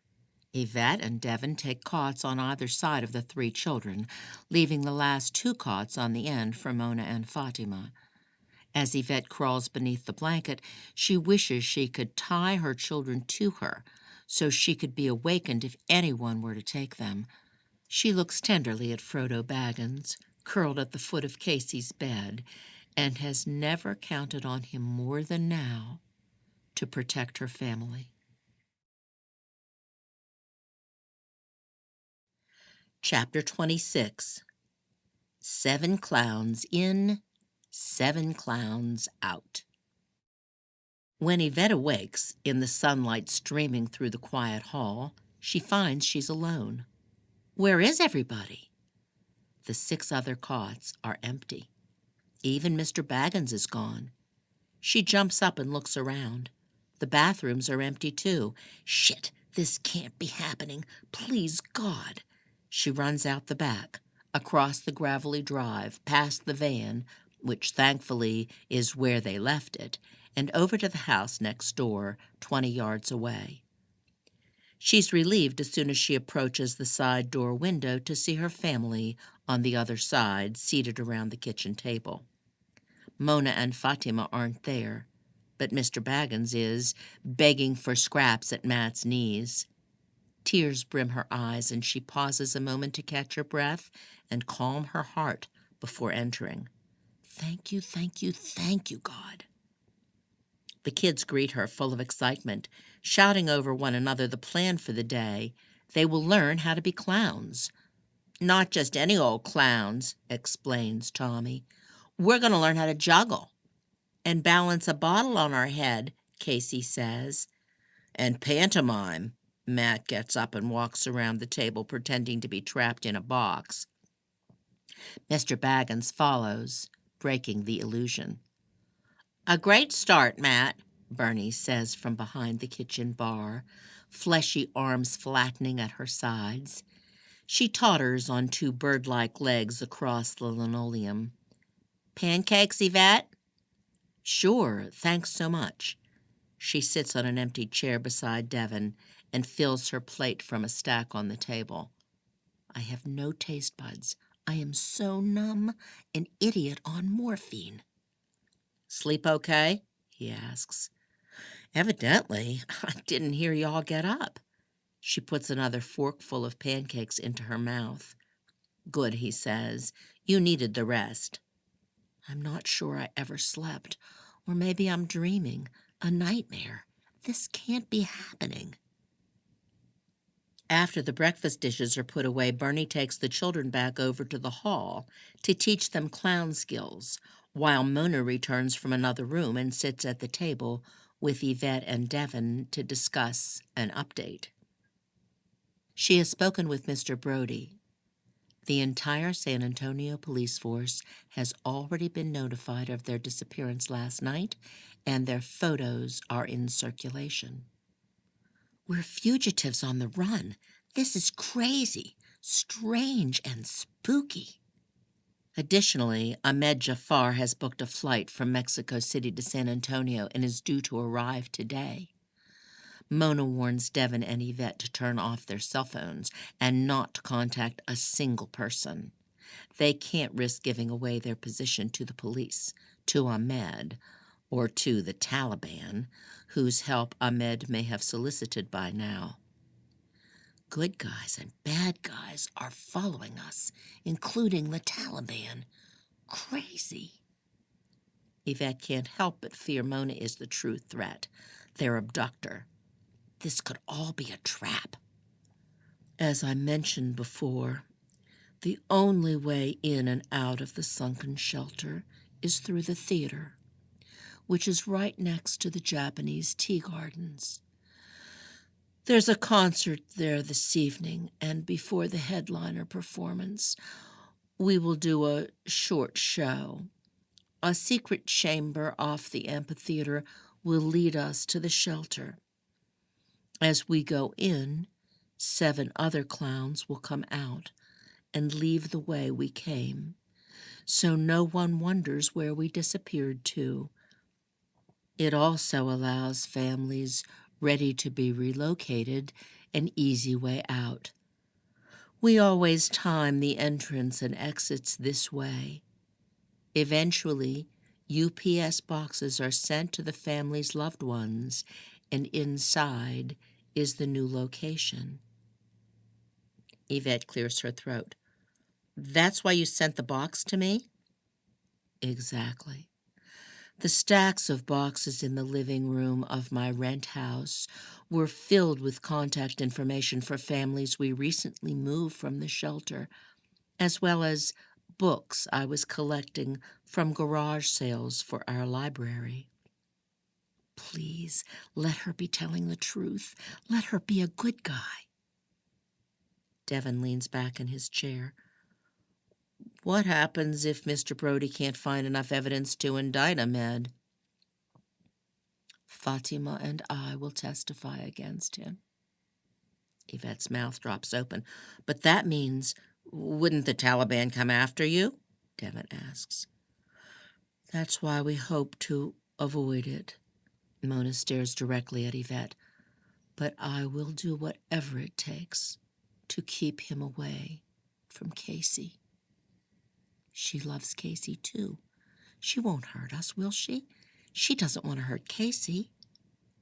Later in the afternoon, after a lunch of sandwich and chips, Bernie instructs each of them to put on oversized, colorful clown clothing and wigs from a chest in the hall, and then she begins the time-consuming task of applying makeup to each of them. As she works at one of the long hall tables, sitting opposite them, she explains, face close, short blonde hair cropped around her face like a mushroom cap, hands working their miracle, how important the makeup has been throughout the years to protecting the identity of hundreds of people. Barney finishes the children first, who walk around admiring themselves in the mirrored wall behind the bar. Matt wears a jester's hat, Tommy a straw hat, and Casey a green curly wig. The makeup, along with the addition of a red clown nose, conceals their identities well, and their dramatic way of walking and swinging their arms gives them a professional appearance. Please, God, please protect my sweet kids. Kids are naturals, Bernie says, which is why this makes an excellent cover for victims on the run. At 4 o'clock, they load into the white van, completely transformed in their clown makeup and baggy, colorful clothing. The kids bubble with excitement as they wave goodbye to Bernie, and Mona pulls up the gravelly drive to Farm Road 1346. Yvette lays a hand on Mona's sequined shoulder, leans forward, and says, "Thank you." She pulls her hand back, afraid for having crossed a line, an invisible barrier between them. Let her be a good guy. Mona glances back and nods in her sad clown face, the only sad one in the lot, and the adults are quiet for the rest of the drive. Brackenridge Park is packed and bustling with cars and people when they pull into a parking lot for employees only at the Japanese tea gardens. Mona gives them last-minute instructions. All clowns hold hands on all animals in their crates until they reach the stage. The animal crates and Yvette's duffel bags rest on a wagon pulled by Fatima at the end of their line. They stroll between the gardens and the amphitheater to a private entrance manned by a security guard, apparently expecting clowns, and from there they are led directly to the stage. This is so crazy and strange. Is this really happening? Once on stage, two men take the wagon backstage, with Frodo barking angrily, while the 7 clowns perform before a huge crowd of excited people which has already begun to clap. Tommy juggles tennis balls, Casey balances a Coke bottle on her forehead, and Matt pantomimes. Fatima waves an extra-large white-gloved hand held high on a stick. Mona throws confetti into the crowd. Devin and Yvette mock fight as Bernie has taught them. The carnival music makes their random performance look rehearsed. They are only on stage for 5 minutes when Mona guides them backstage. But it felt like an eternity. From backstage, they retrieve their wagon and enter an antechamber. Once the antechamber door is closed, Mona opens another and leads them through. They pass 7 other clowns pulling an identical wagon as they take a dimly lit and wobbly wooden ramp down to yet another door. Mona pulls out a key and inserts it into the lock, opens the wooden door, and beckons them through. The final trap. They enter what looks like the lobby of a third-rate hotel. 4 sofas and 2 chairs in worn fabric and leather are arranged around the old wooden coffee table and console television on uneven limestone floors. Beyond the television is a common eating area consisting of 6 round tables with chairs, a microwave, and a refrigerator freezer. The entire area is empty of people. Where is everybody? This is a trap. Mona leads them down a narrow, musty hallway, also resembling a hotel with numbered doors on each side, through which Yvette can hear the sounds of television and radio and people talking. Thank God there are others here, our fellow prisoners. They make a few turns down adjoining corridors until they stop at a door numbered 129. Mona takes a key and opens it. Yvette has never seen such efficient use of space. There's a kitchenette to the left, smaller than her walk-in closet at home, with a fridge, 2-burner stovetop, sink, and open shelving holding a set of dishes. A table for 4 is pressed against the wall, and past it, further into the room, is a sofa, chair, trunk, and television. On the back wall, past the television, is a corner desk with a computer. Between the kitchen table and the sofa is a door to the left, leading to 2 queen-size beds and a bathroom. Mona directs everyone to wash off, change clothes, and rest, and she will return in a couple of hours to pick up the clown clothes and give them further instructions. She and Fatima will be staying next door in room 130.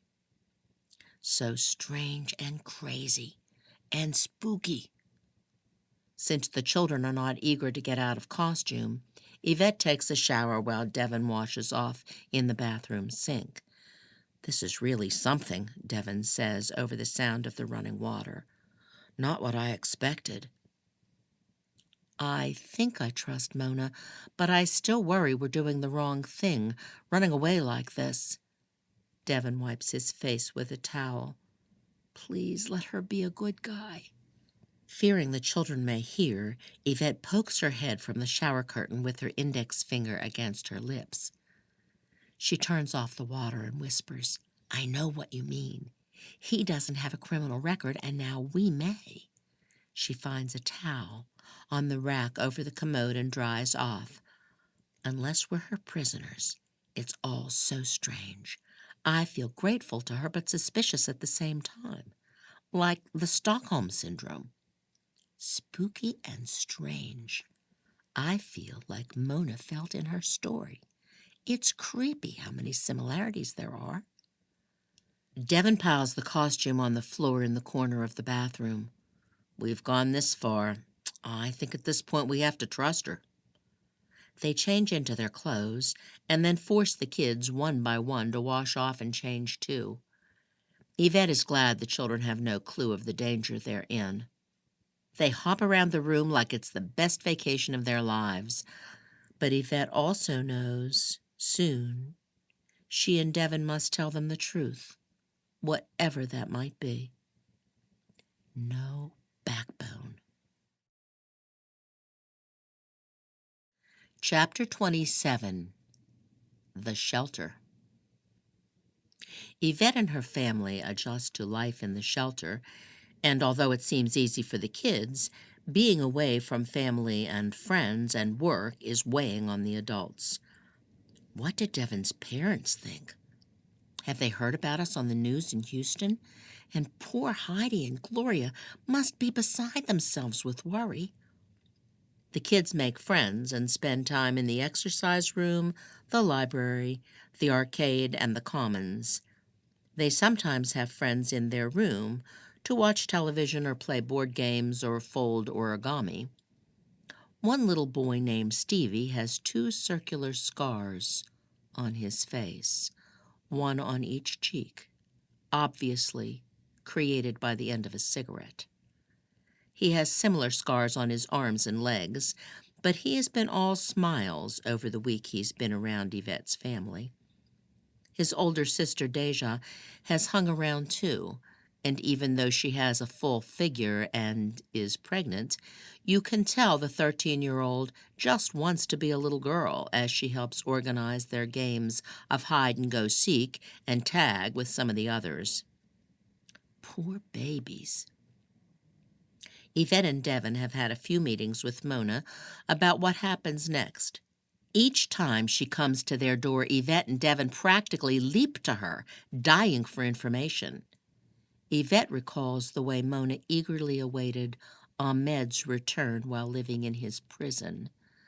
Like little dogs, they wait and pounce, like Mona and Fatima did with Ahmed. Mona brings in a laptop and opens it on the table. I want you to meet our attorney, Edith Pearson. Come, sit. Yvette and Devon sit and watch as Mona types on the keyboard. Edith? I'm here. Hello, Mona. On the screen appears the face of a middle-aged black woman with short hair and a colorful scarf. I have Yvette and Devon Palmer here with me. Hello, Yvette says. Hi there. I managed to get a hearing scheduled in 4 days. According to the clerk, no claim has been filed on Ahmed Jafar's behalf, so this may be an open and shut case unless he appears. Thanks, Edith, Mona says. Email me the specifics. Mona types into the keyboard. I have Mr. Brody waiting to meet you as well. In a few moments, the white-bearded face of a man, perhaps late 60s, appears on the screen. Like I told Mona, I spotted Jafar here in San Antonio at the airport a week ago and followed him to the Holiday Inn. I'll keep an eye on him. Edith says he's made no moves in the courts. Nah, ain't his style. He's looking for you. Plans to take her. This can't be happening. Yvette and Devon thank Mr. Brody, and Mona closes the laptop. How well do you know this detective? I mean, do you trust him? He's been part of my life since I escaped back into Texas. That long? So you must trust him. He and my aunt were close once, almost married. Yvette brought her cup of water. What happened? His work as a police detective was too hard on her, especially after my family was killed. She changed. He retired from the force and tried to make it work with her, but he missed the action, so he volunteered for the shelter. He's a volunteer? Devon asks. He's a good man. Helped a lot of people. Abusers have been indicted because of him. I trust him totally." "They are good guys. Thank you, God." Yvette lounges on the sofa with a novel from the shelter library. Stevie and Deja sit at the table with Tommy and Casey, folding paper into animals according to Matt's instructions. Matt stands over them, making one crease at a time, waiting for his pupils to copy him. Devin researches boat motors on the computer because, he says, the one on the pontoon is on its last legs. "Like this," says Matt.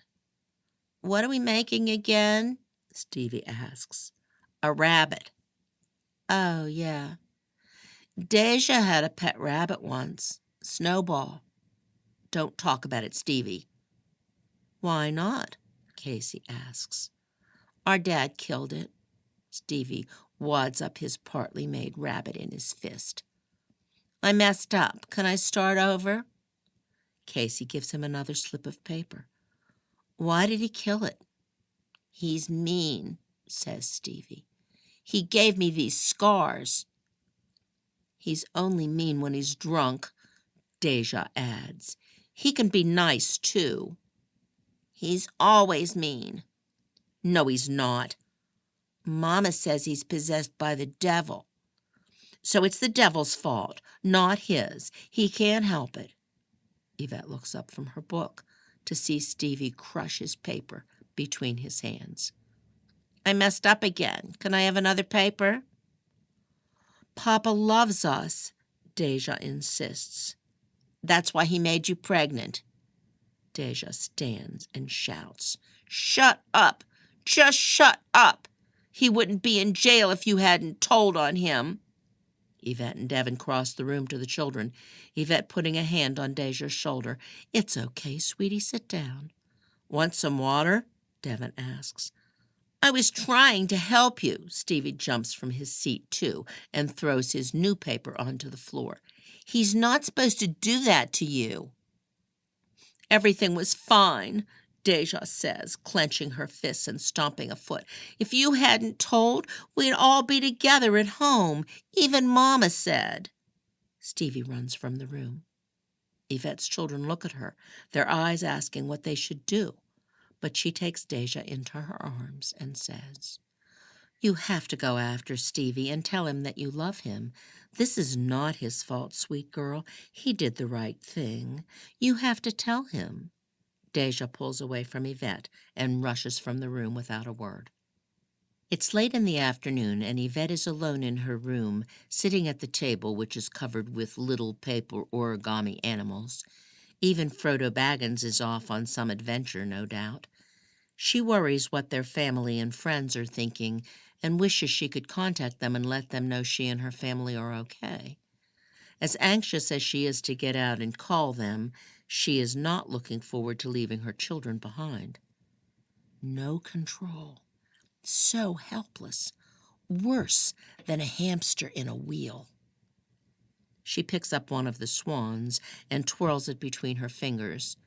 She knows this is Casey's work because the swan has been her favorite animal since she can remember. No ugly duckling. Casey nevertheless relates to the story, since she sometimes feels different than the rest of the family in her slightly darker skin. She's my sweet, sweet Casey. Something else has been bothering Yvette, and so she gets up and walks next door to Mona's room. "We need to talk," Yvette says when Mona opens the door. "Come in." They sit opposite each other at the kitchen table, which is identical to the one in Yvette's room. Each is wearing clothes provided by the shelter, and Yvette understands now why Mona's clothes never quite fit. "Would you like a drink?" Mona asks. "No, thanks. I want to know why you haven't told Casey who you are." Mona's face turns whiter than usual. "Or have you, and I just don't know it?" "No, I haven't." "Why not?" "Is that what you want?" "I don't know." Yvette leans her elbows on the table. I just feel grateful to you, Mona. I know you don't particularly like me, but I want you to know how much all of this has meant to me. And if you want to tell Casey, I'm okay with it. I'm grateful, like in the Stockholm Syndrome. I don't think it's a good idea. Yvette lifts her brows. Why? All the research I've read says it confuses children when a biological parent enters their lives after years of absence. It would be one thing to fashion a relationship from infancy, but to begin now, I don't know if it would be good for her. We have to tell her something. Mona leans back. I've consulted with the shelter's counselor, Mrs. Craig, on what to say. Casey may be called to speak in court, so we can't keep this from her forever. Mrs. Craig says we should be honest with Casey about her father. We don't have to provide her with all the horrid details, but we can let her know he kidnapped her biological mother and hurt other people. I don't think it's necessary to tell her that I was that mother. You really are one of the good guys. You poor thing. You're so far in your shell, no one can touch you. Yvette wants to reach out and touch Mona's hand, but Mona keeps such a wall built around her that Yvette is afraid to break through. Why don't you want her to know? This is about you, not her. Mona's face crumbles. Can't do it. Please understand. Mona gets up and walks across the room. Best this way for both of us. I won't push it, but maybe one day she'll think differently. Poor thing. Thank God she's one of the good guys. Thank God. When Yvette stands to leave, Mona asks her to stay. I want to tell you the rest of my story. What happened after I left Casey with the Cardenas couple. Chapter 28. Crossing the Border. From the cemetery, Fatima and I returned to the church for the priest, but the altar boy shook his head and indicated through signs the priest was no longer there. So we sat in a pew to rest. Fatima put an arm around me and patiently listened to me sob. I fought the urge to run back to the grave and reclaim my baby, telling myself she was better off. I couldn't give her what she needed. Those hours we sat and waited were the most miserable of my life. Nothing that has befallen me since has equaled or surpassed them in pain. The light coming in through the dusty windows grew dim, and when night fell, we found ourselves sleeping once again on the hard, narrow pews in the peaceful quiet of the church. On and off throughout the night, I cried for my little girl, who I thought I would never see again. When the priest came to wake us, I had just fallen asleep. It seemed I had slept for only a few seconds. He brought us crackers and cheese and water and told us his friend would not arrive until 4 o'clock, but we were welcome to sit in the church. There would be 2 masses, one at 8, one at noon, and we could stay for both. So we did. I wept throughout both, with Fatima holding my hand, but tried not to draw attention to us. So dirty and stained were our clothes, and we reeked. But the beautiful sound of the voices singing the hymnals together gave me moments of comfort. The priest heard the confessions of 2 old women and left until dusk, when he returned with 3 men. The men had sandwiches, which they shared with us at the priest's request. He said prayers over us, explaining in English his friend Paiso, a wiry man in his 30s with not much chin, was helping the other 2 find the American dream so they could send money back to their starving families. The priest prayed for a safe journey and for continued blessings for all of us. We piled into a beat-up yellow Volkswagen. Paiso drove, and Chiliano, the burly one, rode up front. Fatima sat in back between Carlito, the smallest and youngest, my age, a smoker, and me. We drove for hours along the dark streets from the city through the dirt roads of the desert and back into a town along the Gulf of Mexico where we were taken to a safe house. 20 other Mexicans, all about my age, waited for a guide to smuggle them across, but Paiso was not him. We were given no food, only water, by the man who ran the safe house, which was filthy and stunk and was infested with lice and roaches. Carlito smoked a cigarette, the smoke an improvement to the foul stench lingering in the air. The men spoke together in Spanish, Paiso occasionally translating bits and pieces. Carlito's girlfriend es muy pregnant, Paiso said, and her father make him come to U.S. for job. Then he added, he no say no, or he kill Carlito. Chiliano and Paiso giggled, and even Carlito broke into a smile and said, su verdad. Paiso laughed out loud and said, he says it's true. In the morning we left, stopping only to fill gas. After several more hours, we arrived in Matamoros, the border town across from Brownsville. We were given a meal at a local church, and it seemed the best I had eaten in my life. 2 women brought us hot rice and beans and steaming tortillas, and we were allowed to eat as much as we wanted. The women prayed over us before cleaning the dirty dishes away and handing out blankets and pillows. We stretched out on the wooden floor, Fatima and I on one side of the church and the men on the other, and fell asleep, even though many hours of daylight remained.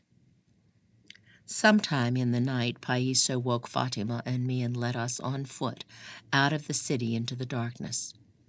We walked for hours on long stretches of flat ranch land, climbing over barbed wire, avoiding cow patties and rattlesnakes, with very little light from the crescent moon.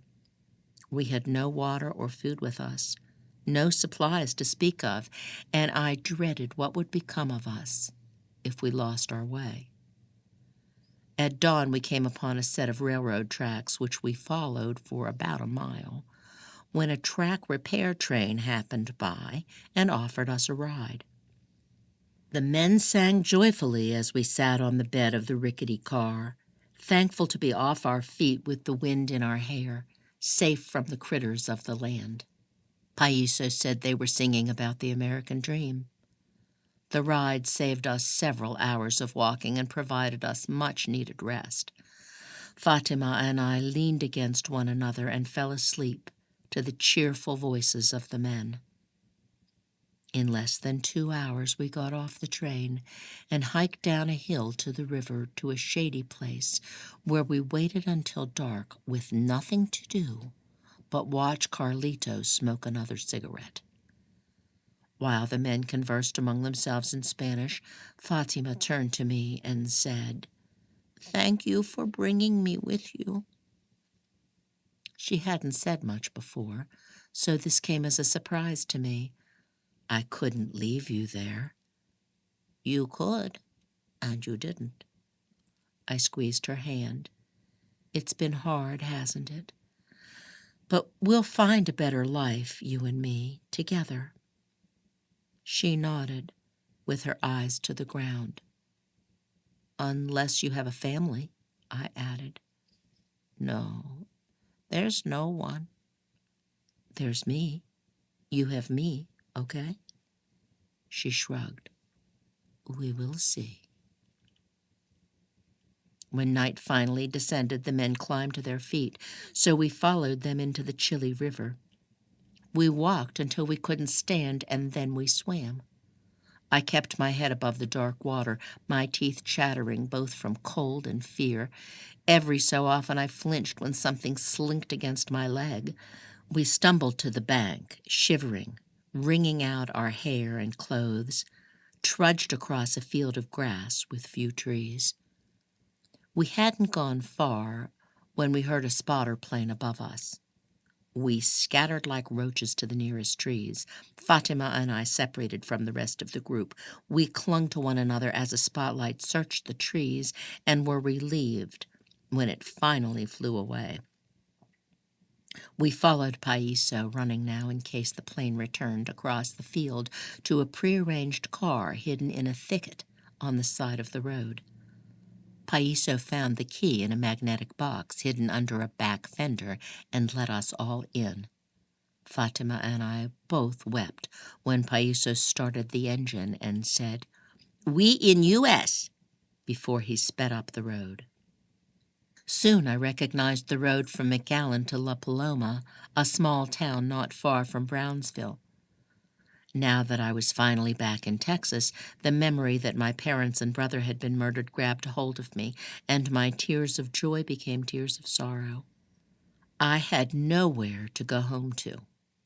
I was afraid my house was being watched by the Taliban, and that Ahmed would be notified of my return. Paiso drove us to a church in La Paloma where we were given a meal of grilled chicken and potatoes. Although I was starving, I found I couldn't eat. So riddled was I by fear and anguish. I thanked the nuns for the food, but ate little, giving most of my plate over to Chiliano.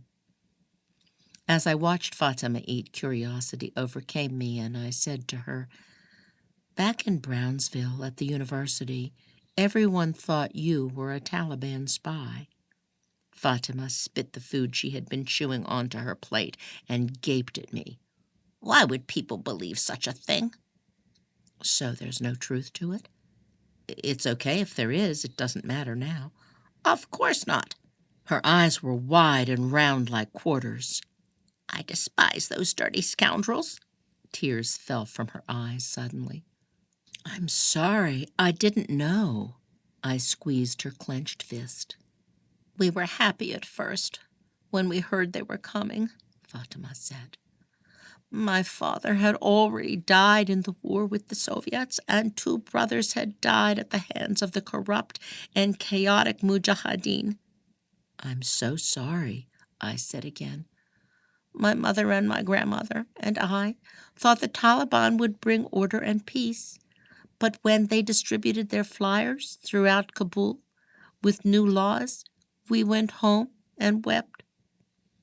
Women weren't allowed to leave their homes unaccompanied by a male relative. We had no living male relative." "What did you do?" "Every right women gained in the progressive cities was instantly stripped from us that day. All the schools for girls were closed. My mother, who was teacher, lost her job." Fatima's lips began to tremble. It was the most I'd ever heard her say. I thought she would say no more, but once she could speak again, she continued. "We were starving when my mother risked her life and went to an old friend of one of my brothers, Jamshid, a tall, thin, awkward boy of 19, just my age.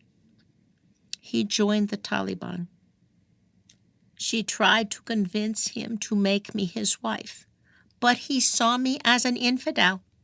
This meant he could do with me as he wished, and he did." Fatima broke down into sobs, so I patted her clenched fist. "You don't have to tell me." "Jamshid was ordered to go to America. He was scared to go, so he married me and took me with him. We ended up in Brownsville, where we met Ahmed. We lived with him for a while. Ahmed was different then. I fell in love with him. Can you believe?" "Yes, I can."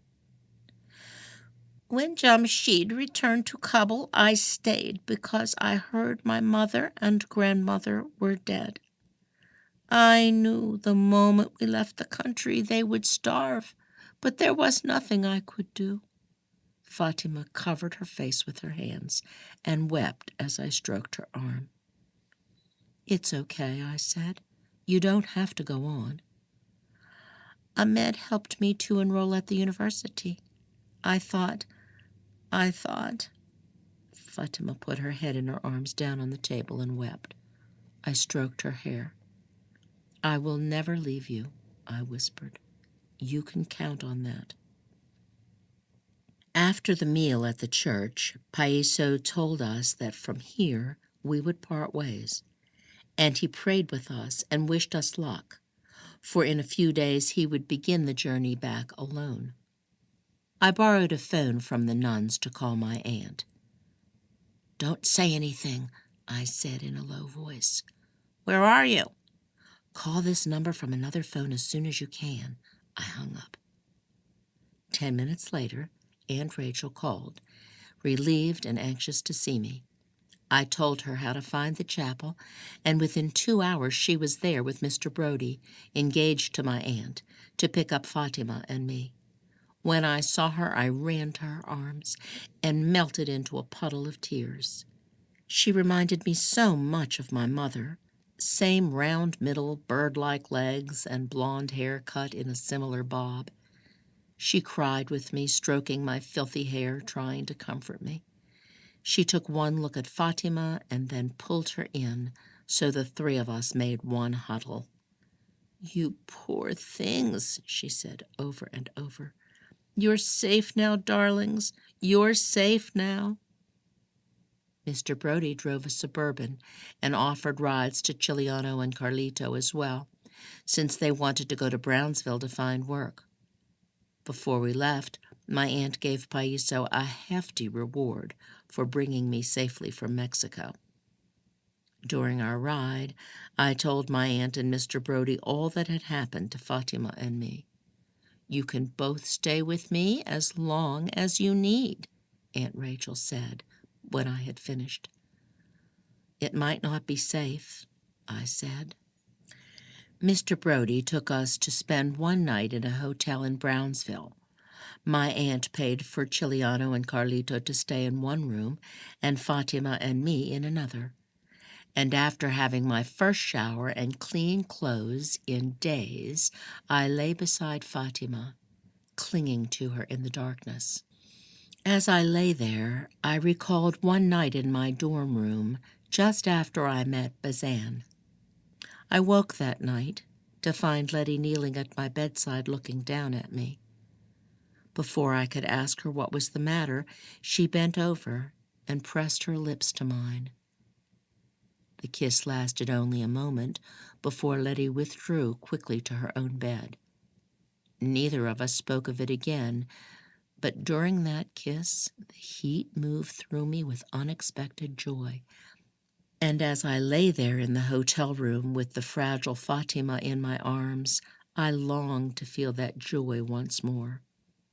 I first kissed Fatima on the cheek, but when she turned her dark and weary eyes to me in the dim moonlit hotel room, I saw my own longing reflected back. Like Letty had 2 years before, Fatima put her mouth to mine, and my tears met her tears and mingled together on our cheeks as we kissed away our pain and found solace at long last. In the morning, Mr. Brodie drove Fatima and me to Atkins to see the woman he called the Czech widow. You know her as Bernie the clown artist. That's when I first learned of the sunken shelter. Chapter 29. Smokeout. "And how long was it before you were running this place yourself?" Yvette asks. "Not long. They needed help. So many people in need, you know. I don't really run it, not alone anyway." "And you've lived here all this time?" "Except for the year I lived behind you, yes. And that was pretty scary for me to be on the outside for so long, always on edge." Yvette leans toward Mona as though seeing her clearly for the first time. "What made you do it? Move behind me, I mean." Mona slouches in her chair. her thin frame folding into itself like a paper Japanese fan. Mr. Brody had finally tracked down Ahmed and found out about the missing children's database.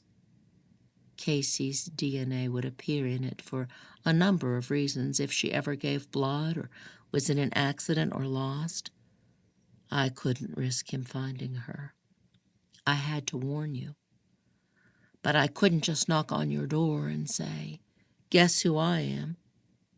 "Yeah, I guess not." And I couldn't say a madman is after your daughter without you thinking I was the mad one. True, I guess. I had to start from the beginning, so you'd understand the real danger and take me seriously. Yvette reaches a hand out to touch Mona, but instead flattens it against the table. Thank you for wanting to protect Casey. I only made things worse. You wouldn't have called the police if I'd left you alone. But like you said, if her DNA was ever run through the database, well, we wouldn't have seen him coming. Please don't blame yourself, Mona. You did the best you could. I'm the idiot who didn't trust you. Yvette stands to leave, but before she reaches the door, she says, "You should be proud of what you've done for Casey. I know Casey, and I know she'd be nothing but grateful that you did what you did." Before Yvette leaves, Mona's phone rings, and Yvette hesitates at the door, waiting for Mona to say goodbye. "Oh, no," Mona says into the phone. "Are you sure?" She ends her call and turns to Yvette. She has a desperate look on her face, mouth agape, eyes wide, eyebrows hidden beneath her frizzy hair. What could be happening now? What? Yvette asks. Mona's face has gone pale, and her bottom lip trembles. Mr. Brody was found murdered in his home this afternoon. This can't be happening. Yvette crosses to the table and sinks back into her chair. What? I can't believe it either. Oh, my God. Do you think it was Ahmed? I know it was. Poor Mr. Brody. Oh, my God. What do we do now? Mona puts a hand to her mouth. I need to think. Is there no one else tracking Ahmed? Mona shakes her head. We're on our own. God help us. That night, after a meal of microwave pizza for the first time since they'd been there, the kids say they want to go home. I miss our house. Casey collapses onto the sofa. When are we going home? Tommy sinks beside her. I miss our trampoline and my friends. And Frodo never gets to go outside, Matt adds from where he sits in front of the computer. And I'm tired of changing his diaper. Yvette and Devin decide it's time to tell the kids the truth. This won't be easy. We haven't been completely honest with you, Devin says. Matt lifts an index finger into the air. I knew it! So what's really going on? Mr. Baggins joins Tommy and Casey on the sofa, and Devin and Yvette each take an arm on the chair in the corner. Yvette folds her hands. Her stomach's tight. She doesn't want to do this. Y'all know Casey's adopted, right? The kids nod. Yeah. Well, Yvette continues, she wants to be sure she handles this just right. She doesn't want Casey to feel bad about herself in any way. We found out that her biological father was not a nice man. Casey's eyes begin to fill with tears. Don't cry, Casey. All the air rushes from Yvette's body like a deflating balloon. Come here, sweet girl. Yvette scoots into the chair with Devin still on one arm as Casey leaves the sofa to climb onto her lap. That doesn't mean you aren't a nice girl, okay? Casey nods. And remember, Devon says. He's not your real father. I am. Biology only means so much. I know, Dad. Yvette strokes Casey's bangs from her eyes, recalling the way Casey looked as a baby, nestled against her breast with her thumb in her mouth, the other tiny fingers plucking at Yvette's blouse, the collar or the buttons, or the bow tied at the neckline. Casey's little fingers were always feeling the textures around her, especially the tags on pillows. Between the ages of 3 and 6, Casey would ask Yvette to turn over after her back scratch so Casey could feel the tag on the back of Yvette's shirt. Tears fall from Yvette's eyes as she realizes she cannot protect her little girl from all the evils of this world. She holds her close and says, "We came to this shelter when we learned that he's trying to find you. Because he's been mean to people in the past, we were afraid he might be mean to you too, and try to take you from us." "I don't want to go with him." Casey throws her arms around Yvette's neck. "Please, God, please don't take her away from us." "We won't let him take you," Devon says. "That's why y'all have to stay here a little longer." "What do you mean, y'all?" Matt asks. "Aren't you staying too?" Yvette and Devon exchange glances. Yvette's heart feels as though it has stopped beating altogether. Then Yvette says, "In a few days, we have to meet before a judge to have that man's parental rights revoked. We have to present proof that he's bad." "What proof?" Tommy asks. "We found someone who knew him, who will testify against him," Yvette says. "Who?" Matt asks. "Mona," Casey says, "right? That must be why she brought us here. She knows how bad he is, and Fatima, too." Yvette nods. "That's right. Smart girl." The kids let all that information soak in. "Do y'all have any more questions for us?" Devon asks. "I know this isn't the easiest thing in the world to hear." "How much longer do we have to stay?" Tommy asks.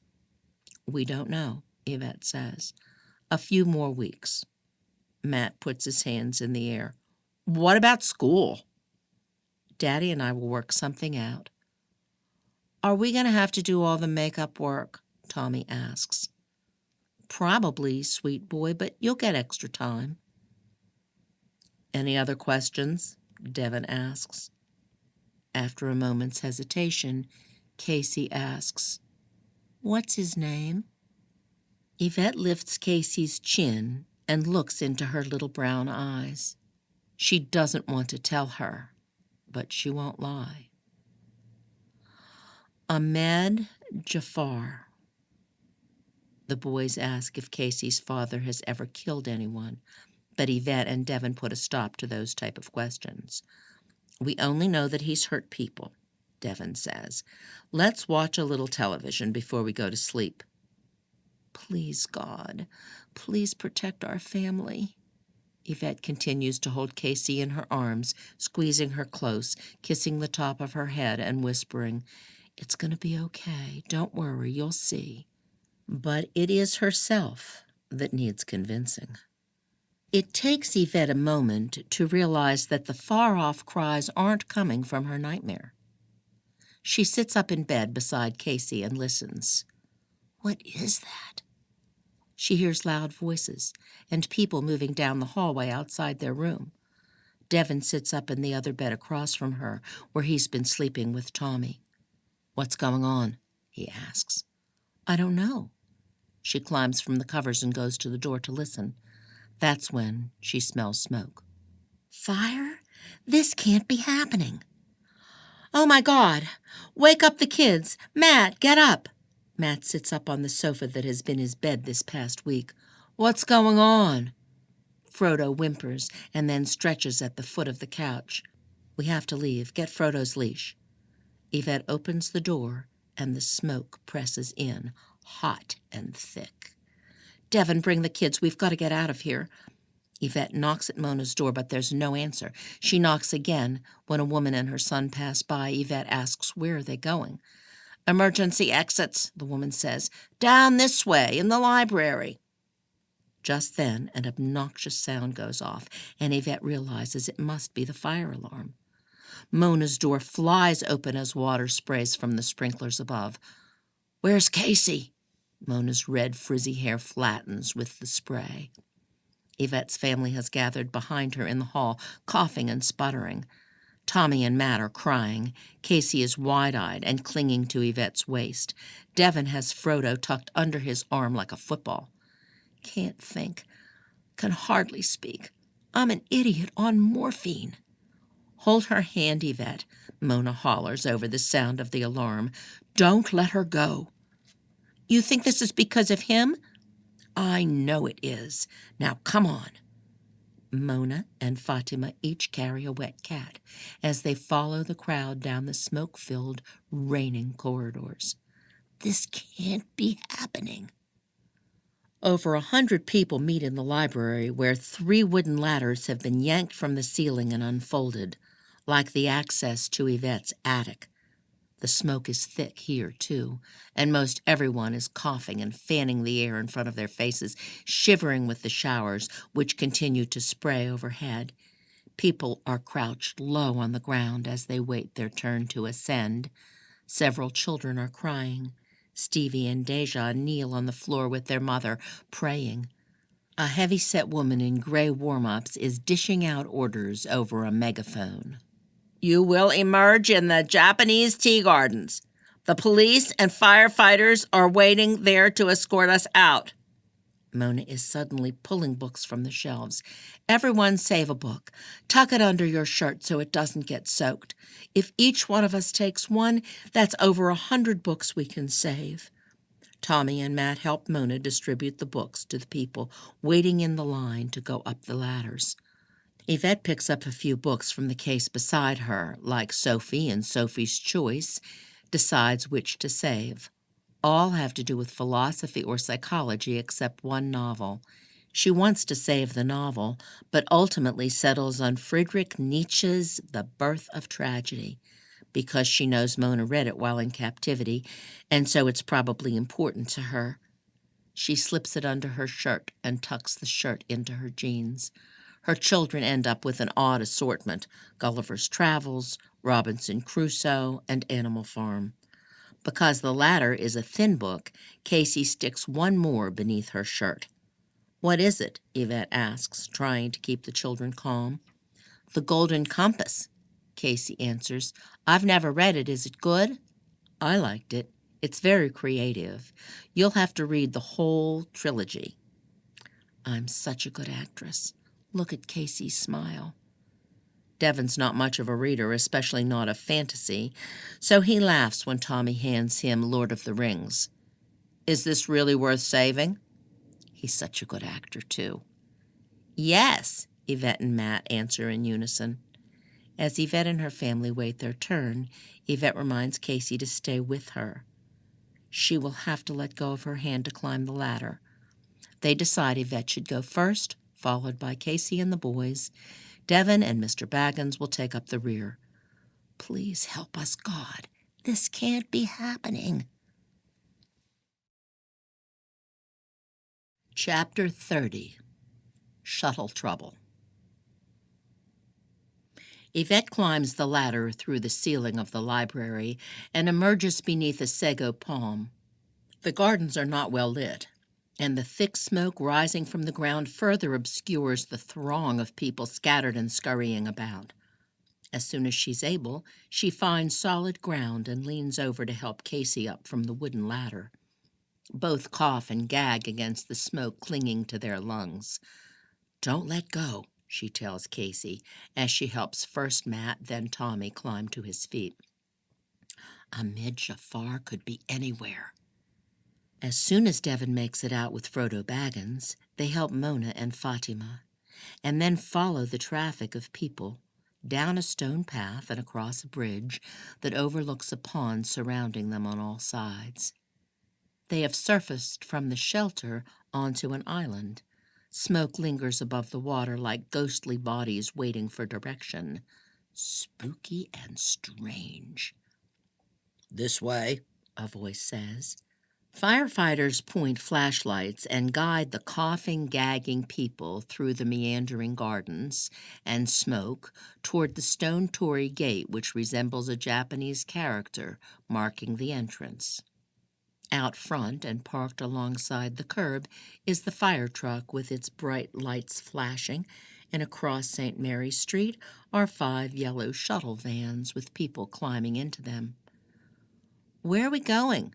Tommy clings to Yvette's arm. Yvette kisses the top of Tommy's head. "I don't know yet." "Probably a clinic or another shelter." Devin ushers them across the street. Mona and Fatima are behind them, and Stevie and Deja are in front with their mother. The people from the shelter are easy to distinguish from the others in the crowd.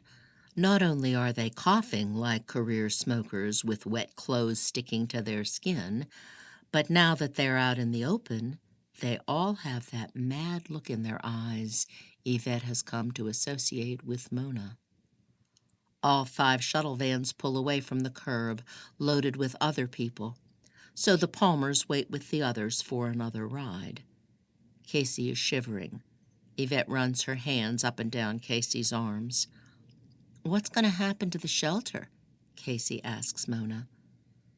"I guess it's not so secret anymore," Matt says. Mona pets Babs.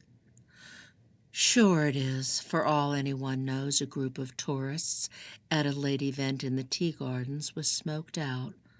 We'll repair the damages and start up again, won't we, Fatima? Are you okay, dear?" Fatima nods. "Reminds me of home. Always fires like this." Poor thing. Her family is already dead, as is Mona's. Yvette wraps her arms around her children as they wait on the curb, wishing she could shield them from the pain of her own death. Another row of yellow shuttle vans pulls in front of them. Before climbing inside, Mona glares at the driver. "Tell me your name and where you're taking us." "Carl Napier, University Hospital." Satisfied, she climbs inside. The van has 4 rows, so Fatima, Mona, Tommy, and the cats take the back row. Casey, Yvette, Matt, and Frodo Baggins take the third. Devin, Stevie, and Deja take the second, and Stevie's mother, Maria, takes the passenger seat next to Carl Napier. "Are you all warm enough?" Carl asks. "I can turn up the heat." "That would be nice," Yvette replies, her teeth chattering from more than cold. Before Carl pulls from the curb, the window beside his head explodes. His door opens and his body is dragged from the car.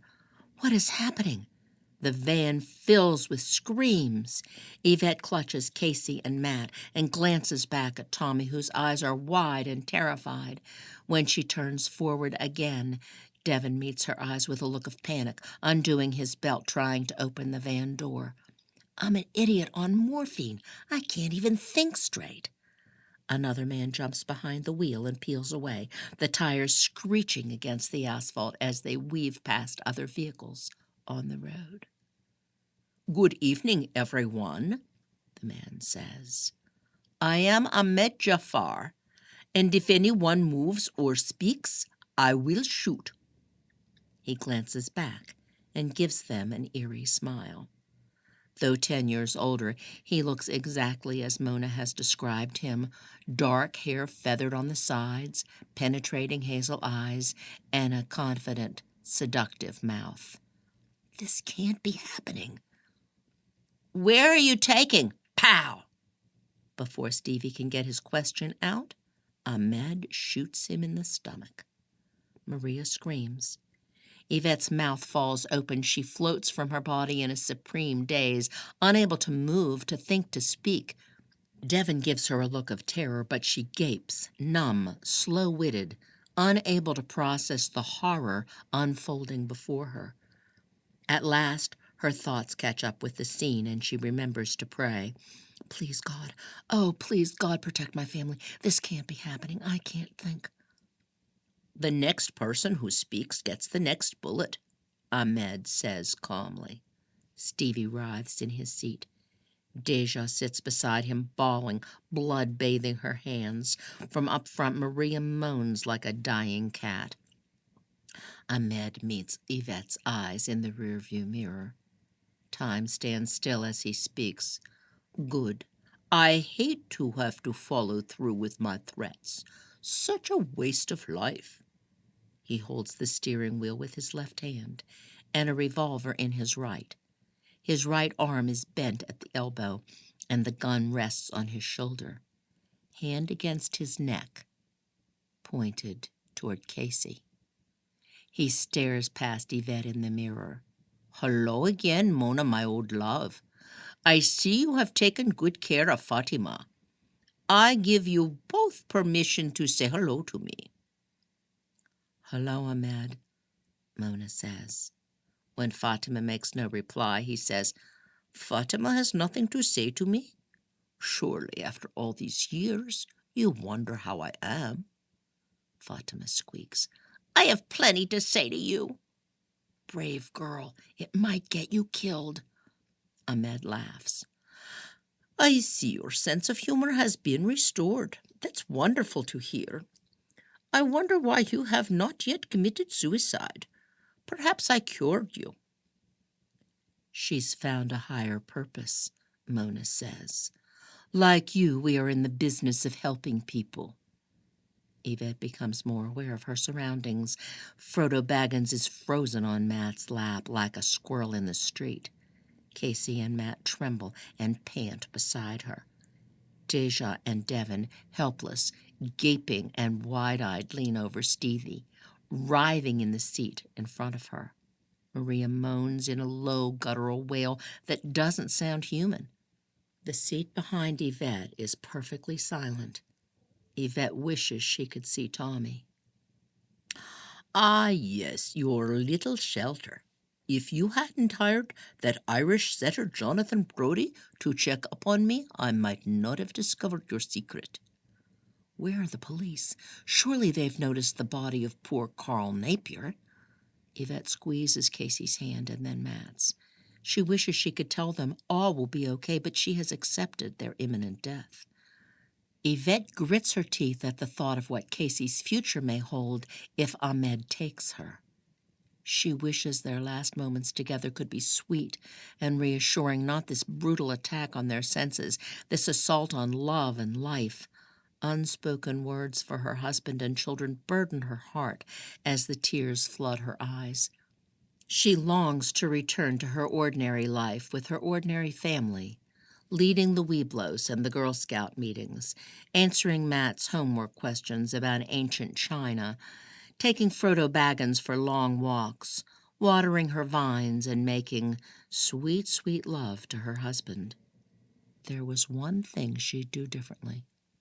She'd live her life with the utmost gratitude. No more self-pity at her hamster wheel analogies. She loved her family and her life, and now that she is losing both, she's so sorry she was ever anything but grateful. It sounded trite and cliché even as she thought it, but she would give anything to go back, exactly where she was before Mona walked into her life. I am sure you all know why I am here. Ahmed seeks Casey's eyes in the mirror. Do you know who I am to you, Casey? Casey nods. Yvette squeezes her hand again. Watch what you say to my little girl, you bastard. Ahmed turns onto the highway. You are a beautiful child. You remind me of my mother. Thank you. Casey's voice sounds small and full of tremors. A lump lodges in Yvette's throat. This can't be happening. I have been searching for you for years. I could hardly believe my good fortune when I was notified of your whereabouts. You can imagine my disappointment when I arrived at your home to find you gone. Yvette's stomach is queasy, and she presses her hand into it, hoping not to vomit. Her hand hits against the book, and she takes it from her shirt. giving her an idea. A crazy idea. But what has she got to lose? She can't afford to be spineless now. What would her mother do? Her mother would fight to the death, in fact, did fight to the death, first as a girl who'd been horribly abused, then later as a single parent mourning the early loss of her husband. Yvette must, too, fight to the death for the sake of her family. If she can distract Ahmed long enough for Devon to disarm him, they might have a chance. Ahmed continues to address Casey. I have been hoping to find you so that I may teach you what I have learned and pass on my legacy to you. My work is very important. One day it will save thousands of lives. Fatima whimpers, but Yvette is too afraid to look behind her. You have to act, Yvette. It's now or never. You have to do something or see your family destroyed. You know I only came for one of you, Ahmed says. But because I hate to waste life, I may decide to use the rest of you as subjects in my ongoing experiment. Would you like that, Fatima? Just like the good old days, yes? I am very close to finding the cure to suicide. It's now or never, Yvette. Yvette takes a deep breath and lifts her book for Casey and Matt to see. She motions for them to take theirs from beneath their shirts. What's that you have there? Ahmed says, staring at her in the rearview mirror. Yvette freezes. Oh, shit, oh, shit, oh, shit.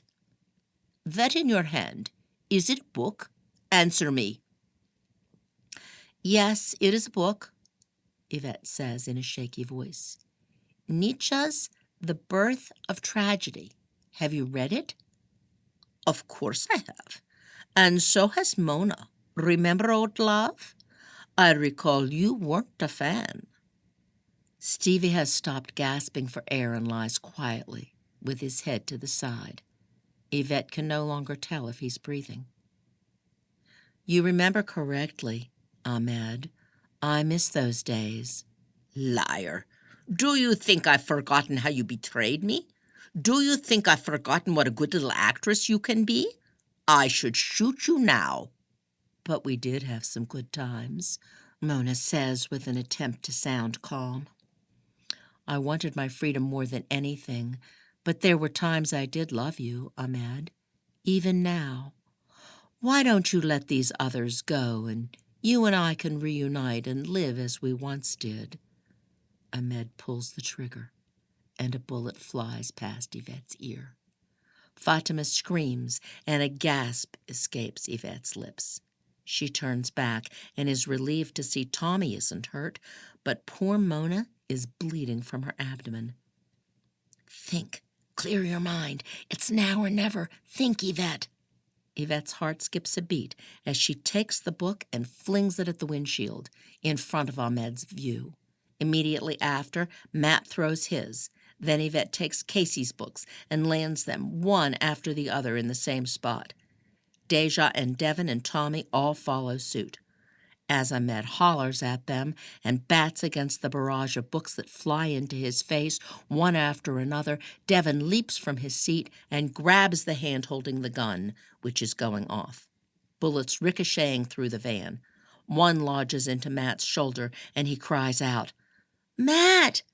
Ahmed loses control of the steering wheel, causing the van to swerve left and right. The kids scream when another vehicle brushes against them on the driver's side. God help us, this is really happening. Maria grabs the wheel and pulls it toward her, but Ahmed headbutts her and she falls back against the passenger door. Deja bites into Ahmed's arm like a wild dog until Devon at last holds the gun and puts it to Ahmed's head. Pull over.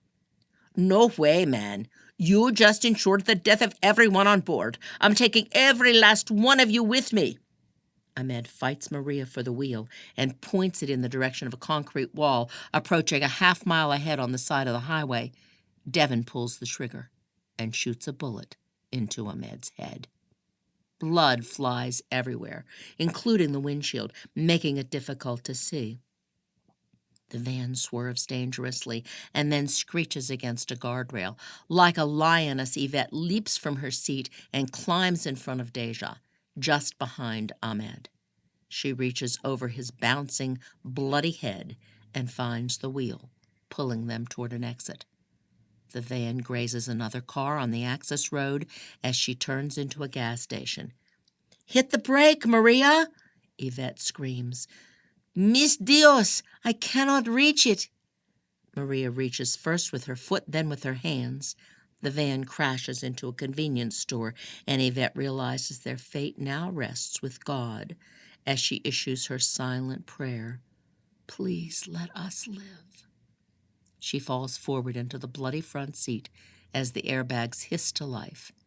Yvette's throat hurts from the loud screams ripping through her mouth.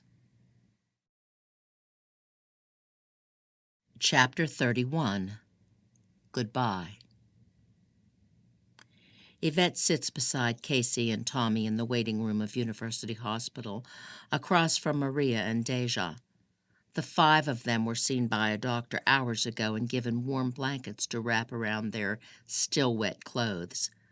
Yvette has been to see Devin and Matt, who are recovering down the hall. Devin from a broken collarbone and Matt from a gunshot wound to his shoulder. Heidi and Gloria have come to see them and have taken Frodo Baggins and the 2 cats and offered to take Casey and Tommy, but they refused to go. Maria and Deja cling to one another. Stevie is still in surgery. Apparently, the hardback edition of Harry Potter and the Deathly Hallows slowed down the bullet's entry into his body, causing less damage to his internal organs. The doctor who came to give an update an hour ago seemed hopeful. Please, God. Fatima is undergoing a psych evaluation on the 3rd floor, and Mona is in critical condition in the ICU just across the hall from them. Yvette worries Fatima will be deported and Mona will die. Her stomach is churning as she waits to hear news from Mona's doctor. "You're sure he's dead?" Tommy asks again. "The police confirmed it, right?" "Yes. Ahmed Jafar is dead." Casey shudders, and Yvette wraps her arm more tightly around her daughter. "I want to see his dead body," Tommy says. "I want to know for sure he's dead." "Quit talking about it, Tommy," Casey says. "Look at Deja." "I'm okay." Deja wipes her eyes with the back of her hand. "Or I will be anyway. It's Stevie I'm worried about." "What a hard life that little boy has had." Maria blows her nose and clears her throat. "My poor sweet boy." Yvette wants to say something to Maria, but no words seem good enough. Her mind is consumed by fear and worry, and she wishes she could vomit to relieve her queasy stomach, made sick by her own gratitude that her immediate family members are safe. She's glad it was Stevie and Mona and not one of her own, and this makes her despise herself. "I am happy my family's alive." Mona's doctor enters the waiting room and crosses over to Yvette. "She doesn't have much time. You might want to come and say your goodbyes." "Oh, my God." Yvette and the kids stand up and follow the doctor across the hall through the ICU to Mona's bed, where she lies pale and rasping for air, a light blue curtain the only divider between her and the patients on either side of her. When Yvette touches her hand, Mona opens her eyes. "She's a ghost, was always a ghost." Mona searches their faces. "Fatima." "She's with a doctor." In a scratchy, tired voice, she says, "Please, don't let them deport her, Yvette. Please, make sure of that." "I promise." Yvette can no longer hold back the sobs as they overtake her and cause her to shudder. She backs into the edge of the curtain and catches a glimpse of the heavy-set man in the adjacent bed. His eyes flick open, look at her blankly as though his soul has already left him, and fall closed. Yvette pulls the curtain around her and turns back to Mona. Casey moves closer to the bed. I know who you are. Mona's beady eyes widen with fear, as though Casey is the angel of death come to take her away. Yvette hasn't spoken to Casey about this, so she can only guess that her daughter figured it out on her own. Thank you. Casey takes Mona's frail white hand in her own shaking bronze one. You saved my life. Twice. Tears stream down Casey's cheeks. I will always love you for that. Such a good girl. Mona's face twists and curls, and her lips tremble as she nods her head. When she can, she says, Thank you, Casey. I love you too. Though to me, you are my Anna. I like that name, Casey says. Yvette can finally break through the invisible wall Mona has had around her, like quills on a porcupine all released and gone. She strokes Mona's wild red hair and caresses her pale cheek. Thank you, Mona. Thank you for saving my family. I promise to watch over Fatima and the cats. I promise, okay? I won't let you down. We'll help her rebuild the shelter. We'll make sure it's up and running again, and my family will continue to help others as you have. I promise, Mona, okay? Don't let them deport her. After all she's done for so many American victims, they wouldn't. I'll see to it. I promise. Mona struggles to speak. Can you bring her to me? Where is she? Yvette turns. The doctor has moved to the next bed, not the soulless heavy man to their left, but a teenager with half his face scraped off. Yvette pulls the curtain aside. Doctor, is there time to bring Fatima? She's Mona's dearest friend, her partner. Is she the patient undergoing the psych evaluation? Yes. Then I'm afraid there's no time. That evaluation will take at least an hour. The old Yvette would have accepted the doctor's reply, but after climbing fences in the dark of the night, dressing up as clowns to go into hiding, being smoked out of a shelter, and enduring the most frightening ride of her life, Yvette refuses to back down.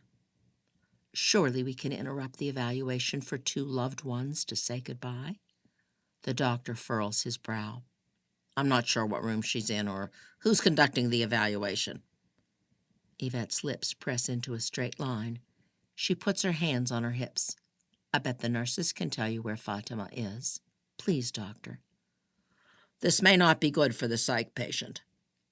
Yvette speaks in a firm voice. Fatima has a lifetime to recover and has been through worse. Mona needs this, doctor. I insist. I have another patient waiting. I'm sorry I can't help you more. He moves past her to the next bed, leaving Yvette with her mouth agape. Apparently, growing a backbone doesn't necessarily mean getting your way. She slumps her shoulders as sobs choke her, returning to Mona's side, a failure.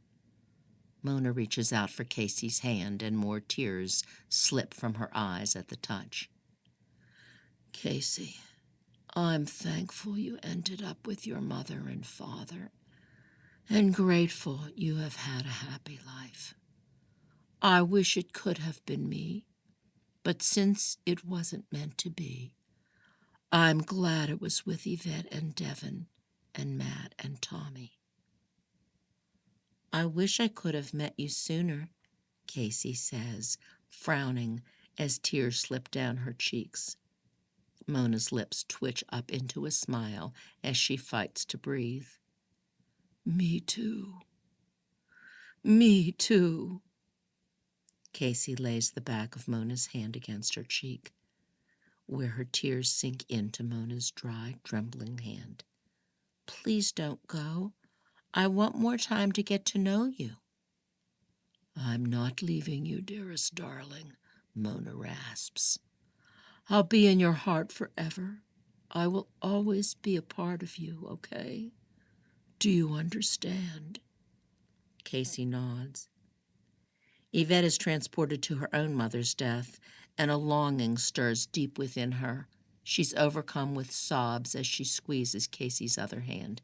Yvette looks at Tommy's sad face just on the verge of tears, his jaw clenched and brows bent. Casey sobs openly, but Tommy is at that age where he thinks he's not supposed to cry. "Can you two wait here with Mona while I go and look for Fatima? Do you think you can handle that?" She's afraid to leave them. Mona could die before she returns, and her children have never witnessed death. It would be too much. But if there's a chance she can make it back with Fatima, well, she has to try. She doesn't want to leave Mona all alone to die.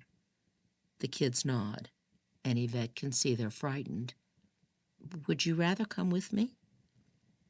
"No, it's okay," Casey says bravely.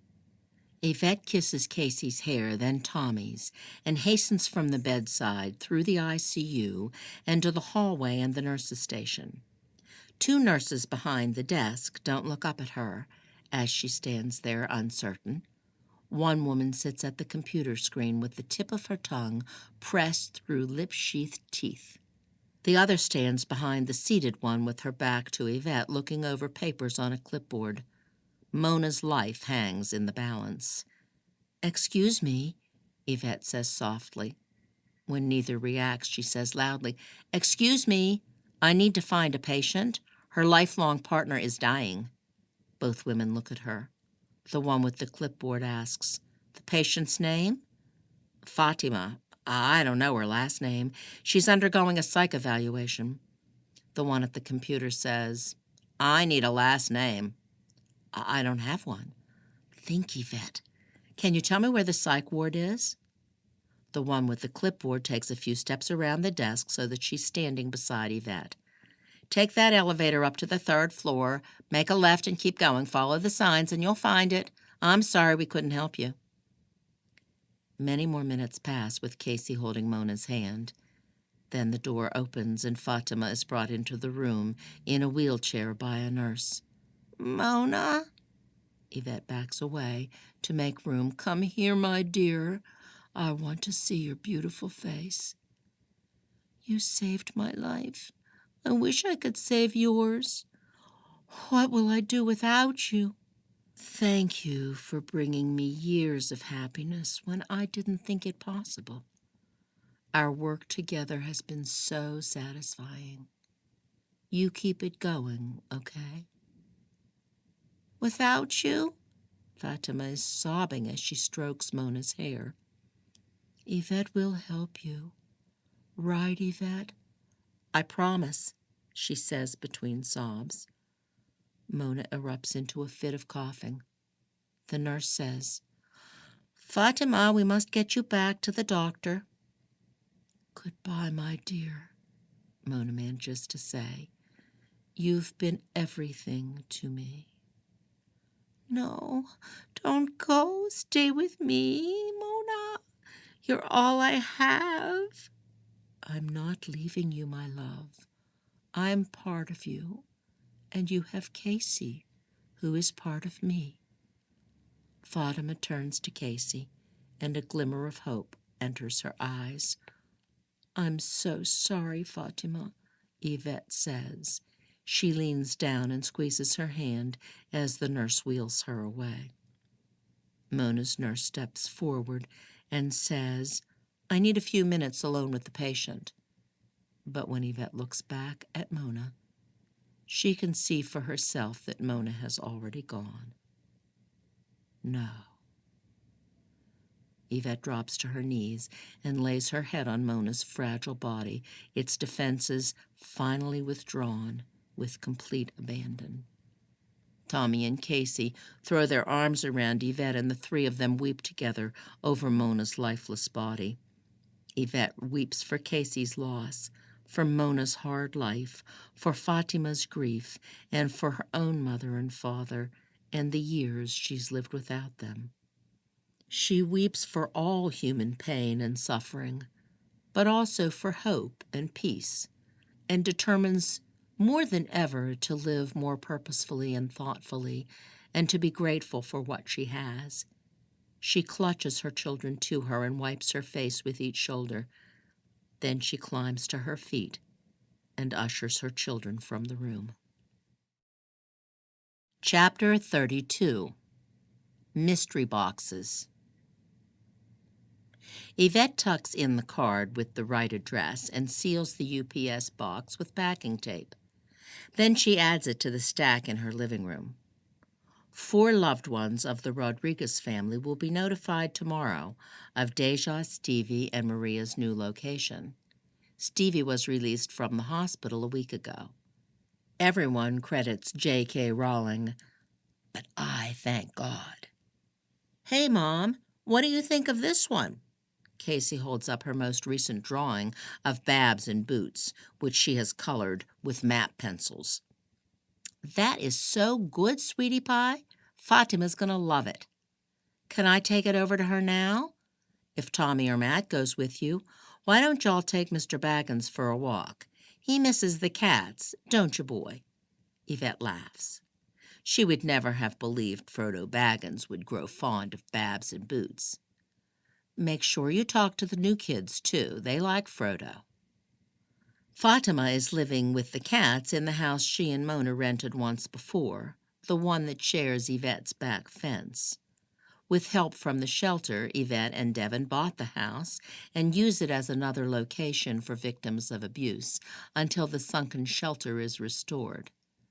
Now that school is out for the summer and Devin and Matt have fully healed, all 5 of them have been spending time with other volunteers beneath the Japanese tea gardens, bringing the sunken shelter back to life. Just as I promised. The library has been Yvette's special project. She was able to recover many of the books taken out that horrible night. She was also able to salvage some left behind. In addition, she's managed to find colleagues and students through her online teaching to donate books for readers of all ages. When the shelter reopens, Yvette will host a private dedication ceremony during which the library will be named the Mona Smith Memorial Library. She and I are both free from our cages. Yvette has come to realize that if she ever was in a cage, it had been self-imposed. The purpose she longed to seek has always been inside of her, not outside, not far away where only pilgrims attained and understood it. She had only to create it and live it, fully aware and grateful. The doorbell rings, and it is UPS come to pick up Yvette's mystery boxes. Devin is in the front watering the live oak, which will make it after all. Yvette signs for the order and helps carry the boxes to the truck, and then joins Devin by the tree. All 3 kids explode through the front door with Mr. Baggins in the lead. We're going to Fatima's now, Tommy says. Be right back. Yvette and Devin wave. Once the kids turn the corner and are out of sight, Yvette says slyly, we might have time for a quickie. Devin looks at her with a twinkle in his eyes. Let's go.